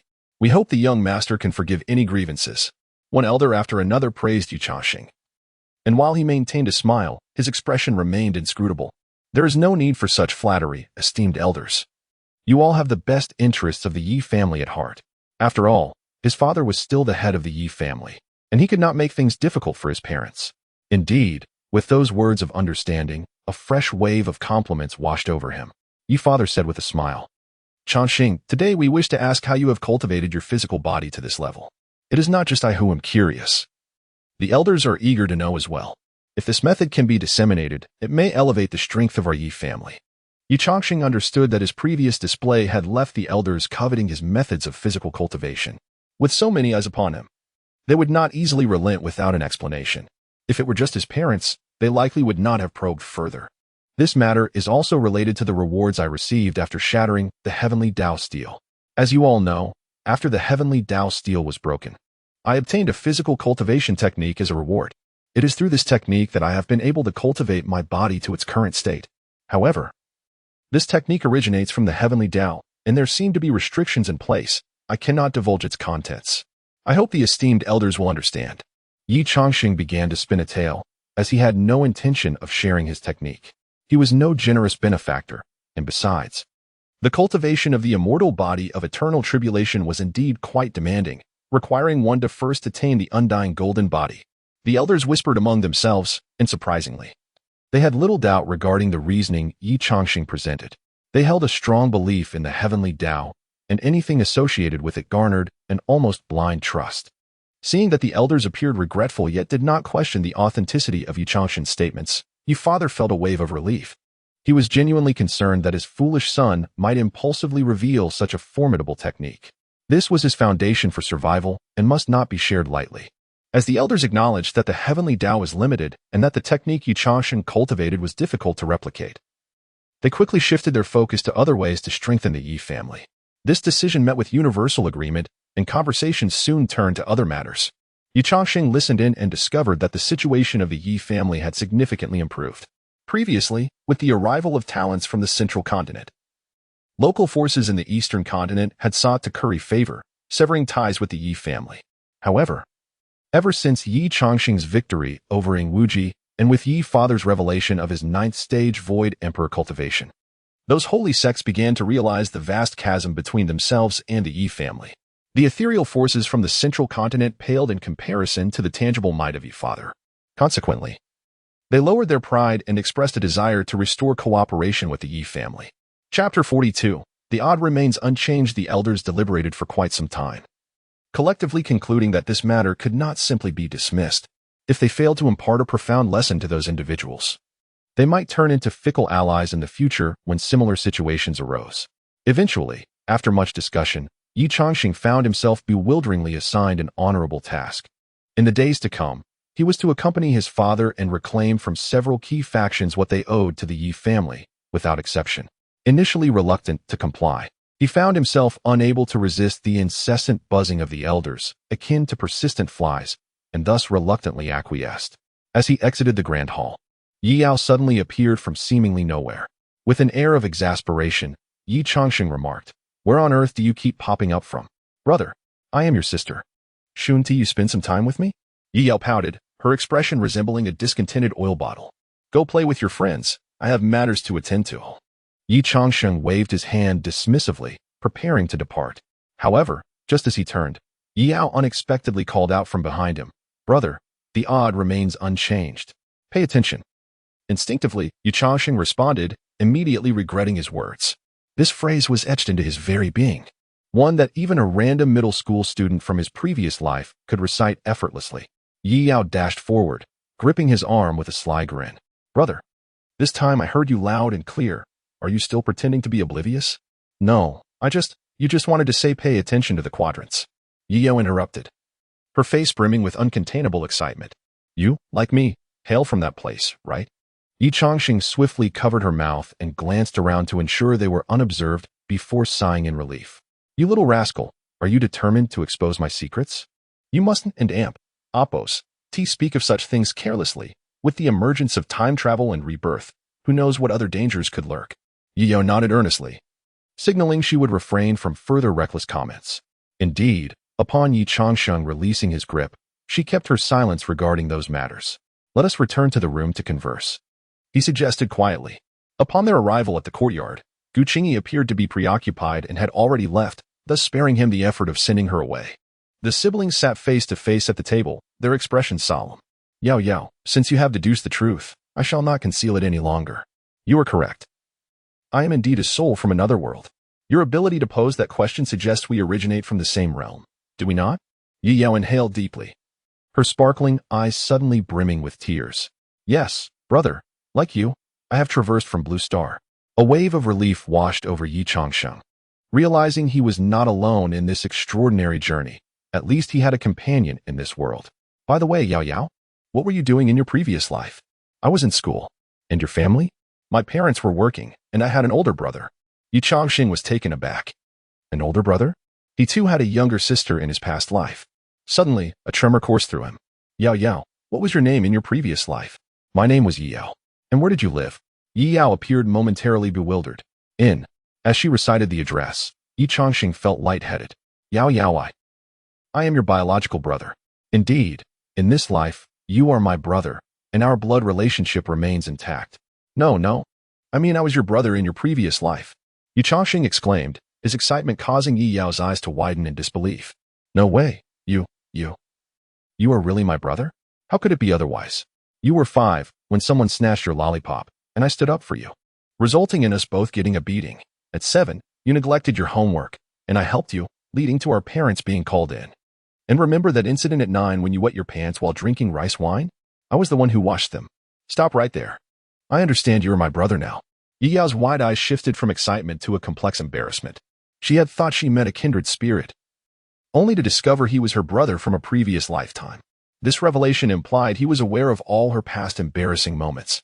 With this newfound understanding, their previously close bond deepened, dissolving any lingering sense of estrangement from their otherworldly origins. After a lengthy exchange filled with familial anecdotes and a good cry, Ye Changsheng suddenly added, "By the way, Yao Yao, you have remarkable talent for cultivation in this life. Do not let it go to waste. Train diligently and become a powerful woman so that your brother can ride on your coattails in the future." Ye Yao hesitated, her thoughts lingering. Noticing her reluctance, Ye Changsheng chuckled, "Is there something you feel embarrassed to share with me?" "Brother, it's not that I don't want to cultivate." Ye Yao leaned closer, whispering, "I actually have a system." "A system?" Ye Changsheng and Appo's eyes widened in disbelief. "What sort of system do you possess?" "It's not one that merely gathers suggestions." "Is it?" "No, not at all. It's a lie-flat system. I don't need to cultivate. As long as I lie flat, my cultivation will continuously increase. And I want to encounter any bottlenecks or barriers. Wait, so, you mean to say you can just coast along? Yes. Ye Changsheng suddenly felt a wave of unfairness wash over him. Why, when they both traversed worlds? Did his system require arduous tasks to earn rewards while hers allowed for effortless growth? Was heaven truly favoring daughters over sons? After silently lamenting for a while, he forced a smile that lacked genuine joy. That sounds wonderful. Continue lying flat then. Their hearts laid bare, they established their goals for the future. In this second chance at life, they resolved to savor every moment. In the following days, Ye busily frequented Ye Changsheng, engaging in lively conversations about all manner of topics. Being a girl who had been well protected since childhood, she was intelligent, but inevitably felt a twinge of anxiety and melancholy about her circumstances. Ye Changsheng, as her sole trustworthy kin, became her best confidant and sanctuary. Time passed swiftly. 3 days later, on the floating square of the Ye family, a jade palanquin drawn by 9 hybrid dragons came to a halt at the center. Surrounded by elders bidding farewell, Ye Changsheng and his father stood beside the palanquin, cheerfully greeting the gathering crowd. Chapter 43, Debt Collection. The Grand Elder spoke with a grave expression. Patriarch, young master, please prioritize your safety on this journey. Although the Patriarch is in the Void Emperor realm, carelessness may lead to unforeseen circumstances. Ye father smiled warmly and nodded. Rest assured, Grand Elder. In the realm of Dongzhou, there are few things that can pose a threat to me. His words, delivered with an air of nonchalance, exuded an unmistakable aura of confidence and valor. The elders, upon hearing this, began to praise him, showering compliments upon the father and son duo. Ye Changsheng, feeling somewhat overwhelmed by the flattery, forced a smile and interjected, Father, esteemed elders, the hour is getting late. Shall we set off? Indeed, young master speaks wisely. The sooner we depart, the sooner we shall return. Exactly so. May the Patriarch and young master have a safe journey. The two ascended into the dragon carriage, which soared into the sky amidst the resounding roars of the Songlong. Originally, the Ye family had planned to dispatch formidable troops to accompany them, intending to intimidate the various factions. However, this proposal was swiftly dismissed by Ye father, who provided a straightforward rationale. Given my strength, any faction with a modicum of intelligence would refrain from foolish actions. Moreover, mobilizing a large army would incur significant losses, and such an extravagant display would be a waste. Is it not more reliable for me to simply stand at the doorstep of those families with my son? The elders pondered this and ultimately concurred. Inside the dragon carriage, Ye father hummed a cheerful tune, appearing notably relaxed, while Ye Changsheng felt a twinge of anxiety. After all, he was accompanying his father to collect debts. If the other party turned hostile, they would be left with only the two of them, which was somewhat unsettling. Changsheng, why are you so flustered? I am not flustered. Do you not trust your father? Not at all.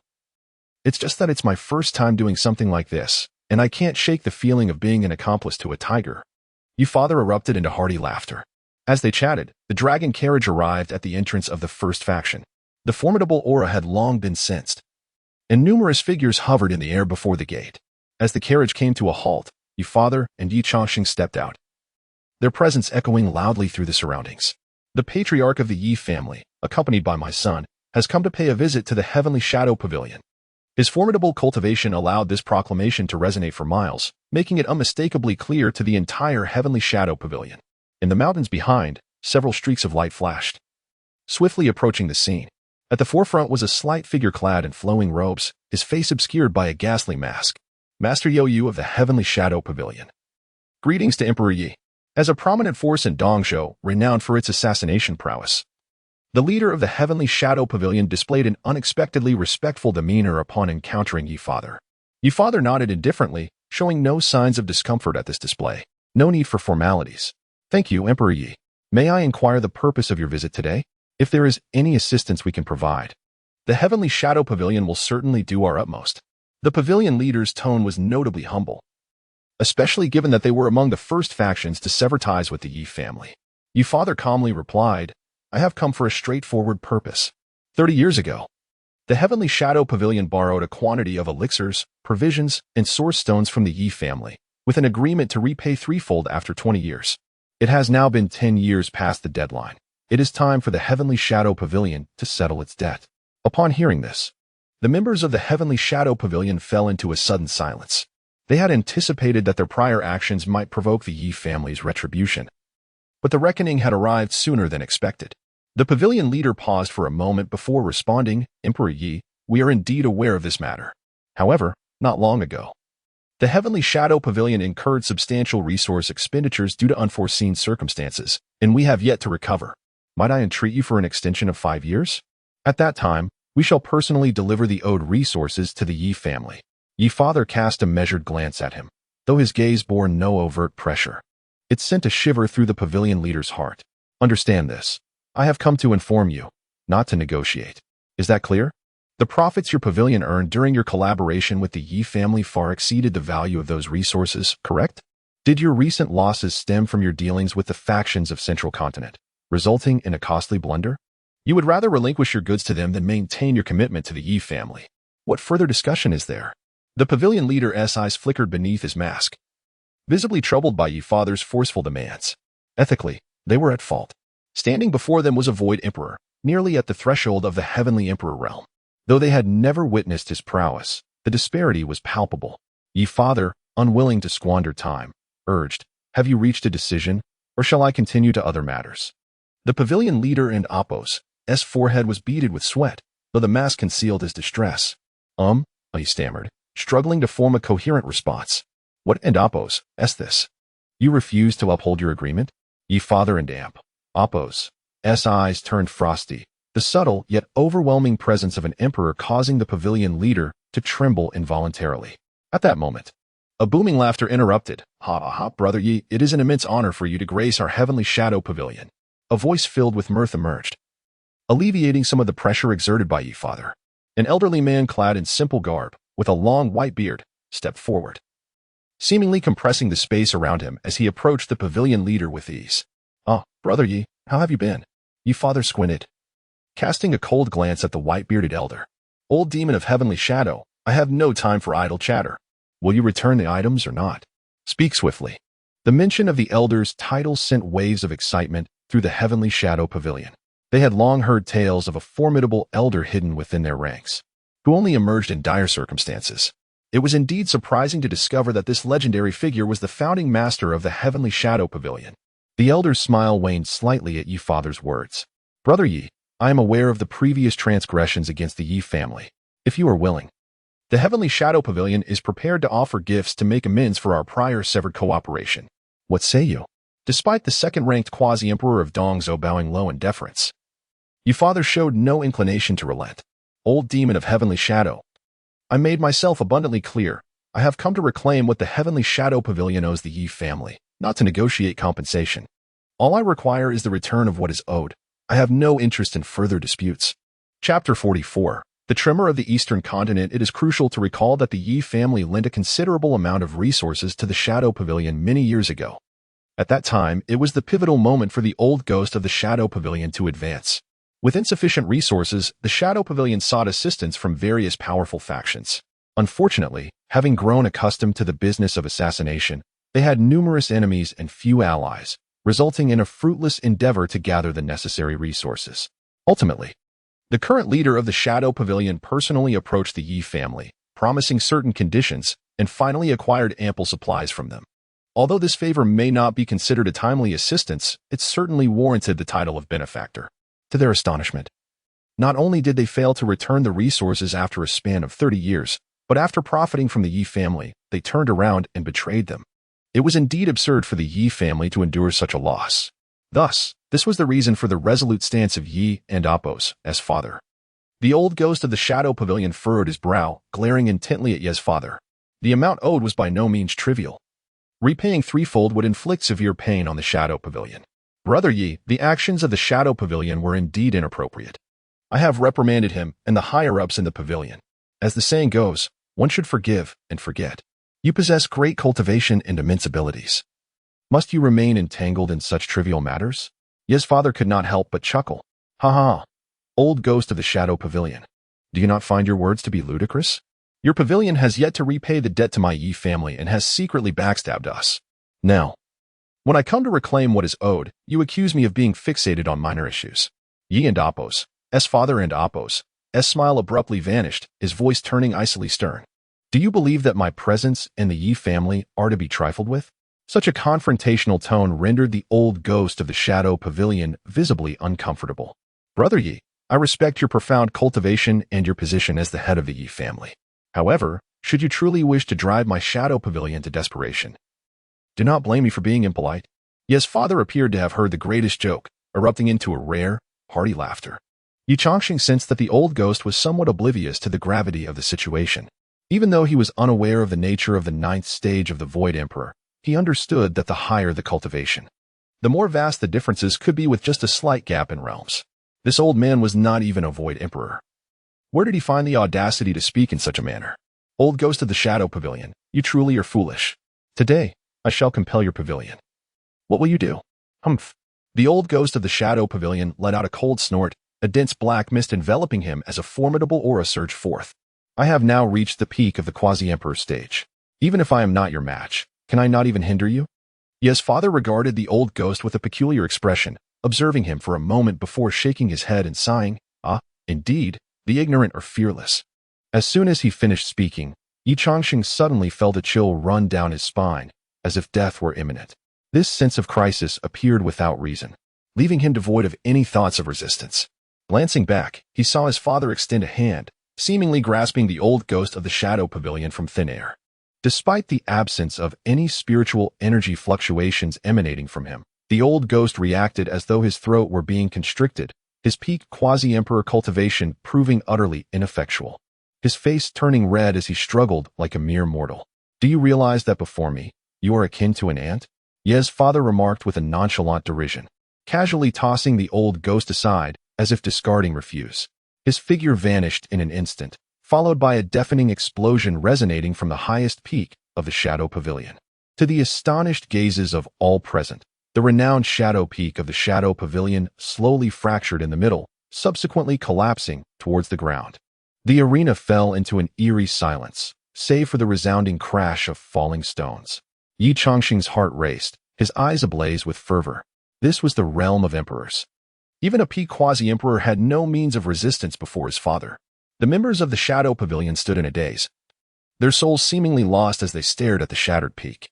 Ye's father leisurely clapped his hands, continuing to smile as he inquired, "Does your Shadow Pavilion still refuse to repay the debts owed to my Yi family?" Regaining his senses, the leader of the Shadow Pavilion shivered, hastily nodding and fawningly replying, "Great Emperor, you jest. Our Shadow Pavilion has never been ungrateful. We shall certainly repay what we owe to the Yi family." It was no joke. Even their own ancestor had been tossed about like a toy. To truly provoke the man before them would likely result in the annihilation of the Shadow Pavilion with a single swipe. After agreeing, he suddenly looked troubled, saying, however, "Great Emperor, the Shadow Pavilion is currently in a tight spot. Even if I were sold, we could not gather the required resources. How about we compensate you with 2/3 today? Rest assured, within 5 days, I will personally collect the necessary items and deliver them to the Yi family as an apology." Yi and Appo's father nodded with a smile. See, the younger generation is indeed more astute. Unlike that old relic of the Shadow Pavilion today, I shall not let the Shadow Pavilion off the hook. The leader of the Shadow Pavilion was drenched in cold sweat, hastily offering apologies. Ye's father suddenly turned his gaze toward Ye Changsheng. "Changsheng, I have a task for you. Would you be willing to undertake it?" Ye Changsheng was momentarily taken aback, bewildered. "Father, what does this have to do with me? They claim they cannot produce the resources, yet I am giving them an opportunity. You are now a notable talent in the Eastern continent. Only through continuous battle can you sharpen your skills and shine even brighter in the future. If you are willing, I shall have their young disciples seal their cultivation, and you will fight them solely with your physical prowess. If they win, they need only return the borrowed resources. If they lose, they must adhere to the original agreement. What do you think?"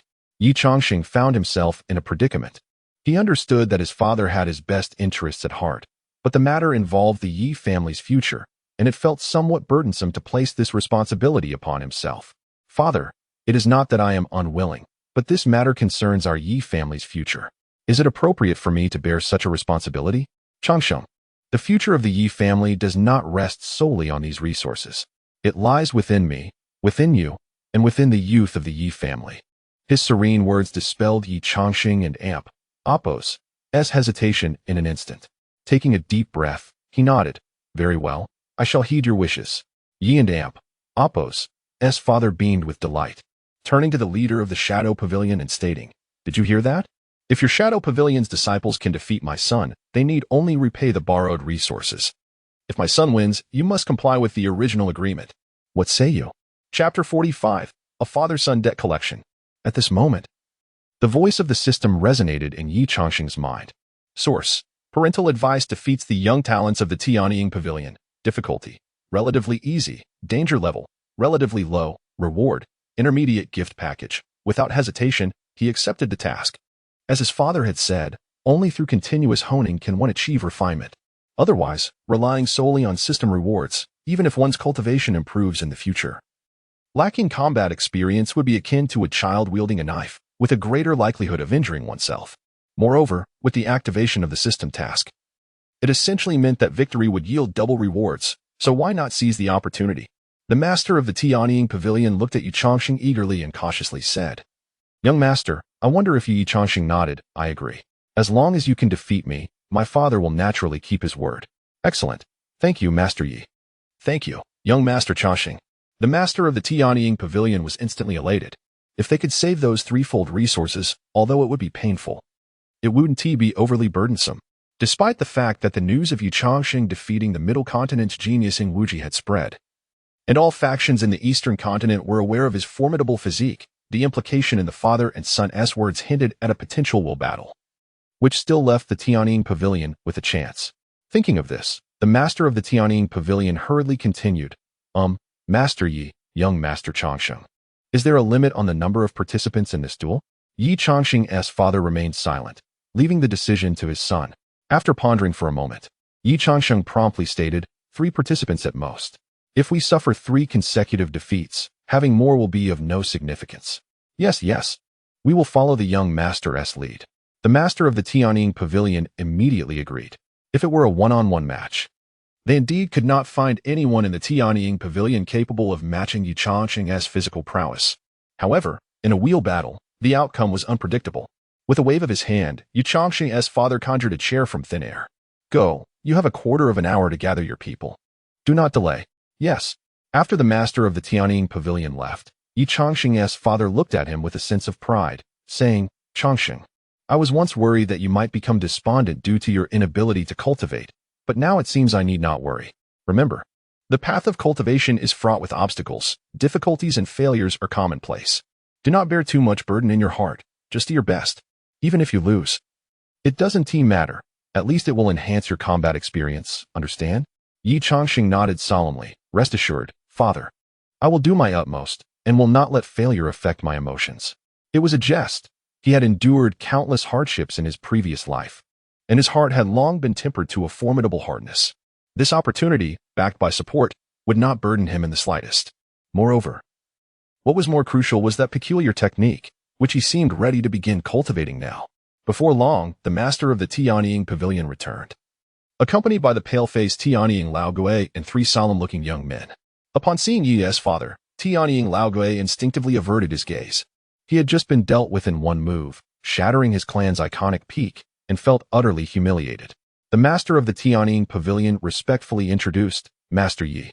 These are 3 of my Tianying Pavilion and Oppos, as promising juniors. I asked the young master for guidance." Yi's father nodded non-committally. "Come. Quickly pay your respects to Master Yi and young Master Changsheng." After the 3 young men bowed, the master of the Tianying Pavilion cautiously inquired, "Young Master Changsheng, when shall we commence this duel?" "Right now," Ye Changsheng replied with a smile, not looking down on them simply because his father was present. In stark contrast to the arrogant demeanor he had displayed when defeating Ing Wuji earlier, the group settled in the open space before the mountain gate, with only Yu's father remaining seated in the grand chair. He waved his hand lightly, and suddenly, a binding force enveloped Ye Changsheng and the Tianying Pavilion's young talents, preventing them from utilizing spiritual power. This prohibition was largely ineffective against Ye Changsheng. Once preparations were complete, Tianying Laogue unexpectedly took on the role of referee, fearing that Ye Changsheng might injure his clan's juniors too severely, while also worrying that his juniors might be reckless enough to inflict serious harm on Ye Changsheng. Although Yi's father was present, it was still more reassuring to observe with his own eyes. "Who will battle from the Tianying Pavilion?" Tianying Laogue asked. Immediately, the dark-robed youth on the far left stepped forward. I am Lei Fingxing from the Tianying Pavilion, here to seek guidance from Brother Changsheng. Ye Changsheng maintained his smile, revealing little of his thoughts, and nodded. Brother Lei, please. Let the duel begin. With Tianying Laogui's command, Lei Fengxing's aura instantly transformed into something fierce and formidable, his already somber face becoming even more impassive. With a shout, the ground beneath Lei Fengxing erupted into a crater as he vanished from sight. Ye Changsheng narrowed his eyes, raising his right hand effortlessly to block Lei Fengxing's sweeping kick. In their initial clash, Lei Fengxing was somewhat cautious due to Ye Changsheng's reputation, treating this more as a test. Yet even with some restraint, he felt as if his leg had struck an indestructible divine metal, causing his bones to throb painfully. Noticing the failure of his attack, Lei Fengxing quickly retreated. Just from this brief exchange, he understood that Ye Changsheng's ability to defeat Ingwuji was undoubtedly rooted in genuine strength.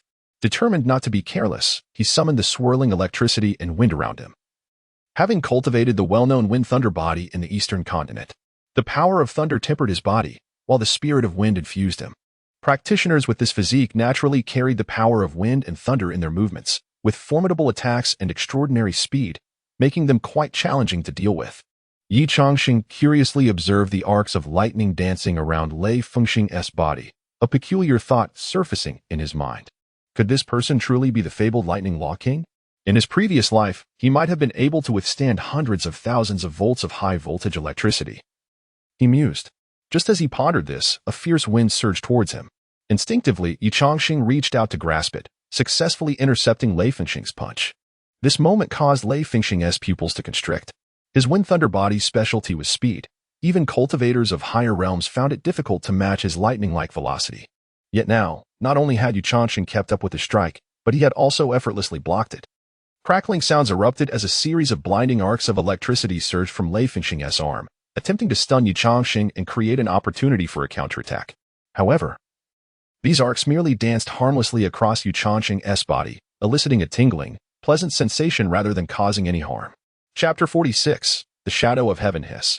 This sensation was akin to a gentle yet firm massage, perfectly balanced in pressure, causing him to involuntarily draw in a sharp breath. Truly delightful. Ye Changsheng marveled inwardly, even wishing that this electrotherapy administered by Lei Fengxing would prolong itself. Thus he refrained from hastily retaliating. However, to Lei Fengxing, these manifestations were perceived as signs of Ye Changsheng being injured by his own lightning, suppressing cries of agony. In the next moment, instead of attempting to break free from Ye Changsheng's grasp, he swung his right fist forcefully toward Ye Changsheng's face. He was utterly convinced that if this punch landed, even Ye Changsheng, with his ironclad head, would be momentarily dazed. Goodness, why does this lad strike so brazenly? Ye Changsheng mused quietly, effortlessly deflecting Lei Fengxing and Appo's punch.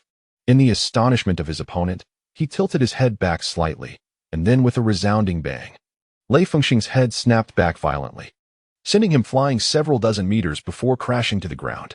Feeling his forehead, which bore no bizarre marks, Ye Changsheng finally exhaled in relief. The members of the Shadow Pavilion had long gathered around. Blood streamed from Lei Fengxing's nose and mouth, his eyes rolled back, clearly having lost consciousness from Ye Changsheng's headbutt. The first match concluded with the Shadow Pavilion's defeat, as a few disciples carried the limp Lei Fengxing away.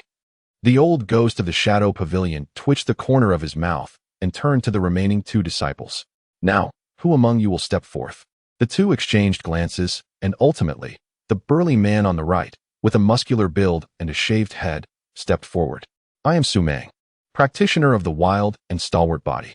I seek guidance from the esteemed young Master Changsheng.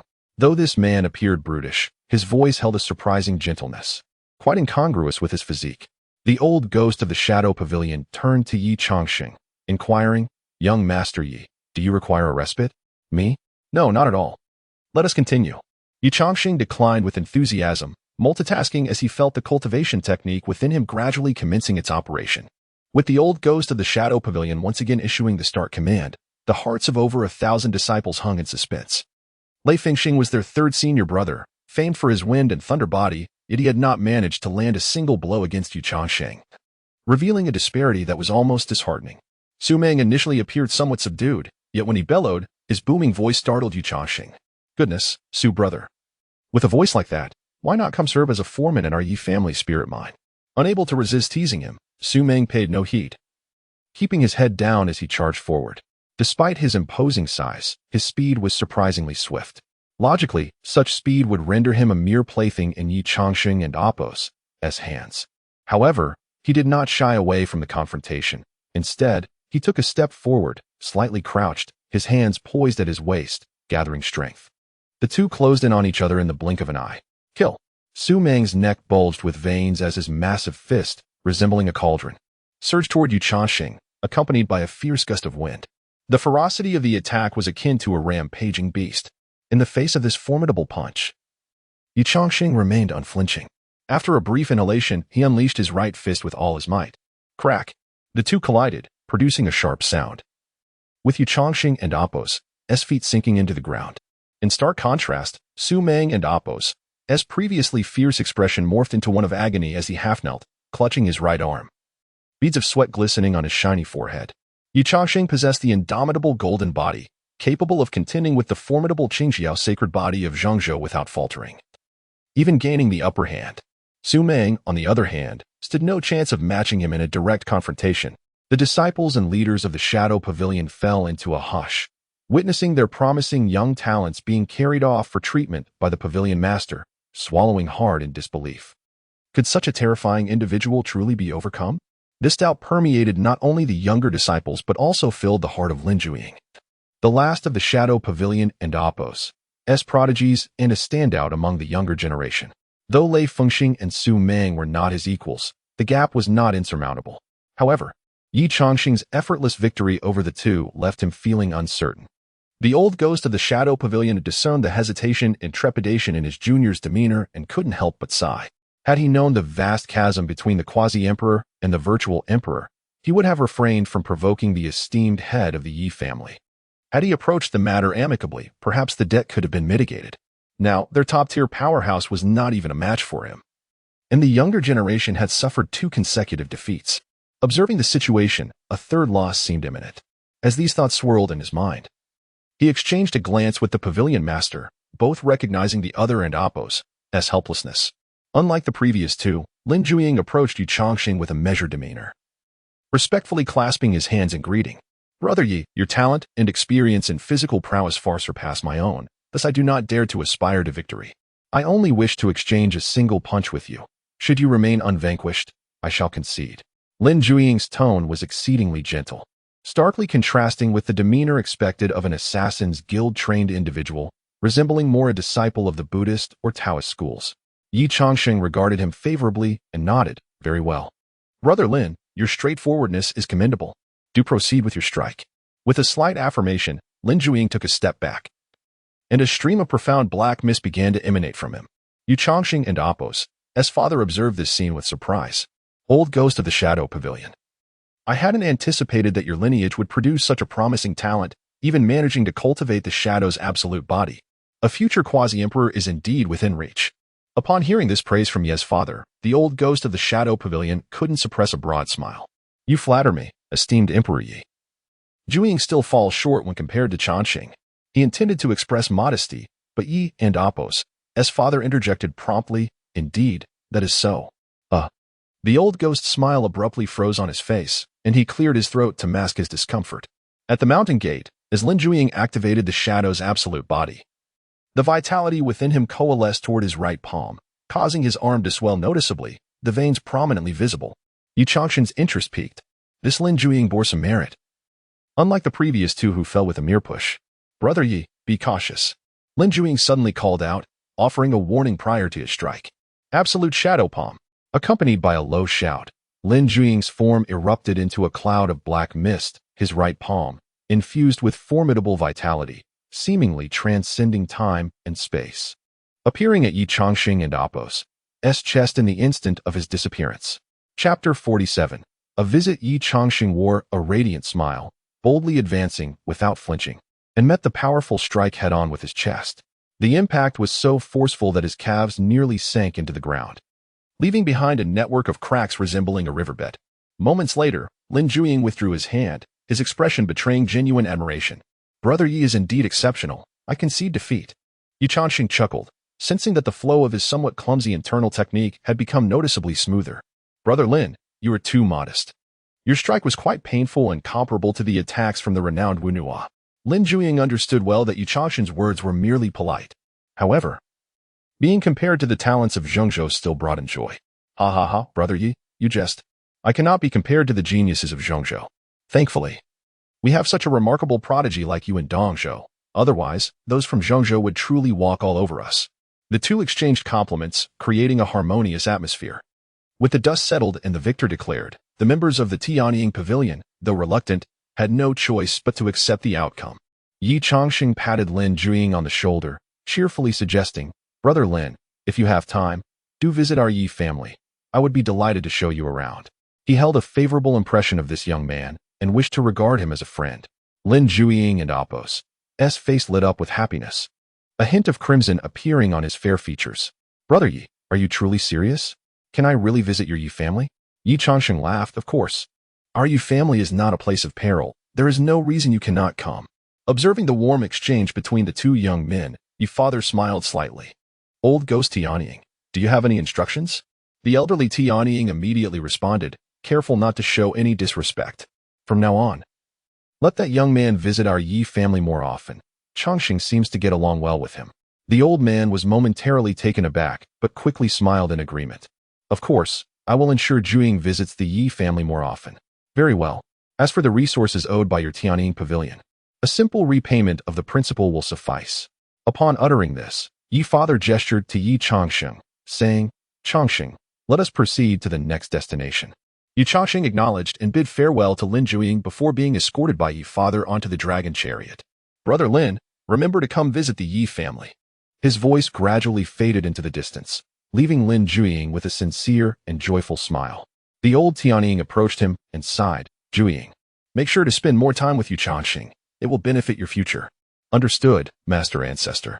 The Yu father and son did not conceal their movements, drawing the attention of various factions as they arrived at the Tianying Pavilion. News of the events transpired here quickly spread among various spies. With even the formidable Tianying old ancestor defeated in a single move by Ye father, no one dared to question his strength any longer. Those who had previously betrayed the Yi family grew anxious, contemplating how to mend their relationships. Before long, the dragon chariot arrived at another location.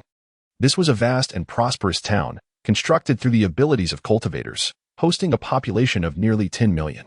Though termed a city, it resembled a small nation. At this moment, at the entrance of a grand and imposing residence in the heart of the city, two majestic Qilin beasts lay quietly, their gently rising bellies indicating they were indeed alive. Above the door, two plaques carved from spiritual jade hung, emblazoned with the powerful characters for Lu family. This was the stronghold of the Lu family, masters of Qingyi City. However, the once esteemed upper echelons of the Lu family now stood at the entrance of their residence, hands at their sides, visibly anxious. Leading them was a man dressed in luxurious garments, tall and robust, with prominent brows and eyes, and a face adorned with a thick beard. He was Lu Haoran, the current head of the Lu family and the lord of Qingyi City. Patriarch, are the Yi family truly coming for us? A senior member of the Lu family asked in a hushed tone. Lu Haoran furrowed his brow and sighed, alas. Judging by their direction, it is undoubtedly our Lu family. Is everything prepared? There are no errors? Everything is in order. Just as they spoke, a resounding dragon roar echoed from the sky. Lu Haoran's expression grew serious as he focused intently on the source of the sound. A celestial dragon appeared, exuding an overwhelming aura. Once the dragon chariot came to a stop, Ye father and Ye Changsheng emerged. Younger generation Lu Haoran, accompanied by Lu family members, pays respects to the great Yi family and the young master. Ye father cast a brief glance at him, calmly stating, Lu Haoran, you should be aware of why I have come. Lu Haoran quickly bowed. Of course, I am aware. Everything has been prepared. As he spoke, he gestured, and several elegantly dressed, beautiful young women approached, each carrying a jade platter. On the 5 platters lay a ring each. You Emperor, previously, our Lu family borrowed 5 types of resources from the Yi family: elixirs, spiritual stones, array plates, refining materials, and celestial herbs. I have categorized them into storage rings. According to our agreement, I am returning 3 times the amount, and the additional one is a token of goodwill from the Lu family. An apology to the esteemed seniors in the Yi family. Ye father did not comment. Turning to Ye Changsheng, take them. Ye Changsheng approached the 5 lovely ladies and received the rings, briefly examining their contents with his divine sense. Father, The quantities are correct. And there is even an extra one. Good. Yi father nodded, turning away as he walked towards the dragon chariot. From now on, the Yi and Lu families are even. Do not let me hear of any further grievances against my Yi family. Yes, I will certainly remember. Lu Haoran replied loudly, watching as the dragon chariot ascended into the sky, finally letting out a deep sigh of relief. Patriarch, why don't we have our younger disciples compete against that young master of the Yi family, like at Tianning Pavilion? If we win, we would not have to pay such a hefty price. Lu Haoran shot a fierce glare at the speaker, retorting, if they propose it, that is called kindness. If we propose it, that is called provocation. Do you understand? What makes you think we have the leverage to negotiate with a ninth-tier Void Emperor? Realizing the gravity of his words, the speaker quickly apologized. Following this, Ye Changsheng accompanied Yi father as they visited several factions, successfully retrieving the owed resources, often receiving additional offerings as gestures of goodwill, resulting in a bountiful harvest. After the events of the day spread, the various factions in Dongzhou became immediately agitated. As a top-tier force, the Yi family had interacted with numerous factions, either seeking aid or offering allegiance. Now that a Void Emperor had intervened to reclaim debts, those with ulterior motives could not help but feel anxious. Chapter 48. The Great Wilderness Scripture. In the subsequent days, Ye Changsheng accompanied his father on a relentless journey, tirelessly reclaiming what various factions owed to the Yi family. With the presence of the Void Emperor, discontent vanished wherever they went. This endeavor was not merely about collecting debts. It was also a demonstration of their authority. Consequently, the name of the Yi family echoed throughout the eastern continent, instilling a palpable tension as all scrutinized their past dealings with the family. After concluding their dealings with the last faction, Ye Changsheng finally found respite from his labors. A few days later, in a secluded courtyard, he sat cross-legged on a soft couch, his eyes tightly shut and brows slightly furrowed. At long last, he deciphered how to cultivate the system's reward, the scripture entitled Great Wilderness Scripture. Indeed, as he had previously anticipated, this reward was precisely what he urgently needed, the method to cultivate the ancient Taishu body. The inability to cultivate the ancient Taishu body stemmed fundamentally from the alterations in the heavenly laws, which had caused significant transformations in the rules governing the myriad worlds, effectively severing the path through which this physique could absorb spiritual energy. The method detailed in the Great Wilderness Scripture was both simple and complex. It involved circumventing the restrictions of these heavenly laws and creating a small world within oneself.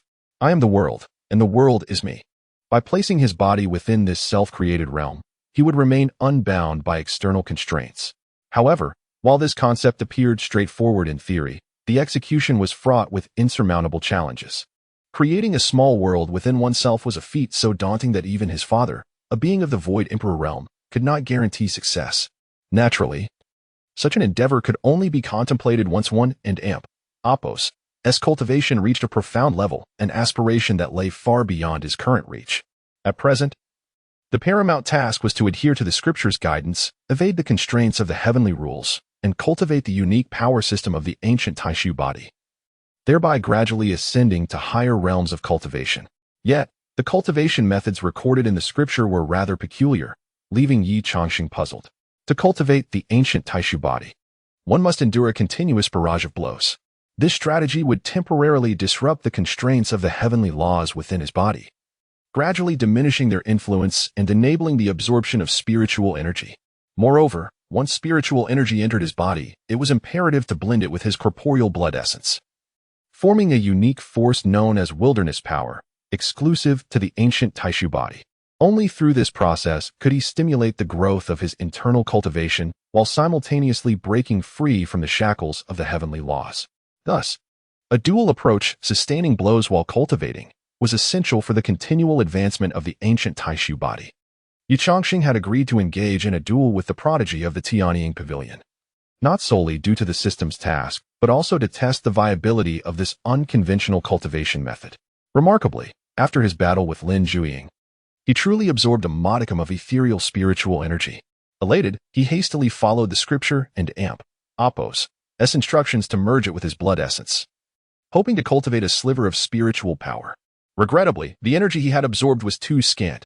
Before he could mobilize his blood essence, it dissipated like mist within him. During this period, his thoughts were consumed by the study of this matter, and he had finally gleaned some insights. After clarifying his plans, Ye Changsheng opened his eyes. Approaching the door, he instructed the maid, If the young mistress inquires about me, tell her I am cultivating in the back mountain and that she need not worry." Days later, a rumor began to circulate within the Ye family, claiming that something had seemingly taken form in the back mountain, causing tumultuous noises daily, likely the presence of some unobserved beast. However, the back mountain was desolate, frequented only by those of low cultivation. So these rumors did not elicit concern from the higher-ups. Nevertheless, for some inexplicable reason, this tale reached the ears of Yi Yao. Upon hearing it from a maid, her eyes sparkled with excitement. Despite bearing the burden of a laid-back system, it was exhausting for a vibrant young girl to remain idle. "Humph! A ferocious beast in the back mountain. I shall see for myself what mischief it is up to." With a resolute spirit, she donned a treasured sword and filled her spatial ring with an array of magical artifacts, powerful enough to contend with a void-returning realm opponent, as she put it, strategically underestimating the enemy while tactically respecting them. Before long, she stealthily slipped into the forest of the back mountain. Each year, the Yi family dispatched formidable cultivators to clear the area, ensuring no dangerous beast lurked within to harm the younger generation. Thus, aside from the gentle spiritual beasts, there were hardly any threats present. Where could this fierce beast be hiding? If it doesn't show itself during the day, won't I have made a fruitless journey? Yi Yao murmured to herself, scanning her surroundings. The expanse of the back mountain was vast. Searching it alone could take months. While she pondered, Yi Yao's ears perked up, and she suddenly turned towards a specific direction.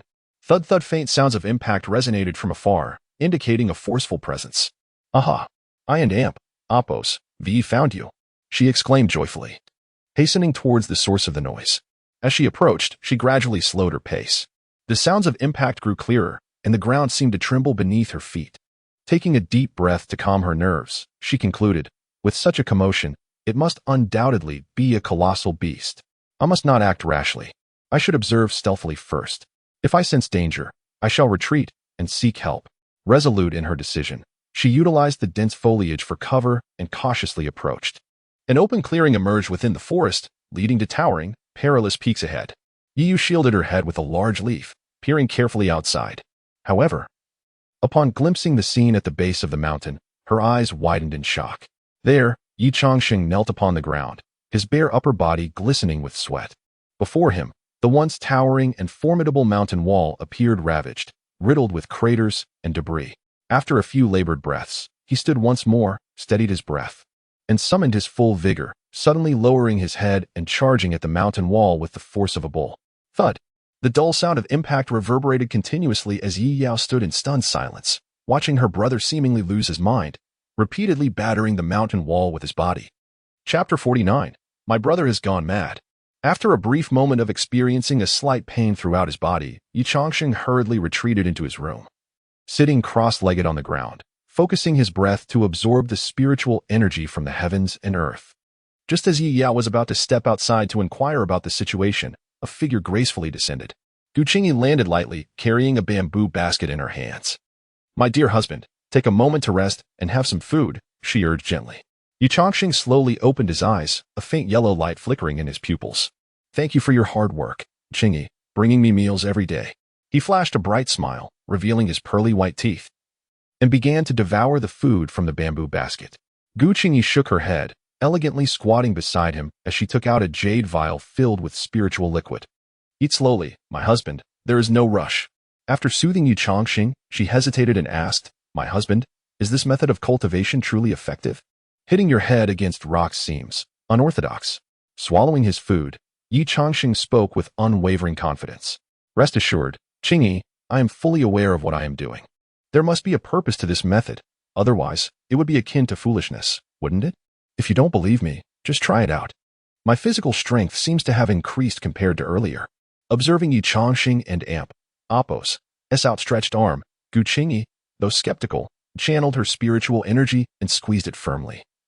Her eyes widening in surprise as she indeed found his strength had increased.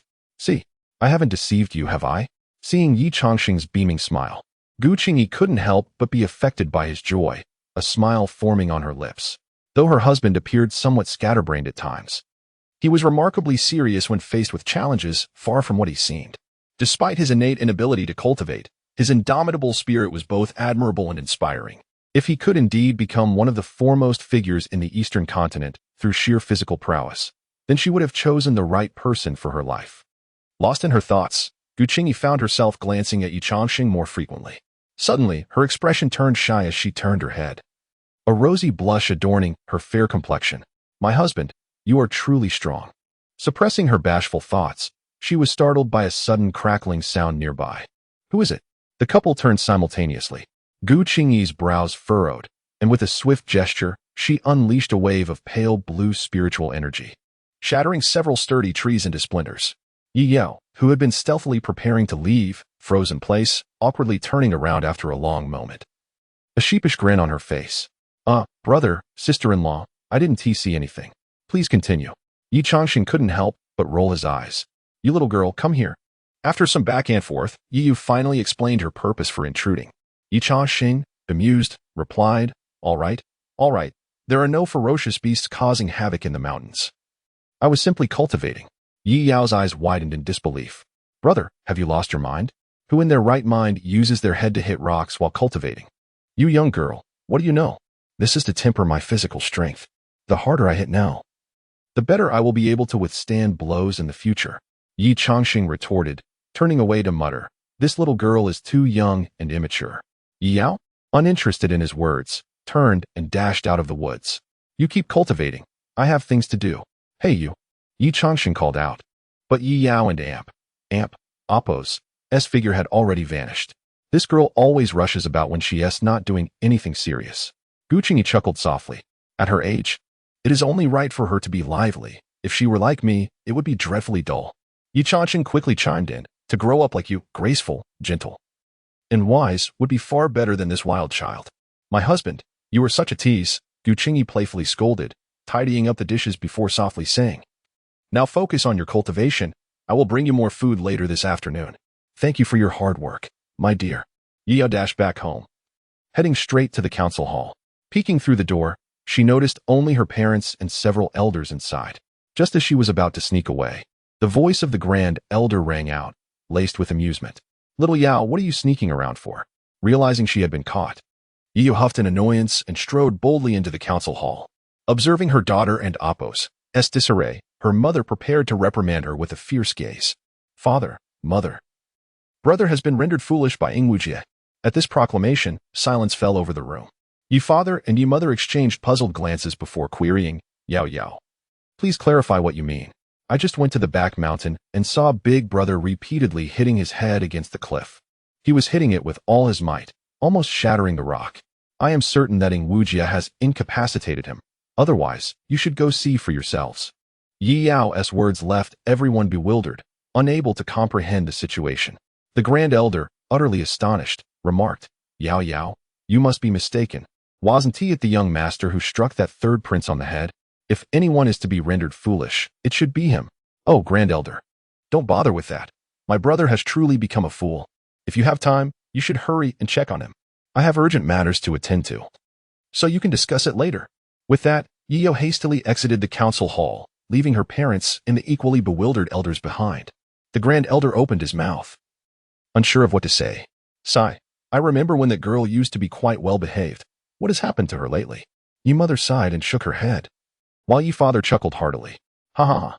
Isn't this quite good? That girl used to prefer being alone, appearing disinterested in everything. Now she is eager to engage. Isn't that a positive change?" After a moment's reflection, ye mother recognized the truth in his words. "Head, matriarch, should we not check on the young master? Yao's words may be humorous, but we must be cautious concerning Changsheng." The grand elder reminded them, prompting ye father and ye mother to snap back to attention. "Indeed." Ye mother nodded, rising as she said, "You all continue your discussion. I will go see what has happened to Changsheng." Before long, in the back mountain, Ye mother followed the sounds and arrived at the clearing, witnessing Ye Changsheng indeed striking his head against the cliff. Her heart ached, and yet she found it amusing. "Changsheng," Ye Changsheng, startled by the voice, turned in astonishment. "Mother, why have you come here?" Chapter 50. The mastermind behind the rumors. Ye Mu sighed helplessly and said, "Silly child. Yao mentioned that you were clashing with stones on the back mountain, and I felt uneasy, so I came to check on you. Rest assured, mother, I was merely cultivating, not acting foolishly." Ye Changsheng replied cheerfully, pausing to take several sips of water. "You, my child, truly have no idea What kind of cultivation method involves such self-inflicted suffering? Yimu chided him gently, then approached and lightly poked at Ye Changsheng and Apos' skin, which glimmered with a dark golden hue. Her face instantly reflecting astonishment. Is this the golden body? Ever since his triumph over Ingwuji, Ye Changsheng had ceased to conceal all matters. Revealing a bit to his parents would actually put their minds at ease. Mother, your insight is remarkable. Indeed, this is the indestructible golden body. Ye Changsheng proudly patted his chest and added, the technique I received as a reward from the heavenly path is extraordinary. After practicing it for a while, I succeeded. Upon hearing this, Yimu felt relieved, but her gaze soon fell upon the bruises on his body, and her heart ached. Be cautious while cultivating. Do not overexert yourself. Understand? I understand. Please do not worry, he reassured her. And if you need anything, do not hesitate to tell me. I will find a way to procure it for you. Thank you, mother. Your child will remember that. After a few more words of caution, Yimu left. Her heart filled with joy. Watching her son strive diligently, she felt a sense of relief as a mother. For the next period, Ye Changsheng immersed himself in his cultivation, diligently advancing his progress with the Great Wilderness Sutra. Half a month later, one afternoon, as Ye Changsheng concluded his training and planned to return to his room for a brief rest, he was unexpectedly intercepted by Yi Yao, who sprang out from an unknown corner. Brother, Ye Changsheng chuckled. What is it? Have you been off gallivanting again? How absurd. Am I the kind of idle person? Yi Yao retorted. I was busy with important matters. What important matters could you possibly have? Ye Changsheng teased, but he noticed Yi Yao pulling him into a corner, looking around before lowering her voice seriously. Brother, I have something very important to tell you. Seeing her grave demeanor, Ye Changsheng became slightly more attentive. Go on. What is it? Do you remember the third prince? Ingwuji? Yes. Yi Yao nodded, then spoke mysteriously. Brother, don't you find it strange? How did Ingwuji know about sister-in-law's situation? Ye Changsheng furrowed his brow. After all, Qingyi is the saintess of the Gu family and has some renown in our eastern continent. It wouldn't be difficult to inquire about her. And what about the 9 apertures Linglong body? Not many are privy to that information. What do you mean? Yu Ye whispered even lower. I have uncovered that when Ingwuji and other talents from the central continent arrived, our distant relative Yi2 secretly interacted with him. The information regarding you and sister-in-law was leaked by him. Ye Changsheng's frown deepened. Moreover, wasn't there a rumor in our clan that you are a natural-born calamity body? That rumor also originated from Yi2. At this point, Ye Changsheng had to take this news seriously. If Yi2's actions were solely directed at him, he could brush them off, for his parents were present, ensuring his safety. Ignoring such baseless gossip would suffice. However, the fact that he had dragged Gu Qingyi into this was utterly intolerable. Even if they shared no romantic feelings, she was still his wife in name. And as a man, he could not stand idly by while someone bullied her. Moreover, during their time together, he had developed special feelings for Gu Qingyi, making it even more intolerable for such events to transpire. After a moment of contemplation, Ye Changsheng said solemnly, Yao Yao, this matter is no laughing matter, understand? You mentioned it was Yi2. Do you have any evidence? Yi Yao confidently patted her chest. Brother, do you not recognize who I am? We adhere to the principle of innocent until proven guilty, do we not? If there were no evidence, how could I recklessly accuse someone? I have apprehended several individuals who received benefits from Yi2 in exchange for spreading rumors, and I have also seized some evidence. Ye Changsheng immediately made up his mind. Let us go to the chapel and swiftly address this matter. The two turned and made their way deeper into the Yi family estate, soon arriving before a desolate and eerie building. The structure, resembling a chapel, bore engravings of 2 glaring blood-red characters. The chapel. This was Yi Yao's first visit to such a place, and she felt a twinge of fear, hiding behind Ye Changsheng while peeking out. Ye Changsheng, however, felt no particular trepidation, striding confidently inside. 2 figures clad in black robes and masks extended their hands to block their path, their cold voices sounding mechanical. This is the sacred ground of the chapel. No outsiders may enter. Ye Changsheng halted, calmly declaring, I am Ye Changsheng, the young master of the Yi family, here to report an internal traitor. Please allow us to pass. The 2 guards exchanged surprised glances. Their young master rarely involved himself in family matters. How had he suddenly uncovered a traitor? Yet, given his status, they did not dare impede him. Very well, please proceed, young master and miss. The elders are inside. Ye Changsheng nodded and led Yi Yao into the ominous domain that struck terror into the hearts of the Yi family members. Upon entering, the light dimmed considerably, and a faint, metallic scent of blood lingered in the air. Distant, muffled cries echoed, heightening the unsettling atmosphere. Ye quickly grasped Ye Changsheng's arm, fearfully asking, "Brother, there aren't any vengeful spirits lurking in here, are there? Do not worry, the family elders are not to be trifled with. Besides, there are no such things as ghosts in this world," Ye Changsheng reassured her, guiding her further inside. They walked until they reached the end of a corridor, entering a grand hall illuminated by blue candlelight. In the center stood a massive statue of a strange beast, its eyes adorned with two gleaming green spirit pearls, giving it an almost lifelike appearance. "Young master and miss, you have arrived." An aged, chilling voice echoed, causing Yi Yao to shiver involuntarily. An old man in a black robe emerged from behind a pillar, his face pale as death. Ye Changsheng bowed respectfully. "I pay my respects to the chapel elder." "Ha. Young master is too courteous. What brings you to this filthy place? Do you require the assistance of this old man?" The elder hunched over, leaning on a cane that seemed to indicate his impending demise. However, Ye Changsheng dared not underestimate him. His father had once stated that the chapel elder ranked among the most formidable within the Yi family. Chapter 51. The Doorstep Encounter. Previously, rumors had circulated in the family regarding the younger generation and Appo's alleged nature as a murderous entity, and the elder must have heard something about it, right? The elder of the punishment hall regarded Ye Changsheng with a hint of surprise, nodding slightly. "Indeed, I have heard whispers of this matter." However, the rumors did not persist for long, dissipating after the young master defeated Ingwuji. Hence the punishment hall did not pursue an investigation. "I understand little of the workings of the punishment hall. However, I have identified the source of the rumors, and I wonder what measures the punishment hall intends to take." The elder stroked his beard thoughtfully and replied, "Young master, do you possess concrete evidence regarding this matter?" Yao Yao had apprehended several individuals responsible for spreading the rumors, uncovering that it was Yi Tu of a collateral branch of the family who instigated it. "What is the punishment hall's stance on this?" The elder gazed at him, astonished. "Young master, is this true?" "Naturally, for there are witnesses." Upon hearing this, the elder's apprehensions eased. If Ye Changsheng dared to confront them, it implied he possessed substantial evidence. Otherwise, he would not approach with such audacity. "What do you wish the punishment hall to do, young master?" After a moment of contemplation, the elder decided to defer the decision back to Ye Changsheng. It was not that he was reluctant to take action, but given the involvement of the currently influential young master, it would be prudent to consider his opinion carefully. Ye Changsheng awaited this cue. "In that case, I have some thoughts. While there have been some mild grievances directed at me within the clan, they are trivial and easily dismissed.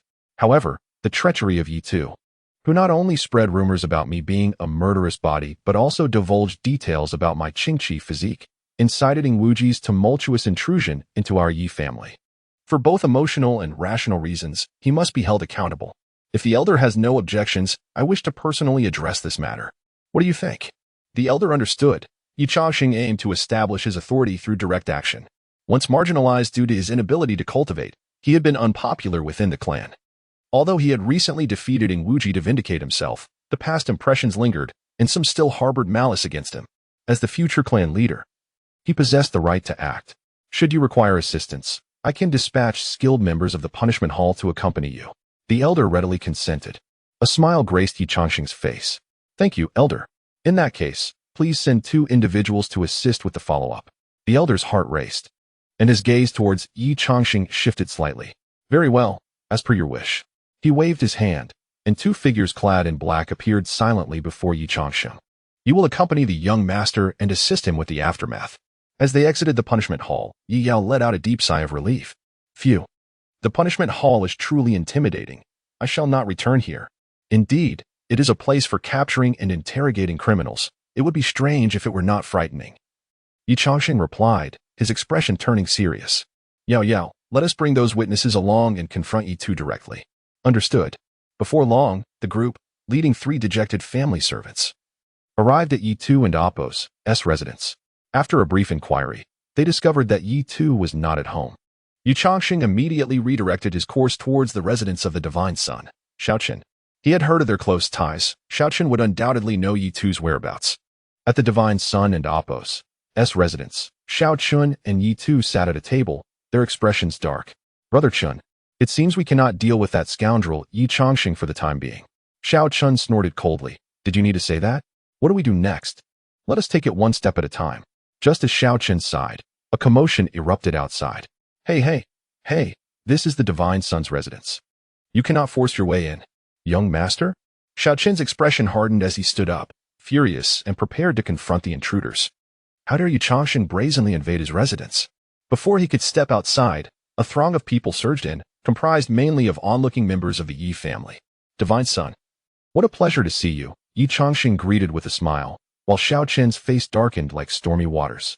Ye Changsheng, you are exceedingly bold, daring to storm into my abode. Do you truly believe you can act without restraint under the protection of others? TSK, you misjudge the situation. I come bearing urgent matters. Urgent matters? Huh, what could you possibly have that is urgent? Xiaoqin scoffed, utterly unconvinced by Ye Changsheng's claims. Ye Changsheng remained unperturbed, tilting his head to observe the visibly pale Yi2 behind him, and waved his hand cheerfully. Xiaoqin, I am not here for you. Rather, I am here for the person behind you. Yi2? What do you want with him? Xiaoqin's brow furrowed, an ominous thought forming in his mind. Ye Changsheng waved his hand, and two black-robed figures from the punishment hall pushed the witnesses forward. These three individuals, I wonder if you recognize them. Yi2? Xiaoqin turned to Yi2, confusion etched on his face, only to see Yi2 trembling with sweat, evidently terrified. Yi2, do you know them? Yi2 cast a frightened glance at Xiaoqin, lowering his head in silence. Ye Changsheng took the initiative to clarify. Xiaoqin, it appears you are unfamiliar with these individuals. They are servants of the clan, and a month ago, they were bribed by Yi2 to spread rumors about me being a born murderous body, causing me considerable trouble. Furthermore, he conspired with that Wuji from Zhongzhou to disseminate information about my Qingyi 7-aperture Linglong physique. Do you not perceive the treachery of such a traitor? Xiaoqin's expression shifted dramatically, finally grasping the essence of Ye Changsheng's urgent matter. He glanced at Yi2, wishing to salvage the situation. But with the punishment hall and so many clan members present, a single misstep could ensnare him as well. You have no proof, do you? Xiaoqin barked, though his voice lacked conviction. Ah, they are all witnesses. If you doubt their words, we can go to the punishment hall, where the elder can use soul-searching methods to confirm their testimonies. What say you? Xiaoqin glared at Ye Changsheng, his eyes seething with animosity. He understood that with each additional word he uttered, he risked entangling himself further in this predicament. Ye Changsheng paid him no mind. Turning to Yi2 with a cold smile. What are you waiting for? Do you have the audacity to face the consequences of your actions? All eyes focused on Yi2, whose heart raced with a mix of rage and fear from the scornful gazes surrounding him. Chapter 52. The Rise of Divine Scion's ire. Xiaoqin's countenance darkened as he cast a gaze upon both Ye Changsheng and Yi2, finding himself in a quandary. To ignore the situation would invite dire consequences for both, should Yi2 implicate him. Yet, intervention might arouse suspicion. As he vacillated, Yi2 stepped forward, his fist clenched. Eyes reddened as he glared at Ye Changsheng, venomously declaring, You are a mere incompetent, reliant on your parents and Appo's stature, squandering the clan and Appo's resources in indolence. My disdain for you knows no bounds. Indeed, I orchestrated the dissemination of rumors and colluded with Wuji, all to bring about your downfall. You good for nothing. A collective murmur rippled through the Yi clan, while they harbored grievances towards Ye Changsheng due to his perceived inaction as the young patriarch. Few would stoop to clandestine machinations against him. Ye Changsheng offered a faint smile, addressing the two black-robed figures from the Hall of Justice. Esteemed sirs, he has confessed. You bear witness, do you not? Indeed, we stand as witnesses, one of the figures affirmed with composure. Xiaoqin and Appo's heart skipped a beat. As he prepared to probe Ye Changsheng and Appo's disposition, Yi2 interjected, Brother Chen, rest assured, I shall bear the sole responsibility for my actions, sparing others any implication. Henceforth, I entrust my family to your care. Turning to Ye Changsheng, he exuded unwavering arrogance. Come then, let us see what a waste of space like you can do. Xiaoqin and Appo's mind settled, pleased with Yi2 and Appo's display. His words signaled his willingness to shoulder the blame alone, shielding Xiaoqin. Secure in this knowledge, the Divine Scion resolved to devise a means to extricate Yi2 later, leveraging his own standing. Ye Changsheng regarded Yi2 with a peculiar expression, inquiring, Are you certain these deeds were of your soul-making? Indeed, driven by my antipathy, I masterminded it all in secret. Spare others' involvement. Yi2 postured magnanimously, seeking to curry favor with Xiaoqin, confident that Xiaoqin would strive to rescue him, lest he become a pariah. Ye Changsheng shifted his gaze to the black-robed figures. You have heard distinctly? They nodded in taciturn affirmation. Very well. In a sudden, unforeseen turn, Ye Changsheng vanished, leaving behind only a gust of wind. Crack! A sharp sound echoed as Ye lay prostrate, Ye Changsheng and Apos, foot firmly planted upon his face. By what audacity does a collateral descendant dare to disrespect the Ye clan and Apos, young patriarch and his consort? Ye Changsheng and Apos, voice resonated with icy disdain, his intent to kill palpable. Xiaochen and Apos, heart pounded violently. Despite his own exceptional talent, which would earn him recognition among the young prodigies of the central continent, he had failed to perceive Ye Changsheng's movements. It dawned on him that had he been in Ye Tu's place, he might have been unable to evade the assault. Since you willingly accept sole culpability, then I, the young patriarch, shall not hesitate to spill blood, sending you to perdition to atone for your sins. Though Ye Changsheng's tone was even, those who witnessed the scene felt a chill run down their spines. This Ye Changsheng was a far cry from the indolent figure they remembered. Cough. You dare. Ye Tu sputtered, blood trickling from his orifices, struggling to utter coherent words. As Ye Changsheng raised his foot to deliver the final blow, Xiaochen snapped back to reality. Halt. The command was accompanied by a forceful palm strike. Yet, Ye Changsheng remained deaf to the warning, his foot descending with brutal force, crushing Ye Tu's chest in a sickening crunch. Simultaneously, Xiaochen's attack landed. Witnessing his lackey's demise, Xiaochen felt his face burn with humiliation. He channeled additional strength into his blow, his resolve hardening. Regardless of the consequences of harming Ye Changsheng, he would bear them, buoyed by his status as a divine scion. For now, he would vent his rage. However, Ye Changsheng turned abruptly, a mocking smile playing on his lips. Bang! Xiaochen's palm struck Ye Changsheng squarely in the back. Yet, his anticipation of triumph dissolved into incredulous dismay. His palm, imbued with 70% of his power, had failed to even stagger Ye Changsheng. Amidst his bewilderment, Ye Changsheng slowly turned, pressing Xiaochen and Apos' hand down. Xiaochen, remember your place. You are a scion of the Ye clan, understood? Ye Changsheng's smile did not betray the fact that he had just withstood a direct blow from Xiaochen. I understand your deep bond with Ye Tu. But he betrayed the Ye clan and must pay the price. I shall tolerate your impudence this once. But should it happen again, do you believe I possess no fury? With those words, Ye Changsheng casually patted Xiaochen and Apos' shoulder, scoffed, and strode away. The clansmen instinctively parted, their gazes laden with a mix of emotions. They had long deemed their young patriarch weak and incapable, unworthy of his position. Yet, his transformation revealed a ruthless efficiency that inspired fear. The black-robed figures wasted no time, producing a black sack into which they stuffed Ye Tu's corpse. Upon investigation, Ye Tu, a collateral descendant, was found to have spread rumors, colluded with external forces, and maliciously slandered the young patriarch and his consort. He has been executed by the young patriarch, Ye Changsheng, as a just punishment. With those cold words, they departed, leaving the clansmen to exchange uneasy glances. Xiaochen, his back to the crowd, clenched his fists, his nails digging into his flesh. Ye Changsheng's blatant execution of Ye Tu was a slap in his face. His vaunted talent and cultivation now seemed inferior to Ye Changsheng's. The fact that Ye Changsheng had withstood his attack without flinching was unacceptable. That bastard, how did he become so strong? And in such a short time? Must I now live in his shadow? Chapter 53. Ye Changsheng and Apos' determination and anxiety after departing from Xiaochen and Apos' residence. Ye Yao wore a sulky expression that bespoke her displeasure. Ye Changsheng cast a few glances her way and, in a sudden impulse, pinched her chubby cheek. Why the long face, little sister? Ye Yao wriggled free and shot him an exasperated look. Brother, I painstakingly tracked down those who spread the rumors and implicated Ye Tuesday. It is evident that this is all orchestrated by Xiaochen. Ye Tu is merely a pawn in his scheme. Why did you have to kill him outright? Ye Changsheng sighed, shaking his head in resignation. Yao, I am grateful for your efforts in uncovering those who conspired in the shadows. However, you must understand that Xiaochen is a prodigy of our Ye family, and many elders have placed their bets on him. If we expose him, the situation will become far more complicated. Once we draw in those elders, it could escalate into a power struggle among the higher echelons. At that point, we may lose control of the situation. By eliminating Ye Tu, we have severed one of Xiaochen's arms. If he wishes to avoid trouble, he will have to swallow this bitter pill. After Ye Changsheng's explanation, Ye Yao nodded, somewhat understanding yet still confused. Despite having lived 2 lives, she had not encountered much of this kind of intrigue, and it was natural for her to be unclear about the situation. Very well, Yao. Let us put this matter to rest for now, and thank you for your dedication. Ye Yao, ever magnanimous, patted Ye Changsheng and Apos as shoulder and adopted a cool demeanor, saying, "We are family. I will always have your back, ensuring your life is filled with comfort and indulgence." "You little rascal." Ye Changsheng chuckled in disbelief.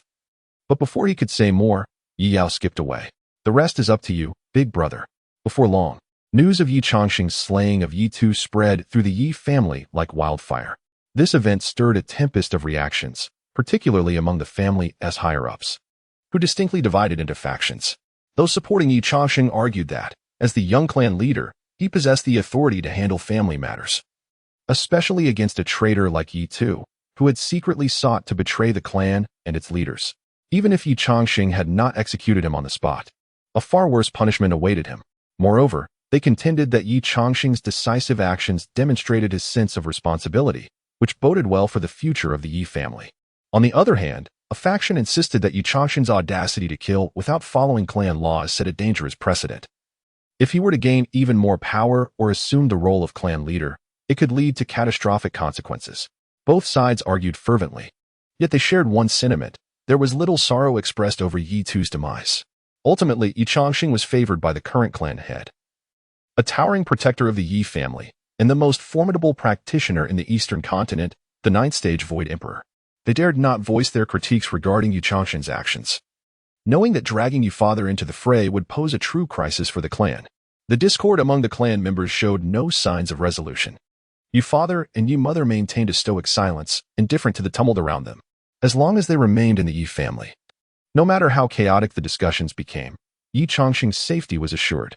Despite the fierce debates among the upper echelons, overall public sentiment toward Ye Changsheng remained favorable. One day, while Yi Yao intended to seek her brother for some leisure, she happened upon a garden where she overheard a conversation among several younger relatives.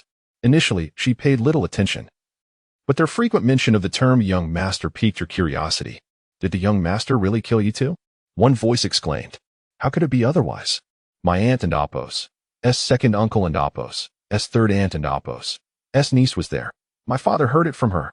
Another chimed in, adding, They say the young master simply stomped Yi Tu to the ground with one kick, leaving Xiao Shenxi pale with fright, too terrified to move, watching helplessly as Yi Tu met his end. How could that be possible? Xiao Shenxi is a genius of our clan. Hiwun and Apos, be so easily intimidated by the young master. The boy who had spoken earlier beamed with pride. You know nothing. When Wuji came, Xiao Shenxi was too afraid to confront him, and it was the young master who stepped in and defeated him. Is that truly the case? Another queried, awestruck. Absolutely. Do you doubt my word? The boy continued, garnering agreement from his companions. Our young master has changed so much. I overheard my father and uncles say that if this continues, he might one day be like the clan head himself, a protector of our Yi family. Really? How extraordinary. Yi Yao felt a smile spread across her lips, her heart buoyed by their admiration.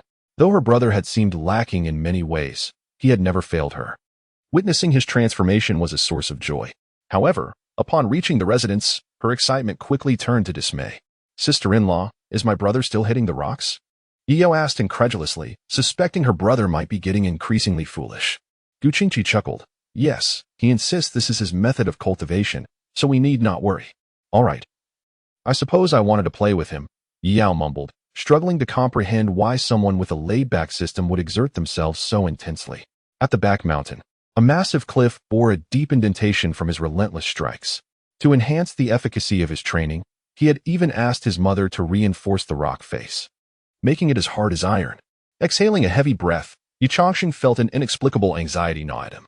Previously, he had believed that with the protection of his parents and the Yi family, he could gradually elevate his cultivation without haste. Yet, the appearance of formidable talents from Central Continent and the shattering of the rock face served as a stark reminder of the harsh reality. In this world of myriad sources, only the strong survive. Strength is intertwined with power and justice. While he had defeated Wuji, he had effectively offended the Ming dynasty. Though they might not openly retaliate due to his father's influence, their covert methods would surely be numerous. Only by mastering power could he guarantee the safety of himself and his loved ones. Chapter 54. The whispers of the wind. Ye Changsheng was acutely aware that had he truly killed Wuji at that moment, the Yi family would undoubtedly face the wrath of the great Ming dynasty. Even with his parents by his side, their protection might not suffice. Power is paramount. This was the most profound realization that Ye Changsheng had gleaned over this period. If he possessed sufficient strength, might he not also charge into the prince's estate in Zhangzhou and confront the royal consort directly? Of course, he merely entertained the thought. He would never stoop to such a morally bankrupt act. While he was resting, Yi Yao's voice echoed from the woods. "Brother, are you still bashing stones?" Ye Changsheng could not help but retort. "Use your brain a little. I said I was cultivating, not foolishly banging stones." "Oh, it's all the same. By the way, I have some delightful news for you." "What is it?" Yi Yu plopped down on a stone, her excitement palpable. "Ever since you eliminated you two last time, I've heard many people praising you, saying your methods are resolute and decisive. Brother, everyone now genuinely regards you as the young master." Ye Changsheng shook his head. "What is there to be happy about? People can think whatever they wish. That is not right. You are the young patriarch, and earning people and Appos' hearts is certainly a good thing." Sighing, Ye Changsheng replied, "Silly girl, if I truly wanted to win their hearts, wouldn't the knowledge we acquired in our past life suffice? Let us not forget, with just a little effort, we could master the art of dragon slaying taught in our textbooks." Yi Yao pondered for a moment, finding merit in his words, and curiously inquired, "Then, brother, why didn't you do that back then? At that time, I couldn't cultivate. What was the point of forcefully occupying the position of young patriarch?" He chuckled. "I couldn't just sit idly, could I? You do have a point. In any case, big brother, your reputation is quite good now. Strive hard to become our family's leader in the future, and I can continue to ride your coattails." With that, Yi Yao swaggered away, leaving Ye Changsheng in a state of speechless bemusement. After a period of cultivation, he had begun to harness a modicum of primal power, gradually elevating his realm. Regardless of the circumstances, the fact that his Tiangadao body could cultivate was already the best outcome. A tranquil month passed before Ye Changsheng was summoned to the council hall. Upon his arrival, he found many high-ranking members of the family gathered, including some significant younger generation figures. The solemnity of the scene startled him, prompting silent speculation about what pressing matter had arisen within the family. Shortly thereafter, his parents emerged from a side chamber. "We have gathered the family for a matter of great urgency," Yi father proclaimed. "This issue is serious and may even pertain to the survival of our Yi family." Upon hearing this, whispers erupted in the council hall, as everyone speculated what could provoke such a significant upheaval. "Elder, please enlighten us," someone requested. The elder nodded, his aged visage etched with unmistakable concern. "As you all know, a few days ago, the Zhongzhou Prince Wuji caused a ruckus at our Yi family.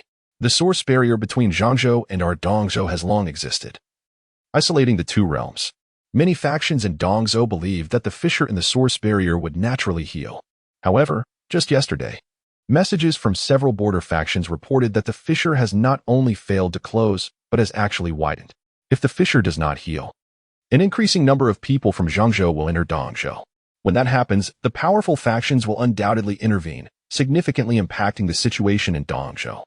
As the saying goes, a bird's nest cannot remain intact under a collapsed roof. Our Yi family will not escape unscathed. As one of the leading powers in Dongzhou, we will inevitably become the focal point of Zhangzhou's attention, making us a target." The moment he finished speaking, an uproar erupted in the council hall. Ye Changsheng's heart raced. His earlier suspicions had proven correct. The source barrier could not heal itself. This suggested that his conflict with Wuji might provoke further complications.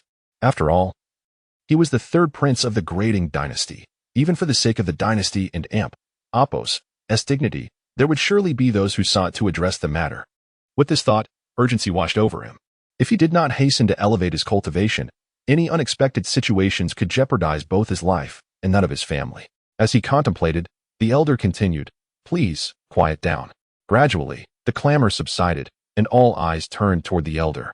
"While this matter will certainly stir turmoil in Dongzhou, as the backbone of our clan and the rising talents of the younger generation, must not lose your composure at this critical juncture. The council and the patriarch have devised specific measures, which will now be conveyed by the patriarch." Ye father took the floor, his demeanor grave. The arrival of Zhongzhou individuals in Dongzhou is undoubtedly driven by ulterior motives. As the elder stated, our Yi family, being a top power in Dongzhou, will undoubtedly become their target. Therefore, during this time, our clan and Appos' guards must enhance their vigilance and prevent any unfamiliar individuals from entering freely. Additionally, the resources within the clan will be made abundantly available. Utilize them freely as needed, prioritizing your cultivation. As he spoke, Ye father's gaze fell upon the younger generation. Especially you, the youth, must expedite your strength. You witnessed Ingwuji and Appo's prowess last time. Had it not been for Changsheng and Appo's intervention, none among you could have contended with him. If Zhongzhou and Appo's prodigies emerge, we, the older generation, may find it difficult to act, and the reputation of the Ye family will rest upon your shoulders. Understood? Understood. The young ones responded, albeit somewhat chaotically, their faces alight with excitement. After all, at this impetuous age, those who found themselves in this position were all quite gifted, yearning to be the invincible peers. Only Ye Changsheng maintained a serious expression, his heart heavy with the weight of pressure.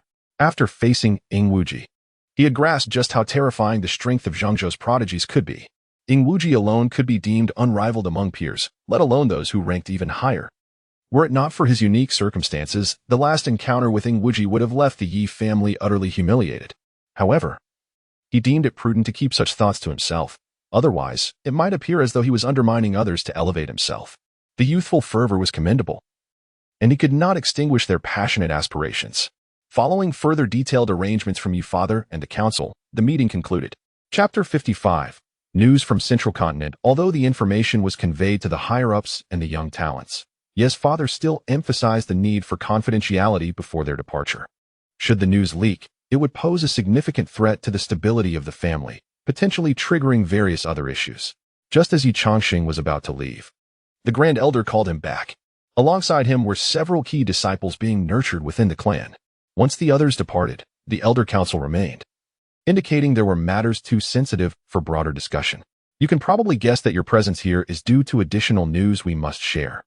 The Grand Elder sighed before continuing. According to reports from our informants, although the fissures in the cliff are widening, there remains a formidable suppression force preventing the ancient beings of Central Continent from encroaching upon us. The forces of Central Continent are coveting the resources of the Eastern Continent, and as a result, various factions are mobilizing significant resources to send some of their young prodigies here. Their plan is to subdue the next generation of our Eastern Continent, thereby facilitating the establishment of their strongholds. The situation is far more dire than previously mentioned. The expressions of the young talents turned grave. They had achieved their current status through their own merit and understood what it meant for the young prodigies of Central Continent to emerge in full force. Ye and Appo's father suddenly turned to the contemplative Ye Changsheng. Changsheng, you are the only one from our Ye family who has clashed with a Central Continent genius. What do you think of Ingwuji's strength? Ye Changsheng paused momentarily, then shook his head after a moment of reflection. As you all know, Ingwuji ranks only around 30 among the younger generation of Central Continent. You are also aware that while my physical prowess is formidable, I am unable to cultivate. Nevertheless, I dare say there is no peer among my contemporaries in the Eastern Continent who can rival my physical strength. Though this statement seemed boastful, most present found it credible. After all, Ye Changsheng and Appo's record spoke for itself. Aside from defeating Ingwuji, he had also sparred with numerous young talents from the Eastern Continent during their last deck collection, never having tasted defeat, thus earning the right to make such claims. Indeed, I can affirm that Changsheng's physique is unparalleled in the Eastern Continent. Ye's father interjected. As a master of the Void Emperor realm, his discernment was naturally sharp. However, it must be noted that although Ingwuji was defeated by me, he did not utilize his full cultivation. The Qingxiao sacred body is also exceedingly powerful. You have all witnessed its astonishing regenerative capabilities. If he were to unleash his full cultivation, there would likely be no prodigy in the Eastern Continent who could contend with him. Ye Changsheng and Appo's solemn words cast a shadow over the hearts of the young talents present. At that moment, an incongruous voice broke the tension. Ye Changsheng, are you perhaps exaggerating the threat of the Central Continent out of fear? Ye Changsheng frowned and turned to see Xiao Chun sneering at him. Though your physical strength is impressive, without any cultivation experience, how can you ascertain the true prowess of Ingwuji? Others began to share similar doubts, as Ye Changsheng had never trained before, making his estimations possibly flawed. Ye Changsheng's gaze turned icy. Though I am unable to cultivate, the strength of my body has been honed through rigorous effort. If you doubt me, I challenge you to a duel. If you can withstand 3 blows from me with your physical strength, I will concede that I have exaggerated and relinquish my claim as the young master. What say you? The proposition caused a stir among the crowd. His willingness to wager the title of young master demonstrated his overwhelming confidence. Xiao Chun clenched his teeth. a surge of anger urging him to accept. However, the remnants of rationality warned him against such impulsiveness. For he knew that the physical prowess Ye Changsheng displayed against Wuji was not something he could match at present. If one were to wager the young master position, he must present a comparable stake. A defeat would be a tremendous blow to his pride. He lacked the courage and confidence to contend with Ye Changsheng physically. Enough, enough. Changsheng, do not act rashly. Xiaochun, refrain from speaking further. Changsheng is, after all, someone who has directly fought Wuji, and his insights are surely worthy of consideration. The second elder interjected, diffusing the tense atmosphere somewhat. Ye Changsheng snorted disdainfully, retorting, although I lack cultivation, I dare to stand up during our family's time of crisis. Unlike some who can only wield their words. Xiaochun clenched his fists tightly, lowering his head to avoid further confrontation. Should he dare to speak again? Ye Changsheng would not let the opportunity slip. Esteemed elders, it is not that I belittle the young talents of the Eastern continent. The disparity in strength between both sides is evident. Even if I demean the Central Continent prodigies now, when the time comes for battle, it is ultimately cultivation and strength that will prevail. I advise everyone to exercise caution and dedicate time to training. There are no insurmountable challenges in this world. Only those who lack the will. Even if we are currently inferior to them, through diligent effort, rewards will eventually follow. However, if we place our hopes on the delusion that the Central Continent geniuses are weak, we may end up in a dismal situation. Having expressed his thoughts, Ye Changsheng rose and bowed to his father and the elders. Father, elders, this concludes my discourse. Those who wish to heed my words may do so. Those who do not may choose otherwise. Let it not be said that I failed to forewarn you. He then turned and departed, unwilling to squander further time on these matters. After his exit, the assembly hall fell into silence for a moment before Yi and Apos, as father sighed, though Changsheng and Apos' words may seem harsh. They reflect the reality faced by our Eastern continent and the Yi family. Upon your return, ensure you dedicate yourselves to diligent training. The clan will not withhold resources. Utilize them as needed. You, the younger generation, are the future and backbone of the Yi family, and you must not falter. Do you understand? The young talents promptly agreed, though their expressions remained grave. The threat of the Central Continent prodigies loomed over them like a dark cloud. After returning to his chamber and taking a bath, Ye Changsheng made his way to the back mountain once more. The tranquility of the area, free from disturbances, was ideal for his cultivation and contemplation. Sitting before the recess in the rock face, Ye Changsheng closed his eyes and began to reflect deeply. Currently, he had cultivated the illusory power through his method of impact against the cliff, but compared to those who absorb spiritual energy through conventional means, he still faced a considerable gap. To enhance his cultivation speed, it seemed he would need to engage in combat with others. Most crucially, he had also begun to experience some issues within his body during this period. Chapter 56. Hidden Injuries. The practice of the Great Desolation Sutra is rather peculiar. It necessitates relentless physical impact to blend one's vital energy and spiritual essence.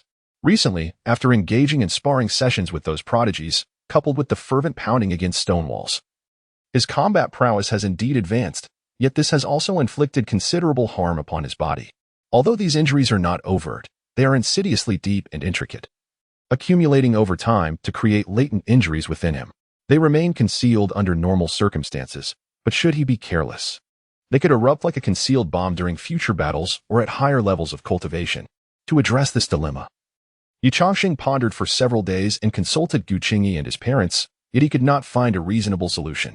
According to their observations, his body is presently in excellent health, rendering it difficult for either spiritual power or medicinal herbs to penetrate deeply into his flesh. The only viable method would be a thorough body tempering. However, having cultivated the indestructible golden body, the difficulty of such tempering is immense. And even his father lacks the confidence to assist him effectively. The silver lining is that the Great Desolation Sutra contains some recorded remedies for this situation, suggesting the use of specific herbs to gently nourish the body and eliminate the hidden injuries nestled deep within. Yet, this comes with a significant hurdle. The herbs mentioned in the scripture are either entirely unfamiliar to him or exceedingly rare, beyond the reach of even the esteemed Yi family. To gather enough suitable substances for body tempering seems a task that would take an eternity. After much contemplation, Ye Changsheng found himself unable to resolve this predicament. Most critically, he hoped to receive some guidance or assistance from the system, yet it seemed as if the system had gone dormant, offering no response to his various inquiries and tests. Left with no choice, he could only set this matter aside for the time being. In the East Continent, an atmosphere thick with impending storm loomed. Yet within the Yi family, tranquility prevailed. After all, they had the backing of a virtual emperor, which provided them with a certain degree of confidence compared to other factions. In a separate courtyard, Ye Changsheng gazed at the mountain of medicinal herbs before him, his expression laced with frustration. As the young master, he naturally had his own allocation of cultivation resources, especially after demonstrating remarkable physical aptitude, which led to an even greater tilt of family resources in his favor. However, these spiritual herbs and elixirs were of little use to him, failing to aid in the cultivation of his desolate power or address the hidden injuries within. In the midst of his internal struggle, Gu Qingyi entered the room. "Husband, Qingyi, you're back. Was it busy at the spiritual fields?" Gu Qingyi sat down and shook her head. "Not particularly busy. I merely offered my opinions on minor matters.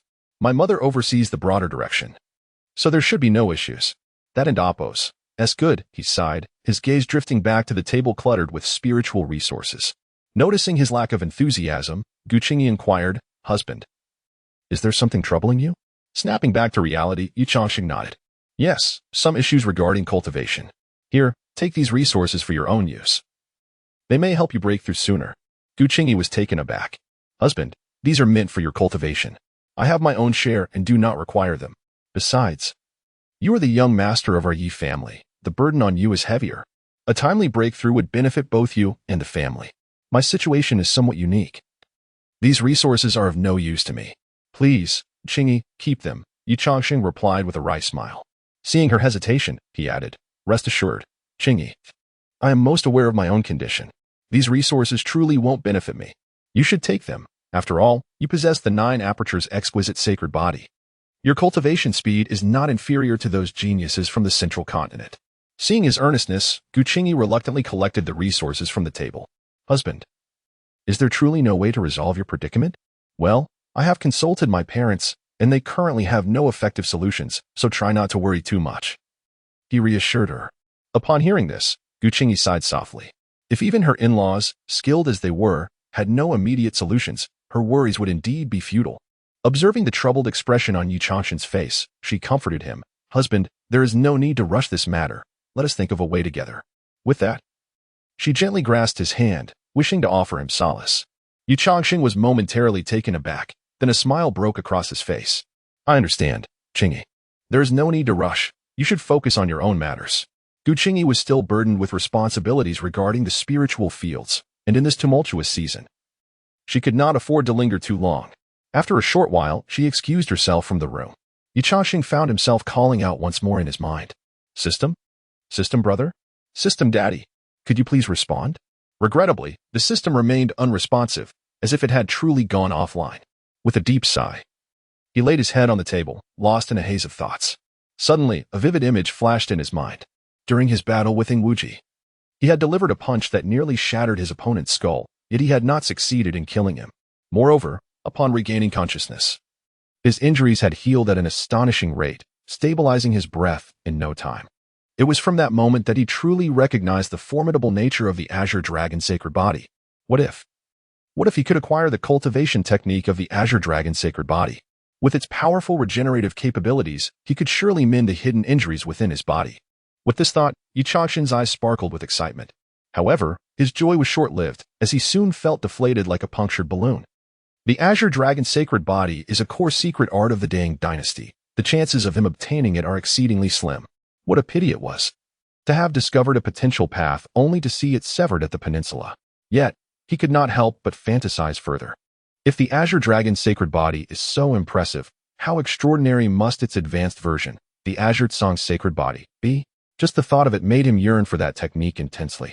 Alas, given the current circumstances, such aspirations could only remain in the realm of fantasy. With no immediate resolution in sight, Ye Changsheng decided to devote his time to cultivation. The emergence of desolate power is far more challenging than other cultivation methods, resulting in a correspondingly slower progress. However, he had privately experimented and found that this power exerted a formidable suppression over cultivators of spiritual energy, evoking a sense of breaking through myriad laws with sheer force. Perhaps, as his cultivation deepens, he might truly reach such heights. Just as he immersed himself in the study of the Great Desolation Sutra, an unexpected piece of news suddenly surfaced. Chapter 57. The visit of the crown prince of the Great Qing dynasty in the elegant chamber. Ye Changsheng gazed with a grave expression at the pallid face of Gu Qingyi, his concern palpable as he inquired, "Qingyi, how do you feel at present?" Gu Qingyi managed a strained smile, reassuring him, "Do not worry, dear husband. It is merely a slight abdominal pain, nothing of consequence." Nothing of consequence. Ye Changsheng could not restrain his exasperation, his tone deepening. "You were drenched in sweat from pain last night. Had I not been awakened, would you have endured it in silence?" He took her hand gently, his voice softening. "Rest assured, I have informed my parents, and they are sending for renowned physicians from Dongzhou. It will not be long before you recover." Though he spoke with conviction, Ye Changsheng's heart was far from optimistic. Gu Qingyi's ailment was peculiar. Each night, she endured excruciating abdominal pain that would subside after approximately half an hour. The family physician, a proficient practitioner, had examined her meticulously yet remained baffled. Even his parents had personally inspected her, yet the cause remained elusive. Consequently, the Ye family had no recourse but to summon esteemed physicians from across Dongzhou, hoping they could uncover the mystery of Gu Qingyi's condition.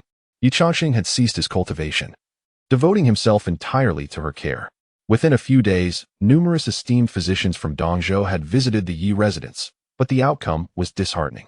Despite their esteemed medical skills, none had encountered such an enigmatic ailment. The situation had reached an impasse, heightening Ye Changsheng and Appo's anxiety. If this continued, Gu Qingyi could indeed be in peril. The Ye family regarded this matter with utmost seriousness. Not only was Gu Qingyi the distinguished saintess of the esteemed Gu family of Dongzhou, but her extraordinary constitution was also worthy of any sacrifice for her salvation.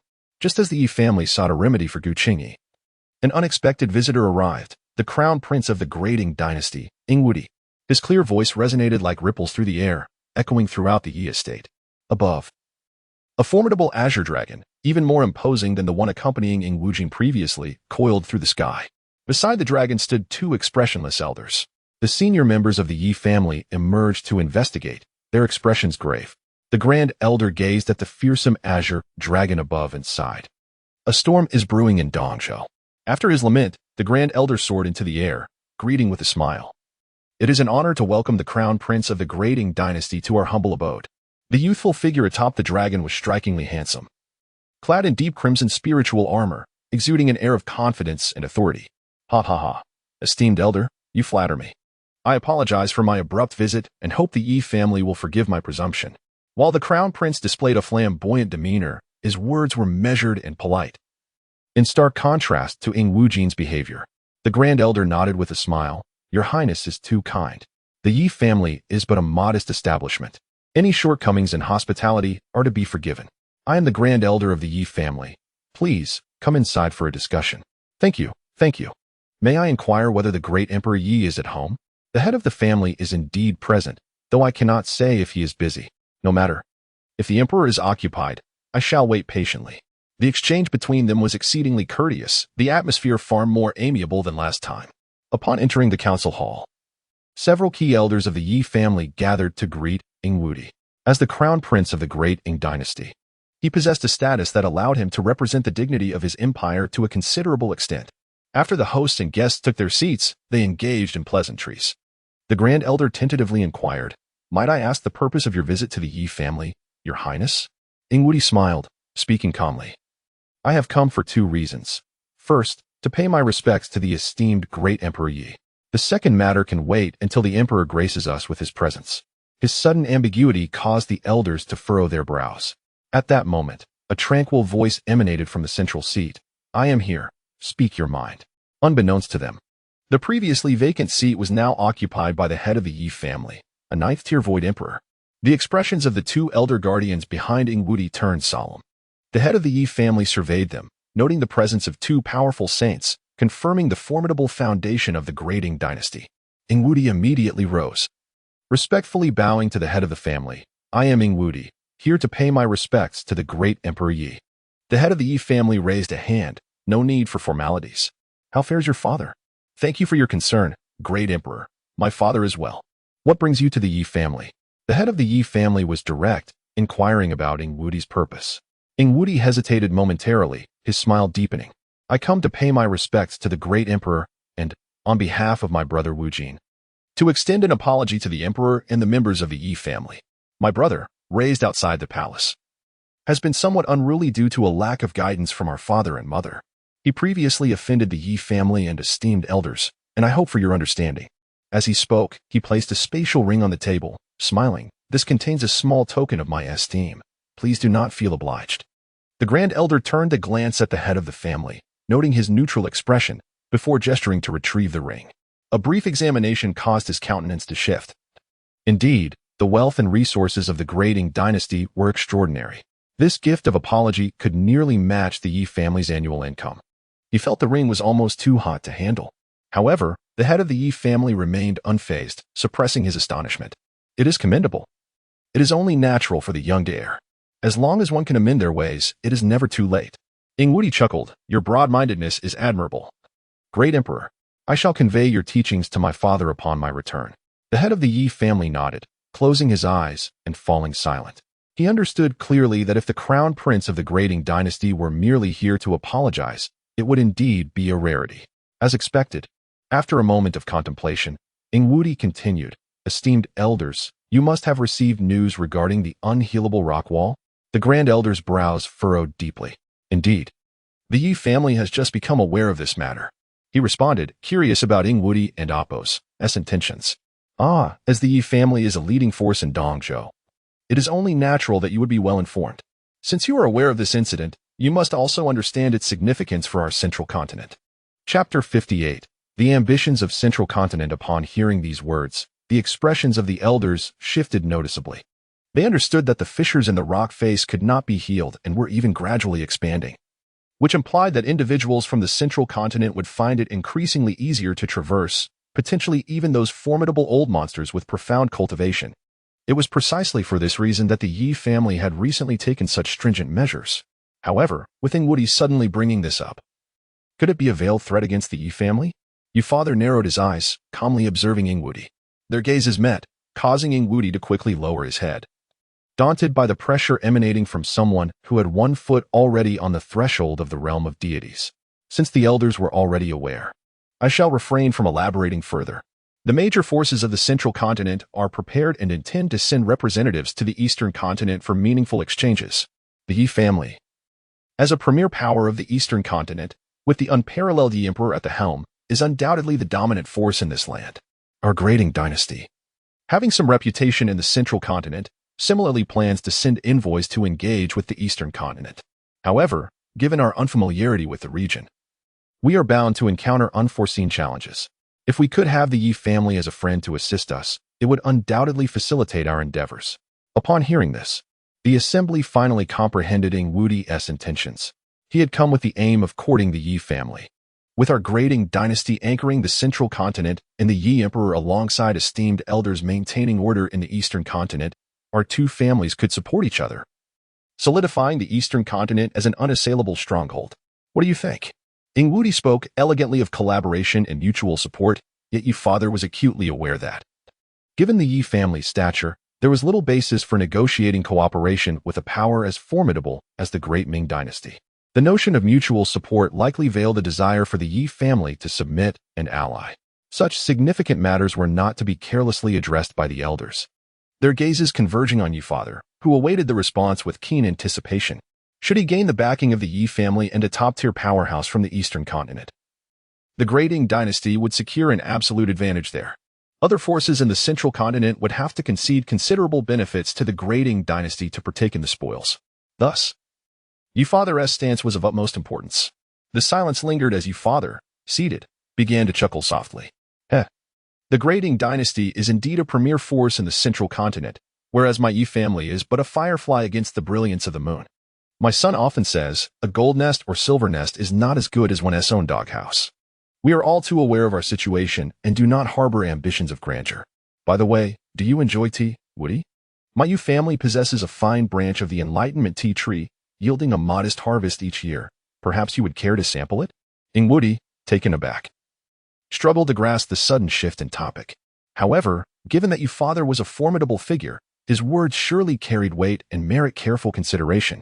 Could it be that the Enlightenment tea signified the Ye emperor's goodwill and willingness to collaborate with the Qingyi dynasty? No, that could not be right. If he truly wished to cooperate, he would not have initiated the preceding discourse.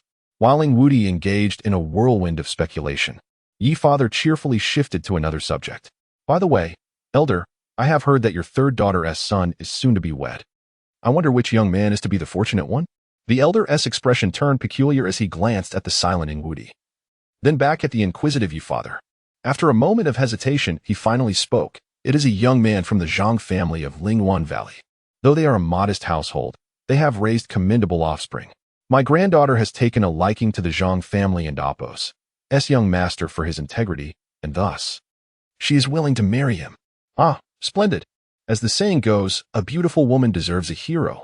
Elder, you ought to encourage the younger generation to foster closer ties with the Zhang family. After all, we are considered the maiden's family. The two appeared to be deeply engrossed in conversation, leaving Ing Wudi feeling quite uncomfortable. Just moments ago, they had been discussing alliances. Yet now the Ye Emperor had diverted the conversation elsewhere. He wished to interject, but recognized the necessity of adhering to the proper decorum of the hostess territory. After a quarter of an hour, Ye father continued to converse with the elder, drifting from one topic to another, providing Ing Wudi with no opportunity to speak. Seizing a moment when Ye father paused for tea, Ing Wudi hastily exclaimed, Ye Emperor, I have another piece of news to share with you all. Ye father paused momentarily, setting down his teacup with a warm smile. Oh, I seem to have forgotten about you, my nephew. Pray, do tell, what is the news? Ing Wudi could not help but inwardly scoff. The Ye Emperor was indeed unabashed. He referred to himself as a junior, and the Ye Emperor readily accepted the title. Ye Emperor, you are surely aware that our Wanyuan continent consists of both the central and eastern continents, correct? Ye father furrowed his brow, sensing that the matter was more intricate than it appeared. The elder, somewhat astonished, interjected, This is not a secret. Aside from our two continents, there are also the western, southern, and northern continents. However, since the formation of the rock face, their connections have been completely severed, and we seldom hear news from them. Ing Wudi nodded and articulated each word deliberately. Are you aware that not only the fissures between the eastern and central continents have emerged? He paused for effect. The rock faces between the western, southern, and northern continents and our central continent have similarly developed cracks. What? The elder could not contain his exclamation, looking at Ing Wudi with astonishment. They had assumed the issue was confined to the eastern and central continents, never considering that it might implicate all 5 continents. Ye father's eyes narrowed. Are you implying that the central continent has already explored these regions? Ing Wudi's ability to openly declare this indicated that the information was not a secret within the central continent. Those in power would surely not overlook such an opportunity for resource acquisition and profit. Ing Wudi smiled and nodded. Indeed, we have indeed conducted explorations in those 3 areas. I wonder, esteemed elders, would you be interested in hearing about the findings? Ye father's heart surged with intrigue, though his demeanor remained composed. Please, enlighten us. Noticing his lack of reaction, Ing Wudi felt a tinge of disappointment. To discuss these 3 continents, it is essential for you to have a general understanding of our central continent. I wonder, how familiar are you with the circumstances in the central continent? Chapter 59. The Ye family faces a choice. Confronted with Ing Wudi's retort, the members of the Ye family exchanged glances, collectively lacking a comprehensive understanding of the matter at hand. Ye father furrowed his brow. The other 3 continents had long since lost contact with the eastern continent, leaving the Ye family with scant knowledge of their circumstances. Ing Wudi, sensing their confusion, chuckled with increasing delight. It was only natural for the younger generation to speculate, as no one could have anticipated the sudden fissures appearing in a rock wall that had stood for millennia. Since you are all somewhat in the dark, allow me to elucidate their situation, Ing Wudi offered, surveying the room with a glint of suppressed disdain in his eyes. To comprehend the other 3 continents, you must first understand our central continent. Let me state a fact. Whether you accept it or not, the central continent is the most formidable of the 5. I wonder if anyone dares to disagree? His proclamation rendered the hall silent. Despite the arrogance and audacity of his words, the attendees could not deny the truth contained within. Ye father raised an eyebrow, prompting, So, what are you suggesting? Ing Wudi's expression shifted to one of seriousness. In the central continent, the most powerful forces are the Divine Hall, the Celestial Mechanism Pavilion, and my own great Ing dynasty. Pride illuminated his countenance as he continued. These 3 factions represent the pinnacle of power in the central continent. However, in the other 3 continents, there exist forces that rival our own. This revelation struck the Ye family like a thunderclap, leaving them utterly astounded. Even Ye father was taken aback by the implications of such power residing in the other 3 continents. An elder voiced his incredulity. Such forces exist in the other three continents? Ingwudi nodded nonchalantly. Indeed. In fact, the fissures in the rock wall between the central continent and the other three appeared even before those on the eastern side. Thus, we have had more time to gather intelligence regarding their circumstances. In the western continent, the most formidable force is the country of 10,000 Buddhas. This faction is shrouded in mystery.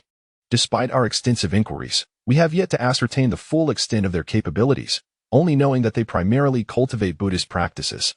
Even our divine hall holds them in high regard.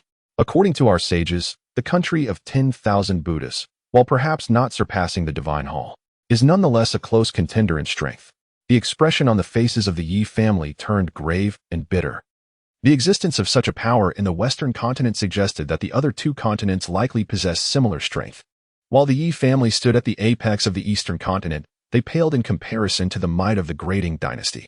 Were it not for the presence of an exceptionally gifted void emperor within their ranks, it was likely the Gu Qingyi dynasty would have disregarded them entirely. Opting for a swift conquest instead, Ingwudi continued his exposition.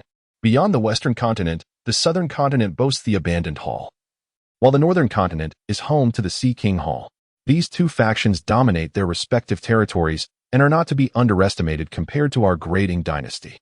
You can imagine how formidable they must be.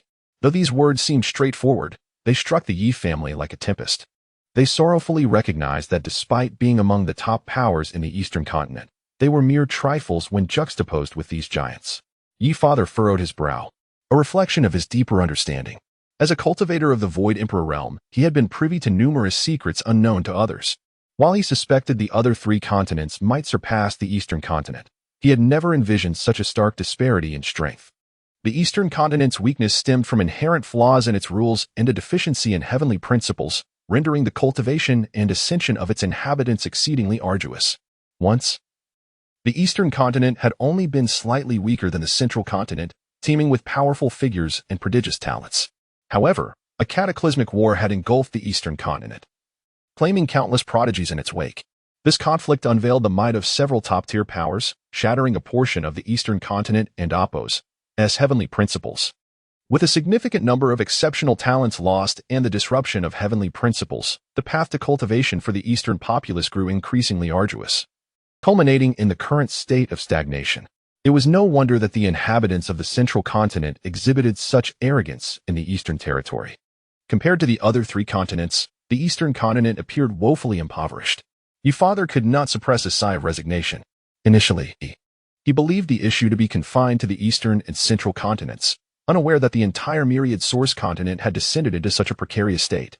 No wonder the moment the rock wall cracked, individuals from the central continent rushed in. To them, the eastern continent resembled a lawless expanse. Whoever could seize it would reap abundant resources and benefits, thereby strengthening their own power.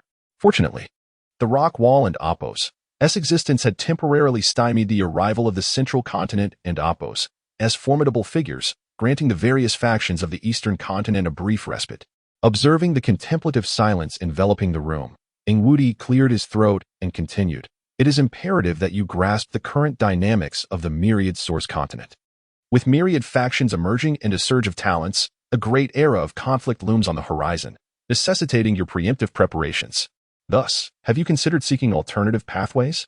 Though his words appeared aimed at the assembly, they primarily served to probe Ye father's stance. As the most powerful figure in the eastern continent and the head of the Ye family, his opinion effectively mirrored the will of the Ye family. Securing the allegiance of the Ye family would afford the Great Qing dynasty a significant advantage in the region. However, reflecting on the current situation of the dynasty, Ingwudi could not help but feel a twinge of concern. Noticing Ye father's hesitation to speak, the Grand Elder interjected, "Your Highness, this matter has profound implications for the Ye family. It is not a decision to be made lightly. We must deliberate thoroughly before reaching a conclusion." Ingwudi smiled. Turning to Ye father, "Ye Emperor, my father has prepared fine tea, eagerly awaiting your esteemed presence." Ye father chuckled lightly, resting his elbow on the armrest, his chin supported by his hand. "Kindly convey my gratitude for your father and Apos' goodwill, but as a native of this land, such fine offerings do not suit me. It would be ungracious to accept." Ingwudi was momentarily taken aback. The Ye patriarch's message was unmistakably one of refusal. A flicker of disappointment crossed his features. Ye Emperor. As the saying goes, mutual benefit abounds. This arrangement could be advantageous for both parties. Are you truly unwilling to reconsider?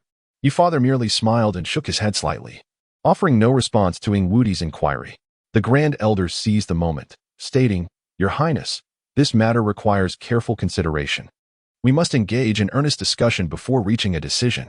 Chapter 60. The Secrets of the Dynasty. Ingwudi nodded, refraining from pressing the Yi family to declare their stance. He was a perceptive individual, well aware that haste often leads to folly. To impose the might of the Dang dynasty would only serve to alienate the Yi family further. Regrettably, had it not been for certain difficulties at home, he would not have felt compelled to adopt such a conciliatory approach.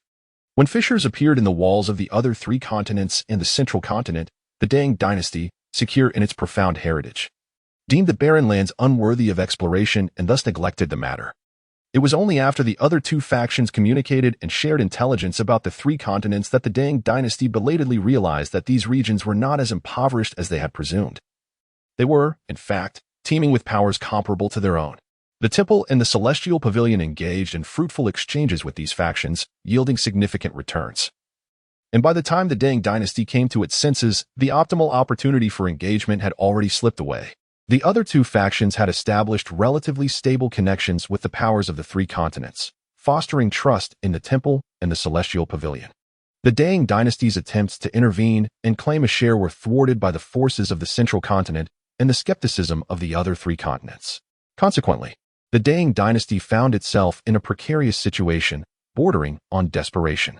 Were it not for the breakthrough presented by the Eastern continent, the Dang dynasty might have gradually declined, ultimately being partitioned by rival powers. For other factions, the Eastern continent might not hold great significance, as they boasted partnerships across other continents. The Dang dynasty, however, had no choice but to extract its interests from the Eastern continent, thus placing extraordinary emphasis on this region. This necessitated a heightened regard for the Yi family, as their plans in the Eastern continent were at stake. Nevertheless, Ingwudi had anticipated such a scenario. If persuading the Yi family were so straightforward, the Dang dynasty would not be in its current predicament. Since the Yi family had yet to express any willingness to comply, he opted to refrain from further discussion. By the way, I wonder how the young lady's health fares these days? Upon hearing this, the expressions of everyone present shifted dramatically. The irascible second elder reprimanded sharply, Silence. I once thought you to be a person of reason and decorum, yet you are no different from your brother. Though the Yi family may not rival the Dang dynasty, they were not to be trifled with repeatedly. As his words fell, an overwhelming aura emanated from him. Ingwudi felt an immense weight pressing down upon him, causing him to involuntarily hunch his back. Ye Father glared at him coldly, warning, Your Dang dynasty should not overstep its bounds. Behind him, 2 guardians wore solemn expressions, straining to assist the young prince in resisting the pressure from Ye Father. Yet the disparity in their realms was akin to a chasm, one that mere willpower could not surmount. Ingwudi quickly gestured, No, esteemed elders, you misunderstand my intent. I have never harbored any designs on the young lady. Upon hearing this, Ye Father slightly tempered his pressure, though his aura remained perilously potent. Then why do you inquire about my daughter-in-law? The second elder scoffed, emboldened by Ye Father's presence to challenge the prince of the Dang dynasty. Ingwudi exhaled in relief, hastily clarifying. Wasn't the Yi family recently seeking renowned pharmacists throughout the Eastern continent? I inquired and discovered that the young lady seems to be experiencing some discomfort. Ye Father, now less imposing, responded flatly, What do you mean by that? With the threat of imperial pressure abated, Ingwudi regained his composure, replying with a light laugh. According to my sources, the young lady has been suffering from severe abdominal pain, especially at night. Is this true? The elders instantly tensed. What was Ingwudi's true intention in gathering such detailed information about the young lady? Ye Father furrowed his brow, demanding, So, what exactly do you wish to achieve?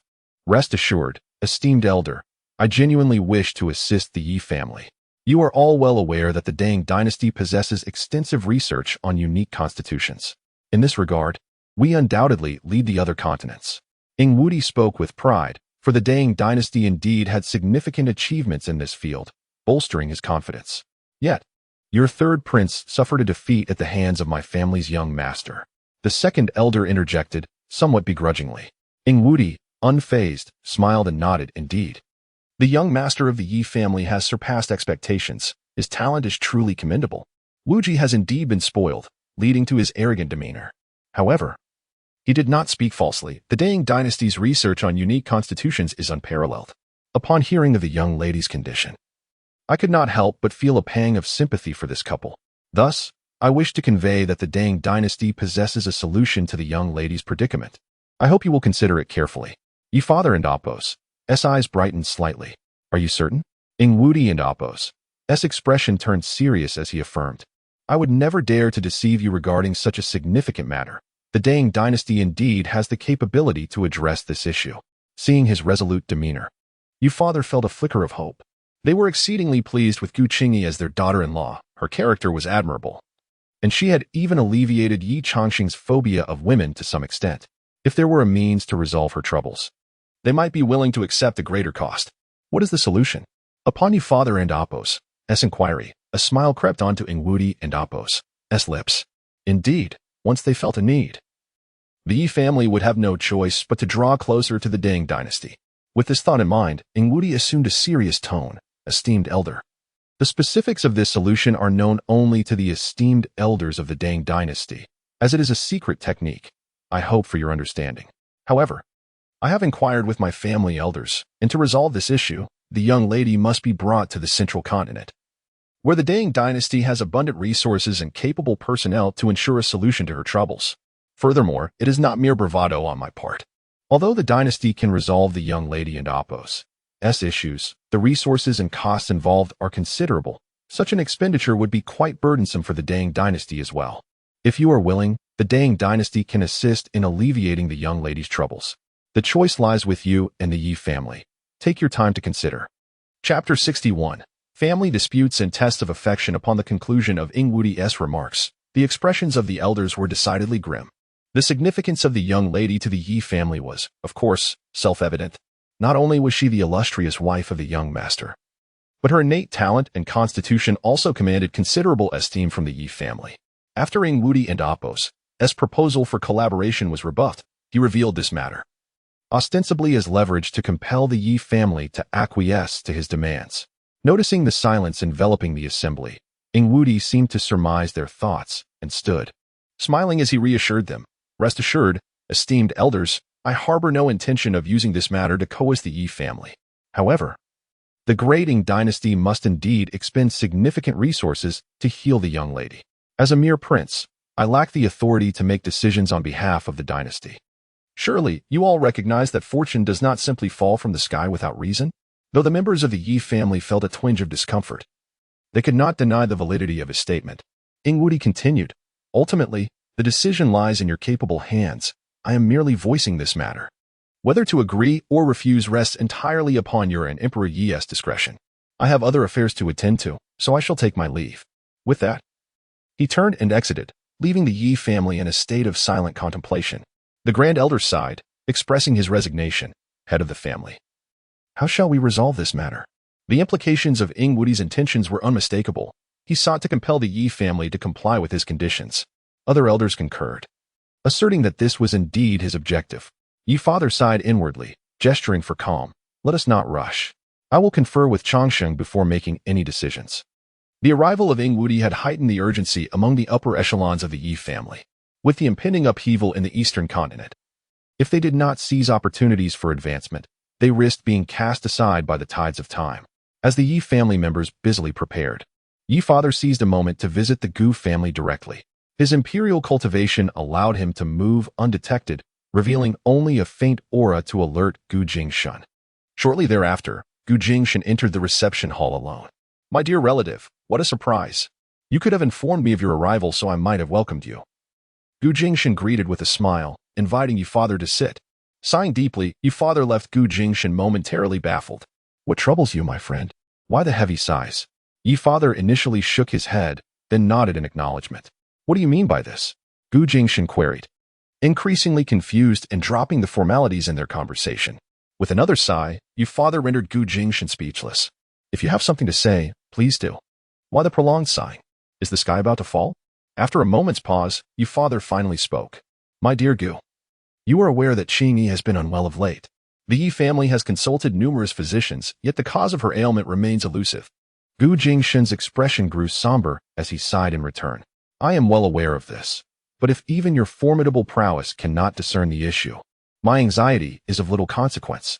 With so many physicians unable to uncover the truth, the Gu family can offer no assistance.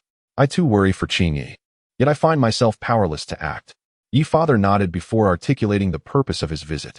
Recently, the crown prince of the great Ing dynasty visited our Ye family. He informed me that the dynasty possesses extensive knowledge regarding unique physiques and can address the problems affecting Qingyi.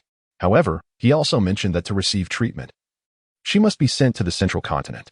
I am at a loss and wish to gauge your perspective. As soon as he finished speaking, Gu Jingshen broke into a rueful smile. To be honest, my friend, I have also been approached by individuals from the great Ing dynasty regarding this matter. Did they speak to you as well? Ye father inquired, surprised, before realizing that Ing Wudi harbored ulterior motives. Indeed, Gu Jingshen confirmed. They dispatched someone to speak with me as well. The situation is now abundantly clear. That scoundrel Ing Wudi seeks to sow discord between our families by spreading information to both sides. It seems he presumes we would not communicate, emboldening him to employ such underhanded tactics. But tell me, how do you perceive this situation? Should Qingyi be sent to the central continent? Hearing this, Gu Jingshen's eyes widened in disbelief. What nonsense are you uttering? Setting aside the fact that the great Ing dynasty's aim is to drive a wedge between our families for their convenience, even if Qingyi is unmarried, as her father, I would never permit her to go to the central continent. Have you not grasped the crown prince's earlier attitude? The great Ing dynasty covets Qingyi's unique physique. To send her to the central continent would be akin to delivering my own daughter into a pit of fire. I suspect that Qingyi would share my sentiments. She is married into your Ye family and is now Changsheng's wife. How could I possibly allow such a thing? Ye father hastily reassured him. Do not be alarmed. I merely sought your opinion, as you are Qingyi's father, and it is natural to be concerned for your daughter. Ah, my friend, it seems you underestimate me. Rather than allowing Qingyi to be coerced and tempted in the central continent, I would prefer she meet her end in the eastern continent than suffer humiliation on their turf. Ye father quickly apologized, adopting a lowly demeanor before the powerful figure of Gu Jingshen. Having finally quelled Gu Jingshen's ire, Ye father resignedly suggested, in that case, perhaps we should return and consult Qingyi herself? She should have a say regarding her own health. We cannot presume to decide for her. Moreover, Qingyi is such a fine child. I cannot bear to witness her decline. Should she agree to go to the central continent, I would advise Changsheng to dissolve their engagement. If that were to occur, we could only lament Changsheng's misfortune for being unable to keep such an excellent wife. Gu Jingshen, however, remained resolute. Rest assured, I know Qingyi and Appo's disposition better than you do. She will never consent to this. It would be futile to ask her. With their discussion concluded, the two hurriedly departed, making their way back to the Ye family. Shortly thereafter, Gu Qingyi, engaged in her own affairs on Lingtian Island, was startled to hear a familiar voice. Qingyi. Chapter 62. United as one, their strength unbreakable. Gu Qingyi turned around and saw her father and father-in-law approaching. Gu Jingshen cheerfully exclaimed, My dear girl, your father has come to see you. Father, father-in-law. Gu Qingyi greeted them with a bow, inviting them to sit down. She then inquired with curiosity, What brings you both here together? Is something amiss in the Gu family? Gu Jingshen quickly shook his head. No. Everything is well at home. I came with Lao Yi because we wish to discuss something with you. Yi Fu interjected, It is regarding your health, Qingyi. A while back, you were unwell, and despite consulting various physicians, we could not ascertain the cause.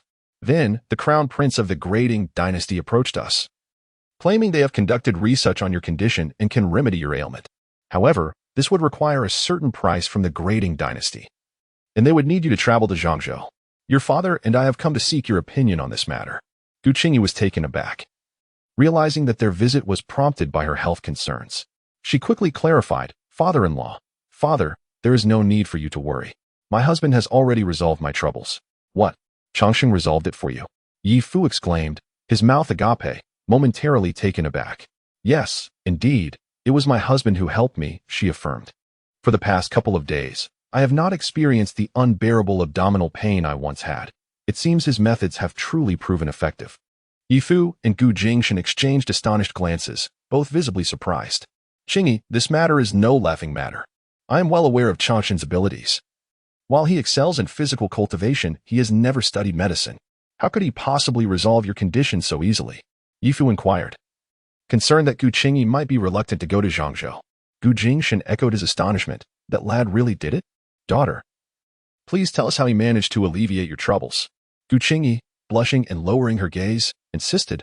Father-in-law, you need not concern yourself with the specifics. My husband has indeed resolved the issue, I assure you of that. Ye Fu pressed on. But Qingyi, you must not endure pain in silence just to protect Changsheng. Even I, along with many physicians, could not identify the problem. This affliction could potentially endanger your life. You must not be careless. Gu Qingyi shook her head vigorously. Please rest assured, father-in-law. I understand the gravity of the situation and would never speak falsely. My husband has truly resolved my troubles. Then how did he achieve this? Must you not share this with us? We ought to ascertain whether his method is reliable. Ye Fu pleaded, but despite their relentless inquiries, Gu Qingyi remained steadfastly silent. Her cheeks flushed. Ultimately, Ye Fu sighed in resignation. If you choose not to share, then so be it. But remember, Qingyi, should you feel unwell, you must inform both me and your mother. The Yi family values you, and your marriage into our family is not meant for you to suffer in silence. Gu Qingyi nodded earnestly. Thank you, father-in-law. I will certainly remember your words. Very well, Ye Fu acquiesced, turning to the equally puzzled Gu Qingyi. If Qingyi is unwilling to elaborate, we shall respect her wishes and refrain from further questioning. Indeed, Gu Qingyi concurred, advising Gu Qingyi, remember, your in-laws are kind-hearted. Should anything arise, do not hesitate to speak up. Do not keep it bottled up inside. Understood? Understood, father. Please do not worry. I am no longer a child. She reassured them as they departed, laden with unanswered questions. As they walked along, Ye Fu could not suppress his concern. Should I inquire further with Changsheng? I feel uneasy without clarity on this matter. Gu Qingyi, however, laughed heartily. I believe it best if you refrain from probing. Changsheng is no ordinary individual. Given his extraordinary feats, it is not surprising if he possesses some unique abilities. Persisting in your inquiries may inadvertently affect the young couple's relationship. After a moment of contemplation, Ye Fu abruptly declared, No, I cannot rest until I have clarity. Will you accompany me, or shall I go alone? Of course, I shall accompany you, Gu Qingyi replied. Did you not advise against excessive questioning? Am I not also curious? At that moment, Ye Changsheng was lounging on a rattan chair in the courtyard, basking in the warm sunlight filtering through the leaves. He felt utterly content, even temporarily forgetting the burdens of cultivation and his hidden injuries. His joy stemmed from having alleviated Gu Qingyi's troubles. Following her distress, Ye Changsheng had been equally anxious. With his father and the Yi family unable to assist, he turned to the enigmatic system, seeking a solution.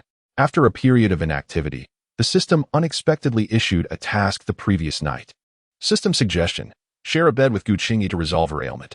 Difficulty: none. Danger level: none. Reward: none. Upon reading the task, his jaw nearly dropped. This erratic system either remained silent or issued such frivolous tasks when active. Yet, given that it was his only hope, he resolved to give it a try. Especially since no one else could provide assistance, and the nature of Gu Qingyi's ailment remained unclear. Thus, he steeled himself, overcoming the remnants of his fear of women, and decided to attempt this method. Then, amidst Gu Qingyi's astonished and bashful expression, the golden needle pierces the peach blossom heart. The mandarin ducks succumb to slumber. The spring night is fleeting. As dawn breaks, I return, leaning on my staff, sighing in contemplation. Indeed, Ye Changsheng slept until the afternoon, feeling more exhausted than ever since completing his immortal body cultivation. Just as he hummed a cheerful tune, preparing to enjoy a spiritual fruit, a chilling voice interrupted him. Brat, you still have the gall to indulge in fruit? Speak plainly. Gu Qingyi claims you resolved her internal troubles. How exactly did you accomplish this? Fail to provide a satisfactory explanation, and you will face my wrath. The ominous tone sent a shiver down Ye Changsheng's spine, causing him to return the fruit to the plate and stand obediently. Father, oh father-in-law, you have arrived as well. He observed Gu Qingyi and Ye Fu standing side by side, the latter and Appo's usual composure replaced by a sharp, piercing glare. Ha ha ha, my dear son-in-law, no need for formalities. Your father and I have come to inquire how you managed to alleviate Qingyi and Appo's troubles. Ye Fu interjected with a cold snort. You had better speak truthfully, brat. This is a matter of life and death for Qingyi. Do not take it lightly. Ye Changsheng nodded earnestly. Father-in-law, rest assured, I have it under control. Qingyi is my wife. If I hadn't truly resolved the troubles afflicting her, I wouldn't dare to speak so freely, would I? So tell me, how did you manage to cure Qingyi? His father pressed tightly, leaving Ye Changsheng momentarily awkward. Father, it's difficult to articulate the method. Nonsense. Why can't you simply tell me how you treated Qingyi? Ye's father exclaimed in exasperation, glaring at Ye Changsheng with an unusual reprimand. Ye Changsheng was left speechless. With Qingyi and Appo's father present, could he possibly divulge that he had cured her ailments by sharing a bed with her? Even if he had the audacity, he certainly lacked the face to do so. No, father, this question. It's not that we can't resolve it. However, to address it, we must identify the core issue, right? To grasp the main contradiction, it's not a one-size-fits-all approach. It requires situational consideration. Wouldn't you agree? Ye's father's face darkened. Silence. What nonsense are you spouting? Ye Changsheng had no choice but to plead. Father, esteemed father-in-law. It's not that I'm reluctant to share, but it truly is inconvenient to articulate. He inwardly scoffed. Both of these men had experienced life. Could they not discern the awkwardness between the young couple? Am I really asking my son about such intimate matters? Is the world gone mad? They continued to interrogate him. Yet Ye Changsheng remained resolutely tight-lipped, even to the point of exasperation. With no other recourse, Ye's father delivered a stern slap to his forehead. You little brat. You better know your limits. If anything happens to Qingyi in the future, just wait and see what I do to you. Ye Changsheng quickly nodded and bowed, rest assured. Father, I guarantee that Qingyi's issues have indeed been resolved, so you need not worry. Seeing this, Ye's father reluctantly set aside his desire to uncover the full story. As they exited the courtyard, they began to discuss matters. Brother Gu, my son has been poorly disciplined. I apologize for the embarrassment. Gu Qingyi chuckled. Brother Ye. Isn't it good that the young couple is of one mind? What has so poorly managed about that? In my opinion, you needn't worry.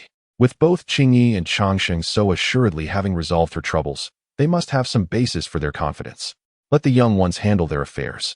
We should refrain from meddling. Sigh, that's all we can do. Ye's father sighed before abruptly changing the subject. Since Qingyi has resolved her internal troubles, we need not concern ourselves with the threats from the Deng dynasty.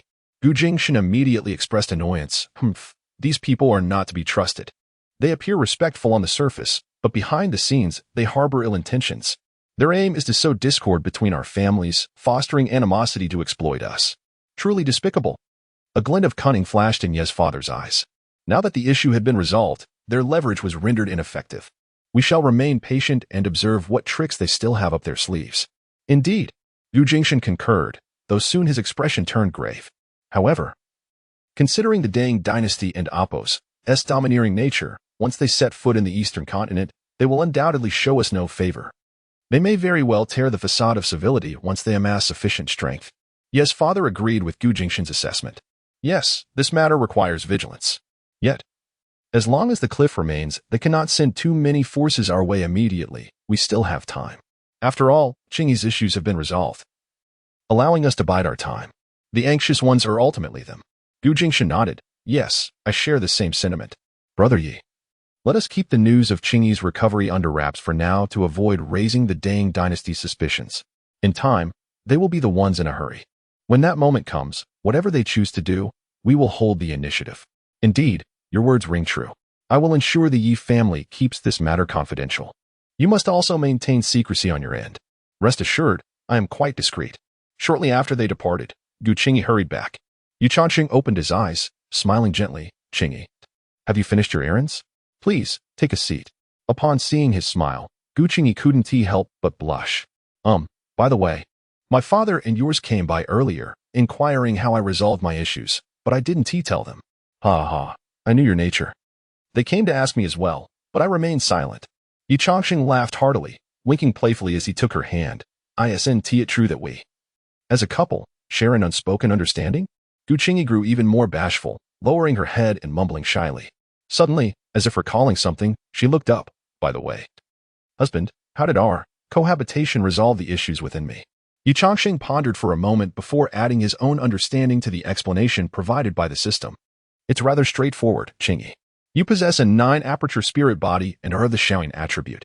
This results in your rapid cultivation yet a cold spiritual energy, which can accumulate into cold poison over time. Excessive cold poison can lead to various discomforts in your body. Meanwhile, my physique is robust and filled with blood vitality, embodying the solar attribute. Moreover, I possess little spiritual energy, which does not exacerbate your cold poison. When our energies intertwine, they neutralize each other, transforming the cold poison into spiritual energy. Once the cold poison is resolved, your ailments will naturally heal. Gu Qingyi suddenly understood, her face brightening with joy. Husband, you truly know so much. After our intimacy, my cultivation has indeed increased significantly, and my spiritual energy has become much more refined. It seems this is the reason. Chapter 63. Imperial Dynasty's Pressure. The Ye family's strategy. Ye Changsheng nodded, acknowledging, indeed, that's part of it. He was acutely aware of this himself. The union of the previous night alone had significantly augmented the desolate energy within him. Crucially, Gu Qingyi and Apos' spiritual power had permeated his entire being, resolving a considerable portion of the hidden injuries accumulated from cultivation and battles, alleviating Ye Changsheng and Apos' most pressing concern. If this continued, even if his injuries didn't and Apos' fully heal, it would at least allow him to cultivate without hindrance. Gu Qingyi, with a bashful smile, concurred that and Apos' ideal. By the way, my husband, since my cultivation has improved, you must have reaped some benefits as well. Haven and Apos, to you? Naturally, my cultivation has also advanced, and many of my internal injuries have mended. He continued, this dual cultivation is truly remarkable, benefiting us both. Gu Qingyi felt reassured, replying, that's good to hear. I was worried that your diligence might be detrimental to your health. Humph, you underestimate your husband. This is merely the beginning. A common malady of men, bravado. With a mischievous glint in his eyes, Ye Changsheng chuckled. Qingyi, since dual cultivation is so advantageous, shouldn't we practice more often? Oh, you. There's no time like the present. Let's try it now. Husband, not during the day. Snap. The courtyard door was shut, and Gu Qingyi discreetly cast a minor enchantment. As afternoon approached, Ye Changsheng, weary yet content, massaged his lower back and grimaced as he emerged from the room. After a hearty stretch, he exhaled deeply. Good heavens, that was truly exhausting. After a moment of reflection, he turned toward the room and inquired, Qingyi, are you hungry? I'll have some food prepared. Yes, I'm famished as well. Gu Qingyi responded. Her cheeks flushed, her hair damp with perspiration, radiating contentment and inner bliss, having tasted the forbidden fruit and developed a fondness for it. Ye Changsheng indulged in days of revelry with Gu Qingyi before gradually returning to a normal routine, primarily because his kidneys were beginning to protest. However, the cultivation during this period yielded gratifying results, nearly doubling his desolate energy and healing approximately 70 to 80% of his internal injuries. Yet, all things must be done in moderation to avoid excessive indulgence. Ye Changsheng resumed his rigorous training, spending his days striking stones in the back mountains. The original cliff face had been transformed into a cavern several meters deep. To further hone his skills, he specifically requested from his mother an enchantment to fortify the rocks, making them as metal, thereby enhancing the benefits to his physical cultivation. As time ebbed away, both Ye Changsheng and Gu Qingyi noticed that the benefits derived from dual cultivation were gradually diminishing, particularly for Gu Qingyi. Her cultivation realm was higher than her husband's, resulting in fewer returns. Much like a flowing stream, spiritual power tended to flow from higher elevations to lower ones. Ye Changsheng understood this principle and progressively reduced his dual cultivation with Gu Qingyi, allocating more time to self-improvement. One day, an uninvited guest arrived at the Ye residence. Greetings. Esteemed members of the Ye family, I come on behalf of the Grading Imperial Dynasty to inquire about your stance on the matter previously discussed by His Highness the Crown Prince. With the Patriarch absent, the Great Elder and 4 other elders received the visitor. The Crown Prince's suggestion is indeed a great kindness that the Ye family will remember. The 3rd elder said with a benevolent smile, shifting the blame entirely onto Gu Qingyi. However, this matter ultimately requires the young mistress's consent, and she remains unconvinced. The young mistress is, after all, a member of the Ye family. With sufficient persuasion, she will undoubtedly agree, the gold-robed man retorted icily, his displeasure evident. Bear in mind that His Highness the Crown Prince has the young mistress's best interests at heart. The Grading Imperial Dynasty has limited patience. The Great Elder scoffed inwardly, but maintained a placid expression. Indeed, esteemed envoy, we are deeply concerned about the young mistress's well-being. Alas, she is rather resolute and difficult to sway. Time is needed. The gold-robed man and Apos' countenance grew colder. He suppressed his rising anger, mindful of Wudi and Apos' instructions. Very well. You have a limited extension to persuade your young mistress. The Great Elder promptly replied, Excellent, excellent. We are grateful for the envoy's leniency. Rest assured, we will exert our utmost efforts to counsel the young mistress. Let us hope so.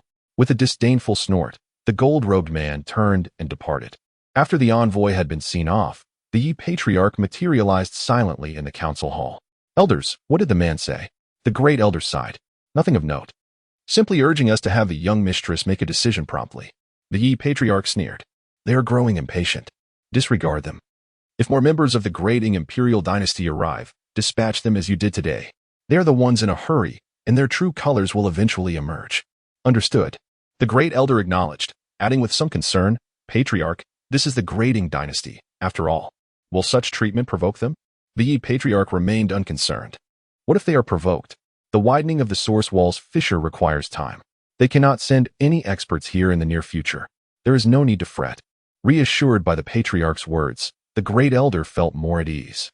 Very well, we shall follow your instructions. Days turned into weeks, and a month swiftly passed.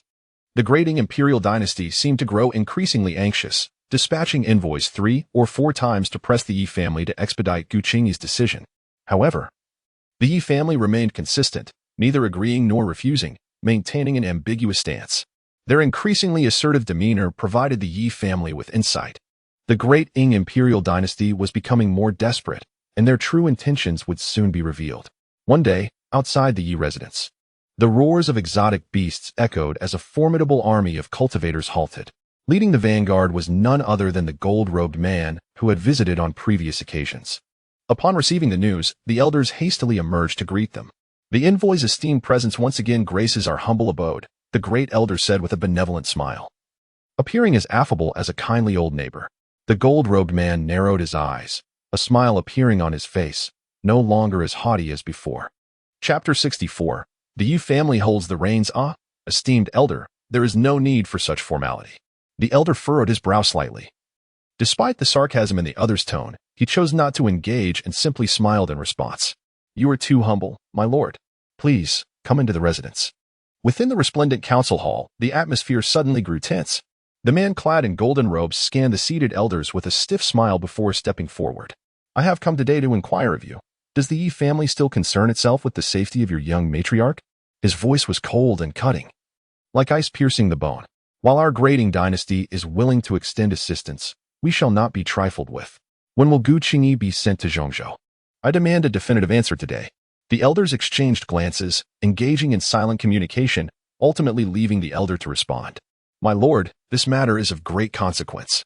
The young matriarch is of utmost importance to the Yi family and will one day wield authority over the clan. We cannot act hastily. Furthermore, even if all the clan members agree, we must respect the matriarch's wishes. This matter cannot be rushed. Imposing pressure would be inappropriate. Silence. The golden-robed man's expression darkened, his earlier composure evaporating as he furiously pointed at the elder, gritting his teeth. Every time I visit, you use this ambiguous rhetoric to evade. It seems you are not exercising caution but are deliberately toying with our Grading dynasty. My lord, your words are unjust. The Yi family is hardly in a position to neglect your dynasty. The elder feigned alarm, hastily defending himself in an attempt to quell the other's fury. Yet, the golden-robed man disregarded him entirely, his finger stabbing the air as he spoke each word like a nail. I grant you one final opportunity. Will you save the young matriarch or not? The elder's face betrayed his difficulty as he lamented inwardly. He had pushed the other to his limits. To outright refuse might lead the Grading dynasty to realize that the Yi family had quietly resolved the young matriarch's predicament, thus exposing their previous delays. If he continued to employ vague language, the messenger would undoubtedly reject it. Just as he furrowed his brow in deep thought, a dispassionate voice floated down from above, sweeping through the hall like a chilling wind. Are you trying to force the Yi family to send her to Zhongzhou immediately? Everyone turned to see the head of the Yi family seated in the main position, one hand propping his chin, his piercing gaze directed at the Grading envoy. Faced with the oppressive aura of the Void Emperor, the golden-robed man's fury dissipated in an instant, beads of cold sweat forming on his brow. Envoy of the Great Qing, you must have encountered the Yi Emperor before.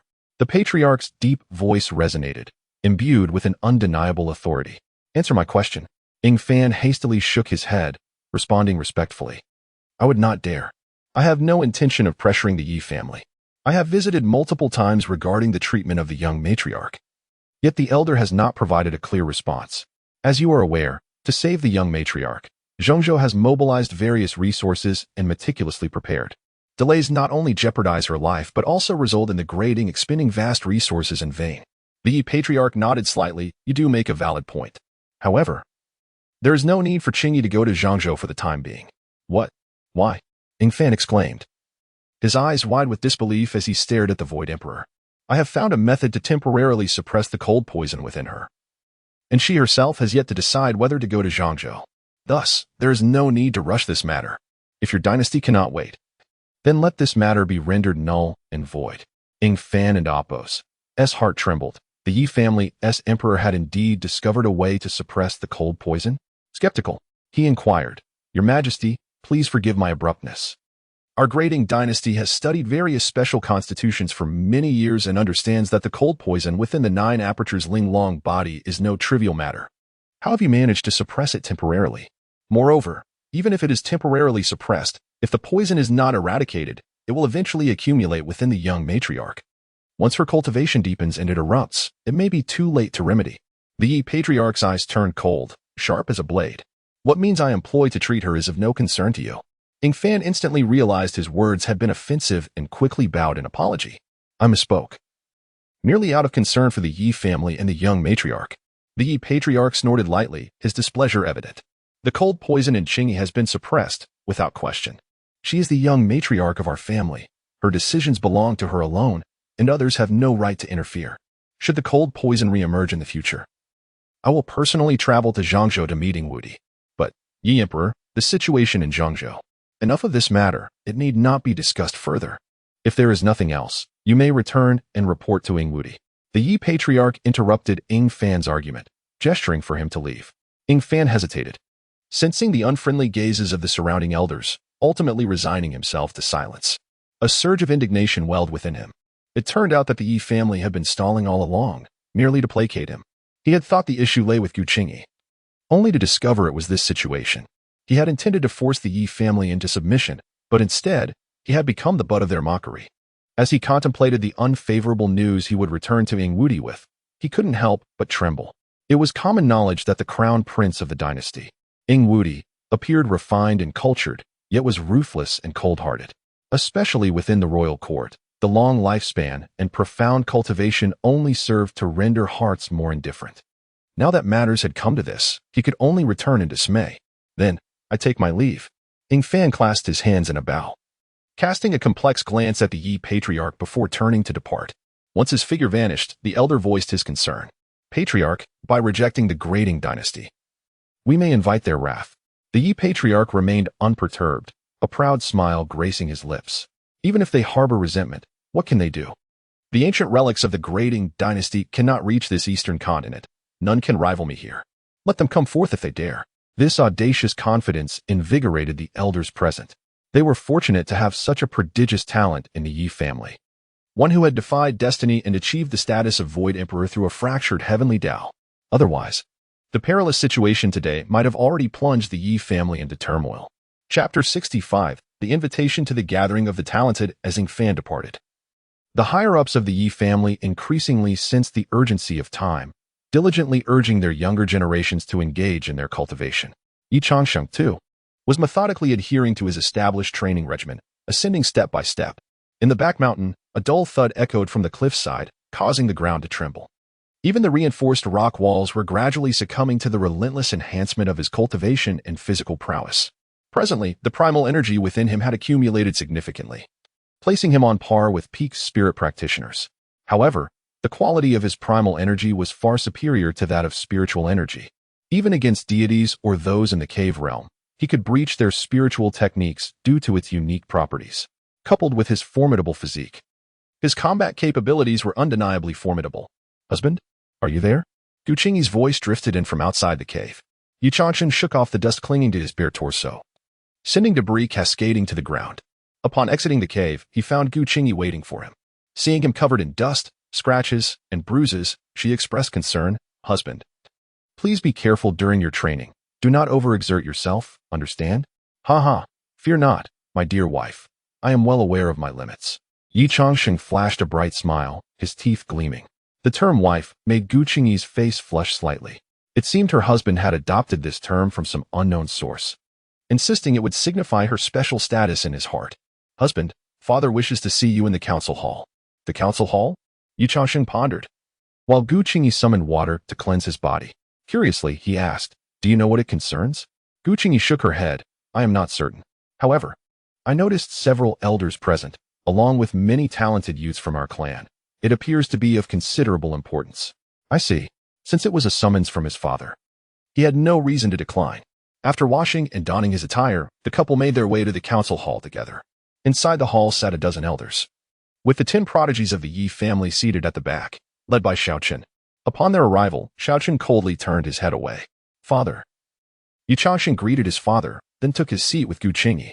Once settled, Ye's father smiled and addressed them. "The reason for calling you here today is to discuss an important matter." "Elder?" "Indeed." The elder responded, producing a letter from his robe. This letter was sent by the Crown Prince of Deing, indicating that the talented individuals from Zhangzhou wish to hold a grand gathering to exchange insights and foster camaraderie with the talented youth of our eastern continent. This rumor has circulated for several days, and I believe some of you may have heard of it. The invitation extends to the holy sons and daughters of various families, and it seems our Ye family is expected to send its young master. As he spoke, the elder turned to Ye Changsheng, smiling, "Young master, should you choose to attend, it would be appreciated if you could take some of our clan's younger generation along to broaden their horizons. What are your thoughts?" Ye Changsheng felt somewhat exasperated. He was at a crucial juncture in his cultivation and had no desire for interruption. Just as he contemplated a refusal, his father interjected, "That is a valid point, Changsheng. You cannot remain secluded forever. It would be beneficial to see the world." The words he had intended to voice were swallowed back. "Since you say so, I shall go." He acquiesced, though a sense of confusion lingered regarding why the system had not issued a task this time. The elder chuckled as he handed the letter to Ye Changsheng for him to open. As he glanced at the contents, his expression shifted to one of astonishment. "This invitation is not meant for me." Upon hearing this, all eyes turned towards him. The elder, equally astonished, exclaimed, "How is that possible? You have bested the 3rd prince of Zhangzhou. Could it be that our Ye family possesses an even more esteemed talent?" Ye Changsheng, with a look of disbelief, passed the letter to the elder. "You read it." The elder took the letter, scrutinizing it closely. Moments later, his expression grew peculiar. "It truly is not addressed to the young master." Now, the assembly in the council hall was left in a state of bewilderment. If the invitation was not for Ye Changsheng, then to whom could it possibly belong? The elder turned towards the young prodigies and casually tossed the letter. "Xiaochen, this invitation is for you." As the letter landed in his hands, Xiaochen's heart raced. He hurriedly opened the letter for a closer examination. To Xiaochen, from Crown Prince Ingwudi, it is said that the Ye family's reputation in the eastern continent is illustrious, particularly with the presence of such extraordinary figures as Senior Ye. Surely, the descendants within the clan must be exceptional. With the spatial fissures now allowing for greater interaction between realms, I, along with the divine charioteer and the heavenly mechanism pavilion, am organizing a gathering of the talented. I hope that the young generation from Zhangzhou and the eastern continent can become familiar and strengthen their bonds. It is said that the Ye family has a peer, Xiaochen, whose talents are remarkable. Thus, I extend this invitation to you, hoping for your esteemed presence. Upon reading the clearly inscribed name Xiaochen, a smirk crept onto his lips. Indeed, the talents from Zhangzhou had discerning eyes, opting not to place the honor upon Ye Changsheng, the so-called waste. After finishing, he folded the letter and looked towards the elders. "It appears the invitation is indeed addressed to me. What are the opinions of the family head and esteemed elders? Should I attend?" The younger generation exchanged glances, noting the beaming Xiaochen and the seemingly aloof Ye Changsheng, and speculated quietly. They surmised that Ye Changsheng's prior victory over Ingwudi, coupled with the Ye family's less than amiable stance towards the Deing dynasty, might have prompted the crown prince to subtly embarrass Ye Changsheng. The elder hesitated, glancing at Ye Changsheng before turning to ask, "Family head, what do you think of this matter?" Ye's father frowned slightly. Since the invitation is for Xiaochen, his opinion should take precedence. "Xiaochen, are you present?" "I am here," Xiaochen replied promptly. "Consider this matter carefully and provide your response tomorrow," the family head instructed. "Understood." Xiaochen agreed readily, appearing to have already formed a plan. Ye's father then glanced at the disinterested Ye Changsheng, hesitating before speaking. "Changsheng, you." "Dad," Ye Changsheng interjected cheerfully. "Since the invitation is for Xiaochen, let him go. It is best that I have no part in it. I have personal matters to attend to, so I shan't delay any further." Chapter 66. The prelude to the battle of the talented at the summit of Jiangshan. Having said that, he stood up with a cheerful demeanor and led Gu Qingyi outside. As they passed by Xiao Chun, Ye Changsheng suddenly turned his head, patted his shoulder, and smiled. Xiao Shensi, put on a good show. Do not tarnish the prestige of our Yi family. Xiao Chun was momentarily taken aback, not expecting him to initiate a conversation. However, with so many eyes upon them, he did not wish to leave an impression of narrow-mindedness on the elders, so he expressionlessly nodded. After their departure, the Grand Elder admonished Xiao Chun a few more times before allowing the younger generation to leave. Patriarch, I fear that Ingwudi's invitation harbors ill intentions. After being defeated by the young master, he invites Xiao Chun. Could it be that he seeks to sow discord among the younger generation of our Yi family? The Grand Elder speculated about Ingwudi's motives, appearing somewhat anxious. Yi Fu, however, remained indifferent. It matters not. If he does not invite Changsheng, so be it. After all, encounters between the youth of the Eastern Continent and the Central Continent may not necessarily yield favorable outcomes. Changsheng himself is unconcerned, so we need not fret unnecessarily. Let us observe Xiao Chen's choice. If he wishes to go, he may select a few composed young descendants to accompany him. If not, we shall act as if we have not seen the invitation. Upon hearing Yi Fu's words, the Grand Elder's worries dissipated considerably, and he cheerfully acquiesced. In the back mountain, Gu Qingyi sat gracefully upon a large stone, watching as Ye Changsheng began to undress again. Unable to restrain herself, she exclaimed, Husband, are you not angry? Angry? Why should I be? You have triumphed over Ingwui, and as the young master of our Yi family, logically, those from the Central Continent ought to extend invitations to you. Why is it that the holy sons and daughters of other factions are treated as young masters? Yet it is different for you? Ye Changsheng replied with a light-hearted tone. It's perfectly fine that they do not invite me. We prefer to avoid the hassle. After all, I do not relish the limelight. Let those who wish to go do so. Seeing that he truly did not care about the matter, Gu Qingyi felt a sense of relief. Since my husband has said so, let us remain at home in peace. It certainly simplifies things considerably. While the couple enjoyed their tranquil respite, Xiao Chun found himself embroiled in a heated argument. Senior, since the invitation has reached my hands, I must meet these prodigies of the Central Continent.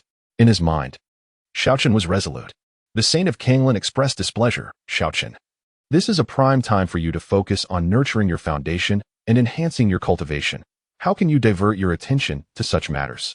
You still fall short compared to Ye Changsheng. How can you hope to contend with the geniuses of the Central Continent? In the face of the saint's admonition, Xiao Chun calmly responded, Senior, this matter should not be considered in such a manner. Think about it. The world is undergoing great upheaval with the fissures in the cliffs. It is likely that soon, not only will the prodigies of the Central Continent arrive, but possibly those from the other 3 continents as well. When that time comes, they will undoubtedly strip the Eastern Continent of its resources, making survival for the Eastern powers increasingly difficult. To pursue greater realms and tread the path of the Emperor, how can one achieve that without resources? Though I hold the title of Shensi within the Yi family, ultimately, I am still an outsider and find it challenging to gain true trust. When resources become scarce, the Yi family will certainly lean more towards Ye Changsheng. And what then shall I do? Xiao Chun and Amp, Appo's words left the Saint of Kanglan in contemplative silence. With a gleam of determination in his eyes, Xiao Chun continued, Moreover, if I participate in this gathering of the prodigies, I can showcase my talents, potentially attracting the interest of some factions and establishing favorable relations. This would serve as a contingency for myself. The event is hosted by the 3 major factions of the Central Continent, and should I befriend someone among them, my future path would undoubtedly broaden. Even if I do not succeed, forging connections with other geniuses from the Central Continent is still a commendable option, for the sake of the present. If I can exhibit my talents at the exchange, I can bring prestige to the Yi family, thereby elevating my status. Whether in confronting Ye Changsheng or acquiring resources, wouldn't it be far more convenient? Considering both the present and future, I firmly believe it is imperative for me to attend this gathering of the prodigies. What say you? Xiao Chen's reasoning was sound, leading the Saint of Kanglan to fall into silence once more. After a moment, he sighed, Since you have made your decision, go if you wish. Just remember to exercise caution. After all, these are the most formidable prodigies of the Central Continent, and competing with them requires utmost vigilance. Rest assured, Senior, I am confident in my ability to tread the path of the Emperor and will not falter here, Xiao Chun declared with unwavering confidence, his eyes seemingly gazing upon a bright future. Early the next morning, the Grand Elder received Xiao Chen's response, stating his willingness to attend the gathering of prodigies. Consequently, The younger generation of the Yi family, aside from Ye Changsheng and Gu Qingyi, gathered in numbers. The elders selected a few promising individuals, both in cultivation and character, to accompany Xiaoqin and witness the talents of their peers. In the floating square, amidst the gaze of countless onlookers, Xiaoqin, accompanied by several young individuals, embarked on a beast-drawn war chariot, exuding an air of majestic vigor. In the dark stillness of the stone cave at the back mountain, Ye Changsheng relentlessly struck the hard stone walls, his resolve unwavering and steadfast. Amidst the envious gazes of many young onlookers, Xiaoqin donned the azure cloud armor bestowed by the Grand Elder, raising his hand with spirited enthusiasm as he proclaimed, "Let us depart." The war chariot soared into the air, leaving behind a dazzling ripple of spiritual energy. In the eastern continent, there exists a grand river that stretches from east to west, with its broadest expanse nearing 100 miles, and its narrowest points still spanning 4 or 5 miles. Such a magnificent river, in the eyes of mortals, is nearly indistinguishable from the sea. The cultivators refer to it as the Eternal River, symbolizing the ancient and everlasting essence. To the east of the Eternal River lies a celestial mountain known as Changsheng, the finest location for climbing high and gazing far, overlooking the picturesque landscapes along the river. Atop it stands the pavilion of overlooking the river, where cultivators often pause to take in the scenery. However, the once bustling pavilion of overlooking the river has been closed to outsiders for several days, following the arrival of a particular individual, one who commands utmost respect from Ingwudi, a prodigy of the central continent, Changsheng. Despite being one of the 3 major talents of the central continent, Changsheng has always favored tranquility, leading a rather secretive life. Upon arriving in the eastern continent, he has kept a low profile, seldom seen even by his fellow compatriots from the central continent. At this moment, on the top floor of the pavilion of overlooking the river, mist swirled gently, and the water shimmered with clarity, stretching into the distance without discernible bounds. Ingwudi hurriedly ascended the stairs, a hint of joy illuminating his face. "Brother Changsheng, tomorrow marks the gathering of prodigies. Many young individuals from various factions in the eastern continent have already arrived at Changsheng. This time, we shall undoubtedly establish our reputation." At the railing of the pavilion stood a figure clad in a dark robe adorned with golden patterns, hands clasped behind his back, his long hair cascading to his waist, flowing with the wind as ethereal as a celestial being descending to the mortal realm. Chapter 67. The mysterious Chechen shows his might. Such a trivial matter. Why the excitement? A deep, magnetic voice echoed slowly as the long-haired figure turned around, revealing strikingly handsome features accentuated by sword-like brows and starry eyes.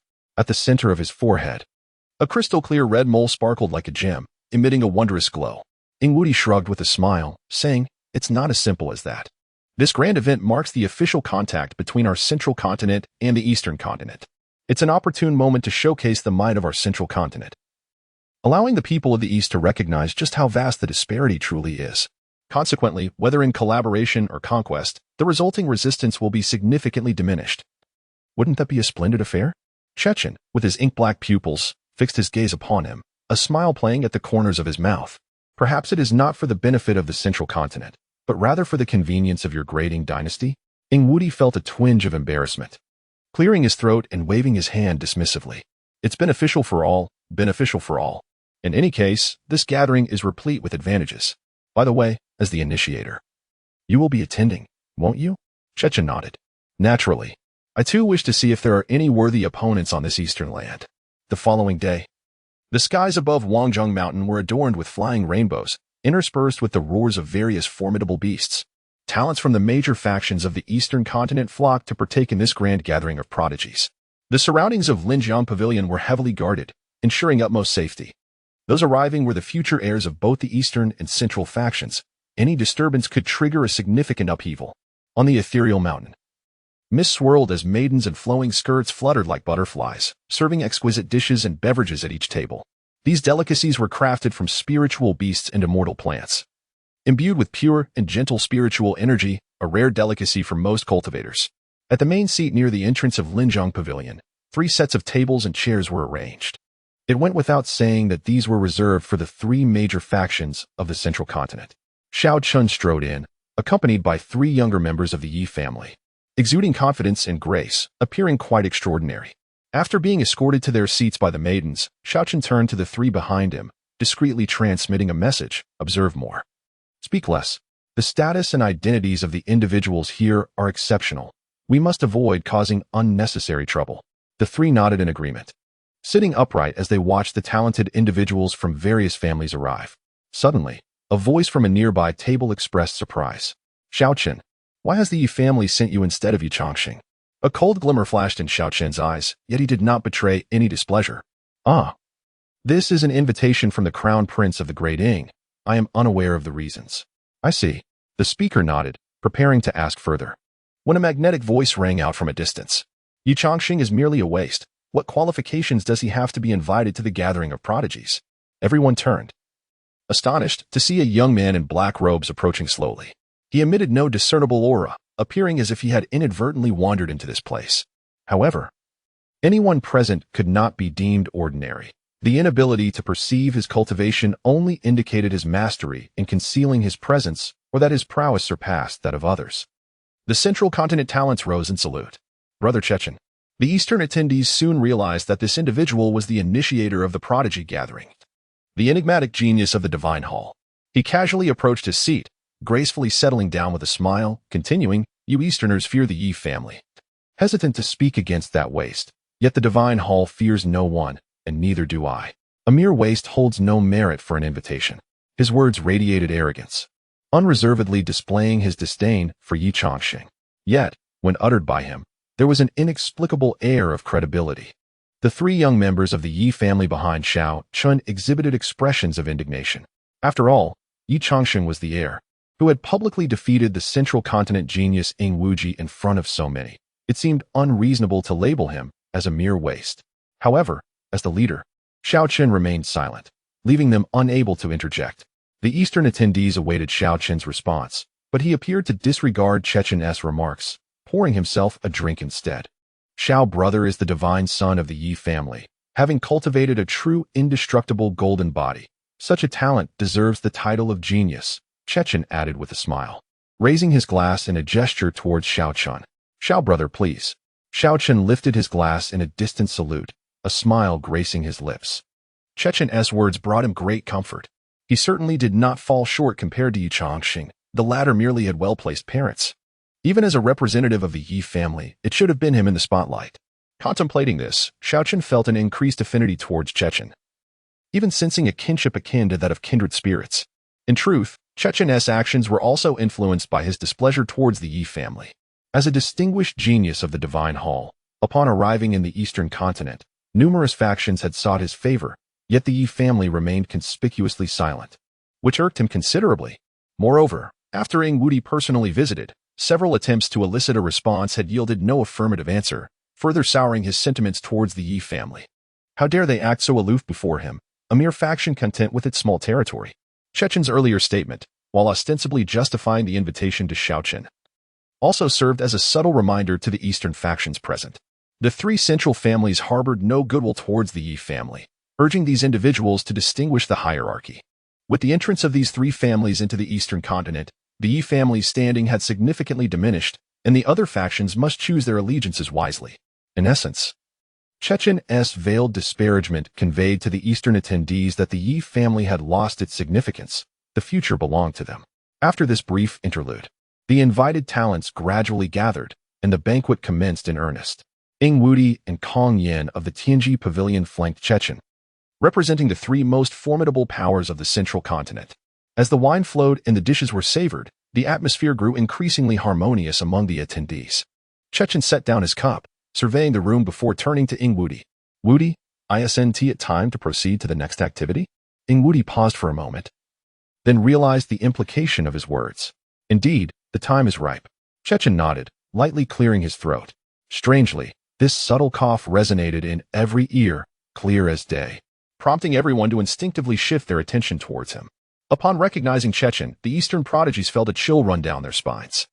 His profound cultivation allowed him to manipulate his spiritual energy with such finesse that everyone could hear him distinctly. Xiao Chen's gaze flickered as he began to contemplate various strategies. Chapter 68, The Duel of Geniuses. Esteemed guests, today we have gathered the prodigies of the Eastern Continent here in hopes of fostering future collaborations. Your presence is deeply appreciated. As the sounds of the banquet gradually quieted, the talented individuals from the Eastern Continent heightened their vigilance, eager to discern his intentions. We are all young, striving to ascend the path of cultivation. I firmly believe that each of you harbors the ultimate ambition of traversing the path that defines an era, to ascend the imperial throne and dominate the Tao, unparalleled in heaven and earth. Merely contemplating such a prospect ignites a fervor within the heart. Do you not aspire to achieve such greatness one day? This proclamation stirred the spirits of the geniuses from the central continent, who fervently echoed Ye Changsheng's sentiments. The eastern continent's prodigies, although envious, restrained themselves from overtly expressing their thoughts due to their status. Yet, an elder once advised me that isolation in one's endeavors is inadvisable. To tread the imperial path, one must broaden their horizons by engaging with the heroes and prodigies from all corners of the world, exchanging insights and igniting sparks of inspiration among one another. Given this rare opportunity, why not allow the geniuses of the central continent to engage in a friendly exchange with our esteemed guests from the east? With this shift in tone, Ye Changsheng finally revealed his true purpose. The divergent paths of martial arts between the two continents could potentially yield fruitful exchanges, fostering mutual enlightenment, a most fortuitous occurrence indeed. Upon hearing these words, a profound silence enveloped the banquet. The individuals from the eastern continent quickly grasped Ye Changsheng's intention behind organizing this gathering. It was likely to establish dominance. However, they were not individuals to shy away from confrontation. The central continent's arrogance had persisted for too long, often treating many forces with disdain, including the once respected geniuses among them, which had left many feeling a simmering resentment. Now, with a chance to confront them openly, few were inclined to retreat. In fact, many eagerly prepared to showcase their prowess, seeking to vanquish the central continent's champions and reclaim honor for the eastern continent. The central continent had long been aware of this gathering and had raised no objections. Therefore, Ye Changsheng, with a smile, inquired of the eastern prodigies, "Are you willing to engage in a friendly contest?" No sooner had he spoken than a robust figure, bare-chested, coldly remarked, "Brother Che speaks wisely. It is through sparring and communication that we enhance our martial arts." Though the eastern continent may not possess the might of the central continent, they were not prone to cowardice. "Let us spar. I wholeheartedly support this initiative." His resolute declaration drew attentive glances from those around, influenced by his boldness. The eastern prodigies began to voice their agreement.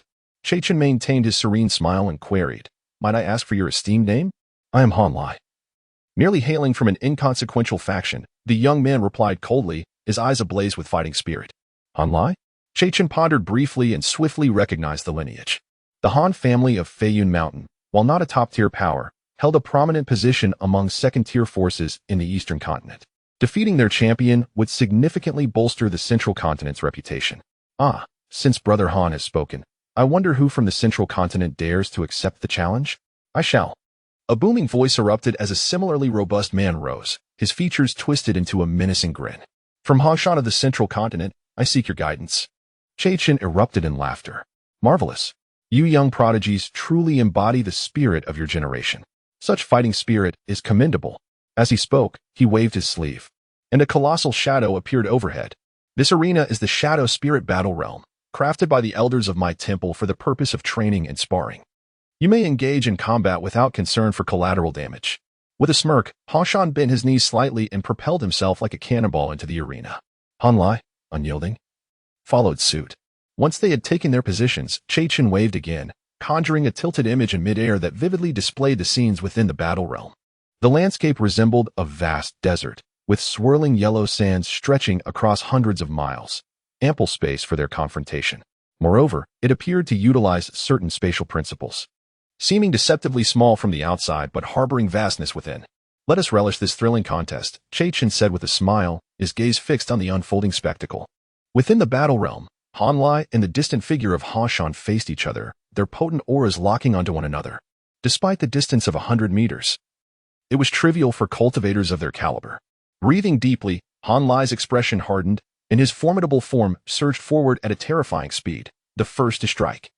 In the blink of an eye, he materialized before Hanshan, delivering a fierce blow with a fist the size of a cooking pot. In contrast, Hanshan remained rooted, his grin growing more sinister. "Come," he bellowed, as a wave of dark energy erupted from him. He then retracted his hands to his waist, boldly colliding chest first with the incoming fist. Han Lai and Appo's pupils constricted instantaneously. The sound of impact resonated clearly, as the gathered crowd distinctly heard a deep thud. The surrounding sands erupted, cascading into a massive wave of yellow dust. Gasping in astonishment, several Eastern prodigies could not suppress their awe. Han Lai's cultivation leaned heavily toward physical prowess, rendering his body exceptionally robust. Yet, Hong Shan had defiantly chosen to absorb the blow with his body. Was he blindly confident or truly composed? As the dust settled, the scene became clearer. Han Lai's fist pressed against Hong Shan's chest, his face flushed with discomfort, while Hong Shan's smile remained unchanged, his entire being seemingly cloaked in an obsidian hue. This darkness shimmered with a metallic luster, presenting a striking visual akin to polished metal. Ing Wudi glanced at the astonished expressions of the Eastern prodigies and smiled as he elucidated. Hong Shan is a disciple of the Huofeng Cave in the central continent. Proud of his black gold body, this physique, once mastered, is immensely formidable, rivaling only Mighty Ying's azure flood dragon body. He continued. I had no idea he had achieved such a physique, keeping it hidden from us. Chapter 69. The contest between Eastern and Central continents. Wang Wudi appeared to feign displeasure.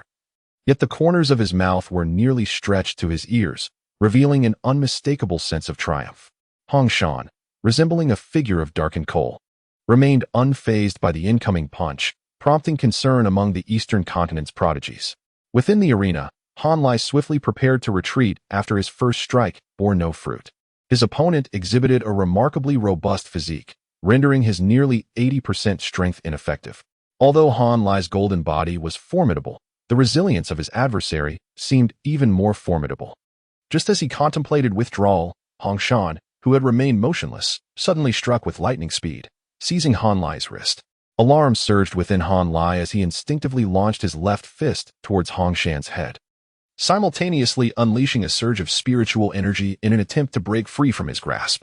However, Hong Shan ducked, allowing Han Lai and Appo's punch to merely graze the back of his head.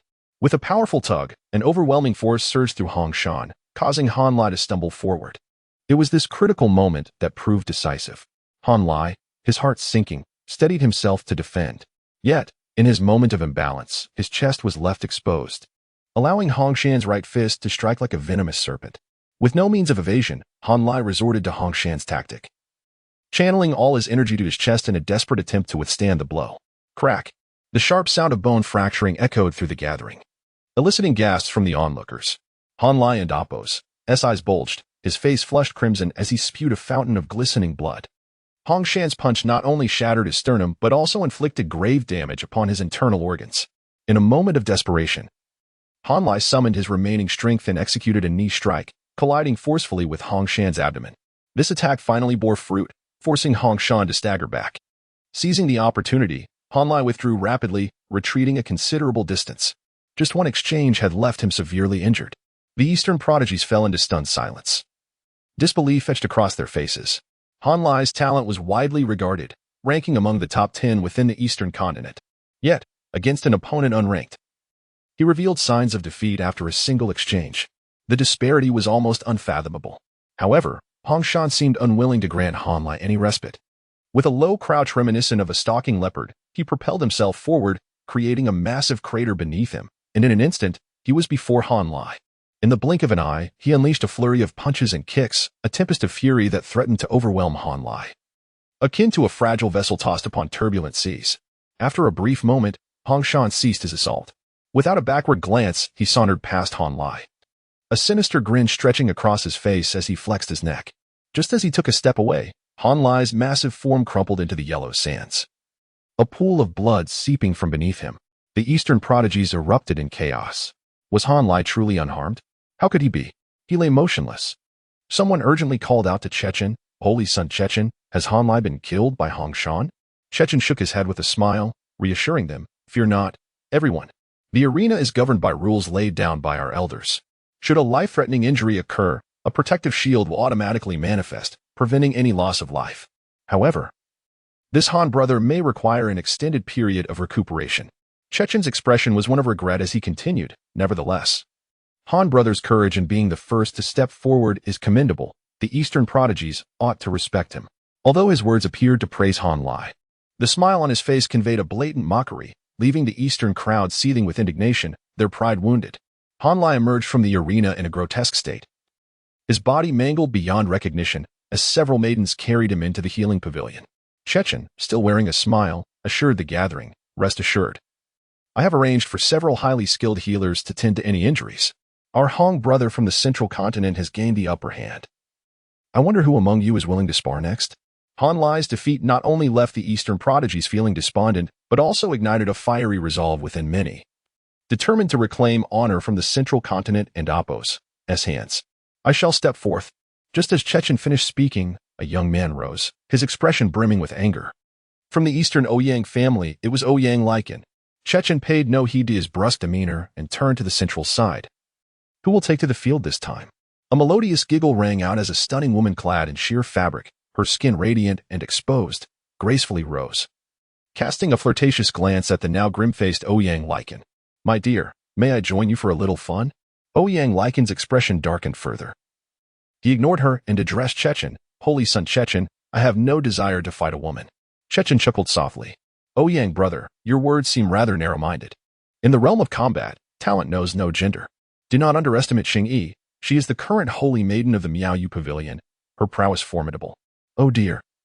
Brother Chechen, you've revealed all my secrets." Qingyi playfully pouted before turning her gaze back to Ouyang Lycan. "Ouyang brother, grant me but a chance to experience your might."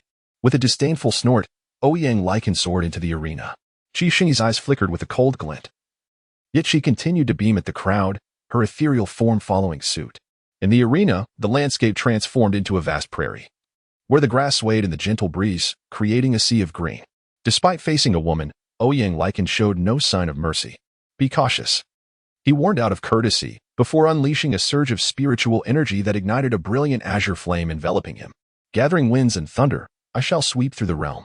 With a decisive shout, he activated the renowned wind and thunder technique of the Ouyang family, summoning a white-blue lightning bolt that streaked across the sky, appearing directly above Qingyi. "Oh dear, how fierce you are!" Qingyi exclaimed, yet her hands moved swiftly, conjuring a barrier of pink energy above her head to narrowly deflect the incoming attack. "Retreat." After his first strike was thwarted, Ouyang Lycan bellowed in rage. Even through the distance, the audience could feel the reverberations of his thunderous voice, sending chills through their ears. Facing the brunt of his roar, Qingyi faltered. Her charming visage momentarily clouded in confusion as if her senses had abandoned her. Yet before she could regain her composure, Ouyang Lycan surged forward like a bolt of lightning, crackling with electricity. Chapter 70. Lin Juying steps forward. Qingyi exclaimed in surprise, her delicate hand gracefully sweeping aside, causing the pink veil that enveloped her to swirl around her. The veil formed a circular barrier, concealing her figure behind it. Crack! A bolt of lightning struck fiercely against the veil, and the intense arcs of electricity instantly spread out in a chaotic display, mercilessly whipping the ground. However, the formidable force of the thunder seemed to lose its target upon encountering the veil, dissipating its potent energy in vain. Ouyang Lycan cautiously launched a few probing attacks. Yet his fists and feet met with the veil without any point of impact, rendering him unable to inflict further damage. "Dear, you're quite fierce," came Qingyi's playful laughter from behind the veil, causing Ouyang Lycan's expression to grow somber. "Enough of the idle chatter, let us rely on our abilities," he barked, channeling the thunder into a spear with the intent to pierce through the veil's protection. "My dear, you're truly heartbreaking." Qingyi's sultry voice resonated again, this time echoing directly in his heart. Ouyang Lycan felt a surge of tension. Yet, before he could react, the veil suddenly parted to reveal an alluring scene. Several exquisite figures, clad in scanty garments that barely concealed their vital parts, continuously showcased a myriad of tantalizing poses. A wave of heat surged from Ouyang Lycan's dantian, clouding his mind, and his smile became increasingly brazen and exaggerated. In the distance, the crowd from Donggo gazed in astonishment at Qingyi, who danced behind the veil. Ouyang Lycan, despite being a prodigious talent of the younger generation with an extraordinary resolve, found himself entranced, his murderous intent and aura gradually waning. Even those of lower cultivation among the spectators experienced an overwhelming surge of blood and energy merely from witnessing the dance. Ingwudi and Apos' smile grew even more radiant. "Oh, it seems Qingyi's heavenly demon dance has indeed improved." After this compliment, he glanced at the expressions of the Dongzhou crowd, finding their discomposure to be quite gratifying. After all, being from a remote place, they were significantly outmatched compared to the talents of Zhangzhou. As Qingyi's dance continued, Ouyang Lycan's complexion turned increasingly flushed, culminating in a sudden spurt of blood. Coughing several times, he looked around in a daze, momentarily lost before regaining his composure. "Brother, you have lost," Ye Changsheng teased. Having stealthily approached him from behind, her hand gently grazing his face before retreating a few steps with a playful laugh. "Do you wish to concede?" Faced with her teasing, Ouyang Liken's complexion fluctuated between shades of green and white, his teeth gritting audibly. He had unwittingly allowed her to close the distance. The blood he had coughed up was his essence, a true injury to his core. In such a deplorable state, any further resistance would only prove futile. After a moment of silence, he took a deep breath and, with a hint of bitterness, conceded, "I admit defeat." "Ha." Ingwudi laughed heartily. Having achieved 2 consecutive victories, his gaze toward the Dongzhou talents filled with disdain and scorn, though the Dongzhou prodigies felt reluctant. The disparity in strength left them with no choice but to accept their fate. Before long, the 2 combatants returned from the arena. Ouyang Liken, pale and downcast, hurried back to his seat, humiliated to have lost to a woman in such a seemingly effortless manner. Just as he settled down, a gentle voice reached him. "Brother Ouyang, you have worked hard. An injury to your essence is grave. Please take this spirit-nourishing pill." Ouyang Liken looked up in surprise, not expecting anyone to address him. The speaker was Lin Zhuiying, the senior brother of Tianying Pavilion, whom he had met briefly before. With a sincere expression, he placed the pill on Ouyang Liken's table. "Brother Ouyang, do not harbor resentment over a momentary defeat. The road ahead is long. This is merely one of life's many hurdles." Ouyang Liken could sense that this young master genuinely cared for him. "Thank you, Brother Lin. It's nothing. No need for formality." After their conversation, Lin Zhuiying returned to his seat, unable to suppress a sigh as he observed the expressions of the Zhangzhou talents. Indeed, Dongzhou had long suffered from poverty and weakness, compounded by incomplete heavenly Tao restrictions, making their inferiority quite natural. However, the sensation of being trampled upon is unpleasant for anyone. With 2 consecutive defeats, the morale of the Dongzhou prodigies had significantly diminished. Yet, Chechen was determined to ensure they truly felt the harsh reality of their situation. Thus, the sparring continued, this time with a slightly elevated level of competition. The Dongzhou side sent forth younger members from first-rate powers, whose strength could not be underestimated. Nevertheless, compared to Zhangzhou, they still fell short. In a short while, Dongzhou faced a string of 5 consecutive defeats. The Zhangzhou talents grew increasingly brazen in their mockery. "Is this what Dongzhou has to offer? I thought their earlier arrogance stemmed from genuine ability, yet they can't win a single match?" There are many who are stubborn in words, but few who can recognize their own limitations. One simply needs to grow accustomed to it. As the crowd exchanged barbs, openly belittling the Dongzhou participants, their anger simmered beneath the surface. But a defeat is a defeat. Speaking up now would only invite further ridicule and scorn. Ingwudi took the initiative. Which Dongzhou champion will step forth? This time, the talents from Zhangzhou looked at one another, and for a moment, no one spoke. The jeers from the Zhangzhou talents grew louder, causing many Dongzhou individuals to lower their heads in embarrassment. Just as Ingwudi began to lose hope, thinking he had shattered their pride, a gentle voice suddenly spoke up. "I shall go." Everyone turned in unison to see Lin Zhuiying rising calmly from his seat. "I am Lin Zhuiying from Tianying Pavilion. I wonder who among you is willing to engage in a match." The leader of the Zhangzhou side narrowed his eyes. Lin Zhuiying's reputation in Dongzhou was rather obscure, and his strength was uncertain.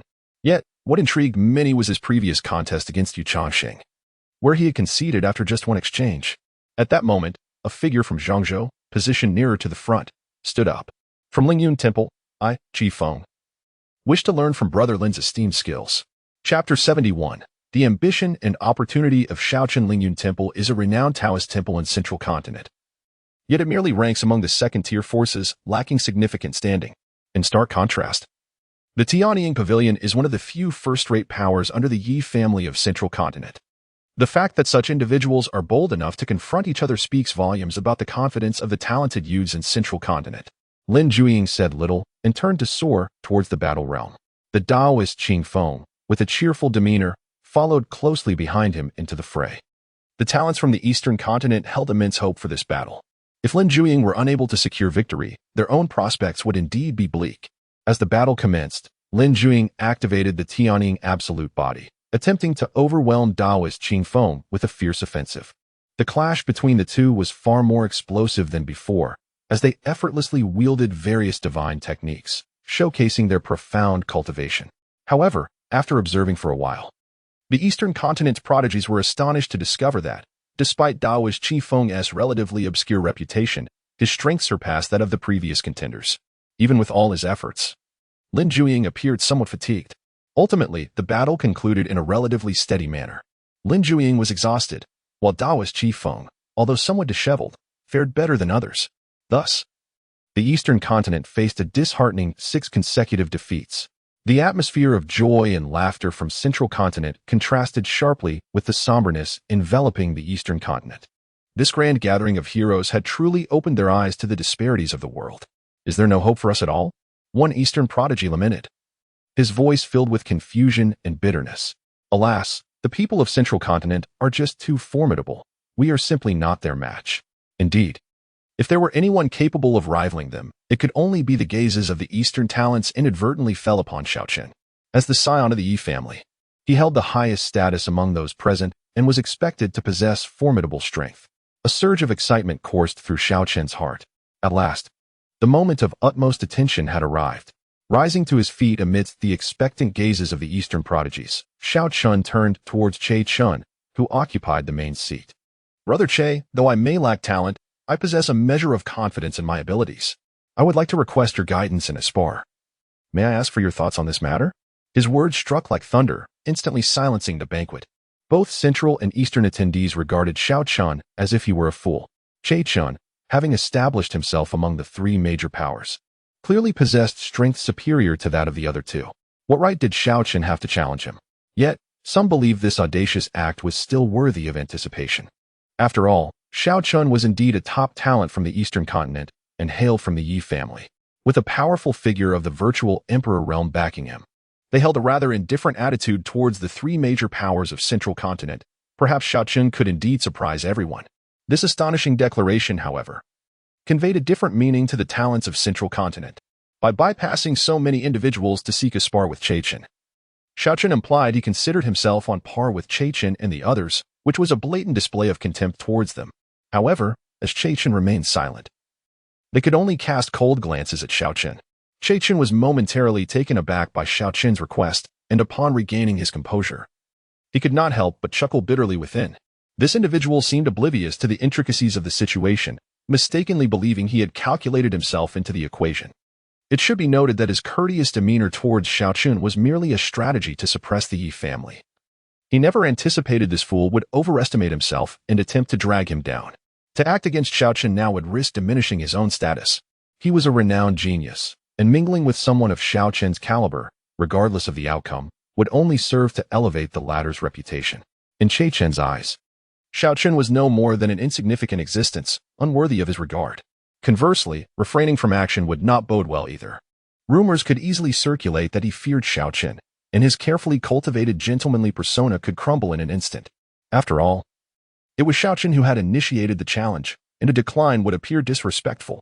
After a moment of contemplation, he suddenly turned to Ing Wudi beside him and suggested, "Your Highness, why don't you spar with Brother Xiao instead?" Ing Wudi paused, a shadow crossing his expression. Che Chun, unwilling to take action himself, had shifted the burden onto him. Moreover, there was no hierarchical distinction between them. As a prince, he felt reduced to a mere subordinate by Che Chen's words. However, it was true that Che Chen was the one orchestrating this gathering, and his strength did surpass that of both Ing Wudi and Kong Yin.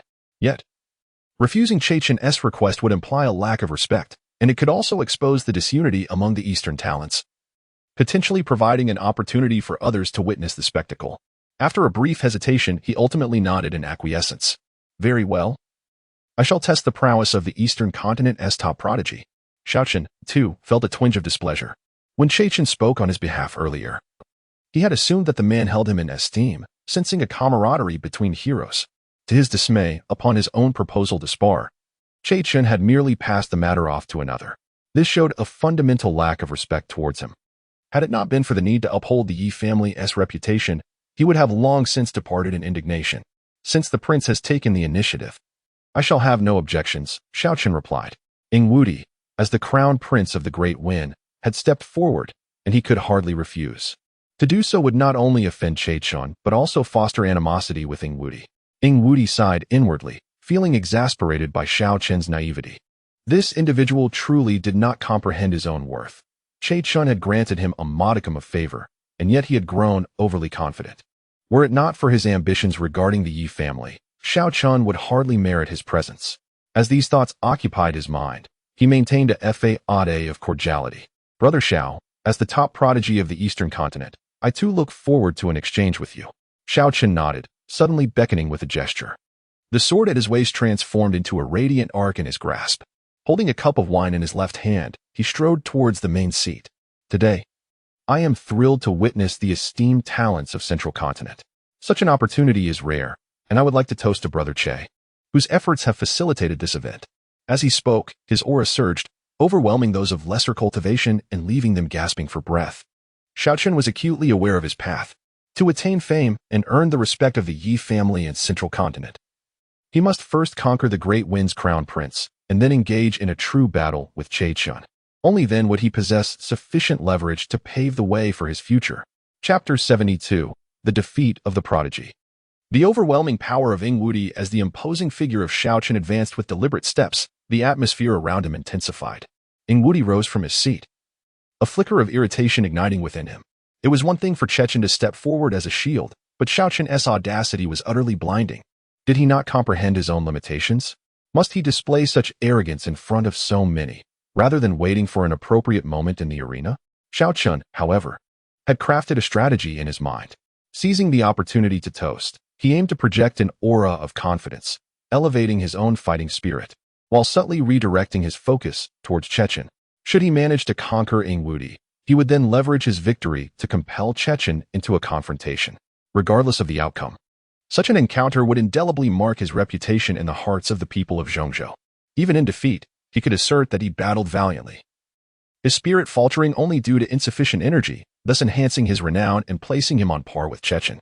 Ing Wudi suppressed his smile, observing Xiao Chun as he approached with unwavering determination. The tension between them escalated palpably, filling the air with an indescribable pressure. Xiao Chun's skin shimmered faintly with a golden hue, while ethereal images of divine beings flickered behind him, a manifestation of his profound physical cultivation, a testament to his extraordinary prowess. The prodigies of Dongzhou were taken aback by Xiao Chun's display of strength. He had indeed manifested a phenomenon. It was evident that one could not reach such heights without considerable mastery of the physical realm. Impressive indeed, with such cultivation. Xiao Chun could certainly engage Ing Wudi in combat. Whispers of admiration wafted through the crowd, prompting a smile to curl upon Xiao Chun's lips. If he could hold his own against, or even defeat, Ing Wudi, his name and status would ascend to new heights, securing his place upon the grand stage of Zhongzhou. Ing Wudi remained impassive, his gaze fixed on the advancing Xiao Chun. Prince Ing, I seek your guidance. With that declaration, Xiao Chun's expression hardened, and he strode purposefully up the steps, his formidable aura surging forward like a beacon. Ing Wudi, seemingly unfazed by the mounting pressure, maintained his calm demeanor. Upon Xiao Chun's first step onto the platform, he finally spoke. Xiao Chun, while your talents are indeed commendable in Dongzhou, allow me to impart a lesson today. There are always greater talents beyond our own. No sooner had the words left his lips than Ing Wudi's demeanor shifted dramatically, a resonant dragon's roar echoing from within him. Let me demonstrate what true blue flood dragon's tear is. His voice thundered, and two brilliant emerald lights ignited within his eyes. Instantly, the spiritual energy in the banquet hall seemed to freeze, ceasing its flow. Xiao Chun's momentum came to a sudden halt, an instinctual chill of impending danger washing over him. The dragon's roar intensified, and his pupils constricted in alarm. The two emerald lights in Ing Wudi's gaze transformed into ethereal dragon figures, lunging toward Xiao Chun with ferocity. Instinctively, Xiao Chun summoned all his energy to defend himself. Yet the dragons appeared to possess no physical form, effortlessly slicing through his defensive storm and reaching him directly.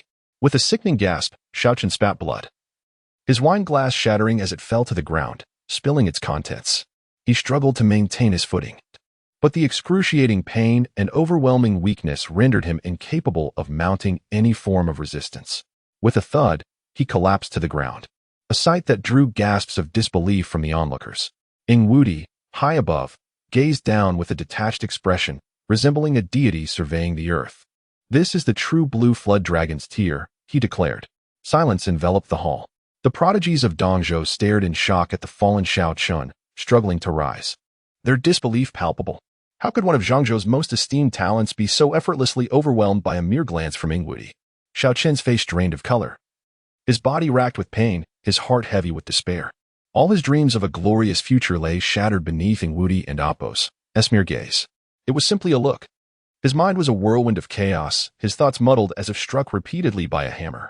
He dared not imagine how others would perceive him now, backed by the most prestigious family in Dongzhou, a prodigy in his own right, yet here he lay, vanquished by a single glance. The tide of doubt, mockery, and scorn loomed ominously before him, suffocating his spirit. Ingwudi, akin to a sovereign in his golden robes adorned with a four-clawed dragon that seemed almost alive, radiated an aura of coldness and menace.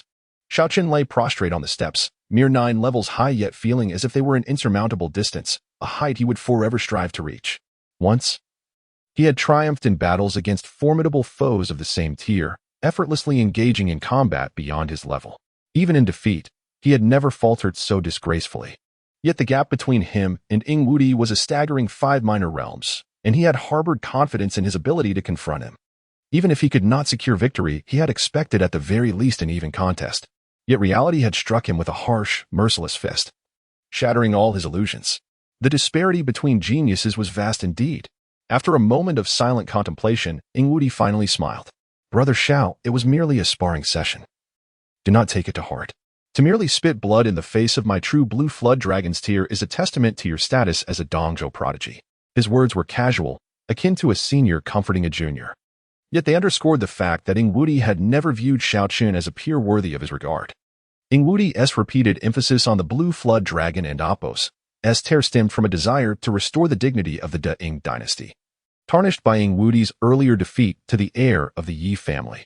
This had led to a waning respect for the De-Ing dynasty among the people of Dongzhou, sowing seeds of doubt regarding its might. Since Xiao Qin had willingly presented himself, Ingwudi did not mind sacrificing this insignificant insect to vindicate the De-Ing dynasty. Though the events transpired in mere moments, from Xiao Qin's advance to Ingwudi's response, their chasm was as pronounced as that between fireflies and the bright moon, leaving the prodigies of Dongzhou feeling utterly powerless. With even the Yi family's prodigy falling to a mere glance, what hope remained for them? Conversely, in Zhongzhou, flattery poured forth in waves, extolling Ingwudi as one of the foremost prodigies, his strength earning widespread admiration. Ingwudi feigned benevolence as he descended the steps, extending a hand as if to assist Xiao Qin. Brother Xiao, let us not let this spar spoil our camaraderie.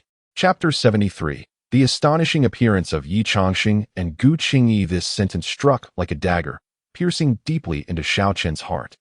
The others were merely engaging in a friendly contest, which subtly implied that they had not revealed their full prowess. Yet, despite this, he found himself utterly defeated, his reputation as a top-tier genius feeling like an insurmountable mountain, leaving him breathless. The thought of how this would be perceived back at the Yi family filled him with dread, as he braced for a storm of ridicule.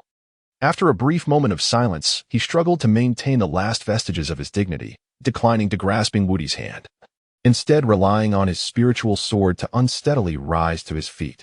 Thank you, Your Highness, Xiao Qin concedes. The few words he uttered nearly drained the last of his energy. A flicker of coldness passed through Ingwudi and Appo's eyes as he withdrew his hand, chuckling lightly before returning to his seat. An abrasive voice from the central continent seating area pierced the air. The top talents of the eastern continent are not as formidable as they claim. Xiao Qin halted, a surge of blood rising in his throat, and despite a brief struggle, he could not suppress the urge to cough it up. The onlookers from the eastern continent glared angrily, but amidst their fury, how much of it was genuine? Everyone. It was merely a friendly exchange. No need to take it so personally.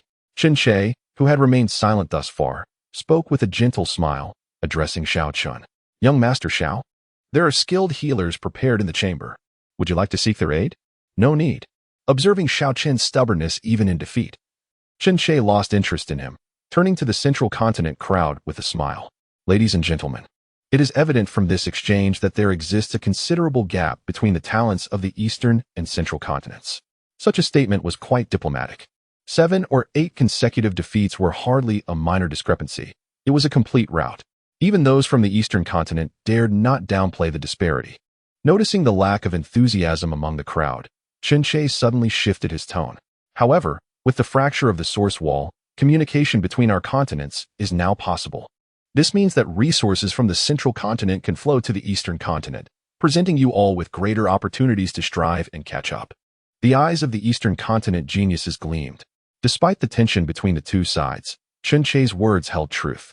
The eastern continent was significantly more barren. And while they coveted this land, it also promised broader horizons and opportunities for exchange. Perhaps the dawn of a new era was on the horizon. Chunche's remarks alleviated much of the despondency and frustration among the eastern geniuses. Their presence here was a testament to their talent and intellect. Otherwise, they would not have reached such heights. As long as they could access resources from the central continent, or even escape the limitations imposed by the eastern continent and Apos, as fractured path, their futures remained bright. Of course, such thoughts were kept hidden. No one dared risk the scorn of the masses by defying the greater good. Observing the expressions of the eastern crowd, Chunche could not help but smile. After all, dealing with individuals from lesser regions, the dual approach of coercion and temptation was hardly a challenge. Lin Jueying glanced at the eastern geniuses beside him, feeling a deep sigh escape him. How naive they were. Did they truly believe that aligning with the central continent would lead to a favorable outcome? If the central continent had sufficient resources, why would they covet the impoverished eastern continent? It would be a mercy if they did not strip the land bare. Cultivation resources? Why would they share with those who had only recently joined their ranks? Yet, even if everyone understood this reality, personal desires and ambitions would still compel them to take a gamble. The allure of cultivation resources and the promise of a complete path were temptations few could resist. Chunche continued, as long as you can coexist peacefully with us from the central continent, a bright future awaits us all. I ask you to raise your cups in a toast to our promising future. The eastern geniuses lifted their cups in agreement, signaling their acceptance of Chunche. Just then, a somewhat flippant and arrogant voice echoed from outside the gate. I hear that young Master Qin is inviting the younger generation of the eastern continent. Why was no invitation extended to us, the husband and wife duo? Is this not a slight against us? Such brazen words instantly drew the ire of the central continent geniuses. The eastern crowd murmured in curiosity, speculating the identity of the speaker. After all, the words seemed to imply that the individual was from the eastern continent. Only Xiao Chun and Apos' gaze narrowed, filled with shock and confusion. Ye Changsheng. How has he made an appearance? Wasn't it said that he would not attend without an invitation? As footsteps approached, an exceptionally handsome pair emerged near the square. Ye Changsheng, for once, was well dressed in a blue spiritual robe, adorned with a jade pendant at his waist, his long hair tied back with a ribbon, exuding an air of carefreeness and nonchalance. Beside him stood a breathtaking beauty, her ice blue gown accentuating her like a lotus emerging from water, resembling an otherworldly being. Ye Changsheng and Gu Qingyi. Some recognized their identities, gasping in astonishment. Ye Changsheng's fame in the eastern continent even eclipsed that of Xiao Chun. After all, he was once notorious as a waste, and everyone enjoyed watching the dramas of the top forces unfold. As he observed the shocked expressions of the crowd, Ye Changsheng appeared unfazed on the surface, but internally he wailed in despair. Upon hearing that Xiao Chun was invited to the gathering, he had felt a surge of joy. He had never been fond of such bustling affairs, especially since the central continent and Apos' intentions were likely far from benevolent. Whether for glory or humiliation, neither was appealing. Initially, he assumed that the system would issue a task regarding this event, but was surprised when nothing happened during the council meeting, leaving him somewhat relieved. However, shortly after returning, that familiar voice rang out. The system coldly announced a task, compelling him to participate in this gathering of prodigies. Despite his immense reluctance, the allure of the reward was undeniable, the supreme gift, cultivation method of the Azure Dragon's sacred body. Upon seeing the reward's name, Ye Changsheng could not help but grimace. Had it not been for the system and Apos' usual icy demeanor, he might have suspected it bore a malicious intent, knowing he had no desire to attend. Yet still including the very thing he needed most as a reward felt like a deliberate challenge. Reluctantly, he accepted the task, though feeling quite awkward about the prospect of attending alone. Thus, he managed to persuade Gu Qingyi to accompany him. Chapter 74. The heir of the Yi family's provocative challenge. Initially, Gu Qingyi was reluctant. After all, she had not received an invitation to the Tianjiao conference, and her tranquil nature disinclined her to get involved in such matters. However, unable to withstand Ye Changsheng's persistent pleas, she reluctantly agreed. Thus, the couple made their appearance together at the Tianjiao conference.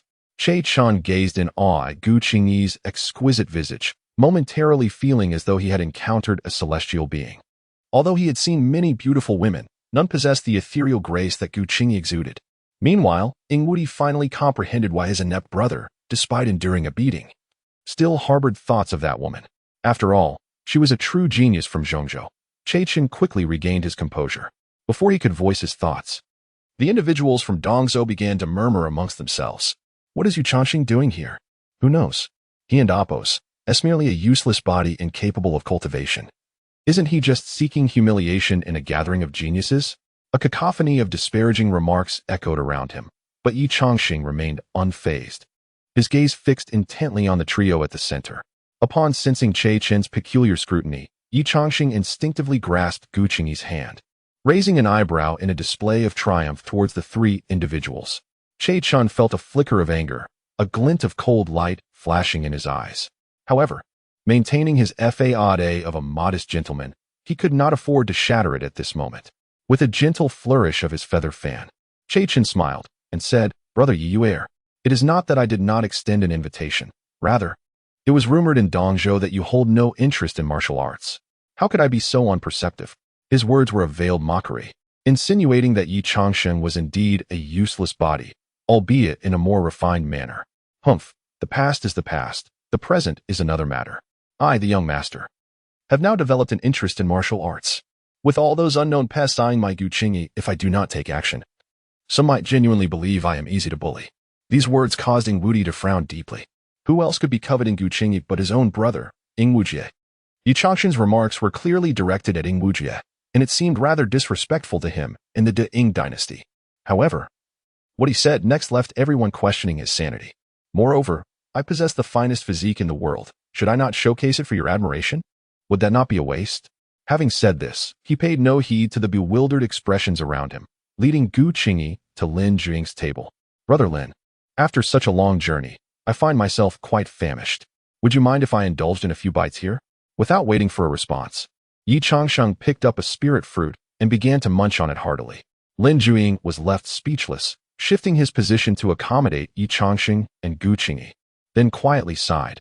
Brother Ye, you may be acting a bit recklessly. Ye Changsheng was unperturbed, patting Lin Juying's shoulder with a cheerful demeanor. Fear not, Brother Lin. We managed to crush Ingwujie's head back then. With the best physique in the world at my side, what do you have to worry about? Right, my dear wife? He suddenly turned to Gu Qingyi, winking at her. Realizing the implication behind his words, Gu Qingyi's cheeks flushed crimson, her bashful demeanor drawing the attention of many men. This statement, however, piqued the interest of many. Initially, they had come merely to observe, but Ye Changsheng's words ignited their memories. After all, he had indeed defeated Ingwujie. If he was not considered a genius, then what of Ingwujie and those beneath him? Ingwudi's expression darkened significantly, his gaze towards Ye Changsheng laced with a hint of murderous intent. Such words were clearly a dismissal of the De-Ing dynasty and Appos' significance. Just as he was about to speak, Chaichen interjected. Brother Ye, you exaggerate. I was unaware of your interest in martial arts. Since you have taken the initiative to come, adding a couple more seats is no trouble at all. Bring them over. Wait, Ye Changsheng suddenly interrupted, tossing the fruit pit towards the seat of a Zhongzhou genius amidst a chorus of exclamations. With a sardonic smile, he declared, no need for additional seating. I have no interest in such ostentatious displays. I came here to inquire why, after spending some time in Dongzhou, you have yet to pay a visit to the Yi family. Has the divine temple neglected to teach you such courtesies amidst your training? Chaichen and Appos' smile froze instantly. Remarkable words flowed from Ye Changsheng's lips without hesitation, as if he were oblivious to Chaichen's expression, munching on the fruit while casting sidelong glances. It should be noted that Chaichen was a genius of the divine temple. Xiaoqin could hardly withstand a single blow from Ingwudi, let alone the formidable Chaichen, who held a position of power. Did Ye Changsheng not fear being struck down on the spot? Ingwudi occasionally glanced at Chaichen, his eyes filled with inquiry. At this moment, Gu Qingyi finally extricated herself from her embarrassing reverie and instinctively chimed in. Indeed, as a junior. Why have you not come to pay respects to the Yi family, sir? Chaichen's heart raced, forcing himself to suppress his fury. Haha, young master, you jests. As a newcomer, I am not well versed in the customs of the Yi family. It would be rather presumptuous to visit unannounced. So I intended to learn more before making such a visit. His outward politeness belied a deep-seated desire to see Ye Changsheng suffer. He had orchestrated this grand event precisely because the Yi family had not come to pay their respects, hoping to irritate them through the invitation to Xiaochun. He never expected Ye Changsheng to confront him directly. He had been waiting for the Ye family to visit. How could he possibly initiate a visit himself? Such sweet words. Do you truly believe what you say? The atmosphere in the room turned tense. It was becoming increasingly clear that Ye Changsheng had not come to attend the Tianjiao conference. He was here to stir trouble. Che Chen stood behind the divine temple, and Ye Changsheng's blatant inquiries could easily incite anger, potentially endangering his life.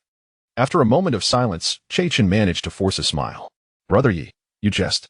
I am merely overwhelmed with affairs and lack the time to waste. I had intended to visit the Yi family after this event, but it seems you have arrived even sooner. The crowd collectively breathed a sigh of relief. It appeared Che Chen had opted for a more conciliatory approach. The outcome of a confrontation between the two parties was uncertain. But those from smaller factions would undoubtedly suffer the consequences. Chapter 75, The Yi Family's Resurgence. Ultimately, the Yi family possesses a powerhouse at the pseudo-emperor realm, deterring any who might dare to trifle with them. With the source wall still imposing significant limitations, preventing experts from the central continent from intervening, the Yi family's patriarch remains their most formidable asset and cornerstone. Indeed, the esteemed prodigies of the central continent divine hall are often forgetful, hardly giving the Yi family a second thought. Yet, as the saying goes, even a mighty dragon finds it challenging to subdue a local serpent. Young Master Che, however, is no ordinary dragon.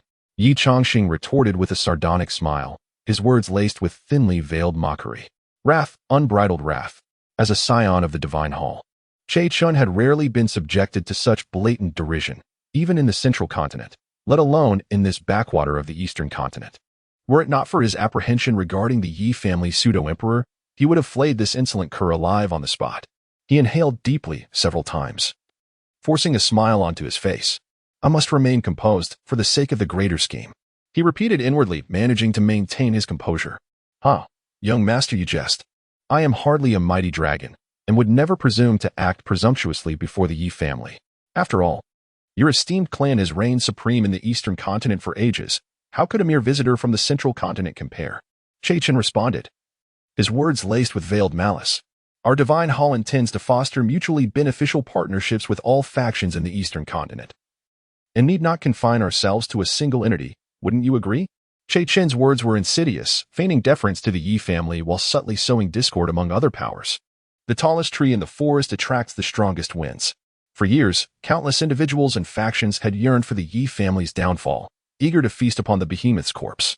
His subsequent remark, need not confine ourselves to a single entity, was a veiled threat to Ye Changsheng, implying that the divine hall's dominion over the eastern continent did not necessarily require the Yi family as its sole proxy. He also signaled to the eastern continent's talents that the Yi family's long-standing dominance was waning. With the central continent's intervention, those lurking in the shadows could confidently engage in clandestine maneuvers, unburdened by previous constraints. These words had their intended effect. Many in the eastern continent cast furtive glances at Ye Changsheng, their minds swirling with schemes. This situation, if mishandled, could plunge the Yi family into dire straits. However, Ye Changsheng remained unperturbed, even indulging in the leisure of plucking a grape and placing it in Gu Qingyi's mouth.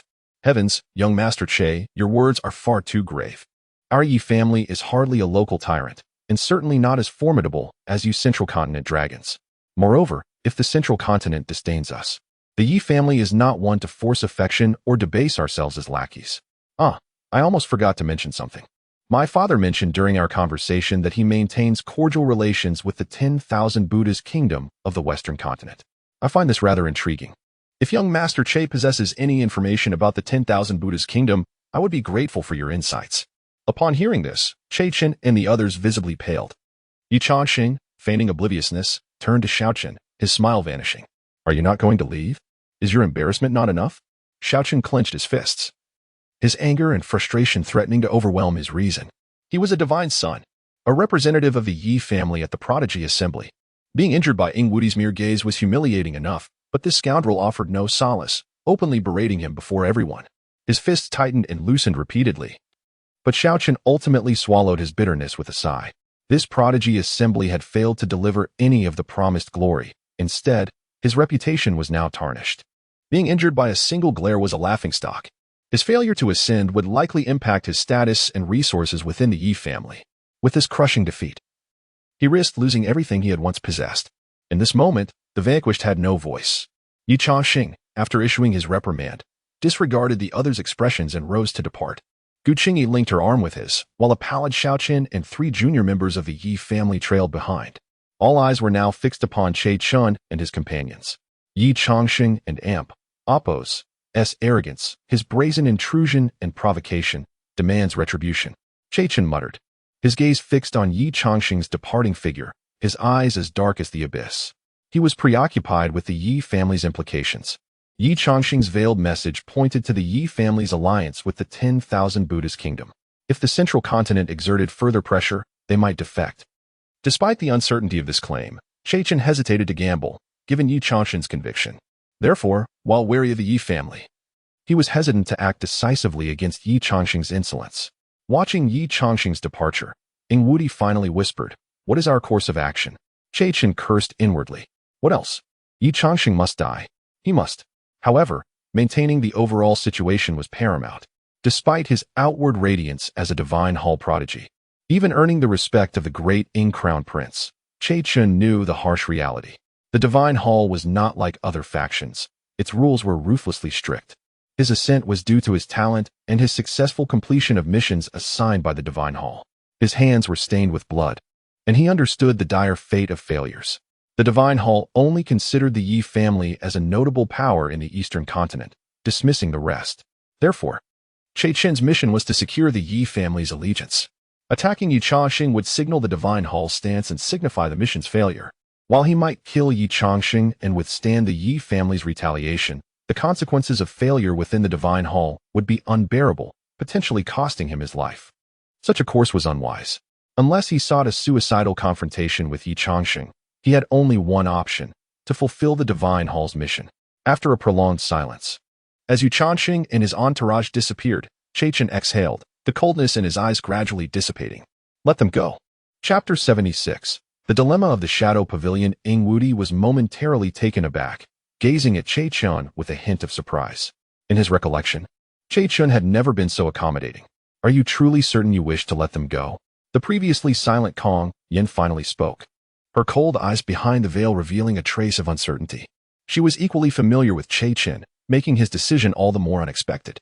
Che Chun could certainly sense the skepticism emanating from his 2 companions. What alternative is there if I do not let them go?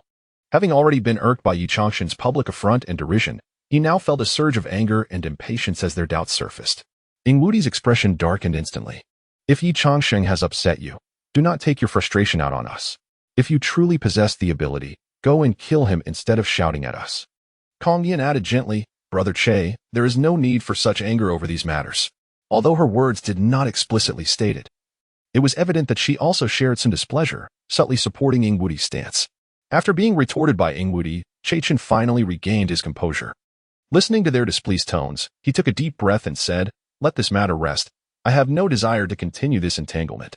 You both understand that the Yi family is of paramount importance to the eastern continent. Gaining control over the eastern continent without their cooperation is quite challenging. Therefore, there is no need to provoke me with such rhetoric. I will fulfill my obligations. Our primary concern now should be whether the Yi family truly has ties to the kingdom of 10,000 Buddhas. If such connections exist, we must reassess our strategies in the eastern continent. Ingwudi and Kong Yin exchanged glances and nodded in agreement, refraining from further comments. Meanwhile, by the riverside, Ye Changsheng and Gu Qingyi were admiring the magnificent scenery. Husband, you spoke so harshly earlier. Do you think he will retaliate against you? Ye Changsheng smiled and shook his head. Do not worry, Qingyi, he will not. Why is that? Gu Qingyi was curious about his confidence. Considering the Yi family did not seem to be a match for the Divine Hall, Ye Changsheng pointed upwards and explained. Father once told me that the Divine Hall has strict regulations. Any failure to complete a task incurs severe penalties. Che Chun, having reached his current standing, would not easily relinquish what he has achieved. The primary objective for which the Divine Hall sent him here is likely to win over our Yi family.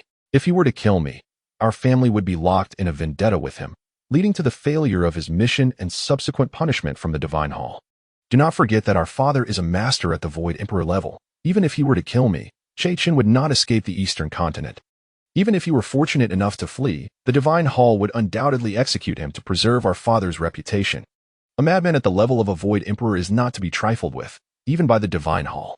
Thus, from any perspective, there is no necessity for him to kill me. Gu Qingyi's understanding dawned upon her, and she couldn't help but smile and praise. So, my husband is such a wise man. I thought you were merely impulsive. Ye Changsheng feigned displeasure. You little girl, did you always consider me a brute? Not quite. Humph. You know the truth in your heart. If I am displeased, you shall surely face consequences upon our return. Ah, how does my husband intend to punish me? Dual cultivation would suffice. As Ye Changsheng and his wife departed, the grand gathering of talents came to an abrupt conclusion. Che Chun and Apos' objectives were only partially fulfilled. Aside from establishing authority in the eastern continent, his efforts were largely in vain. Ye Changsheng's unexpected appearance thwarted a scheme to sow discord within the Yi family. Moreover, the subtly hinted connection between the Yi family and the kingdom of 10,000 Buddhas caused the previously stirring eastern continent forces to retreat into silence. Without the backing of the central continent to confront the Yi family's pressure, few dared to defy them. In a time of great contention, a single misstep could lead to further misfortune. No one dared to risk such peril. Consequently, the influence of the talent gathering diminished swiftly, inadvertently bolstering Ye Changsheng's reputation once more. With the stark contrast presented by Xiaoqian, he maintained his composure before the three great powers of the central continent, boldly engaging in mockery that garnered immense praise from the eastern continent populace. No one desired to see their homeland ruthlessly exploited. The eastern continent must be governed by its own people. Simultaneously, numerous factions grew anxious. After all, the Yi family had offended the divine hall of the central continent and harbored some discord with the Grading dynasty. Aside from the Tianji Pavilion, which had no direct communication, they had effectively antagonized two significant powers. Yet, even so, without skilled individuals on the central continent, they dared not act against the Yi family openly, resorting instead to covertly sow discord, hoping to isolate the Yi family by inciting the eastern continent factions against them. At the Shadow Pavilion, Lin Jueying, having watched the divine hall's departure, turned to the pavilion master with a question. Master, must we truly involve ourselves in this matter? The pavilion master hesitated, sighing uncertainly. I am also at a loss. Let us consult the ancestor before making any decisions. It must be said that the conditions proposed by the central continent are indeed enticing, difficult to resist. By the way, what are your thoughts, disciple? Lin Jueying furrowed her brow, contemplating for a moment before speaking with gravity. Master, I believe we should not sever ties with the Yi family. Oh, what is your reasoning? Lin Jueying raised 3 fingers. First, we are a force of the eastern continent, rooted in this land, and we must continue to reside here. If we choose to collaborate with the central continent, it does not bode well for our reputation. Second, the Yi family is undoubtedly a top-tier family in the eastern continent, and there are rumors of their connections with the kingdom of 10,000 Buddhas. The central continent, being an external force, lacks the deep roots that the Yi family possesses. The outcome of any confrontation remains uncertain. Third, and most crucially, if the central continent's conditions are genuinely so favorable, Master, have you considered what their motives for coveting the eastern continent might be? The promised resources seem to surpass our own offerings by nearly double. Can they truly afford to part with such treasures? I believe we should approach such a scheme with caution. Upon hearing Lin Jueying's analysis, the pavilion master furrowed his brow. By your reasoning, we indeed should not readily agree to cooperate with the central continent? Lin Jueying shook her head. This matter is of great importance to the pavilion. I dare not make unilateral decisions. Only you and the ancestor possess the authority to decide. However, I believe that for the long-term development of the Shadow Pavilion, we should carefully consider this matter and not easily lean towards the central continent. Chapter 77. The uncertainty of the Yi family's transformation. A few days later, the events surrounding Ye Changsheng at the Tianjiao Grand Assembly spread like wildfire. The undeniable fact of his consecutive defeats in combat sparked concern among various factions, instilling a greater fear of Zhangzhou's formidable strength. However, the resolute stance Ye Changsheng exhibited on behalf of the Yi family rekindled a flicker of hope among them. Although Zhangzhou was indeed powerful, the unity of the eastern continent's forces, with the Yi family at its helm, was not without the potential for resistance. Yet, some skeptics speculated that this was merely a strategic maneuver by the Yi family.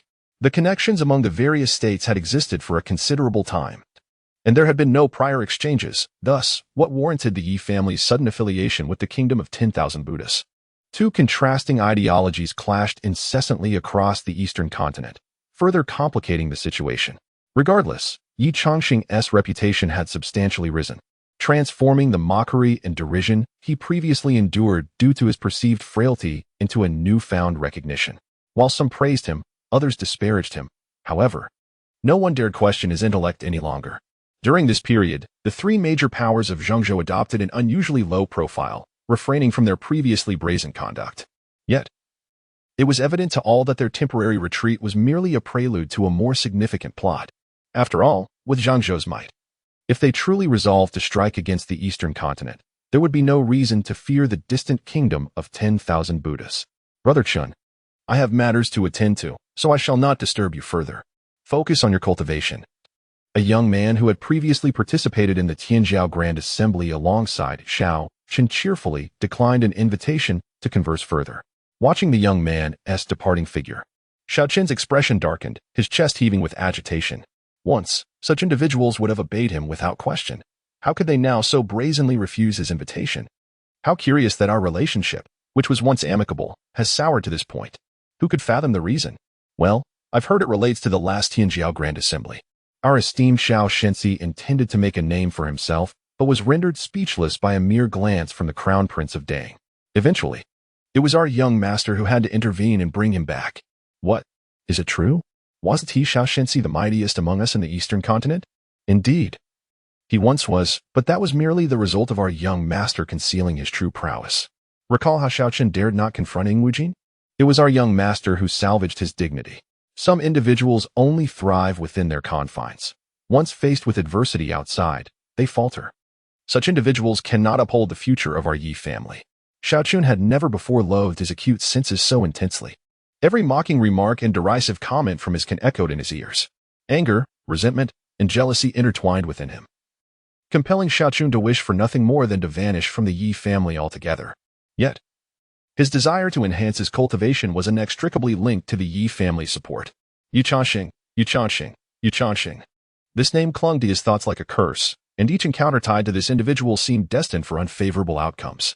Ye Changsheng, I shall surely eliminate you. He seethed inwardly, his countenance dark as storm clouds as he stormed into his chamber, slamming the door behind him.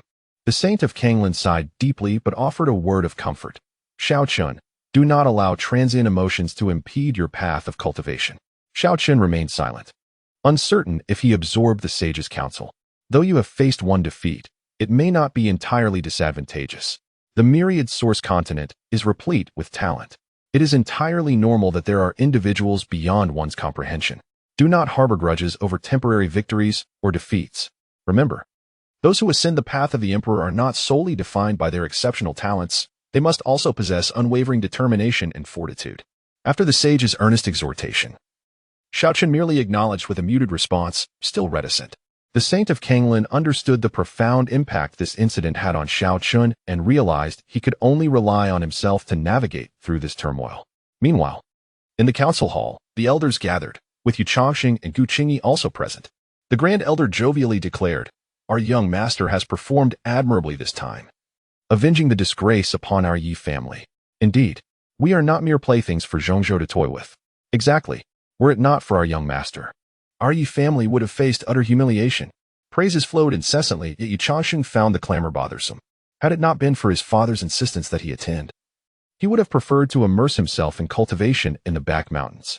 Nevertheless, despite his indifference to the accolades, the rewards for completing his mission were tangible. He now possessed the cultivation techniques of the Qingtsang sacred body within his mind. With diligent practice in the future, he would undoubtedly heal the hidden injuries within him. As he drifted into reverie, his father's voice pulled him back to reality. Changsheng, based on your observations, what is the attitude of the Divine Temple and the Dang dynasty regarding this matter? Ye Changsheng pondered briefly before hesitantly replying. At the time, Chechen refrained from acting against me, likely due to their apprehension regarding our Yi family's connection with the kingdom of 10,000 Buddhas.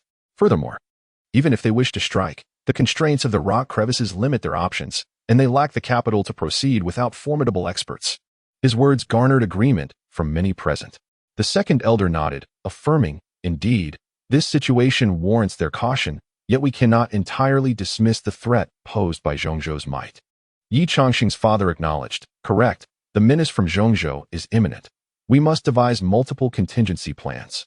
After speaking, he turned to Ye Changsheng with a smile. However, Changsheng, You have indeed handled recent events with remarkable finesse. The entire Eastern continent is abuzz with your name. Ye Changsheng felt a flush of embarrassment. Is it truly as exaggerated as that, father? Ah, I cannot articulate it clearly. You must inquire further to understand. With that, he turned to the elders, his demeanor shifting to one of seriousness. We now face an unprecedented transformation for both our Yi family and the Eastern continent. If we seize this opportunity, it may also herald a new beginning. Regardless of circumstances, our Yi family has endured for this long due to our unity and relentless effort. Thus, as the head of the family, I sincerely hope that during this critical period, each of you will stand united to help the Yi family weather this storm. The elders responded in unison, exuding confidence. Once the meeting concluded and the attendees began to depart, Ye Changsheng approached his father, whispering, "Father, is our connection with the kingdom of 10,000 Buddhas genuine or mere fabrication?" His father cast him a glance but did not respond. "Are you truly curious about this matter? Then, ponder it at your leisure." Chapter 78, The Hidden Connections of the Land of 10,000 Buddhas. Ye Changsheng felt helpless. His father remained enigmatic as ever. Although he understood that this was meant to maintain suspense and apply pressure on Zhengzhou, his curiosity was akin to a cat's insatiable itch. After dropping a cryptic remark, Ye's father turned and departed, leaving Ye Changsheng and Gu Qingyi to exchange bewildered glances. "Qingyi, do you think our Yi family truly has ties to the land of 10,000 Buddhas?" Ye Changsheng inquired, stroking his chin, harboring a sliver of doubt within. Gu Qingyi shook her head. Since it was spoken by father, it must hold some credibility. Moreover, the ultimate aim is to instill caution in Zhengzhou. The ambiguity serves that purpose all the better, does it not? Indeed, he nodded, dismissing the matter from his mind. After all, in the grand scheme, his modest cultivation would hardly make a difference. The most pressing concern now was to seize this rare period of tranquility and diligently enhance his own skills. The grand event of the Talented Youngsters Conference had concluded, and the three major powers of Zhengzhou had temporarily quieted, allowing Dongzhou to bask in an unusual serenity. Yet, those with a modicum of insight were acutely aware that beneath this calm lay the brewing of more tumultuous waves. Both Dongzhou and Zhengzhou were now fixated on Ye Changsheng's words. Did the Yi family indeed have a connection with the land of 10,000 Buddhas? The validity of this claim was fervently scrutinized by various factions, yet no conclusive information emerged. Gradually, whispers began circulating, suggesting that an ancestor of the Yi family had once engaged in discourse with the Buddha king of the land of 10,000 Buddhas, making such a connection plausible. Furthermore, within the Yi family, numerous techniques and divine abilities inherited from the land of 10,000 Buddhas provided additional corroboration of this claim. What lent the most credence to this rumor was the cultivation level of the Yi family's patriarch. It was common knowledge that the heavenly path in Dongzhou was flawed. Throughout the centuries, many extraordinary talents had emerged, yet all had ultimately stalled at the threshold of the quasi-emperor realm, unable to ascend further. Yet, the patriarch of the Yi family had shattered this confinement, propelling his cultivation to the pinnacle of the virtual emperor realm. If anyone or any force could achieve such a feat, it would undoubtedly be among the elite powers of the other four states. No one else could possibly accomplish it. The reason the Yi family patriarch possessed such cultivation was likely due to clandestine assistance from the land of 10,000 Buddhas. This speculation was well-founded, rendering it difficult for others to dismiss. After all, the challenge of surpassing the limitations of the heavenly path was something deeply felt by those of profound cultivation. However, just as this rumor began to stir the waters, an entirely different wave of skepticism emerged, backed by equally compelling reasoning. The Yi family's ancestor had perished countless years ago. If this were true, how long had the Buddha Lord lived? How many epochs had he endured? The mere thought of such a time span was absurd. It seemed impossible for anyone to exist for that long. As time passed, this dissenting voice grew increasingly ridiculous. Half a month later, after a period of diligent cultivation, Ye Changsheng felt it was time to stretch his legs. So he took Gu Qingyi for a stroll around the bustling cities surrounding the Yi family estate. As one of the foremost powers in Dongzhou, the cities surrounding their residence were vibrant indeed. The youthful couple were naturally intrigued by such lively locales. "Ah, Qingyi, do you smell that aroma?" Ye Changsheng inhaled greedily, his senses captivated by the delectable scents wafting through the air. Gu Qingyi, equally enchanted, pointed to a restaurant ahead. "Husband, the fragrance of the dishes seems to be emanating from there. Let us go. Today, the young master treats you to a delightful meal." He feigned arrogance, placing his hands on his hips as he led Gu Qingyi into the establishment. As they settled at their table, the conversations from a nearby group caught their attention. "Have you heard?" Recently, rumors have swept through Donggo suggesting that the Yi family has ties to the land of 10,000 Buddhas. Who knows if it and Appos? That's true. Another voice chimed in immediately. Of course it's true. The Yi family is no trifling matter. Such a claim must have some supporting evidence. How could that be? The rumors state that the Yi family's ancestor debated with the Buddha king, but have you considered how long ago that was? The ancestor passed away over a millennium ago. Is it conceivable that the Buddha Lord still lives? That seems rather exaggerated, does it not?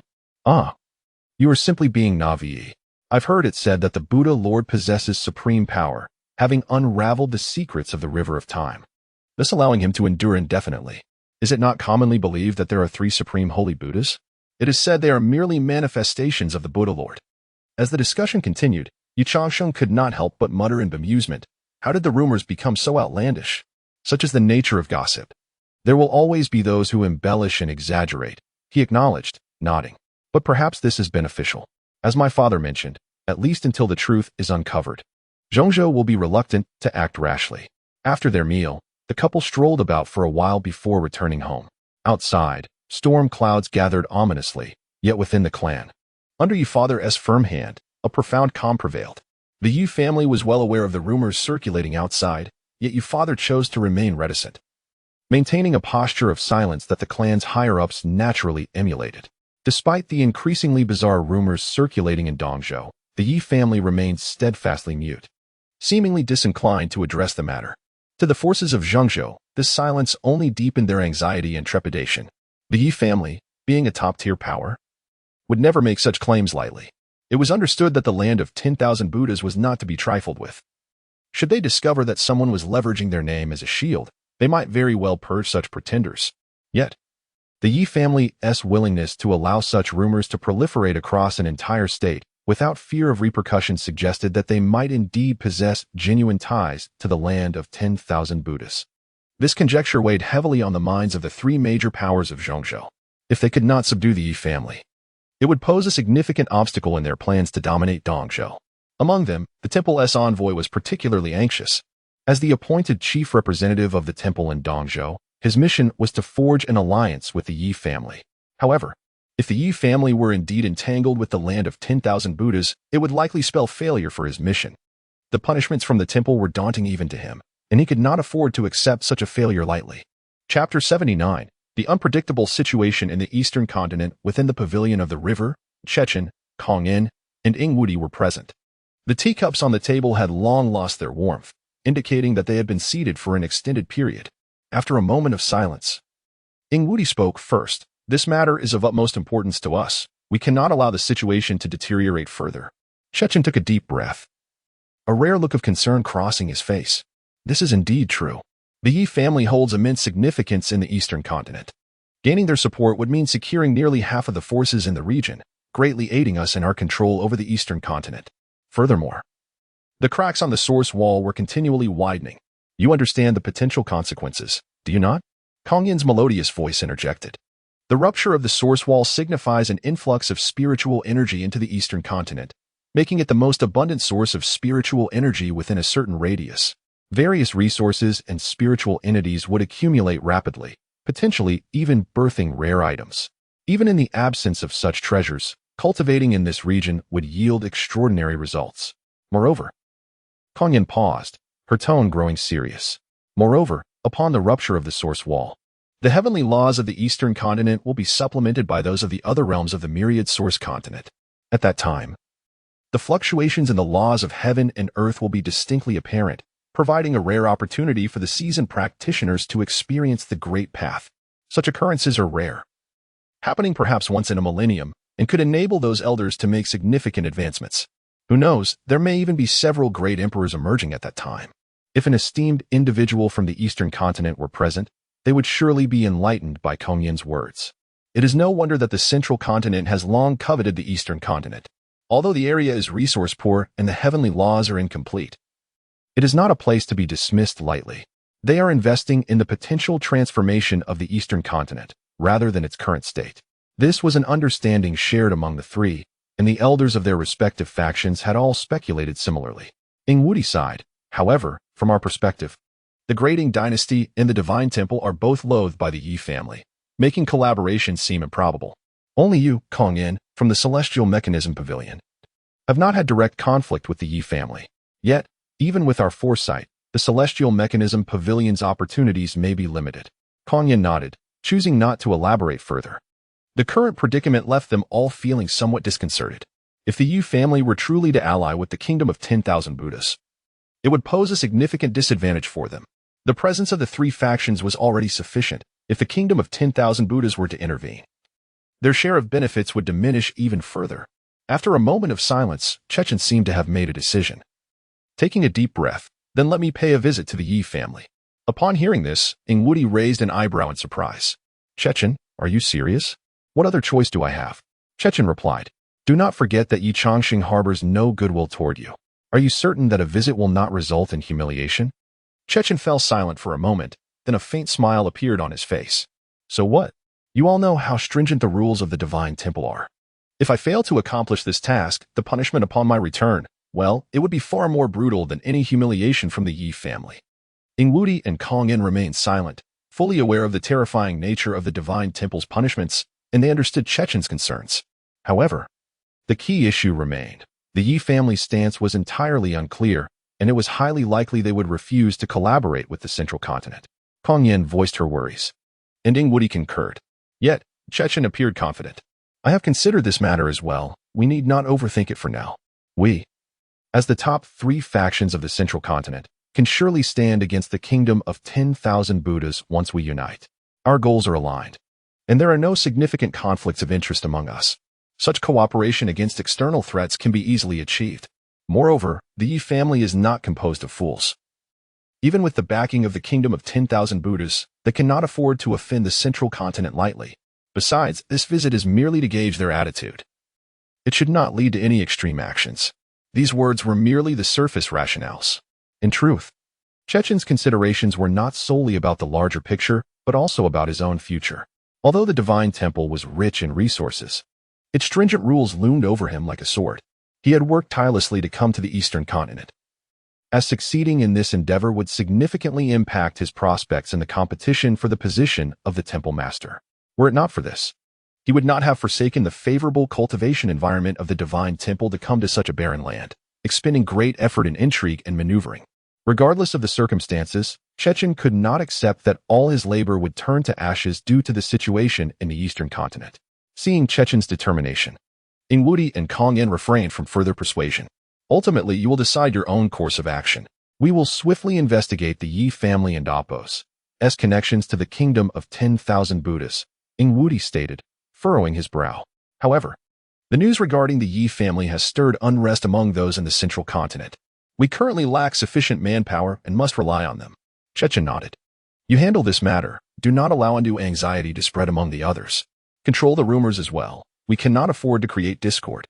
Of course, I understand. Ingwudi replied. Just remember, when you visit the Ye family, avoid any conflicts. Our situation is precarious, and we cannot endure further depletion. Understood. The three devised a plan and promptly set it into motion.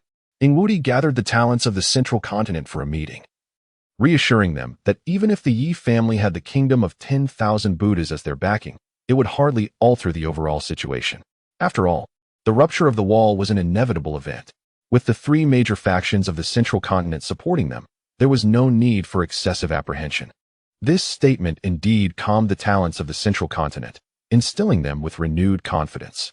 Meanwhile, after a flurry of preparations, Chechen personally set out to visit the Ye family. When news of this spread, the Eastern Continent was taken aback. After all, Chechen had never previously shown any intention of visiting the Ye family, showcasing the pride of the Central Continent's talents. This inevitably led many factions in the Eastern Continent to recall the rumors. Could it be that the Ye family truly had connections with the Buddha of the Kingdom of 10,000 Buddhas? Otherwise, with Chechen's backing from the Divine Temple, even if he were wary of the Ye family, he would not need to go to such lengths as to pay them a visit. Chapter 80. The opportunity of the Ye family's secret vault. Within the Ye family's council hall, numerous high-ranking members gathered, including the reclusive Xiaoqian. Ye father sat solemnly in the position of family head. After a brief moment, the Grand Elder opened his eyes, surveyed the assembly, and nodded to him, saying, Family head. Everyone is present. We may commence our discussions. Indeed. Ye father nodded, clearing his throat, and the hall swiftly fell into silence. The current situation in the eastern continent has surely reached everyone's ears. The rock walls have cracked, and the talents from the central continent have descended, intent on dividing the eastern continent among themselves. As one of the premier powers, the Ye family naturally attracts the most attention. Over this period, you are all generally aware of the tribulations faced by the Ye family. First, there was betrayal among the families. Then, after much difficulty in stabilizing the situation, the threat of Ingwuji and the Grading dynasty emerged. Subsequently, the crown prince of the Grading visited, repeatedly using Qingyi's health issues as leverage, revealing his sinister ambitions. Each of these incidents illustrates the escalating tension in our circumstances. When the fissures in the rock walls widen and the experts from the central continent arrive, that will be the true moment of peril for all powers in the eastern continent. After finishing his remarks, Ye father scanned the room, and upon seeing everyone listening intently, he nodded in satisfaction. Indeed, I share this not to dampen your spirits, but to convey the gravity of our situation. In this time of crisis, it is essential for you to strive for progress, and it is also the moment for the Ye family to unite as one. Regardless of any previous frictions among our kin, such trivial matters should be set aside in the face of this monumental challenge, as the survival of our family must be our collective responsibility. As he spoke, Ye father's gaze lingered on Xiao Chen, casting a meaningful look his way. Xiao Chen's heart tightened, and he promptly nodded earnestly. Although Ye father typically disregarded conflicts among the younger generation, it did not imply ignorance of such matters. In the past, Ye Changsheng's inability to cultivate had led to understandable grievances among the clan members, for how could a young patriarch, unable to cultivate, bear the weight of the family's future? However, with Ye Changsheng now demonstrating his innate physical prowess and having defeated Ingwuji in full view of others, he has managed to vindicate the Ye family and the talents of the entire eastern continent. Xiao Chen had previously excelled as well, yet his pride had caused him to forget humility and open-mindedness, which deepened the rift between him and Ye Changsheng, culminating in his recent humiliating defeat at the talent conference. In the grand scheme of family matters, this was merely a minor episode. After a moment of contemplation, Ye father addressed the council of elders. Shall we now disclose that matter? The grand elder nodded. We have previously discussed this. It is time to open that place. The ancestors once stated that in times of family adversity, the vault could be accessed. Although we appear stable on the surface, the undercurrents are tumultuous, and the Ye family may face imminent peril. It is indeed time to utilize it. Other elders echoed their agreement, supporting the grand elder's perspective. A wave of confusion swept through the hall, leaving the remaining members bewildered, unaware of the cryptic exchange between the family head and the elders. Ye father fell silent for a moment, and an air of authority suddenly thickened around him. Esteemed members, we currently stand at a pivotal juncture in the eastern continent and the entire realm. The Ye family has stood in the eastern continent for many years. We cannot afford to be swept away by this tide. Therefore, after discussions with the council and the elders, we have decided to unveil our Ye family's ancient secret vault. The high-ranking members of the Ye family gazed at Ye father in astonishment, grappling with the implications of his declaration. Could it be that the rumors of his secret vault truly held merit? I am uncertain. But since the family head has stated it, it must be accurate. The elders' affirmations only bolstered the belief in its existence. The assembly erupted into fervent discussions, displaying immense enthusiasm for this revelation. Ye Changsheng leaned closer to Gu Qingyi and whispered, Qingyi, have you heard of our family's secret vault? Gu Qingyi shook her head. Not at all. This matter is indeed a closely guarded secret within the Ye family.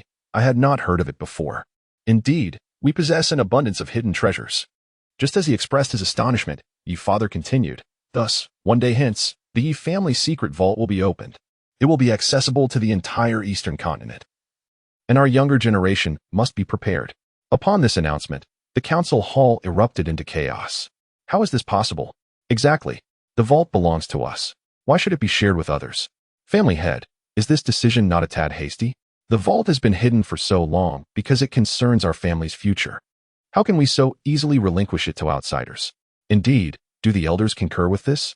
The outcry and discontent filled the air, as the members struggled to comprehend Ye father's decree. The vault was inherently a Ye family treasure. Why should it be distributed to others? Observing the agitated crowd, Ye father exchanged a calm glance with the grand elder, clearly having anticipated such a reaction. Silence. A commanding voice infused with imperial authority resonated through the hall, swiftly restoring order. All eyes turned to the family head, eager to hear his explanation. Ye father's expression remained composed, devoid of any hint of anger. I understand that many may find this decision perplexing. Therefore, I shall elucidate the rationale behind it. However, once you leave this hall, no further questions shall arise regarding this matter. Understood? Yes, family head. The assembly responded promptly. Discontent aside, they lacked the audacity to defy the family head and the elders' directives. Your father nodded, his demeanor slightly more relaxed. This decision is the result of careful deliberation between myself and the elders. To elaborate, there are 3 primary reasons warranting the opening of this vault. First, while it is true that the vault belongs to the Ye family, the commotion surrounding its opening will inevitably attract the attention of other powers. Rather than conceal it, we might as well exhibit it openly for all to see. Second, although the vault is rich in resources, it is bound by the will of our ancestors and the laws of nature, imposing restrictions on the qualifications of those who may enter based on their cultivation level and age. Even for our own kin, few may gain access. Third, given the shifting tides of power, the Ye family finds itself amidst the machinations of the various factions of the central continent. If we wish to survive and progress, we must unite with more forces to resist the central continent's encroachment, thereby preserving our independence. The opening of this vault shall serve as an olive branch extended by the Ye family to the various powers of the eastern continent. Chapter 81. The opening of the secret realm. The turmoil of the Ye family at Lingzhong Pavilion. Ye Changsheng stood atop the loft, gazing down at the surging river below, and let out a heavy sigh. Alas, Brother Che, why the long sigh again? Ingwudi asked with a cheerful demeanor, his state of mind standing in stark contrast to that of Ye Changsheng. Previously, after Ingwuji was beaten, the representatives of the Ming dynasty had repeatedly sought to recruit the Ye family, only to be rebuffed, leaving Ingwudi feeling quite disgruntled and embarrassed. However, upon observing Ye Changsheng, he found his situation far less dire. The strict and severe punishments of the divine palace were daunting, even to someone like him, who had only a limited understanding of them. The grading dynasty was certainly preferable, as at least he didn't have to worry about his life on a near-daily basis. Ye Changsheng raised his head to glance at the sky, clasped his hands behind his back, and sighed once more. Alas, it's about time. We should set off for the Ye family. This journey may not be smooth. Ingwudi, somewhat surprised, remarked, but weren't you prepared for this? Why the sigh now? While his words were accurate, their previous relationship had been less than pleasant, and he felt a sense of reluctance about making this visit. Ye Changsheng, however, was quite candid, articulating his thoughts clearly. Though this matter is difficult, it serves as a precedent for you. If this attempt fails, we can no longer employ the previous gentle approach with the Ye family. Ingwudi nodded in agreement. Indeed, I initially thought the Ye family was rather manageable, but it appears they are a formidable challenge. Brother Che, I wish you success in persuading the Ye family. Haha. I am grateful for your well wishes, Brother Ing. Having said this, Ye Changsheng turned to leave the loft. Suddenly, a thunderous sound reverberated through the heavens and the earth, as if a massive drum had been struck, sending a deep, distant echo that rattled the soul. At that moment, countless individuals, in shock and confusion, looked up to see a vast expanse of golden light in the distance, seemingly connecting the heavens and the earth, with ethereal palaces and pavilions faintly emerging within. Ye Changsheng abruptly halted, turning to observe the celestial phenomenon. What is happening? Ingwudi asked, his eyes filled with curiosity as he stared at the golden light. After a few breaths, the golden light began to pulsate as if imbued with life, undulating like waves. Subsequently, to the astonishment of all, the light coalesced into numerous fantastical sword silhouettes, drifting like fish within the space enveloped by the golden radiance. Ye Changsheng and Ingwudi exchanged astonished glances. As proud talents of the central continent, they had visited numerous secret realms, and it was evident that this spectacle was a clear sign of a relic or the opening of a secret realm. Brother Che, what could this mean? Ingwudi inquired. Perplexed, having a rough understanding of the situation in the eastern continent, he had studied several notable secret realms. It was unusual for such a grand event to occur at this time. Ye Changsheng furrowed his brow, equally bewildered. I am uncertain. It seems there are no records of such a secret realm in the eastern continent. The overwhelming sword energy is palpable even from a distance, indicating the rarity of this relic. Could it be the product of a powerful predecessor, only now revealing itself? Not just the two of them. A significant portion of the eastern continent quickly noticed the extraordinary phenomenon in the eastern sky, and various factions hastened to investigate. Before long, news of the celestial anomaly spread across the eastern continent, drawing even more individuals to the site. The factions closest to the golden light were the first to respond. However, Upon arriving and recognizing the source of the golden glow, they were left dumbfounded. This secret realm, could it belong to the Ye family? A white-haired elder lamented. What can we do? If it is indeed the Ye family's, we won't gain anything. With a sigh, he shook his head vigorously. Let us go. There's nothing to see here. Wait, interjected another elder clad in black robes, his eyes glinting with a mysterious light. Let us observe a while longer. Perhaps the situation will change. Change? The white-haired elder paused, grumbling, but that's the Ye family, with a ninth-tier void emperor overseeing them. No one in the eastern continent can rival him. The black-robed elder, however, disagreed. You are truly short-sighted. Such a grand spectacle has captured the attention of half the continent. The Ye family cannot possibly conceal this event. Various factions will surely take notice and send representatives to assess the situation. Consider this, with such commotion, there could be countless treasures hidden within that secret realm. Wouldn't those factions be curious and eager to partake?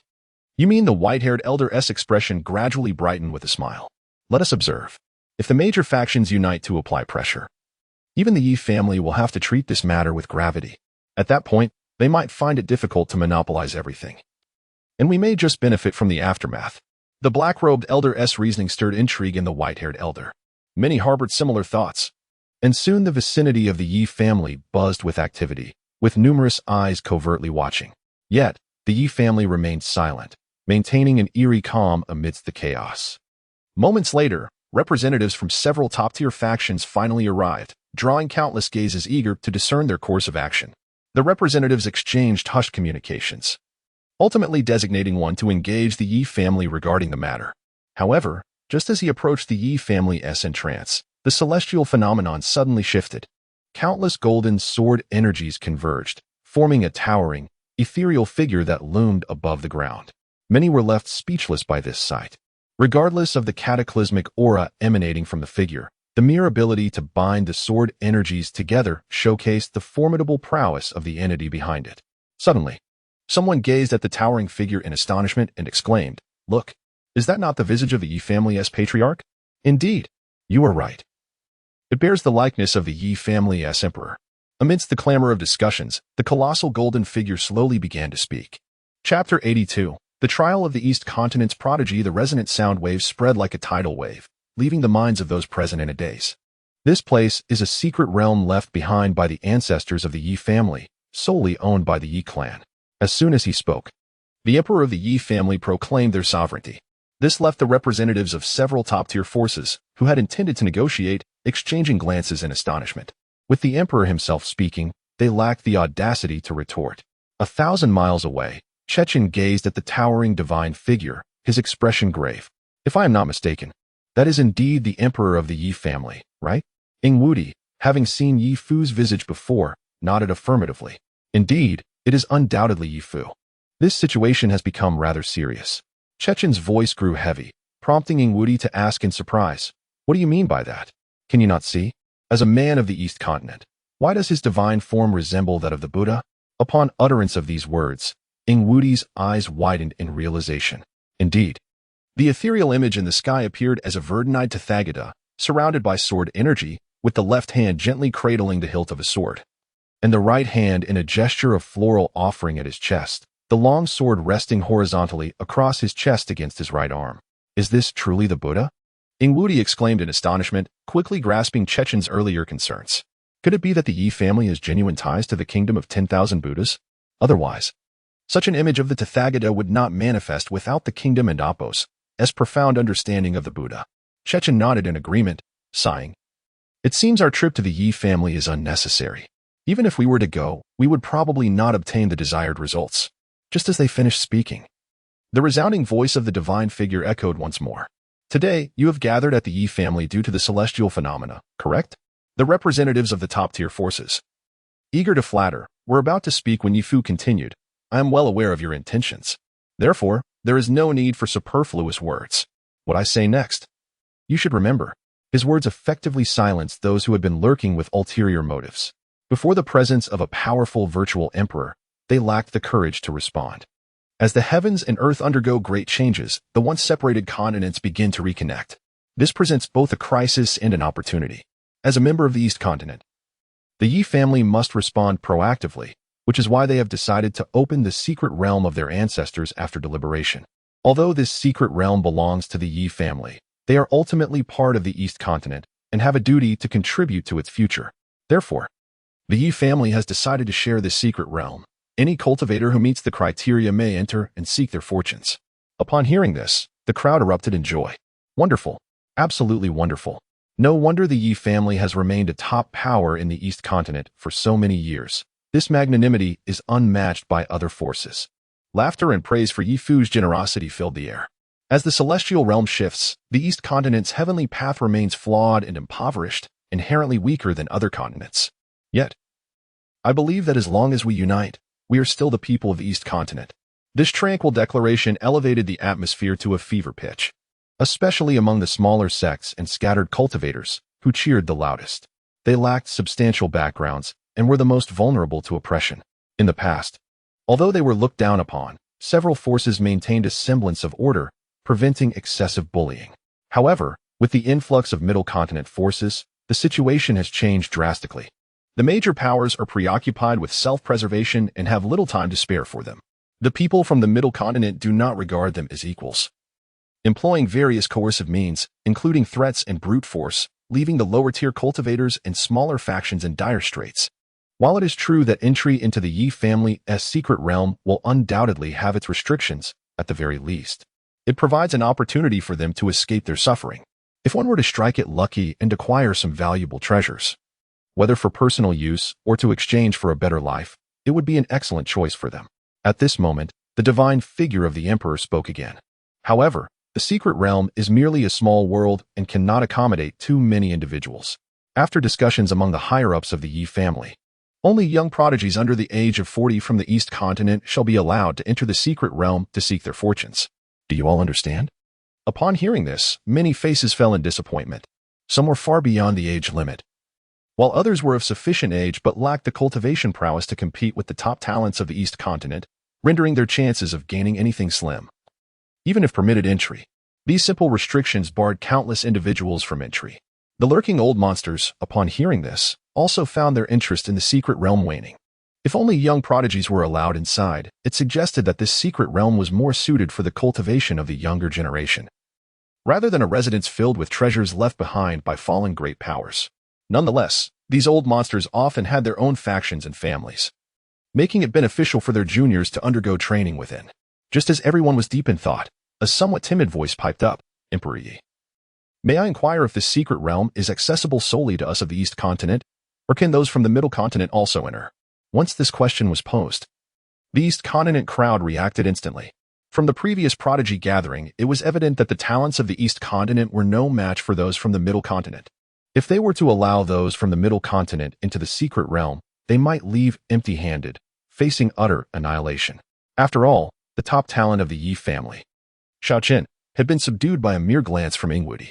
The crowd began to murmur, eagerly inquiring about Ye Fu's intentions. Faced with the cacophony of questions, Ye Fu remained silent for a moment before his grand voice resonated once more. I have stated before, only young prodigies under the age of 40 from the East continent may enter the secret realm.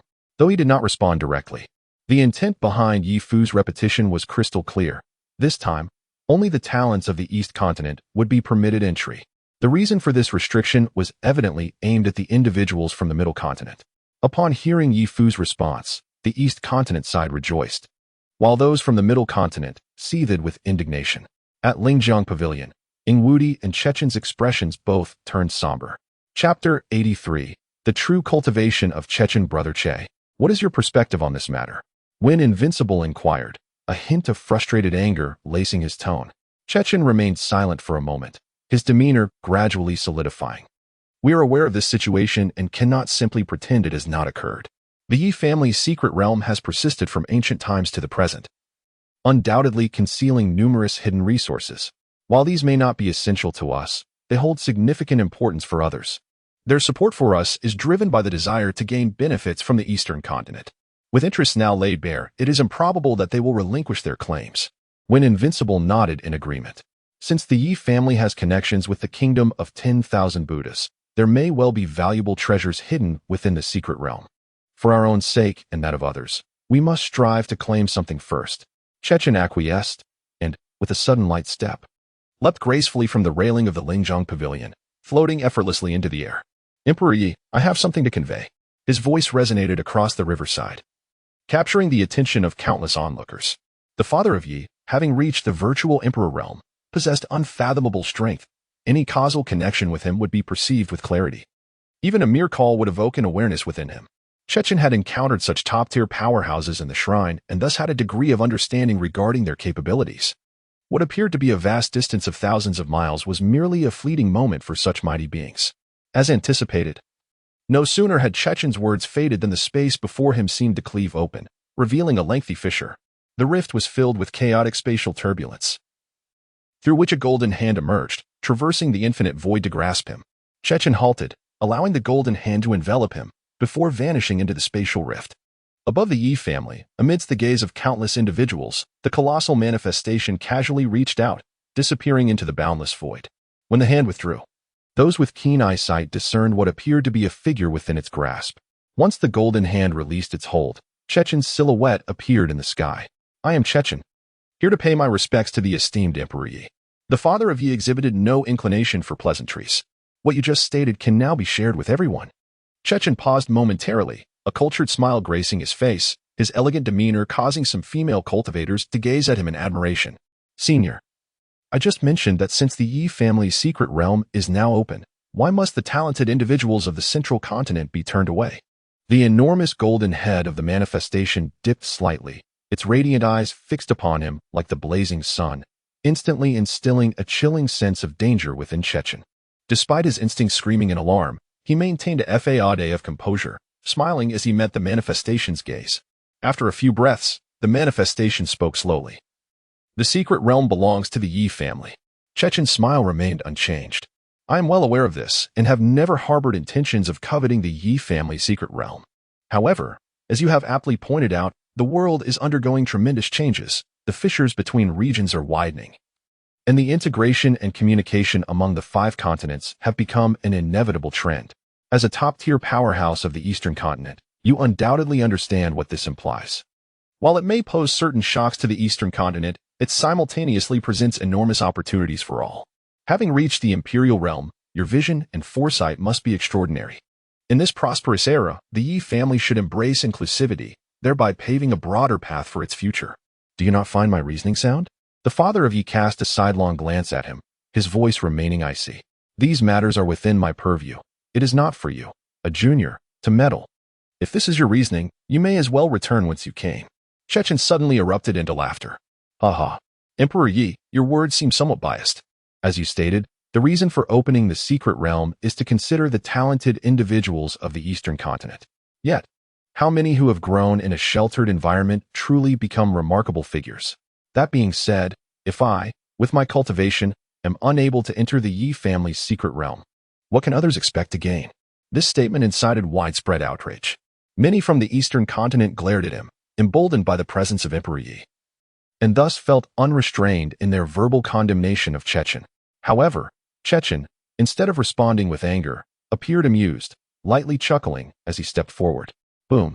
An overwhelming surge of power erupted from within him, instantly silencing the crowd. Some were incredulous, exclaiming, "The Cave Heaven realm? Peak Cave Heaven cultivation. How is this possible? Such strength rivals that of certain elders from sacred grounds." Gasps and expressions of astonishment flooded the air, causing Chechen's smile to grow even more radiant. Emperor Yi, I harbor no intention of undermining your authority, but does the Yi family's secret realm truly exist solely for the benefit of those lacking ability? When the ancestors of the Yi family established this secret realm, they surely did not wish for treasures to gather dust, did they? Coupled with his formidable cultivation, Chechen's words bore immense persuasive power, rendering the crowd speechless. In comparison, the talented individuals of the Eastern continent felt overshadowed.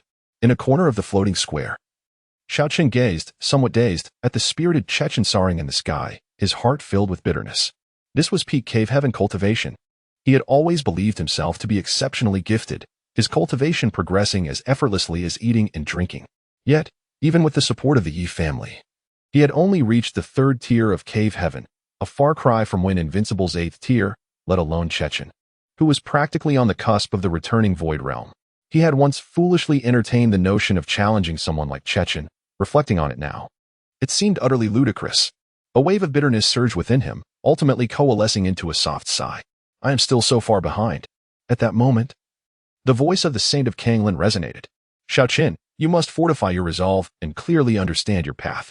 Though your cultivation may currently lag behind Chechen's, the Eastern continent's heavenly path is flawed, and its resources are relatively scarce compared to the central continent. You possess considerable talent. As long as you remain steadfast in your path, there will surely come a time when you can catch up to, or even surpass, Chechen. While it is true that there are always those more gifted than oneself, maintaining a humble heart is crucial. Never allow yourself to lose your spirit. Do you understand? Xiaoqin, however, responded with an uncharacteristic calmness. Senior, I comprehend your reasoning. Others are others, I am I. No matter how high Chechen's cultivation may be. That is his own achievement. I harbor neither jealousy nor discouragement.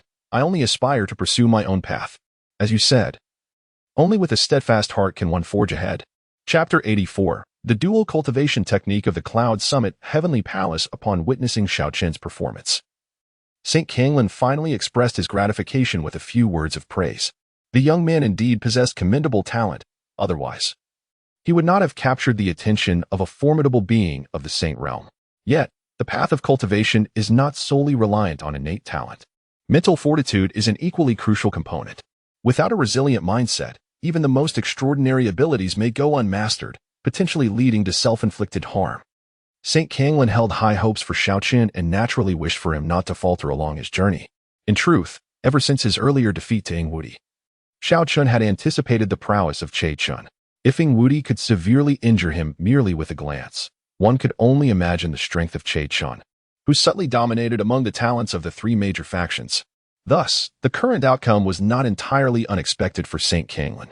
However, the desire for strength within Xiaoqin's heart grew ever more resolute and earnest. Meanwhile, Ye Changsheng leaned against a sturdy coiling dragon pillar, observing Chechen's confident demeanor in the sky with a sense of reflection. Qingyi, how on earth did this person cultivate? Could it be that he grew up consuming spirit stones? Some of our elders and stewards have only reached this level, yet he has already attained such heights.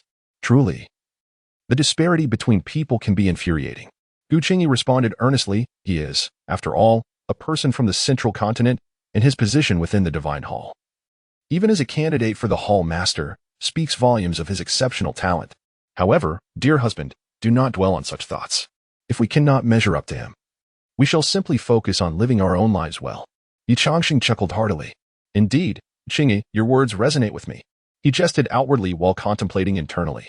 In terms of physical prowess, he had cultivated the 10,000 calamities immortal body, the Qingtsong holy body, and forged the indestructible golden body, all sufficient to contend with individuals at the pinnacle of the cave heaven realm. Yet, Chechun was a genuine pinnacle of the cave heaven realm. The enhancement brought forth by mere elevation in realm would suffice to bridge the gap between them. Moreover, Chechun, as a top talent of a formidable faction, likely practiced an exceptionally refined physical cultivation technique, further widening the divide from the ordinary. Considering his current abilities, relying solely on his physical strength would indeed place him at a disadvantage.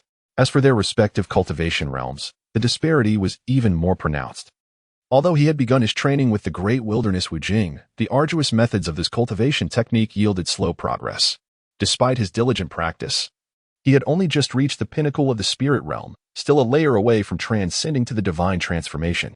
Ye Changsheng could not help but lament the vast differences in their capabilities. Were he to face Chechun directly, his current prowess would be utterly insufficient. Reflecting on the past, he recalled his own arrogance at the talent gathering, fortunate that Chechun had restrained himself, for he knew he would not have exhibited such restraint. He once again appreciated the benefits of having a supportive background. Were it not for his father standing firm, the predicament faced by the Yi family would be exceedingly dire. Just as these thoughts crossed his mind, Ye Changsheng's expression suddenly stiffened. System suggestion: defeat the divine hall's talent, Chechun. Within 3 months, difficulty, quite challenging, danger level, relatively high, quest reward, high-level gift pack, top-tier dual cultivation technique of the Cloud Summit Sacred Palace. As the cold voice of the system echoed in his mind, Ye Changsheng could not help but twitch his lips. He had just concluded that he was no match for Chechun, and now this troublesome system had presented him with such a daunting task. Was the difficulty level a joke? How could a mere peak spirit realm practitioner compete with someone of Chechun's caliber, who would scarcely cast a glance in his direction? This was not a quest. It was akin to sending him to his doom. After a brief internal rant, Ye Changsheng chose to disregard the task. It was preposterous. With the great wilderness Wu Jing and other supreme techniques at his disposal, why would he risk his life for some trivial dual cultivation technique from a sacred palace? Engaging in a contest with such a person would be akin to inviting disaster.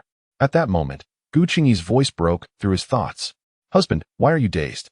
Ye Changsheng snapped back to reality and quickly replied with a smile, "Oh, it's nothing. Just pondering some cultivation matters." Gu Qingyi, now enlightened, could not help but smile. "Husband, you have truly transformed. Before our marriage, I heard you had little interest in cultivation, only seeking pleasure in food and leisure. Now, it seems those people were utterly blind." Ye Changsheng felt a twinge of embarrassment. Before awakening the system, he had indeed indulged in such trivial pursuits. It was only after receiving his golden finger that he began to take things seriously. After all, who wouldn't relish the opportunity to ride on the coattails of others? However, Ye Changsheng suddenly recalled something and looked at Gu Qingyi with an unusual expression. Since the dual cultivation technique was a gift from the system, it must be a treasure from a prestigious sect, devoid of any harmful influences. As Gu Qingyi's cultivation progressed, her speed of improvement had notably slowed. If they could use such a technique to alleviate some of that disparity, it was certainly worth considering. As this thought crossed his mind, vivid and enticing images flashed through his mind, prompting an uncontrollable chuckle. "Husband, what are you secretly laughing about?" Gu Qingyi inquired, her eyes sparkling, igniting a flame of mischief within Ye Changsheng. "Ahem, it's nothing. Just recalling certain matters," he said, clearing his throat to shift the topic. "By the way, Qingyi, how has your cultivation progressed recently?" Gu Qingyi furrowed her brow slightly, letting out a soft sigh. "It has been increasingly difficult to progress. It often takes several days of arduous practice to see even a slight improvement." Ye Changsheng's eyes lit up as he leaned closer to her ear. "Then, what if we were to find a top-tier dual cultivation technique? Would it not accelerate your cultivation speed?" Gu Qingyi's cheeks flushed crimson, reminiscent of a ripe peach, stirring a sense of excitement within Ye Changsheng. "Oh dear husband, what nonsense are you speaking in broad daylight?" Gu Qingyi playfully stomped her foot. Yet her mind drifted back to the enchanting scenes of the previous night, leaving her feeling both elated and bashful. Ye Changsheng chuckled, wrapping his arms around her delicate waist and whispering, "Qingyi, we could certainly give it a try. It would enhance our cultivation and, would that not be delightful?"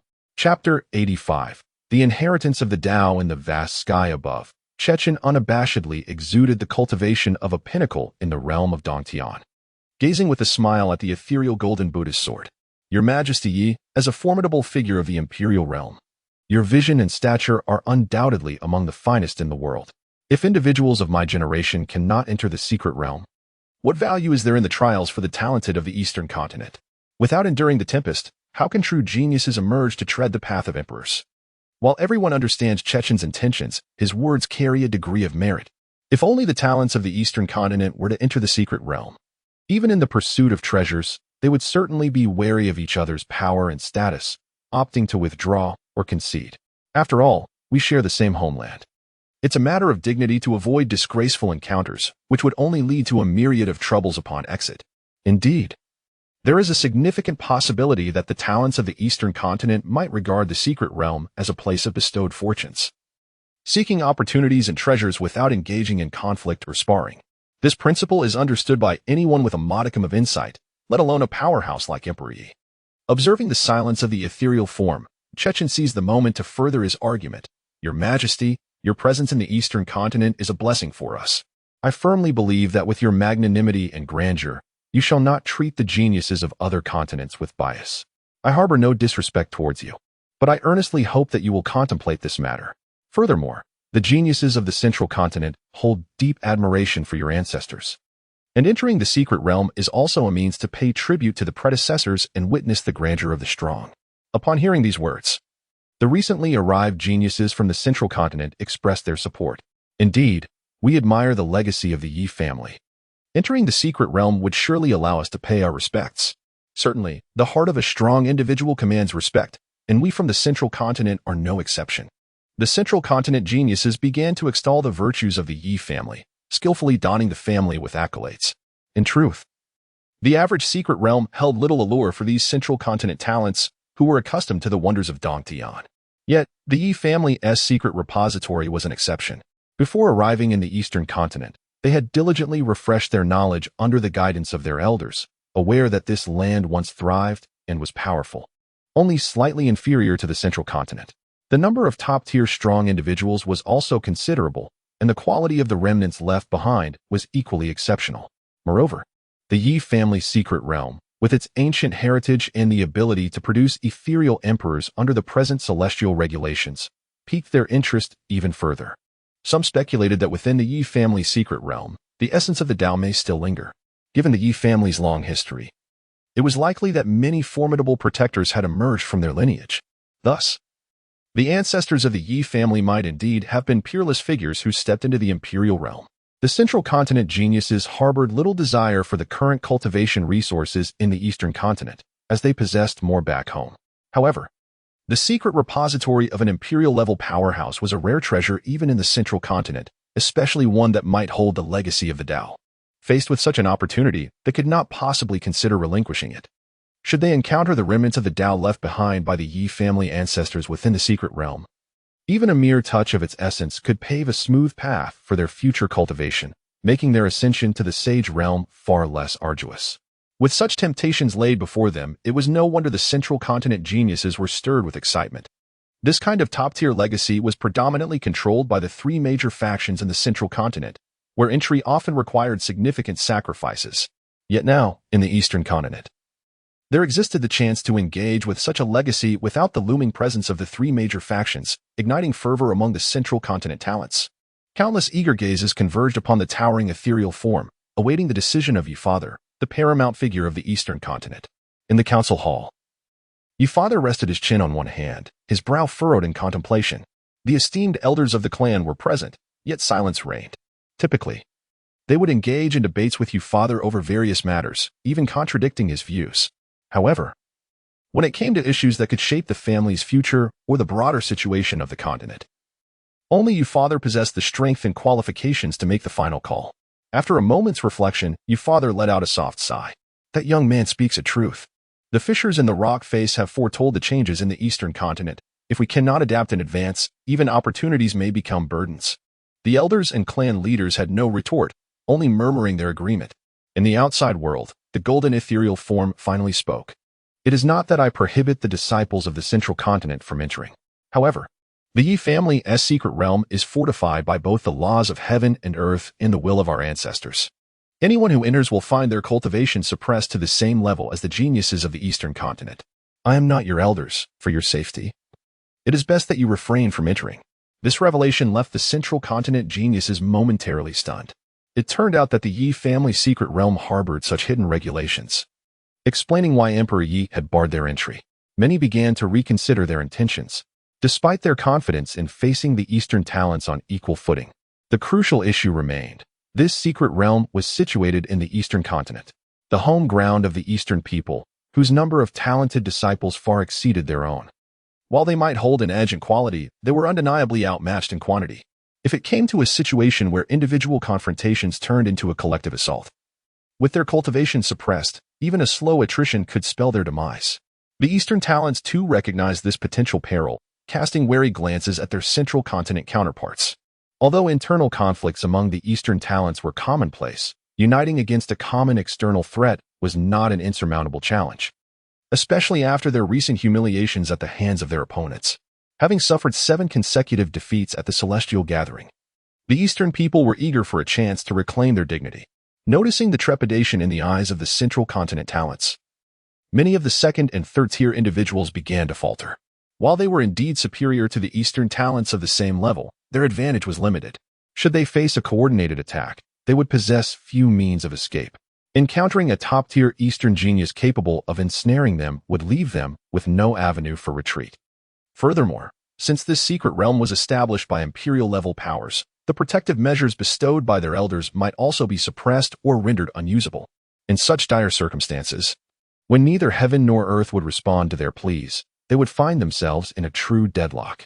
Indeed, the Tao is precious, but if one cannot safeguard their life, what value lies in acquiring such treasures? Chapter 86. The resolute aspirations of the talents of the central continent. Only a select few, such as the formidable Chachin, remained unmoved by the words of the Emperor Yi. Ingwudi had personally assessed Xiao Chun and Appo's cultivation and strength, despite being a top talent from the eastern continent. He could not withstand even a single round against Ingwudi, let alone against Chachin, who possessed even deeper cultivation, even in the same realm. Chachin had ample confidence to suppress and defeat him. A talent from the central continent approached Chachin, frowning as he whispered, "Young Master Chachin, the rules of this secret realm impose restrictions. Should we proceed?" Chachin cast a sidelong glance at him, his smile unwavering. "Ask our brethren from the central continent who would willingly forsake the opportunity to encounter the Tao." The man hesitated, falling silent, and conveyed Chachin's words to the other waiting talents below. Chachin, with a casual glance at Xiaochen in the corner, smiled even more broadly.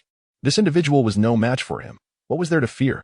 Yet, on the ground, Xiaochen's expression remained calm, unaffected by Chachin's disdainful gaze.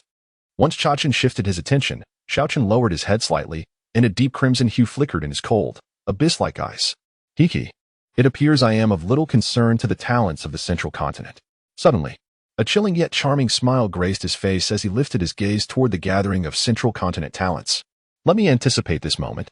The talents of the central continent felt the provocation in his gaze and turned to look. Upon recognizing Xiao Chun, many began to mock him.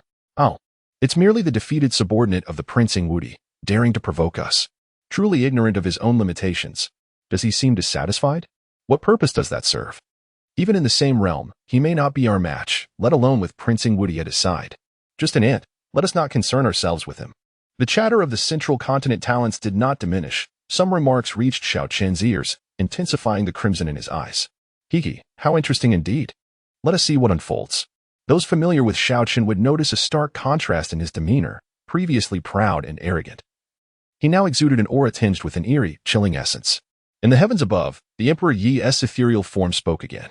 "What have you deliberated upon?" Chachin took a deep breath, stepping forward, his aura surging. "Emperor Ye, cultivation is akin to rowing against the current. One must advance or face retreat. Upon embarking on this path, one must contend with others, with the heavens, and with the earth. There is only progress, never retreat. To live is to strive. The path of martial arts is defined by life and death. Should one evade it due to fortune or misfortune? The talents of the central continent have reached this stage not from fear of death, without the unwavering resolve to face challenges. How could one dare tread the arduous path ahead? Moreover, if we, the talents of the central continent, aspire to witness the prowess of the ancestors of the Yi family, how could we dare to shy away from a mere secret realm? Is that not devoid of sincerity? Esteemed colleagues, do you not agree? Chachin's fervent voice stirred the hearts of the central continent talents. Indeed, young Master Chachin speaks wisely. Without the resolve to seek the Tao, how can we tread the path of the Emperor? Precisely. We have become exceptional among our peers, never lacking the courage to sink the boats behind us. Excellent. The resounding agreement of the central continent talents prompted Chachin to exclaim with joy, unable to suppress his hearty laughter. "Truly, my brethren of the central continent, Emperor Yi, I, a junior, have resolved to enter the Yi family's secret realm. Even if my cultivation is suppressed, I possess the conviction of being unmatched within the same realm. If one cannot steadfastly uphold their heart for the Tao, how shall they traverse the path to the pinnacle? I, Chachin, am invincible within the same realm." The fervent cries surged like a tidal wave, the powerful and pure conviction rendering many from the eastern continent solemn. Behind Chachin, various phenomena such as celestial flowers and golden lotuses began to manifest. His desire for the Tao alone stirred a resonance with the heavens and earth, revealing the magnitude of his prowess. The talents of the central continent were ignited by his words. Indeed, their notable talents had not come without enduring countless trials to reach this point, gaining recognition among their peers. So what if there were more from the eastern continent? They were confident they could suppress their opponents even in the same realm. Why should they fear the numbers? Esteemed colleagues, fortune is bestowed by the heavens. To not seize it is lamentable. As representatives of the central continent, we cannot tarnish its reputation. What if the eastern continent has more numbers? Each of us possesses the ability to contend with two of them in the same realm. As long as we stand united, what can the eastern continent do to us? Indeed, Brother Pan speaks wisely. Heavenly materials and treasures rightfully belong to the virtuous. Our central continent has never lagged behind, let alone yield to minor obstacles. Exactly. It's merely a bloodbath, and life and death struggles, who fears whom? The talents of the central continent were fervently roused, voicing their support for Chachin. This revitalized those who had hesitated, strengthening their resolve to participate in the secret realm. In the heavens above, Chachin reveled in the cheers of the Central Continent talents, his smile radiant. As they had stated, though the Eastern Continent had numbers, their cultivation quality was inferior. If only a few from the Central Continent entered, even a top talent like him could fall to the Eastern Continent's numerical advantage. However, if all the Central Continent talents entered the secret realm united, the Eastern Continent would struggle to overcome this formidable group. Moreover, the various factions of the Eastern Continent were not necessarily allies. Many had conflicts and grievances. If they failed to act together, they would be unable to contend with the united talents of the Central Continent. Ye Changsheng was determined to seize the Tao within the secret realm. Emperor Yi, you too have heard the voices of the people of the Central Continent. Those who have reached this point are all resolute in their beliefs. We, the talents of the Central Continent, shall not waver in the face of adversity. We implore the Emperor to grant us entry into the secret realm. As his words fell, the voices of the Central Continent talents merged into one. We implore the Emperor to grant us entry into the Yi family's secret realm. Amidst the solemn expressions of the Eastern Continent's people, the ethereal figure of Emperor Yi slowly spoke. Then, I permit you to enter the secret realm. Prepare yourselves. Life and death are matters of fate, unrelated to the Yi family. Do you understand? Chapter 87. The journey through the secret realm under the suppression of the heavenly path. Chachin clasped his hands respectfully and slightly bowed, exuding an air of cultured grace as he said, "This is only natural. On behalf of the prodigies of the Central Continent, I express my gratitude to Emperor Yi for your support. As a son of the temple, I have become accustomed to the vicissitudes of life and death. I understand that my time will come, dictated by fate. If one hesitates out of fear of danger, would that not be a source of amusement? Since we have arrived in the Eastern Continent, we carry an unwavering belief in our pursuits. This matter is a great favor from the Emperor, and both I, Chachin, and the people of the Central Continent will forever remember it." His eloquence was remarkable, elevating the spirit of the Central Continent's talents while simultaneously demonstrating profound respect for Emperor Yi, perfectly embodying the refined image he had long sought to establish. In the void, several elderly figures concealed themselves, their gazes fixed intently upon Chachin. Alas, one of them sighed, shaking his head with a hint of resignation. It is no wonder the Central Continent thrives. Even the demeanor of a single son of the temple is sufficient to overshadow our young talents in the East. Indeed. Another chimed in. Though I find these Central Continentans somewhat insufferable, I cannot deny that their younger generation is exceptionally gifted. In terms of cultivation, talent, and intellect, few from the Eastern Continent can measure up. Precisely, another elder remarked. By the way, old ghost of the Heavenly Shadow, did you not have a promising junior? What was his name? An elder from the Heavenly Shadow Pavilion responded with a scoff. Do you truly believe that? Zhu possesses commendable intellect, but in terms of talent, he pales in comparison to Chachin. However, once one reaches profound realms, intellect becomes paramount, and the gap in talent can gradually diminish. I hold great expectations for him. The others chuckled at the old man's words. It seemed he held quite a high regard for his junior, yet when comparing to the Central Continent's prodigies, the youth on their side still fell short. Indeed, someone echoed, although the youngsters from the Central Continent may be a bit arrogant, they have every reason to be. Just Chachin alone is enough to stifle the younger generation's breath. Such poise and demeanor are unmatched in the Eastern Continent. As the old ones conversed, their outlook on the future of the Eastern Continent grew increasingly bleak. With such a vast disparity among the younger generation, it was no wonder they dared to confront the many with fewer. Alas, compared to my own unworthy progeny, theirs are the true prodigies, one elder lamented, tinged with a hint of envy. Let us hope the journey through the secret realm proceeds smoothly, another added. While the elders engaged in their discussions, Ye Changsheng's attention was also riveted on Chachin. Though he inwardly scoffed at Chachin's pretentiousness, he could not deny that the young man's demeanor radiated the pride and arrogance befitting a top-tier prodigy. Yet, admiration aside, he remained an adversary. The system had issued a mission to defeat Chachin within 3 months to acquire a supreme dual cultivation technique. Should he succeed, his fame would undoubtedly soar to new heights. Of course, this was merely an ancillary incentive. He did not yearn for a life under constant scrutiny. It would be exhausting. Initially, his enthusiasm for this task was lukewarm, but circumstances had shifted. With the secret realm capable of restraining the Central Continent's prodigies' cultivation, his own burdens would be significantly alleviated. Should he engage them in combat, the pressure from their cultivation would be diminished, allowing him to exploit his physical advantages more readily. The dual cultivation technique from the Yunding Sacred Palace was not an unattainable prize. With these thoughts, a rare excitement stirred within him. As the saying goes, pressure breeds motivation. With goals and rewards in sight, Ye Changsheng felt invigorated to accelerate his training. He grasped Gu Qingyi's hand, applying a gentle yet firm pressure, causing her to look at him in surprise. "Husband, you..." "Nothing is amiss," Ye Changsheng reassured, his gaze unwaveringly fixed on Chechen. Gu Qingyi, believing he felt overwhelmed by Chechen's formidable presence, tightened her grip, speaking softly, "You need not feel excessive pressure. You have only recently embarked on your path of cultivation. Yet you have already triumphed over Ing Wuji through sheer physical prowess, a rarity even in the Eastern continent. Given time, you shall undoubtedly surpass Chechen." Ye Changsheng was momentarily taken aback by Gu Qingyi's unwavering confidence, unable to suppress a laugh. "Rest assured, Qingyi, I do not feel particularly burdened. As I always say, if the heavens were to collapse, there are those tall enough to bear the weight. It need not fall upon me, the so-called waste. However, I do harbor some modest aspirations."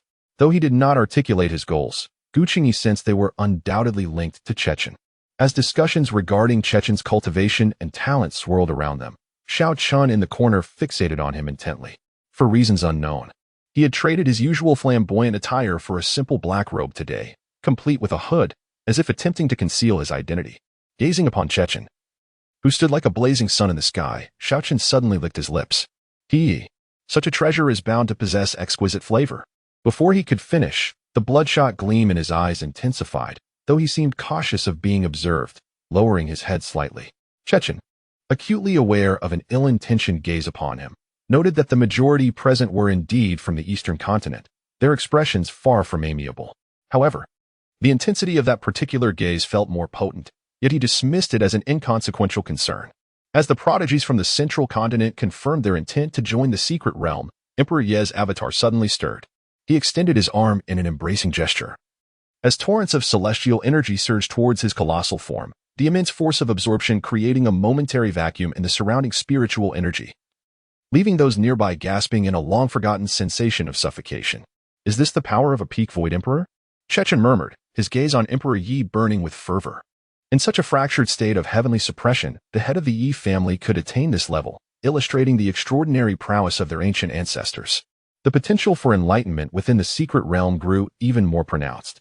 As the golden figure consumed the boundless spiritual energy like a black hole, its form solidified, the golden light intensifying in both richness and depth. Chapter 88.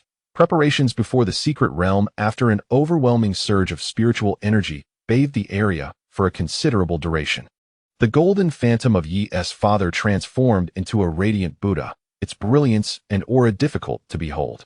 The Yi family's secret realm was about to be unveiled, with the entrance set to open in 3 hours as decreed by the Patriarch of Dongzhou. Those who met the requirements were encouraged to come forth. The Yi family welcomed all visitors. The deep, resonant voice echoed like a great bell throughout half of Dongzhou. Those forces situated at a distance from the Yi family, still en route, instantly displayed expressions of exuberance, urging their speed at any cost. The Yi family's secret realm was a rare opportunity in Dongzhou, one that even talents from the Central continent did not wish to miss, making the local populace even more fervent. However, some factions were indeed positioned quite far, and despite employing every possible means, they still faced a considerable journey to reach the Yi family. With the 3-hour window provided by the Yi emperor, most would have ample time to arrive. Countless individuals expressed their gratitude towards the Yi family and Yi's father, at least at this moment. The Yi family's reputation and influence in Dongzhou had reached its zenith. At the floating square, Ye Changsheng yawned and turned to Gu Qingyi, saying, "Let us return and make our preparations." Gu Qingyi, somewhat surprised, inquired, "Husband, do you intend to enter the secret realm?" "Why not? Although my cultivation is not particularly high, my physical prowess is not to be underestimated. If I do not enter our own secret realm as the young patriarch, it would be a missed opportunity for others." Though Gu Qingyi felt a twinge of danger, she recognized the validity of Ye Changsheng's words. She did not wish for her husband to miss this chance. So she nodded in agreement. "Very well, I shall heed your wishes." After they departed, on the other side, Xiao Chen cast a deep glance at the imposing Chechen that loomed in the sky before silently leaving to prepare as well. With the 3 hours of respite, various factions commenced their fervent activities. Talents from the Central continent gathered resources and concocted pills while adjusting their states, hastening towards the Yi family. Most of them had congregated at Lingjiang Pavilion, thus the journey was not too arduous. Other forces in Dongzhou called forth their disciples of similar talent, generously distributing various supplies, instructing the younger generation to perform admirably within the secret realm. Upon returning to his courtyard, Ye Changsheng spotted two figures. "Mother, Ayao, why have you come?" Ye's mother smiled warmly. "Changsheng, are you planning to enter the secret realm?" "Well, that is indeed my intention. Here." Ye's mother handed him an ancient little pouch, piquing Ye Changsheng's curiosity. "What is this?" "Nothing much, just some pills and small artifacts." She spoke nonchalantly, and Ye Changsheng did not dwell on it, nodding his thanks. "Humph, brother, I want to go into the secret realm too," Ye Yao suddenly exclaimed, causing Ye Changsheng to frown slightly. "Ayao, the secret realm is not populated solely by people from Dongzhou. There are also those from the central continent, with sharp eyes. What if you encounter danger?" "Your parents?" "Humph, I have already asked them, and they consented to my entry." Ye Changsheng glanced at his mother in surprise, seeing her nodding with a smile. Reluctantly, he said, "Very well, given that this is our family's secret realm, it would indeed be a pity not to enter. However, you must be cautious. Seek opportunities within, but avoid unnecessary conflicts. Do not let your curiosity lead you into trouble." Understanding his sister's nature, he knew that a simple conversation might prevent unforeseen troubles. Ye Yao grinned mischievously, her eyes sparkling with mischief. "Rest assured, brother, I know how to weigh the risks." Though she said this, Ye Changsheng could not perceive the gravity with which she took it. Sighing, he retrieved a storage bag he had just donned. "Take these. They will serve as a safeguard." Ye Yao waved her hand dismissively. "I don't need them. Do as I say. You will take them." Ye Changsheng raised an eyebrow, intending to teach her a lesson. At the opportune moment, Ye's mother interjected, "Changsheng, keep these for yourself. I'm not forgetful. How could I overlook Ayao's share?" She shot Ye Changsheng a playful glare, feigning displeasure. "You little rascal, do you think Ayao is adopted?"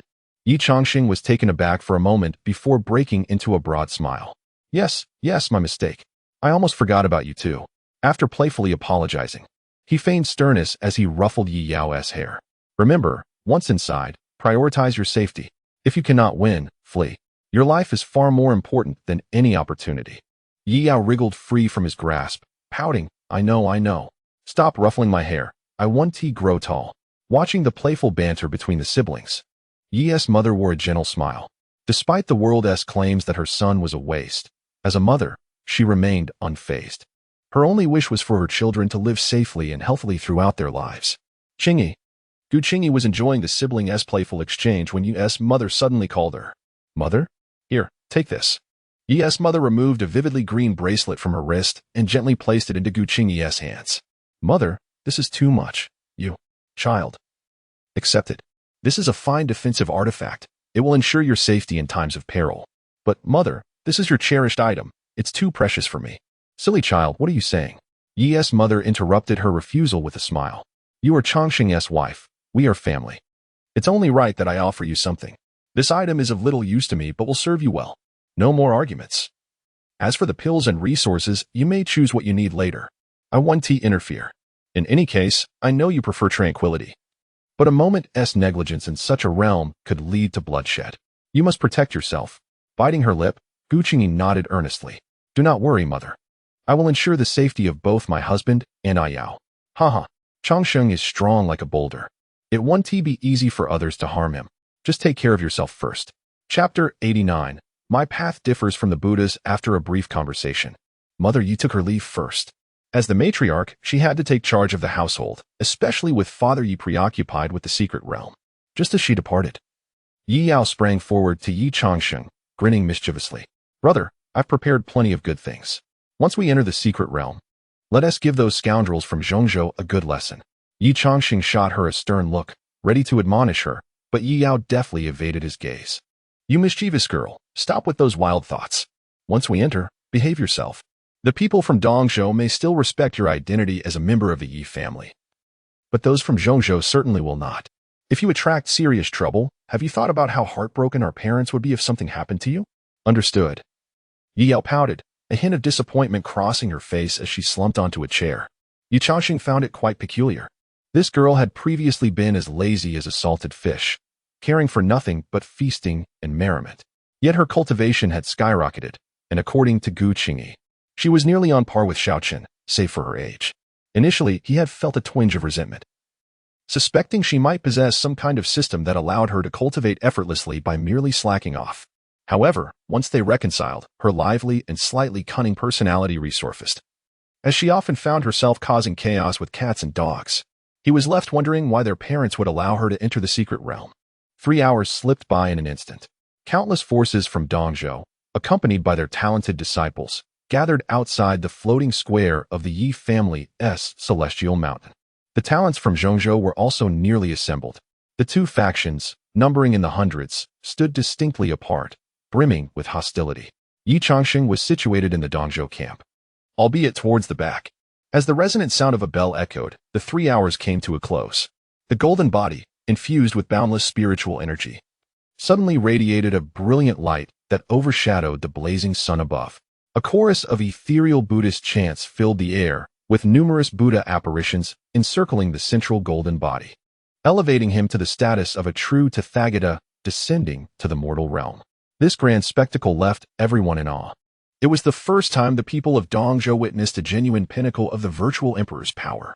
Chechen furrowed his brow, his expression turning grave. Beside him, the veiled Gu Qingyi displayed a flicker of surprise. This is the path of the great Emperor Yi. Upon hearing this, others quickly grasped the significance. This was the Tao, the true path of the imperial realm. Quick, focus and absorb this tremendous opportunity. The onlookers finally reacted, closing their eyes to immerse themselves in the profound resonance of the Tao that echoed in their hearts.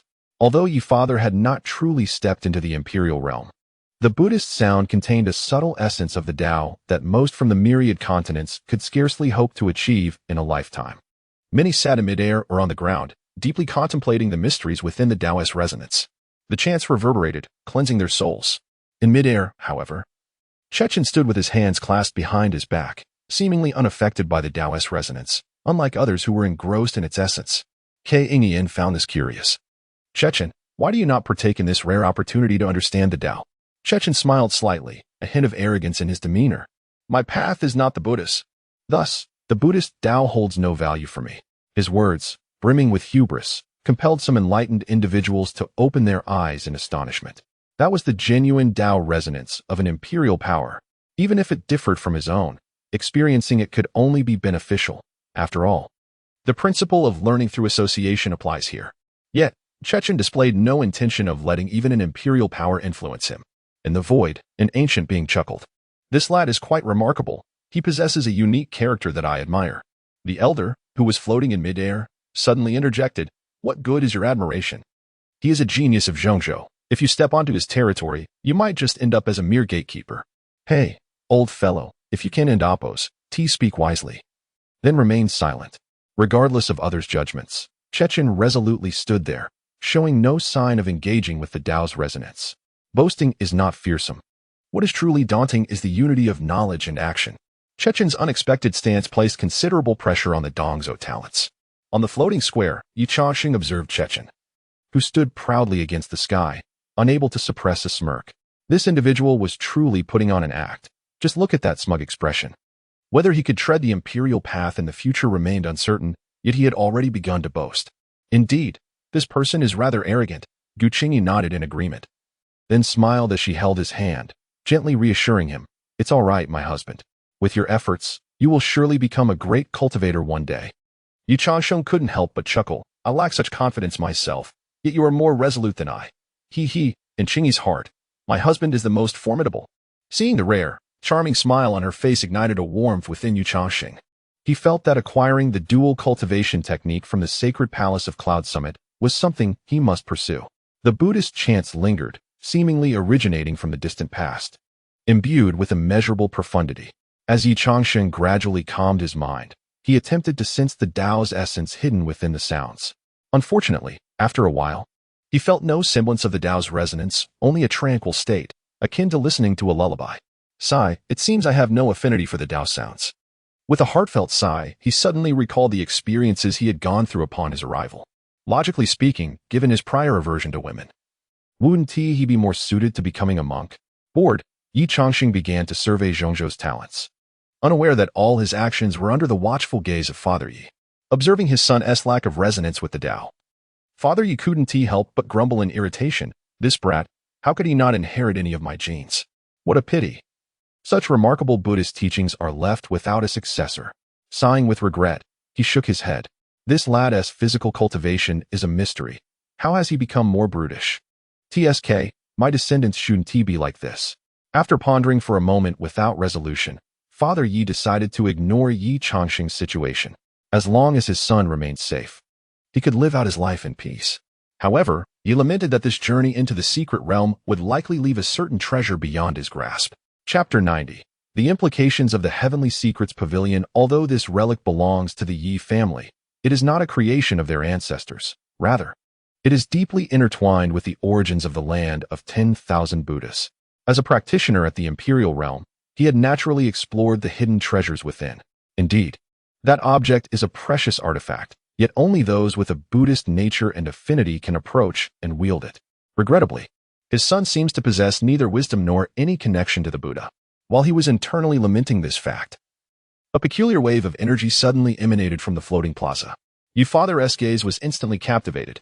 At that moment, Ye Changsheng and Gu Qingyi stood beside him, while Ye Yao and Apos' eyes were tightly shut. From her being, small wisps of energy began to float, and, upon absorbing the dispersing Buddhist light, swiftly coalesced into golden characters that ultimately enveloped her, gently lifting her into the air. My dear, is Yao Yao resonating with the Tao's sound? Gu Qingyi exclaimed in utter delight, genuinely happy for Ye Yao. Ye Changsheng looked at Ye Yao in astonishment, not expecting this girl to possess such a Buddhist nature. Countless golden Sanskrit characters swirled around her, and faintly, the words Ba could be heard, gradually resonating with the immense ethereal figure of Ye Father that filled the space. Ye Father gazed at Ye Yao in surprise, realizing that while his son had not inherited his Buddhist nature, the girl appeared to possess remarkable talent. Many others had also noticed the phenomenon, and upon realizing it was the Ye family's little princess who had caused it, they hurriedly offered their congratulations to the Ye family. The elders of the Ye family wore radiant smiles, as this secret realm belonged to them, and the Taoist resonance was also theirs. If the Ye family were to leave empty-handed, it would truly be a disgrace. Above the heavens, Kong Yin, who had been with eyes closed sensing the Tao, slowly opened her eyes. Observing the golden Sanskrit surrounding Ye Yao, a glimmer of brilliance flashed in her gaze. This must be the little princess of the Ye family, correct? She remarked, glancing at Ye Yao. Indeed, she is Ye Yao, daughter of the Ye Emperor.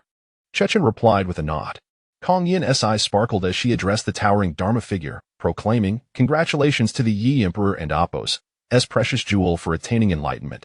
This opportunity is merely a stroke of luck, she added with a chuckle. Ah, the Ye Emperor is jesting. To gain insights from your Tao resonance. The little princess is certainly not ordinary, she continued, her voice lighthearted. Your profound mastery of Buddhist and Taoist practices is truly astounding. It is rare to find such a level even in the Western Zhou. It appears the Ye family indeed shares an extraordinary connection with the land of 10,000 Buddhas. Ye Father's calm voice resonated. What of it? What if it is unrelated? Please do not misunderstand, Ye Emperor, Kong Yin quickly clarified, maintaining her smile.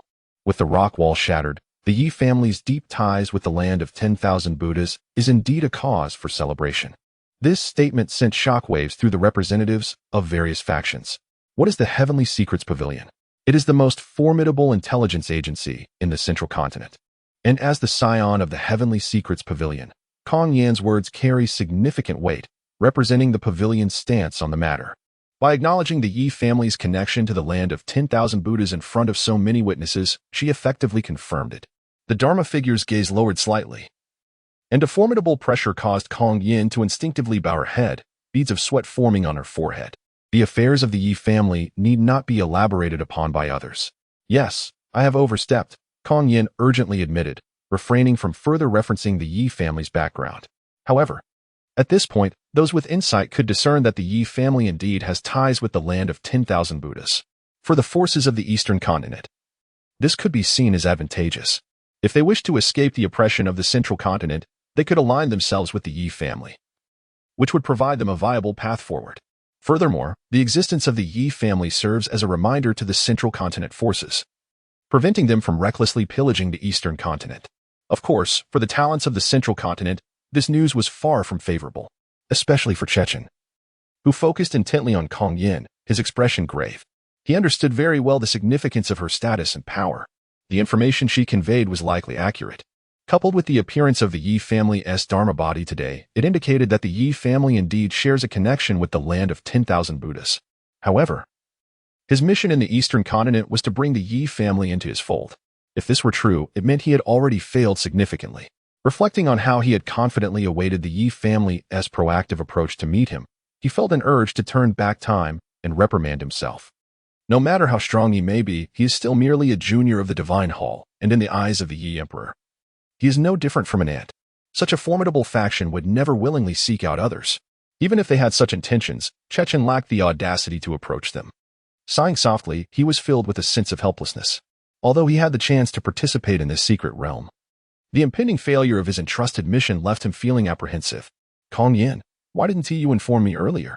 He muttered, a hint of reproach in his tone. Kong Yin slightly tilted her head, her voice betraying no emotion. You are aware of the rules of the Heavenly Secrets Pavilion. Revealing secrets comes at a cost. Chechen fell silent, yet he resolved to cultivate a good rapport with Kong Yin moving forward.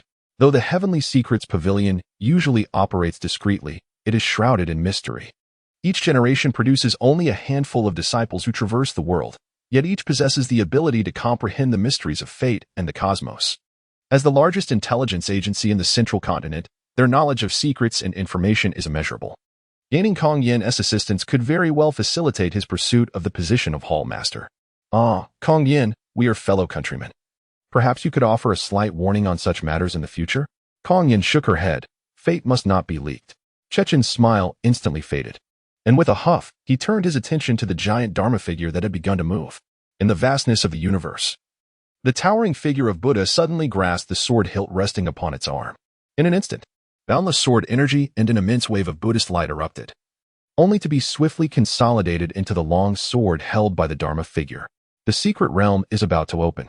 The grand voice of the Dharma body echoed, igniting excitement among all present. The golden-bodied Dharma figure held the sword upright against its chest, and then slowly glided it downward, with a sound akin to silk being sliced. An enormous fissure suddenly appeared in the heavens and the earth. Chapter 91. The cruelty of the ruins amidst the dim haze of the fissure. An atmosphere laden with oppression and destruction permeated the air. Those with insight gasped in shock. A spatial tear. Keep your distance, lest you be drawn in. Such a terrifying rift could spell doom even for the strongest of the Void Return realm. Countless shards, like fragments of a shattered mirror, emanated from the fissure, each revealing a myriad of bizarre sights. Even formidable figures like Chechen, the pride of the central continent, wore an expression of grave concern. The spatial integrity of the Wanyuan continent was remarkable. It remained stable unless impacted by someone of the Void Return realm.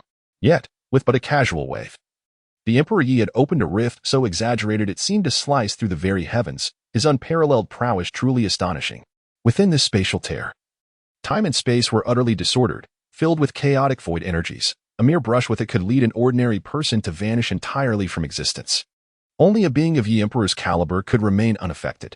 As the fissure expanded, the grayish mist within began to surge outward. With another wave of his hand, countless streams of spiritual energy cascaded forth, anchoring the rift in the sky like nails, preventing it from either shrinking or expanding.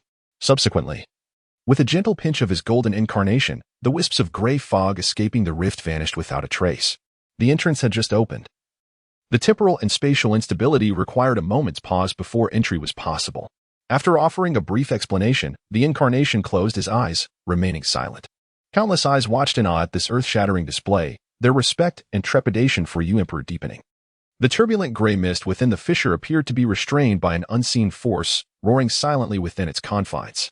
As time trickled by, the fluctuations of the mist began to subside rapidly.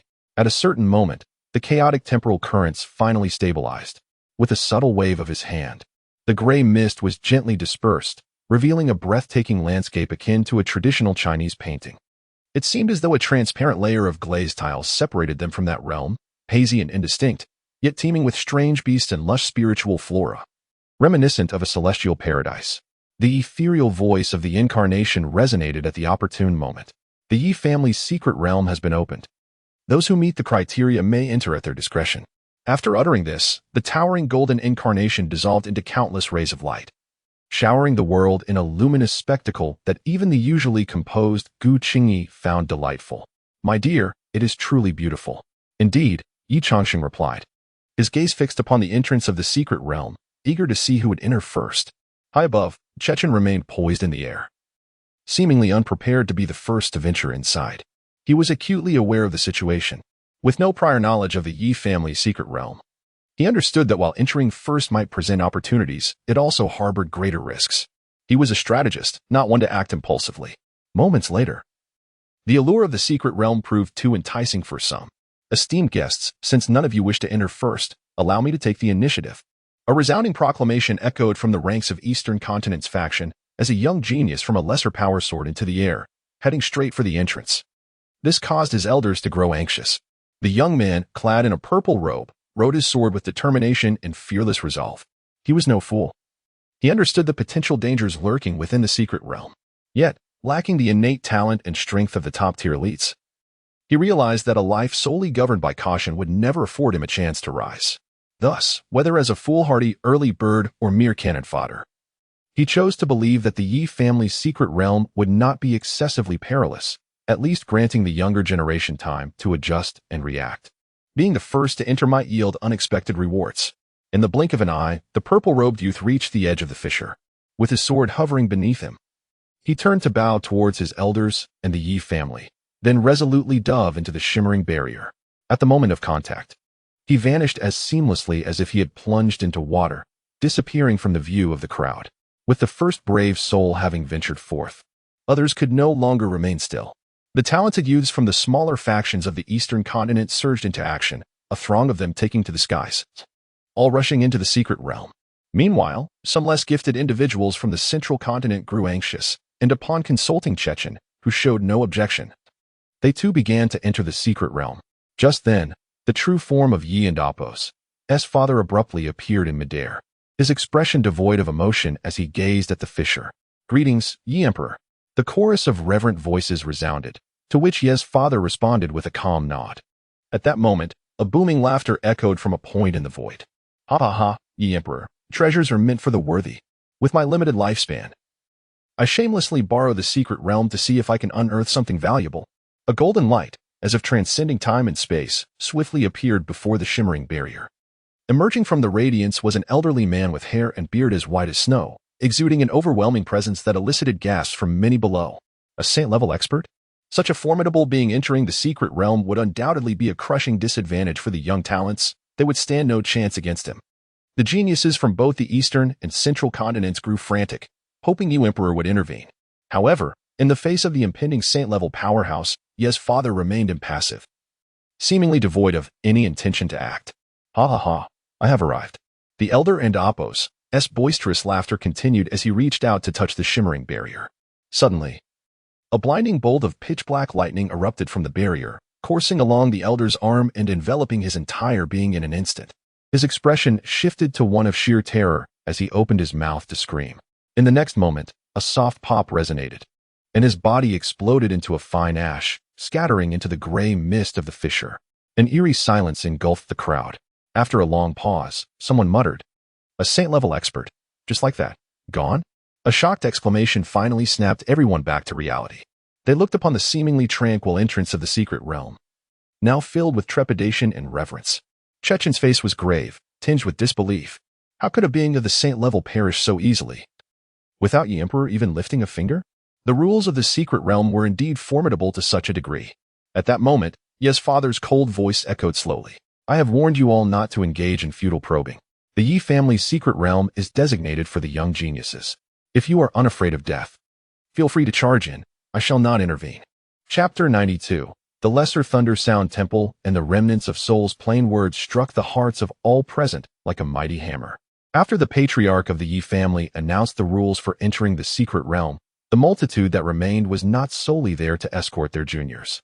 Among them were also several formidable cultivators, harboring intentions to infiltrate. To them, the Yi family's secret realm held an undeniable allure, and the ancient beings would undoubtedly not let such an opportunity slip by. It goes without saying that the treasures concealed within the realm, which required the Yi Emperor himself to activate the protective measures, were exceedingly rare.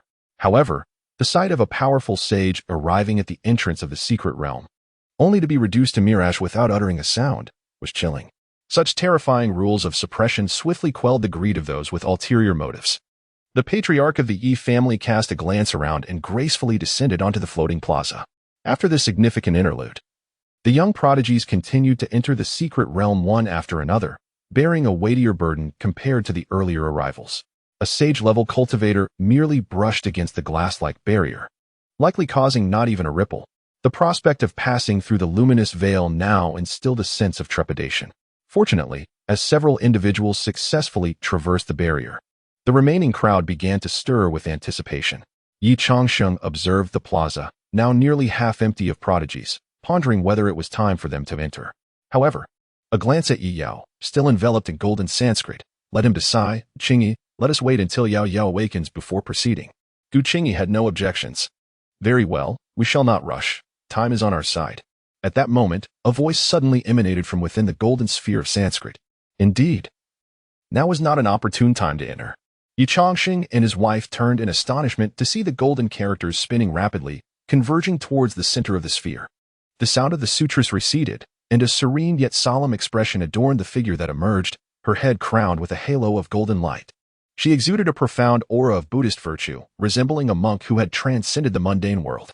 Ye Changsheng gazed in astonishment at Yi Yao's transformation. A thought bubbling up in his mind. Could it be that this girl has been assimilated after comprehending the Buddhist path? Might she become a little nun? As the golden light dissipated, Yi Yao descended to the ground. The couple exchanged glances, uncertain of how to respond. Finally, Ye Changsheng, filled with curiosity, inquired, Yao Yao, what did you just say? Upon landing, Yi Yao quickly shed her majestic demeanor, her eyes becoming mischievous. Brother, you were indeed correct. We need not rush to enter. Seeing her revert to her familiar self, Ye Changsheng let out a sigh of relief. He had feared she had become lost in her newfound enlightenment. Leaning in closer, Yi Yao whispered conspiratorially, Brother, sister-in-law, we must wait a while longer before entering. Although there are treasures within the secret realm, it is fraught with peril. Intrigued by her words, Ye Changsheng asked, Is this true, Yao Yao? Of course it is true. Would I deceive you? Yi Yao and Apos. S' expression turned serious as she pointed towards the entrance to the secret realm and continued, This realm is the remnants of a sacred Buddhist site, home to the renowned Lesser Thunder Sound Temple. Surrounding it are terrifying remnants of malevolent souls, formed from the obsessions and lingering spirits of powerful cultivators who perished, making them exceedingly difficult to confront.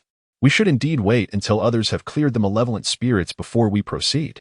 The couple exchanged astonished looks. Yao Yao, how do you know all this? Ye Changsheng hesitated before asking, concerned for his sister's safety. Brother, have you forgotten? When we spoke previously, didn't you inquire about our family's connection to the kingdom of 10,000 Buddhas? Surely you can see it now?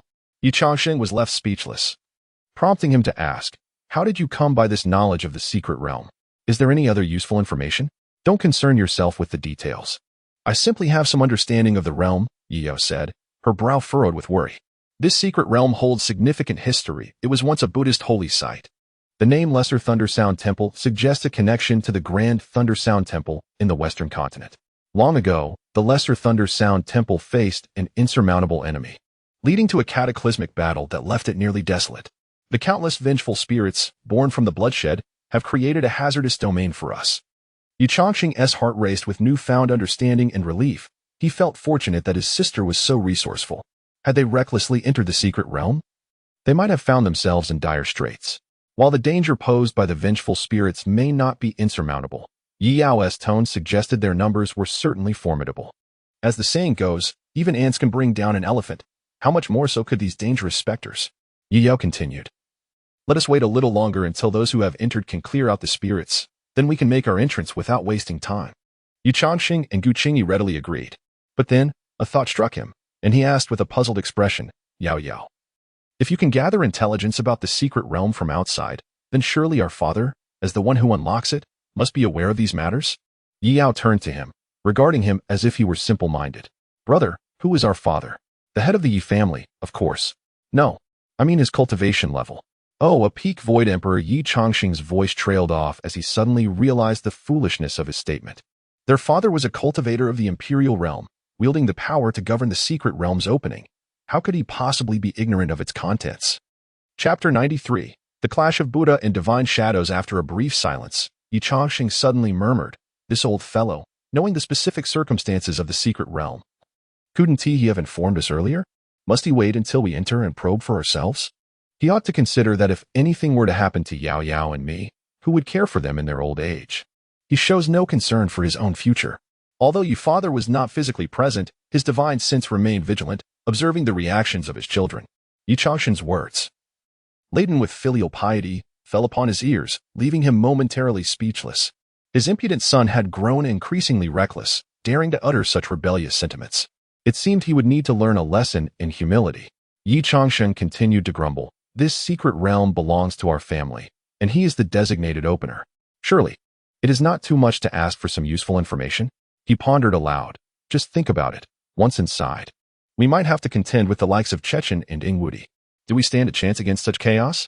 Gu Qingyi quickly tugged at his hand. Husband, do not speak so carelessly. Perhaps father has his own difficulties. Yes, he may indeed have his reasons. They both argued, and at this, Ye Father's expression softened. A hint of a smile gracing his features. See, it is indeed my daughter who is my closest confidant, unlike that wayward son who is ever so reckless. As a man of impeccable integrity, could he ever resort to underhanded tactics? He had thought his lineage of spiritual wisdom would come to an end with him, yet unexpectedly, he found hope in Ye Yao, who appeared to possess remarkable insight, aligning well with his own path of the Buddha's sword. She was someone worthy of nurturing. As for Ye Changsheng, such a disrespectful boy should certainly face some trials. How could he grow stronger without enduring hardships? As his father, he had shielded him from difficulties. It was time to let him learn some lessons. Ye Father chastised Ye Changsheng sternly in his heart, but soon his expression turned grave. No one understood the hidden dangers of this secret realm better than he did. The Little Lane Temple was but a word away from the sacred land of the Buddha in the kingdom of 10,000 Buddhas, hinting at its extraordinary nature. Though he stood at the pinnacle of the false emperor realm, he was yet to truly step into that domain, remaining merely a pseudo-emperor, unworthy of the title of a true sovereign. From what he knew, the master of the Little Lane Temple was indeed a figure who had fully attained that level. In other words, a genuine emperor had once existed here. This was precisely why the ruins held such formidable rules, capable of annihilating even a sage-level expert in the blink of an eye. Even as the realm's opener, his authority was severely limited, bound to adhere to the rules entrenched within. Just as Ye Changsheng had remarked about the lack of information, confidentiality and fairness were also part of those rules. To violate them could lead to grave consequences, even for someone of his cultivation. With this thought, Ye Father sighed softly. A mere half-step could mean the difference between heaven and earth. To truly ascend to that realm was an entirely different matter from lingering at the threshold. Perhaps to outsiders, he seemed invincible, sovereign over the eastern continent. Yet, deep within, he understood that without stepping into the heavenly emperor realm, he remained a pseudo-emperor, unworthy of the title of great emperor. Similarly, though he belonged to the imperial realm, within this secret realm, he was still bound to follow the established rules, cautious not to overstep his bounds. Over the years, his covert studies of the secret realm had yielded some valuable insights. On the surface, it appeared to be a legacy left by the ancestors of the Ye family, however. Its true creator and founder was the enigmatic Buddha king of the kingdom of 10,000 Buddhas, a manifestation of his past self. The legal form that had coalesced earlier was merely a shadow of his aura and spiritual power, akin to a key that activated the operation of the realm's rules, ultimately resulting in the formation of that colossal legal entity, almost bridging heaven and earth. Within a certain range, it was under his control. Yet it did not act solely upon his will. It was said that the Buddha of the kingdom had three manifestations, known as the past Buddha, present Buddha, and future Buddha. The secret realm they stood in was left by one of his past forms. Yet, the reasons behind the great battle that once transpired in the sacred Buddhist land remained a mystery to him. As golden light dispersed, impatience grew among the onlookers, who surged toward the secret realm, fearing they might miss an opportunity. Only the top talents from the eastern and central continents seemed unfazed. Chechen, suspended in the air, kept his gaze fixed on the secret realm, yet his attention was directed toward Ye Changsheng and his sister. As the young master and princess of the Ye family, he doubted that Ye Father had not given them any hints. Yet as time slipped away, the siblings appeared utterly unconcerned about the secret realm. Not only did they show no signs of anxiety over others entering, but Ye Changsheng even seemed to have the leisure to prepare a barbecue. The siblings feasted without a care, drawing curious glances from the spectators. Ye Father gazed at the rift in the sky, sighing softly. The Heavenly Emperor realm seemed just a thin veil away, yet he found himself unable to breach it, no matter how he tried. This was partly due to the fragmented rules of the Eastern continent, but also due to his uncertainty regarding his own path. Only by personally experiencing the immense power hidden within that future self could he comprehend the vast chasm that lay between them. The Buddha King of the Kingdom of 10,000 Buddhas was indeed a mysterious and formidable being. Reflecting on this, Ye Father's gaze swept across the floating plaza, suddenly sharpening. The Buddha, though mysterious and powerful, was not the only formidable presence. The central continent's divine temple was equally remarkable. While the three great powers of the central continent appeared to be on equal footing, there were subtle disparities among them. The Tiandong Pavilion remained the most enigmatic, whereas the divine temple was overtly the strongest. Though the divine temple harbored reservations about the kingdom of 10,000 Buddhas, they seemed relatively untroubled. This suggested that the temple possessed sufficient confidence and likely housed an individual capable of rivaling the Buddha King. This person was likely the temple's master, Chechen. The divine son of the temple had altered his demeanor upon learning of the Ye family's backing from the kingdom of 10,000 Buddhas. Yet, in truth, he still regarded the Ye family with a degree of disdain, more so out of respect for the kingdom than for the family itself. If a figure like the Buddha could be treated with such composure, could it be that the master of the divine temple surpassed even that mysterious Buddha? Chapter 94. The interweaving of crisis and opportunity following the rupture of the source barrier. The influx of individuals from the central continent has provided the eastern continent's inhabitants with insights into their circumstances. Among the three major powers of the central continent, the temple stands slightly above the rest, and within this, the central continent is the most formidable. Thus, the temple can genuinely be regarded as the foremost force. In a world where anyone can cultivate, the presence of elite combatants is the true measure of a faction's might. As the most distinguished power on this continent, the leader of the temple might indeed be considered the true champion of the entire land. After all, without such a formidable figure, one cannot hope to suppress the enigmatic Heavenly Machine Pavilion and the Grading Dynasty. Yet, as these thoughts crossed his mind, a trace of melancholy flickered in Ye and Apos, father and Apos' gaze. How powerful must the leader of the temple truly be? It is known that the creator of this secret realm is merely an avatar of the Lord of 10,000 Buddhas. He has personally witnessed the terrifying strength of that avatar, which, even now, resembles more of a shell, yet can still contend with the realm of Void Emperor.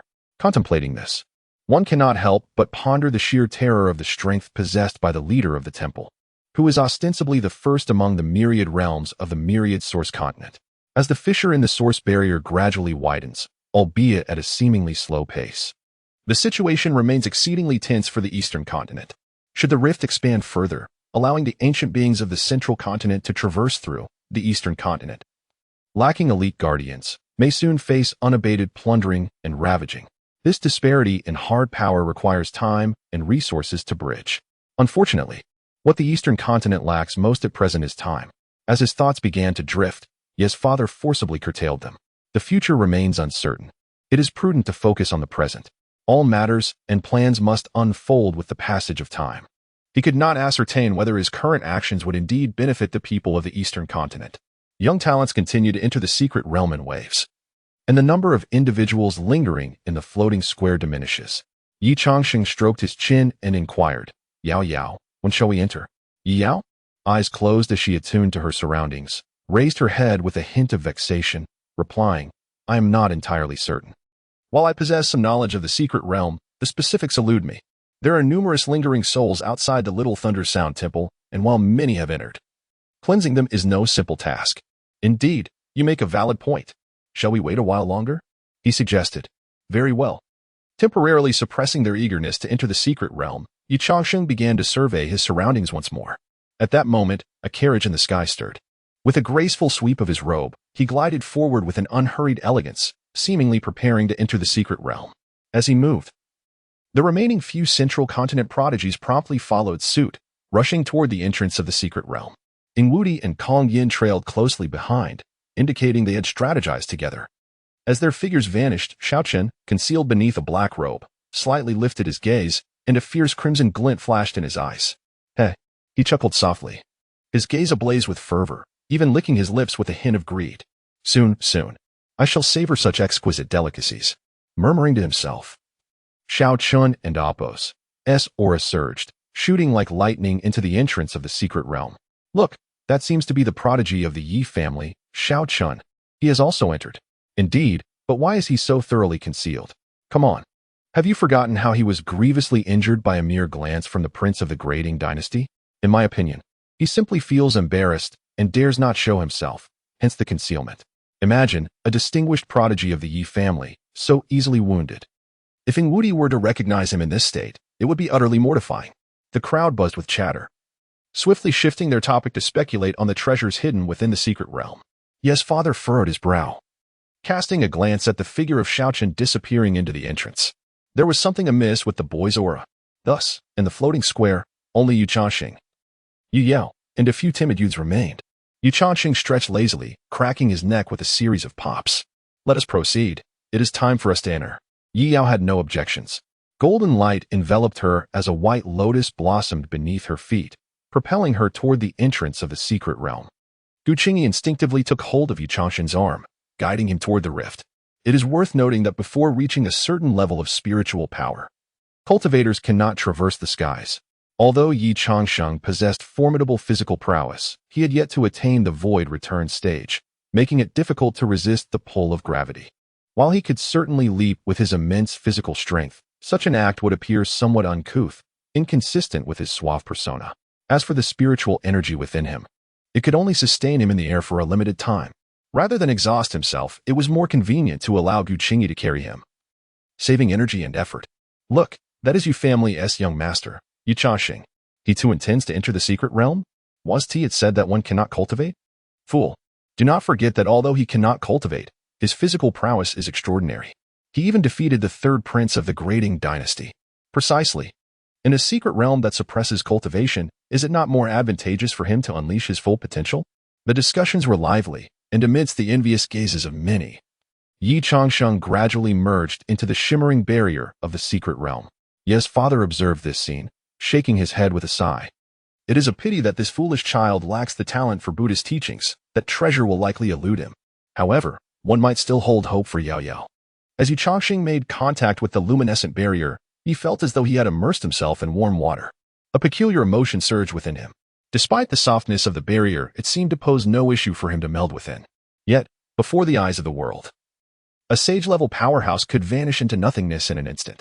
This unique sensation lasted but a fleeting moment before dissipating, replaced by a chilling coldness enveloping his body. As he felt Gu Qingyi's delicate hand in his, a semblance of calmness washed over him. Fortunately, this secret realm does not seem to operate on random teleportation rules. Those who enter together remain together, alleviating some of his concerns. However, in the next moment, Yi Yao's astonished voice rang out. Chapter 95, The Enigma of the Sea of Bones and the Buddhist Secret Realm. Is this truly a sacred site of Buddhism?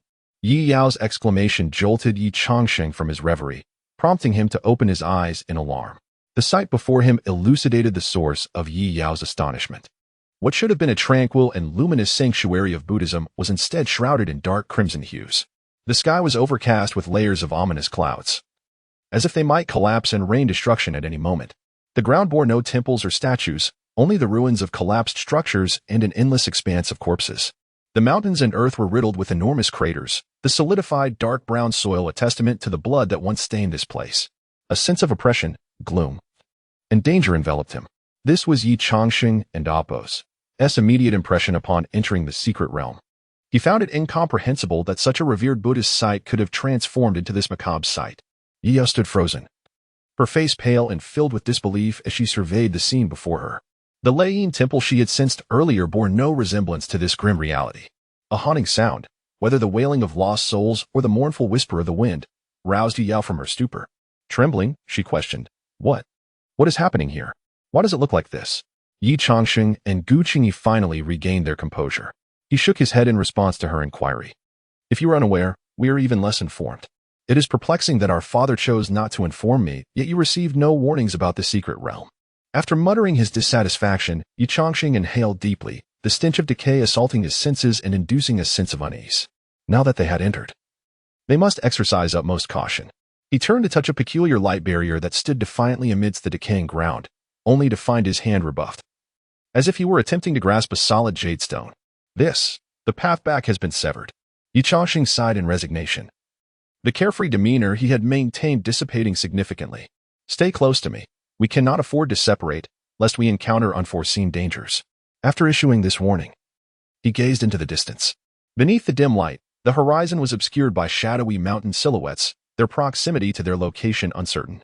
Surveying the surroundings, he noted the absence of other talented individuals who had entered before them, indicating that no one lingered at the entrance. The thick clouds loomed overhead, intermittently accompanied by the mournful sound of the wind, swirling the dust of eroded bones around them. Ye Changsheng's heart grew heavy with foreboding. This place felt deeply wrong. How could a site once revered in Buddhism be transformed into such a nightmarish landscape? The scattered remains added an unsettling aura to the dark crimson terrain. Gu Qingyi furrowed her brow. They had traversed 2 to 3 miles, yet the scenery remained unchanged. This expanse resembled a vast plain, seemingly endless. Ye Changsheng paused, spinning in place to take in his surroundings. It felt akin to a desolate wasteland, devoid of any signs of life. Contemplating, Gu Qingyi closed her eyes and formed a seal with her hands. Suddenly, both Ye Changsheng and Yi Yao felt a gentle breeze pass through them, swiftly drifting away. They remained silent, awaiting Gu Qingyi's actions. Moments later, she opened her eyes, her expression grave. "I have just surveyed the area, for 100 miles in every direction. It is all the same, devoid of anything remarkable. This does not resemble a Buddhist holy site. Rather, it appears to be an ancient battleground." Upon hearing this, Ye Changsheng recalled something Yi Yao had casually mentioned earlier. It seemed a great battle had occurred here. Now, it was clear that her intuitive sense had not erred. This place may have once been a Buddhist sanctuary, but after a catastrophic conflict, it had devolved into this sorrowful wasteland. Taking a deep breath, Ye Changsheng steadied his anxious heart, his demeanor resolute. "Regardless, we have entered, and retreat is no longer an option. We should seek out others." Suddenly, Yi Yao spoke, pointing westward. "I feel that we should head in that direction." "Are you certain?" Ye Changsheng asked, a hint of surprise in his voice. After all, Yi Yao had never ventured into this secret realm before, and her sudden assertion raised doubts. Yi Yao shook her head. "I cannot say for sure. It is merely an instinctive feeling, akin to a guiding light. If you are uncertain, we may choose another path." Ye Changsheng and Gu Qingyi exchanged glances, recognizing the surprise reflected in each other's eyes. After a moment of contemplation, Ye Changsheng decided to follow Yi Yao's intuition. Their father had made it quite clear that this was a Buddhist sanctuary. Since Yi Yao possessed the ability to sense the Dharma and had a mysterious connection to the secret realm, it seemed prudent to follow her lead. They currently lacked any clear direction, and any path they chose would be equally valid. With their course determined, the three of them pressed forward without hesitation, quickening their pace. 50 miles, 100 miles, 200 miles. With each step, their trepidation deepened. What kind of monumental battle had erupted in this secret realm? The ground was littered with bones, and preliminary estimates suggested there were at least hundreds of thousands of remains. Such widespread death rivaled that of a war. Suddenly, Ye Changsheng halted, his gaze fixed on an object ahead. It was a skeleton, significantly larger than that of an ordinary human. It knelt on the ground, its spine bent under an immense weight, yet its head remained defiantly raised towards the sky. Ye Changsheng could almost envision the scene, a towering giant, over 2 meters tall, forced to kneel by a tremendous pressure, yet unwilling to submit, steadfastly gazing at an overwhelmingly powerful adversary above. As the trio approached, Gu Qingyi casually unleashed a burst of spiritual energy, shattering the debris surrounding the skeleton, but nothing stirred. Ye Changsheng, relying on his formidable physical prowess, instructed the two women to remain still and cautiously advance towards the colossal remains. Upon closer inspection, he was astonished to find that this skeleton was markedly different from the others, which crumbled at the slightest touch after being worn down by time. This skeleton was pristine, its surface as white as jade, even exhibiting a faint golden hue. Despite the passage of untold time, traces of blood remained visible within the bones. He reached out to touch it gently. The surface was remarkably smooth, exuding a calming coolness. When he tapped it, a resonant sound akin to metal echoed, attesting to its remarkable resilience. Chapter 96. The strange encounter beneath Mount Sumeru. The expressions of the three individuals changed abruptly, prompting them to quickly position themselves back to back. Amitabha. Once again, the resonant chant echoed, as a hunched, bald figure emerged unexpectedly from the desolate wilderness, his head bowed as he approached. Ye Changsheng's gaze sharpened, and he whispered to the two women, "Be cautious. This old monk seems somewhat off." Gu Qingyi silently nodded, a glistening ice-blue longsword materializing in her grip. Yi Yao scrutinized the monk for a moment before her complexion shifted slightly. Brother, that is not a living person. What? Ye Changsheng was momentarily taken aback, not comprehending. Where in Indopos? T you just questioning why we haven Indopos? T encountered any lingering souls? Well, here it comes. Yi Yao pointed at the increasingly close old monk, her expression becoming somewhat excited. She casually drew out a wolf-toothed club. Ye Changsheng stared in astonishment at the hefty weapon, which was thicker than his own finger. And several lines of black appeared on his forehead. Wait, why are you using such a thing as a weapon? Can't you select something a bit more refined? Ah, brother. You're mistaken. Look, this weapon possesses both the substantial craftsmanship of heavy instruments and the sharpness and lethality of bladed tools. It is truly an excellent choice for ambushes and stealthy strikes. Produced by the Yi family weapon shop, with fair prices for all. Ye Changsheng slapped his forehead. Utterly baffled by how his sister had chosen such an eccentric path. As they exchanged barbs, the old monk had closed the distance to less than 10 paces. He suddenly halted, lifting his head to gaze at the trio. His face was ashen, expression blank, and his eyes were hollow, devoid of any wisdom, clearly indicating a lack of rationality. Benefactor, where is the Buddha? Ye Changsheng cautiously assessed the situation and tentatively replied, the Buddha resides within the heart? Benefactor? Where is the Buddha? The old monk showed no reaction to his answer, repeating the question once more. This clearly indicated a lack of intellect. Ye Changsheng shook his head, abandoning the notion of extracting information from the old monk. Lowering his gaze, he noticed some unusual aspects. The monk's upper body appeared normal, yet his lower half seemed to dissipate into black smoke, obscuring what lay within, drifting eerily along the ground. Could this be a ghost? Ye Changsheng stroked his chin, inching closer to the old monk. Although Yi Yao had warned him of potential danger, the figure appeared to pose little threat. He reached out and gently pinched the monk Indopos' arm, only to discover it had no corporeal form. Goodness, it truly is a ghost. Ye Changsheng exclaimed, hastily retreating. Benefactor? Where is the Buddha? The old monk inquired once more. Ye Changsheng rolled his eyes and pointed toward the indistinct mountains in the distance. There, within the Zai Lialian Temple. Zai Lialian Temple, Zai Lialian Temple, Zai Lialian Temple. The name seemed to act as a switch, as the old monk incessantly murmured, and suddenly his aura shifted. The Buddhist light emanating from his form quickly transformed into a torrent of demonic energy, and his expression became grotesquely sinister. All must die. All must die. The shrill, vengeful voice sent shivers down their spines. However, before the old monk could unleash his wrath, Yi Yao sprang forward, her wolf-toothed club radiating a brilliant golden Buddhist light. Bald donkey, take this. With a resounding thud, the old monk, now seemingly tangible beneath the illumination of the Buddhist light, was obliterated into dust by the forceful strike of Yi Yao's club. A plume of black mist surged skyward, dissipating amidst the echoes of vengeful howls. Proudly, Yi Yao stowed away her weapon, exclaiming, "Humph! I am not a character to be trifled with." This display left both Ye Changsheng and Gu Qingyi momentarily stunned. Typically, Yi seemed rather lax in her cultivation, often indulging in leisure rather than exerting effort. Yet, it was surprising to see her prowess. She had effortlessly dispatched an opponent whose aura was comparable to a transformation stage practitioner. Though the Buddhist light had an inherent restraint against such entities, her technique was remarkably clean and decisive, indicating a level of skill that could not be achieved without substantial cultivation. Well, who would have thought? You possess some talent. Sister, Ye Changsheng complimented, and Yi Yao gleefully returned, her little head held high with pride. Of course, I am impressive, and you'll see more of my capabilities in the future. All right, you are indeed impressive. After a few perfunctory praises, Ye Changsheng suddenly recalled something and hastily asked Yi Yao, Sister, are we headed to Zai Lialian Temple? Yi Yao nodded. Indeed, we are going to Zai Lialian Temple. However, that place is quite perilous, so we should first explore the base of Mount Sumeru and seek some teachings from the Arhats and Vajrapanis. Arhats? Vajrapanis? Are those the enforcers of Buddhism? No, they are levels of attainment within Buddhism. Only those with great determination and wisdom can achieve such states. Mount Sumeru is home to 8 great Vajrapanis and 4 Arhats, all of whom are profound practitioners of Buddhist law. Gaining their teachings would be quite remarkable. Ye Changsheng reflected, unable to resist asking, did you glean all this from that sensation? Yes. Good, as long as we have information. By the way, whose domain are we approaching now? Yi Yao pondered for a moment, then replied, the nearest is the Hall of the Vajrapani of the Casting Mountain. It is said that this Vajrapani possesses immense strength, capable of splitting mountains and rending the earth, a practitioner who has honed his physique to an extraordinary level. After attaining the Vajrapani fruit, the Buddha imparted further guidance, allowing this Vajrapani to make significant advancements in power and combat prowess.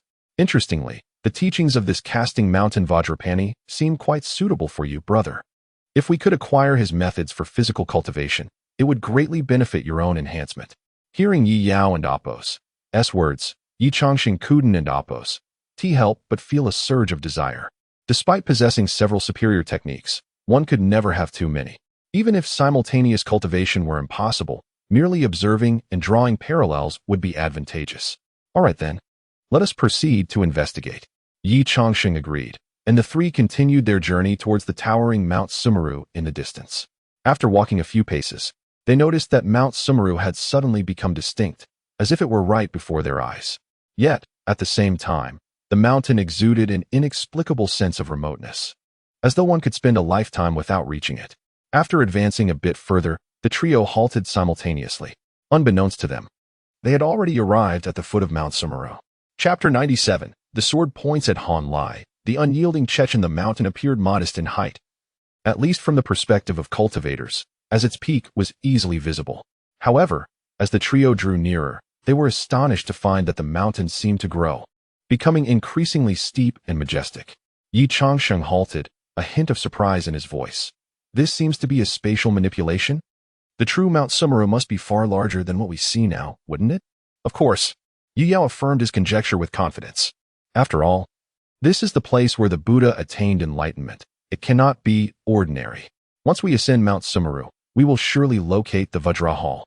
At that point, brother, you will obtain the Vajra inheritance, sister-in-law will seek the Arhut inheritance, and as for me, I shall settle for the Buddha inheritance. Ye Changsheng could only smile wryly. You have quite the idealistic vision, my dear sister. With so many prodigies entering this secret realm, as you mentioned, there are only 8 great Vajras and 4 Arhats. There simply aren't enough to go around. Humph, my strength is nothing to scoff at. The three hastened their pace towards Mount Sumeru. As they approached, the lingering obsessions and remnants of souls grew more abundant. Ye Changsheng was taken aback to discover that his seemingly unassuming sister had impressive strength. While she might not rival the likes of the Chechen, a top-tier genius from the Central Plains, she could certainly hold her own among the others. Approximately half an hour later, the trio reached the foot of Mount Sumeru. Yi Yao's face was alight with excitement.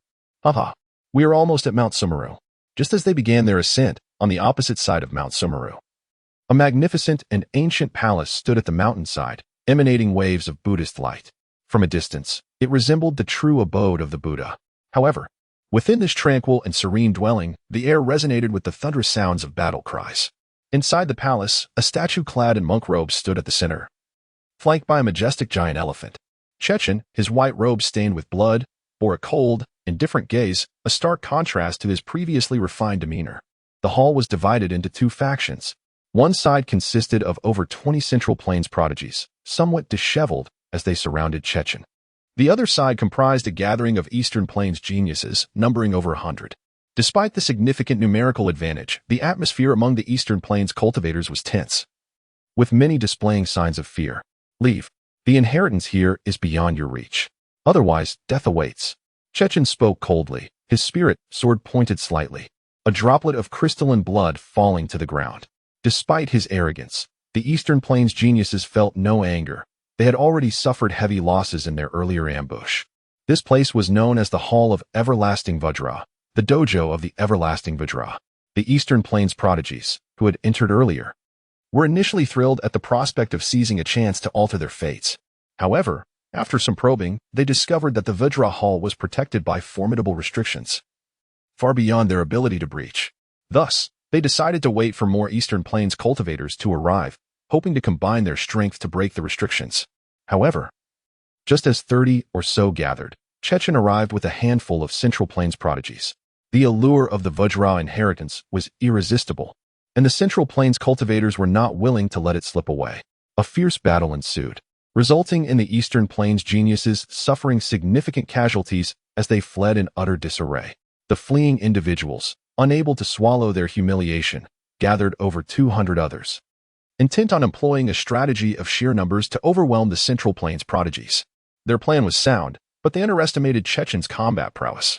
When the furious crowd approached, The Central Plains geniuses had just begun to breach the hall's restrictions.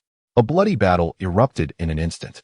The Central Plains cultivators numbered only around 30, yet each possessed extraordinary combat abilities.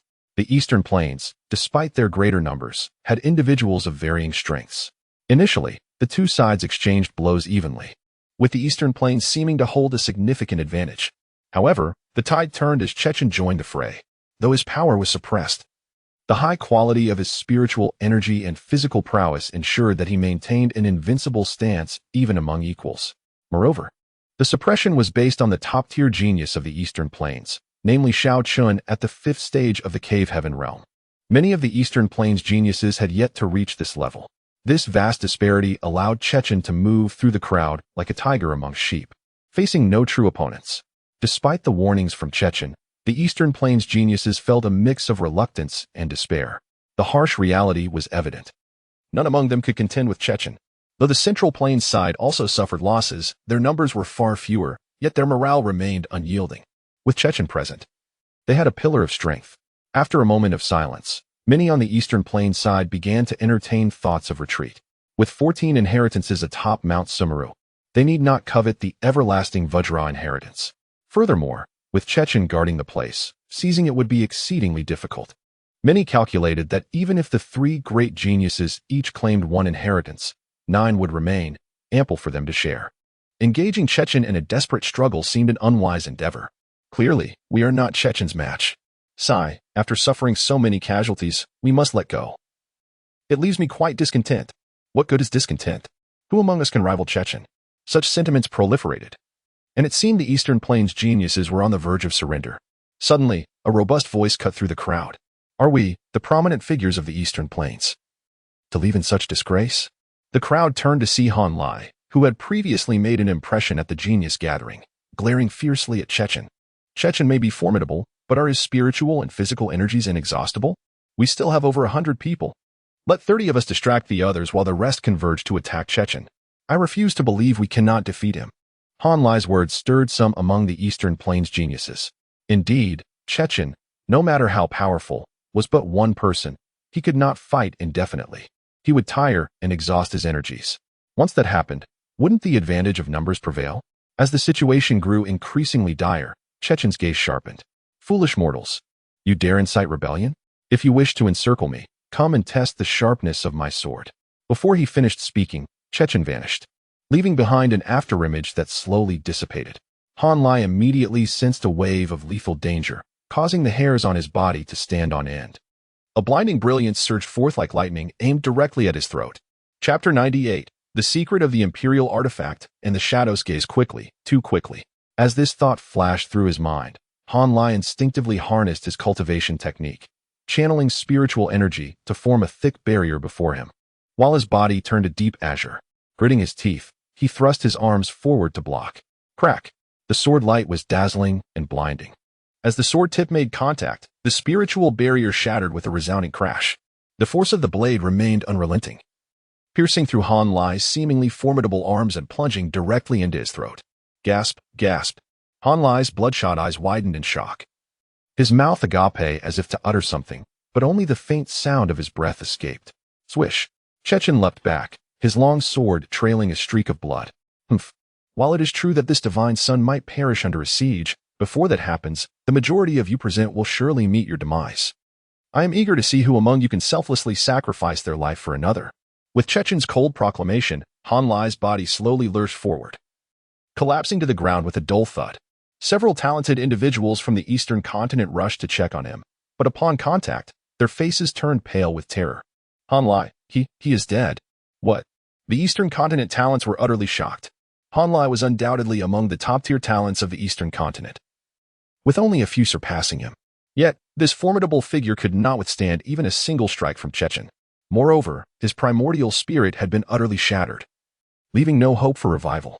Trembling, one of the eastern continent talents who examined the corpse spoke, his voice laced with uncontainable fear. This revelation extinguished the flickering ambition and confidence that had just ignited within the eastern continent talents. After a brief silence, one of them sighed, Alas, Chechen is truly terrifying. I bear the weight of my family's future. I cannot afford to lose my life here. Nor can I. Perhaps we should withdraw. they murmured among themselves, their fighting spirit all but extinguished. Chechen then spoke, "If you retreat now, this divine sun shall not hold the previous matters against you. Otherwise, even at the cost of damaging my essence, I will ensure that none of you escape today." His words fell like the final straw, shattering the last remnants of conviction among the Eastern Continent talents. "Let us leave. We truly cannot win. Yes, with so much at stake, it is unwise to gamble on a single tree." Gradually, the Eastern Continent talents began to cautiously retreat from the Grand Hall. A portion remained reluctant. Yet the courage to confront Chechen had vanished. Witnessing this scene, Chechen let out a sigh of relief, though he did not fear the Eastern Continent talents. As they rightly stated, facing such a multitude would undoubtedly place immense pressure on him, and even a victory would likely come at the cost of severe injury. Such bloodshed was not worth it. He merely sought the treasures within this place. As the remaining few dozen from the Eastern Continent exited the hall, Chechen turned and commanded, "Keep a watchful eye on those Eastern Continent individuals. Let no one disturb me." Yes, after witnessing Chechen's prowess, the talents from the Central Continent instinctively regarded him as their leader. With someone like him present, they could contend against the Eastern Continent's numbers. Approaching the statue with his sword in hand, Chechen and Apos' eyes glimmered with excitement. His gaze fixated on the weapon held by the golden statue. It was a staff, radiant with a spectrum of colors, standing as tall as a person. Chechen gently grasped the staff, his expression growing increasingly exhilarated. Indeed, this was an imperial artifact. He felt immense joy. His judgment had proven correct. The greatest treasure within the hall was not some inheritance, but this seemingly ancient staff. It was, without a doubt, an imperial artifact. Although it was not a relic from a true emperor, it had certainly been wielded by a powerful figure of the Void Emperor realm, making it an exceedingly rare treasure. With such an imperial artifact at his side, even if he were to face a similar siege as before, he would feel no pressure whatsoever. Taking a deep breath, Chechen prepared to forcefully extract the imperial artifact. Suddenly, the statue before him radiated a gentle Buddhist light, and a grand yet compassionate voice echoed through the hall. "Amitabha." The chanting reverberated, dispelling much of the bloodlust within the hall. Chechen, being the first to bear the brunt of it, felt his mind clear, realizing that the worldly disturbances were insignificant. The only thing worthy of his focus was a sincere heart for reverence. Fortunately, as the chanting concluded, the statue seemed to lose all power, disintegrating into a cloud of dust that scattered across the ground. Chechen's gaze sharpened, revealing traces of caution and fear. The chanting had been startling. Had it continued even a moment longer, they might have succumbed to its influence. Indeed, it was the remnant power of a being from the Void Emperor realm, still potent after so long. Yet, as long as he secured the artifact, enduring some danger was worthwhile. Holding the staff, Chechen inspected it with a mix of excitement and trepidation. However, as he lowered his gaze, his smile froze. The imperial artifact was broken, splintering 2/3 of the way down, while the statue had seemingly bestowed some power, allowing the broken sections to be momentarily restored with Buddhist energy. The true form of the artifact was only revealed after the statue's dissolution. Annoyance welled within him, and Chechen could not help but mutter a curse. After fighting so fiercely, he ended up with a shattered imperial artifact. Yet, as he probed further with his consciousness, a smile quickly returned to his face. Despite being damaged, this was still an artifact of the Emperor realm, brimming with latent power not to be underestimated. Even if repurposed as material in the future, it would be a remarkably rare treasure. Having obtained what he desired, Chechen felt an overwhelming sense of satisfaction. "Everyone, let us continue our search. See if there are any other treasures to be found." With Chechen's command, the Central Continent talents dispersed throughout the Buddhist hall, scouring for more valuables. Outside the hall, the Eastern Continent talents gazed at the staff in Chechen's possession, unable to suppress their feelings of envy and regret. They had labored tirelessly, suffering significant losses, yet emerged empty-handed. Now, with Chechen acquiring such a treasure, he would undoubtedly become even more formidable. In a corner unnoticed, a figure cloaked in black silently observed the happenings within the hall. His gaze fixated on Chechen. He. The figure chuckled softly, his voice sinister and sharp. "Gather more opportunities. Soon, very soon, I shall savor the delights." Chapter 99. Ingwudi's domineering demeanor. The black-robed figure remained concealed in a secluded spot, unnoticed by the throng. Beneath the cowl, his gaze burned with an intense fervor, as if he sought to devour Chechen whole. Inside the hall, Chechen furrowed his brow, casting a wary glance around. He had sensed a faint trace of malice, but it had quickly dissipated. Dismissing the incident, he turned his attention back to the damaged artifact in his grasp. With such a treasure at his disposal, he would be virtually unrivaled within the mystic realm. As time elapsed, the participants had been exploring the realm for nearly a day. Most had located the core of the Shumi mountain realm and witnessed the legacies of the Vajras and Arhats. The allure of immense rewards had ignited the darker aspects of human nature. Fierce battles erupted over opportunities and treasures, with allies even betraying each other in the shadows. The sacred halls were stained crimson with bloodshed. The sanctity of the Buddhist land was disregarded as death and carnage became the defining characteristics of the journey. A radiant glow from afar, Ye Changsheng and his companions beheld the majestic hall. Brother, that must be the Vajra Foundry Hall. Once you inherit its legacy, you'll become even more formidable. Heh, at least your spirits are high. Ye Changsheng chuckled, his expression turning grave. We must proceed with caution. Many individuals from Central Continent are present. Let's assess the situation first, and if the Vajra Hall is occupied, we shouldn't engage them in direct conflict.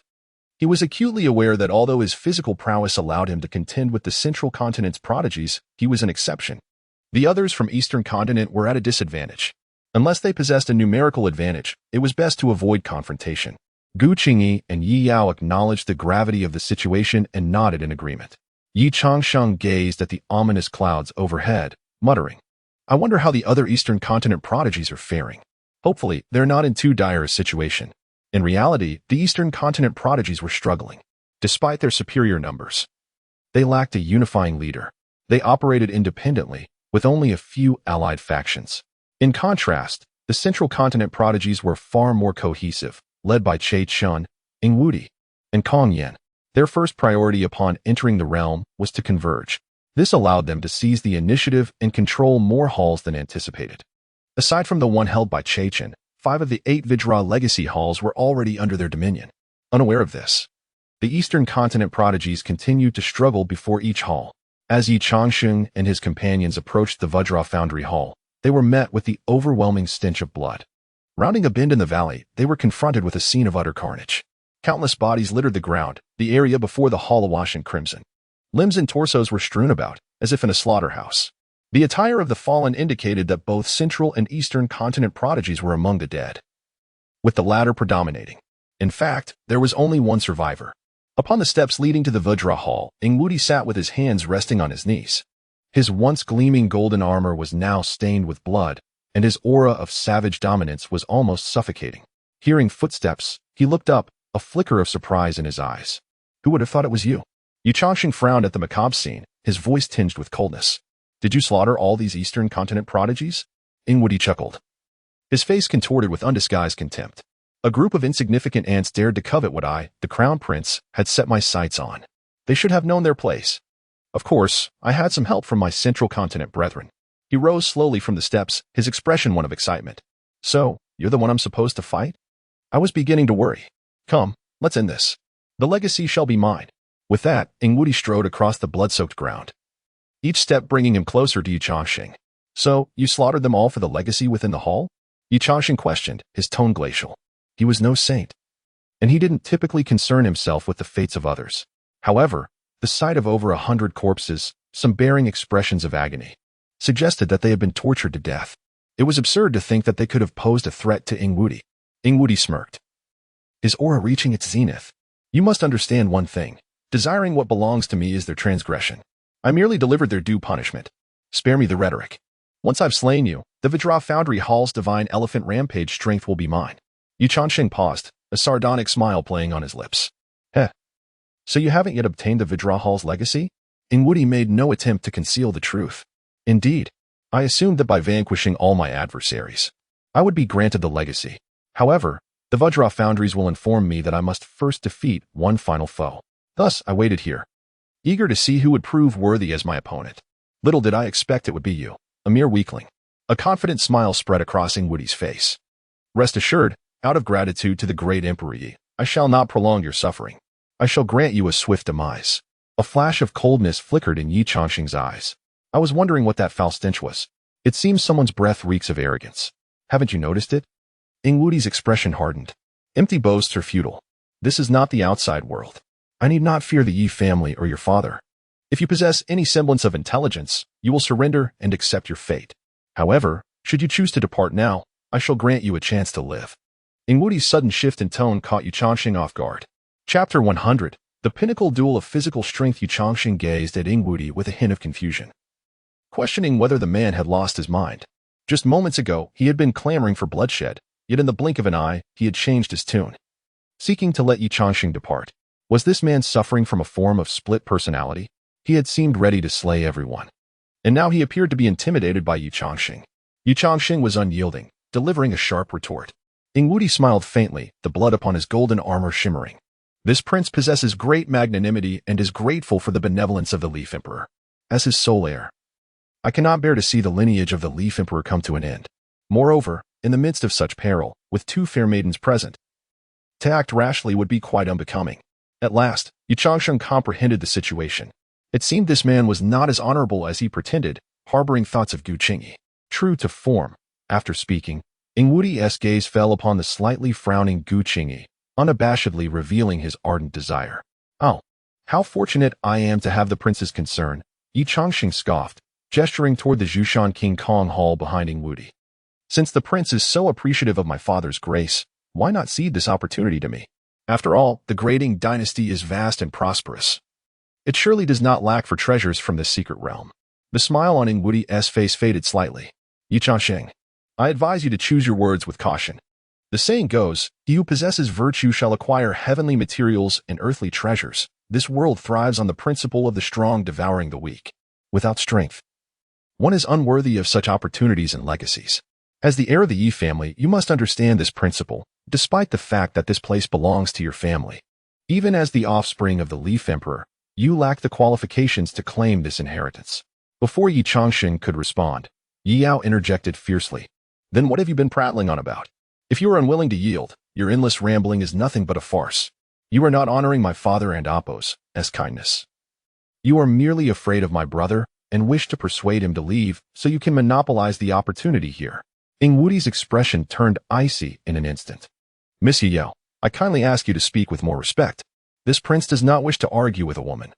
But that does not give you license to speak indiscriminately. I have no desire to engage with you either. If you cannot handle it, then step aside. You prattle like an old woman and claim you are not afraid of my brother. Ye Yao retorted, disdain evident in her tone. Ingwudi let out a cold snort, his expression darkening. To be honest, upon seeing Ye Changsheng, he felt a twinge of apprehension. Among the prodigies entering the secret realm, aside from his allies, Chechen and Kong Yin, the only one he truly regarded with caution was Ye Changsheng. This secret realm suppressed cultivation levels, creating a suitable environment for someone as physically formidable as Ye Changsheng, allowing him to showcase his strengths more effectively. Previously, Ingwudi had suffered defeat at the hands of Ye Changsheng, a fact that served as a wake-up call. Despite his dismissive attitude towards Ingwudi, he recognized that the latter was his brother, a powerful genius who had cultivated the Azure Flood Dragon sacred body. Although a gap existed between them, it was not insurmountable. Ye Changsheng's ability to defeat Ingwudi posed a genuine threat. Furthermore, it was said that Ye Changsheng had prevailed over Ingwudi with apparent ease. Thus, while Ye Yao's words were harsh, they struck a chord with Ingwudi. After enduring numerous battles recently, his physical condition was less than optimal. Although he was confident in his ability to best Ye Changsheng, he knew it would come at a cost. If he were to expend his energy only to find himself ambushed afterward, all his hard work would be for naught. Consequently, upon recognizing Ye Changsheng, he initially intended to dissuade him with words. However, it appeared that his efforts were yielding little effect. Ye Yao's taunting voice rang out once more. Ing Taizi, why the silence? Have I struck a nerve? She smiled mischievously at Ingwudi before continuing. If you are afraid, you may as well run. I, being magnanimous, could persuade my brother to spare your life. I offer you two choices. How does that sound? The smile vanished from Ingwudi's face, replaced by a dark glare directed at Ye Changsheng and Ye Yao. Yao Yao, your actions may provoke Ingwudi. After all, he cannot cultivate. Gu Qingyi voiced her concerns, her tone apprehensive. Yet Ye Yao turned with a sly grin. I said that on purpose. The Zhushan King Kong is a being who has honed his physical prowess to the utmost. To inherit his legacy, one must undergo trials. And the test here is simple. One must defeat all competitors using only physical strength. She then turned to Ye Changsheng, her eyes sparkling. Brother, weren't you constantly ramming your head against stones? I imagine that at the very least, you've honed your toughness in the process. Ye Changsheng felt a wave of exasperation wash over him. You foolish girl, that was training. Do you understand what training means? Yes, yes, training. In any case, brother, your specialty is also physical prowess, so engaging him should pose no problem, right? Ye Changsheng grinned widely, confidence radiating from him. To be honest, I do feel a bit intimidated by others. However, when it comes to physical training, I assure you that none in the secret realm can rival me. Yi Yao nodded vigorously, her enthusiasm palpable. Exactly. Brother, you are the strongest. That so-called prince is no match for you. Ye Changsheng rolled his eyes. I see you are merely here for the spectacle, not out of genuine concern for me. Oh brother, how can you say that? I am truly looking out for you. Yi Yao feigned indignation before adopting a serious tone. The legacy of the Zhushan King Kong is indeed well suited for you. You must seize this opportunity. Understood, Ye Changsheng affirmed, his demeanor turning earnest. Wudi, there is no need for further meaningless banter. You just stated that to inherit, one must possess strength. I have yet to make a move, so what gives you the confidence that you can prevail? Upon hearing this, Wudi realized that without demonstrating his strength today, he would be unable to conclude this encounter satisfactorily. He coldly scoffed, if you refuse to take the path of retreat, do not blame this prince for being impolite. Allow me to show you just how vast the chasm between us truly is. Before his words could fade, Wudi transformed into a streak of golden light. Charging forth with unrestrained ferocity,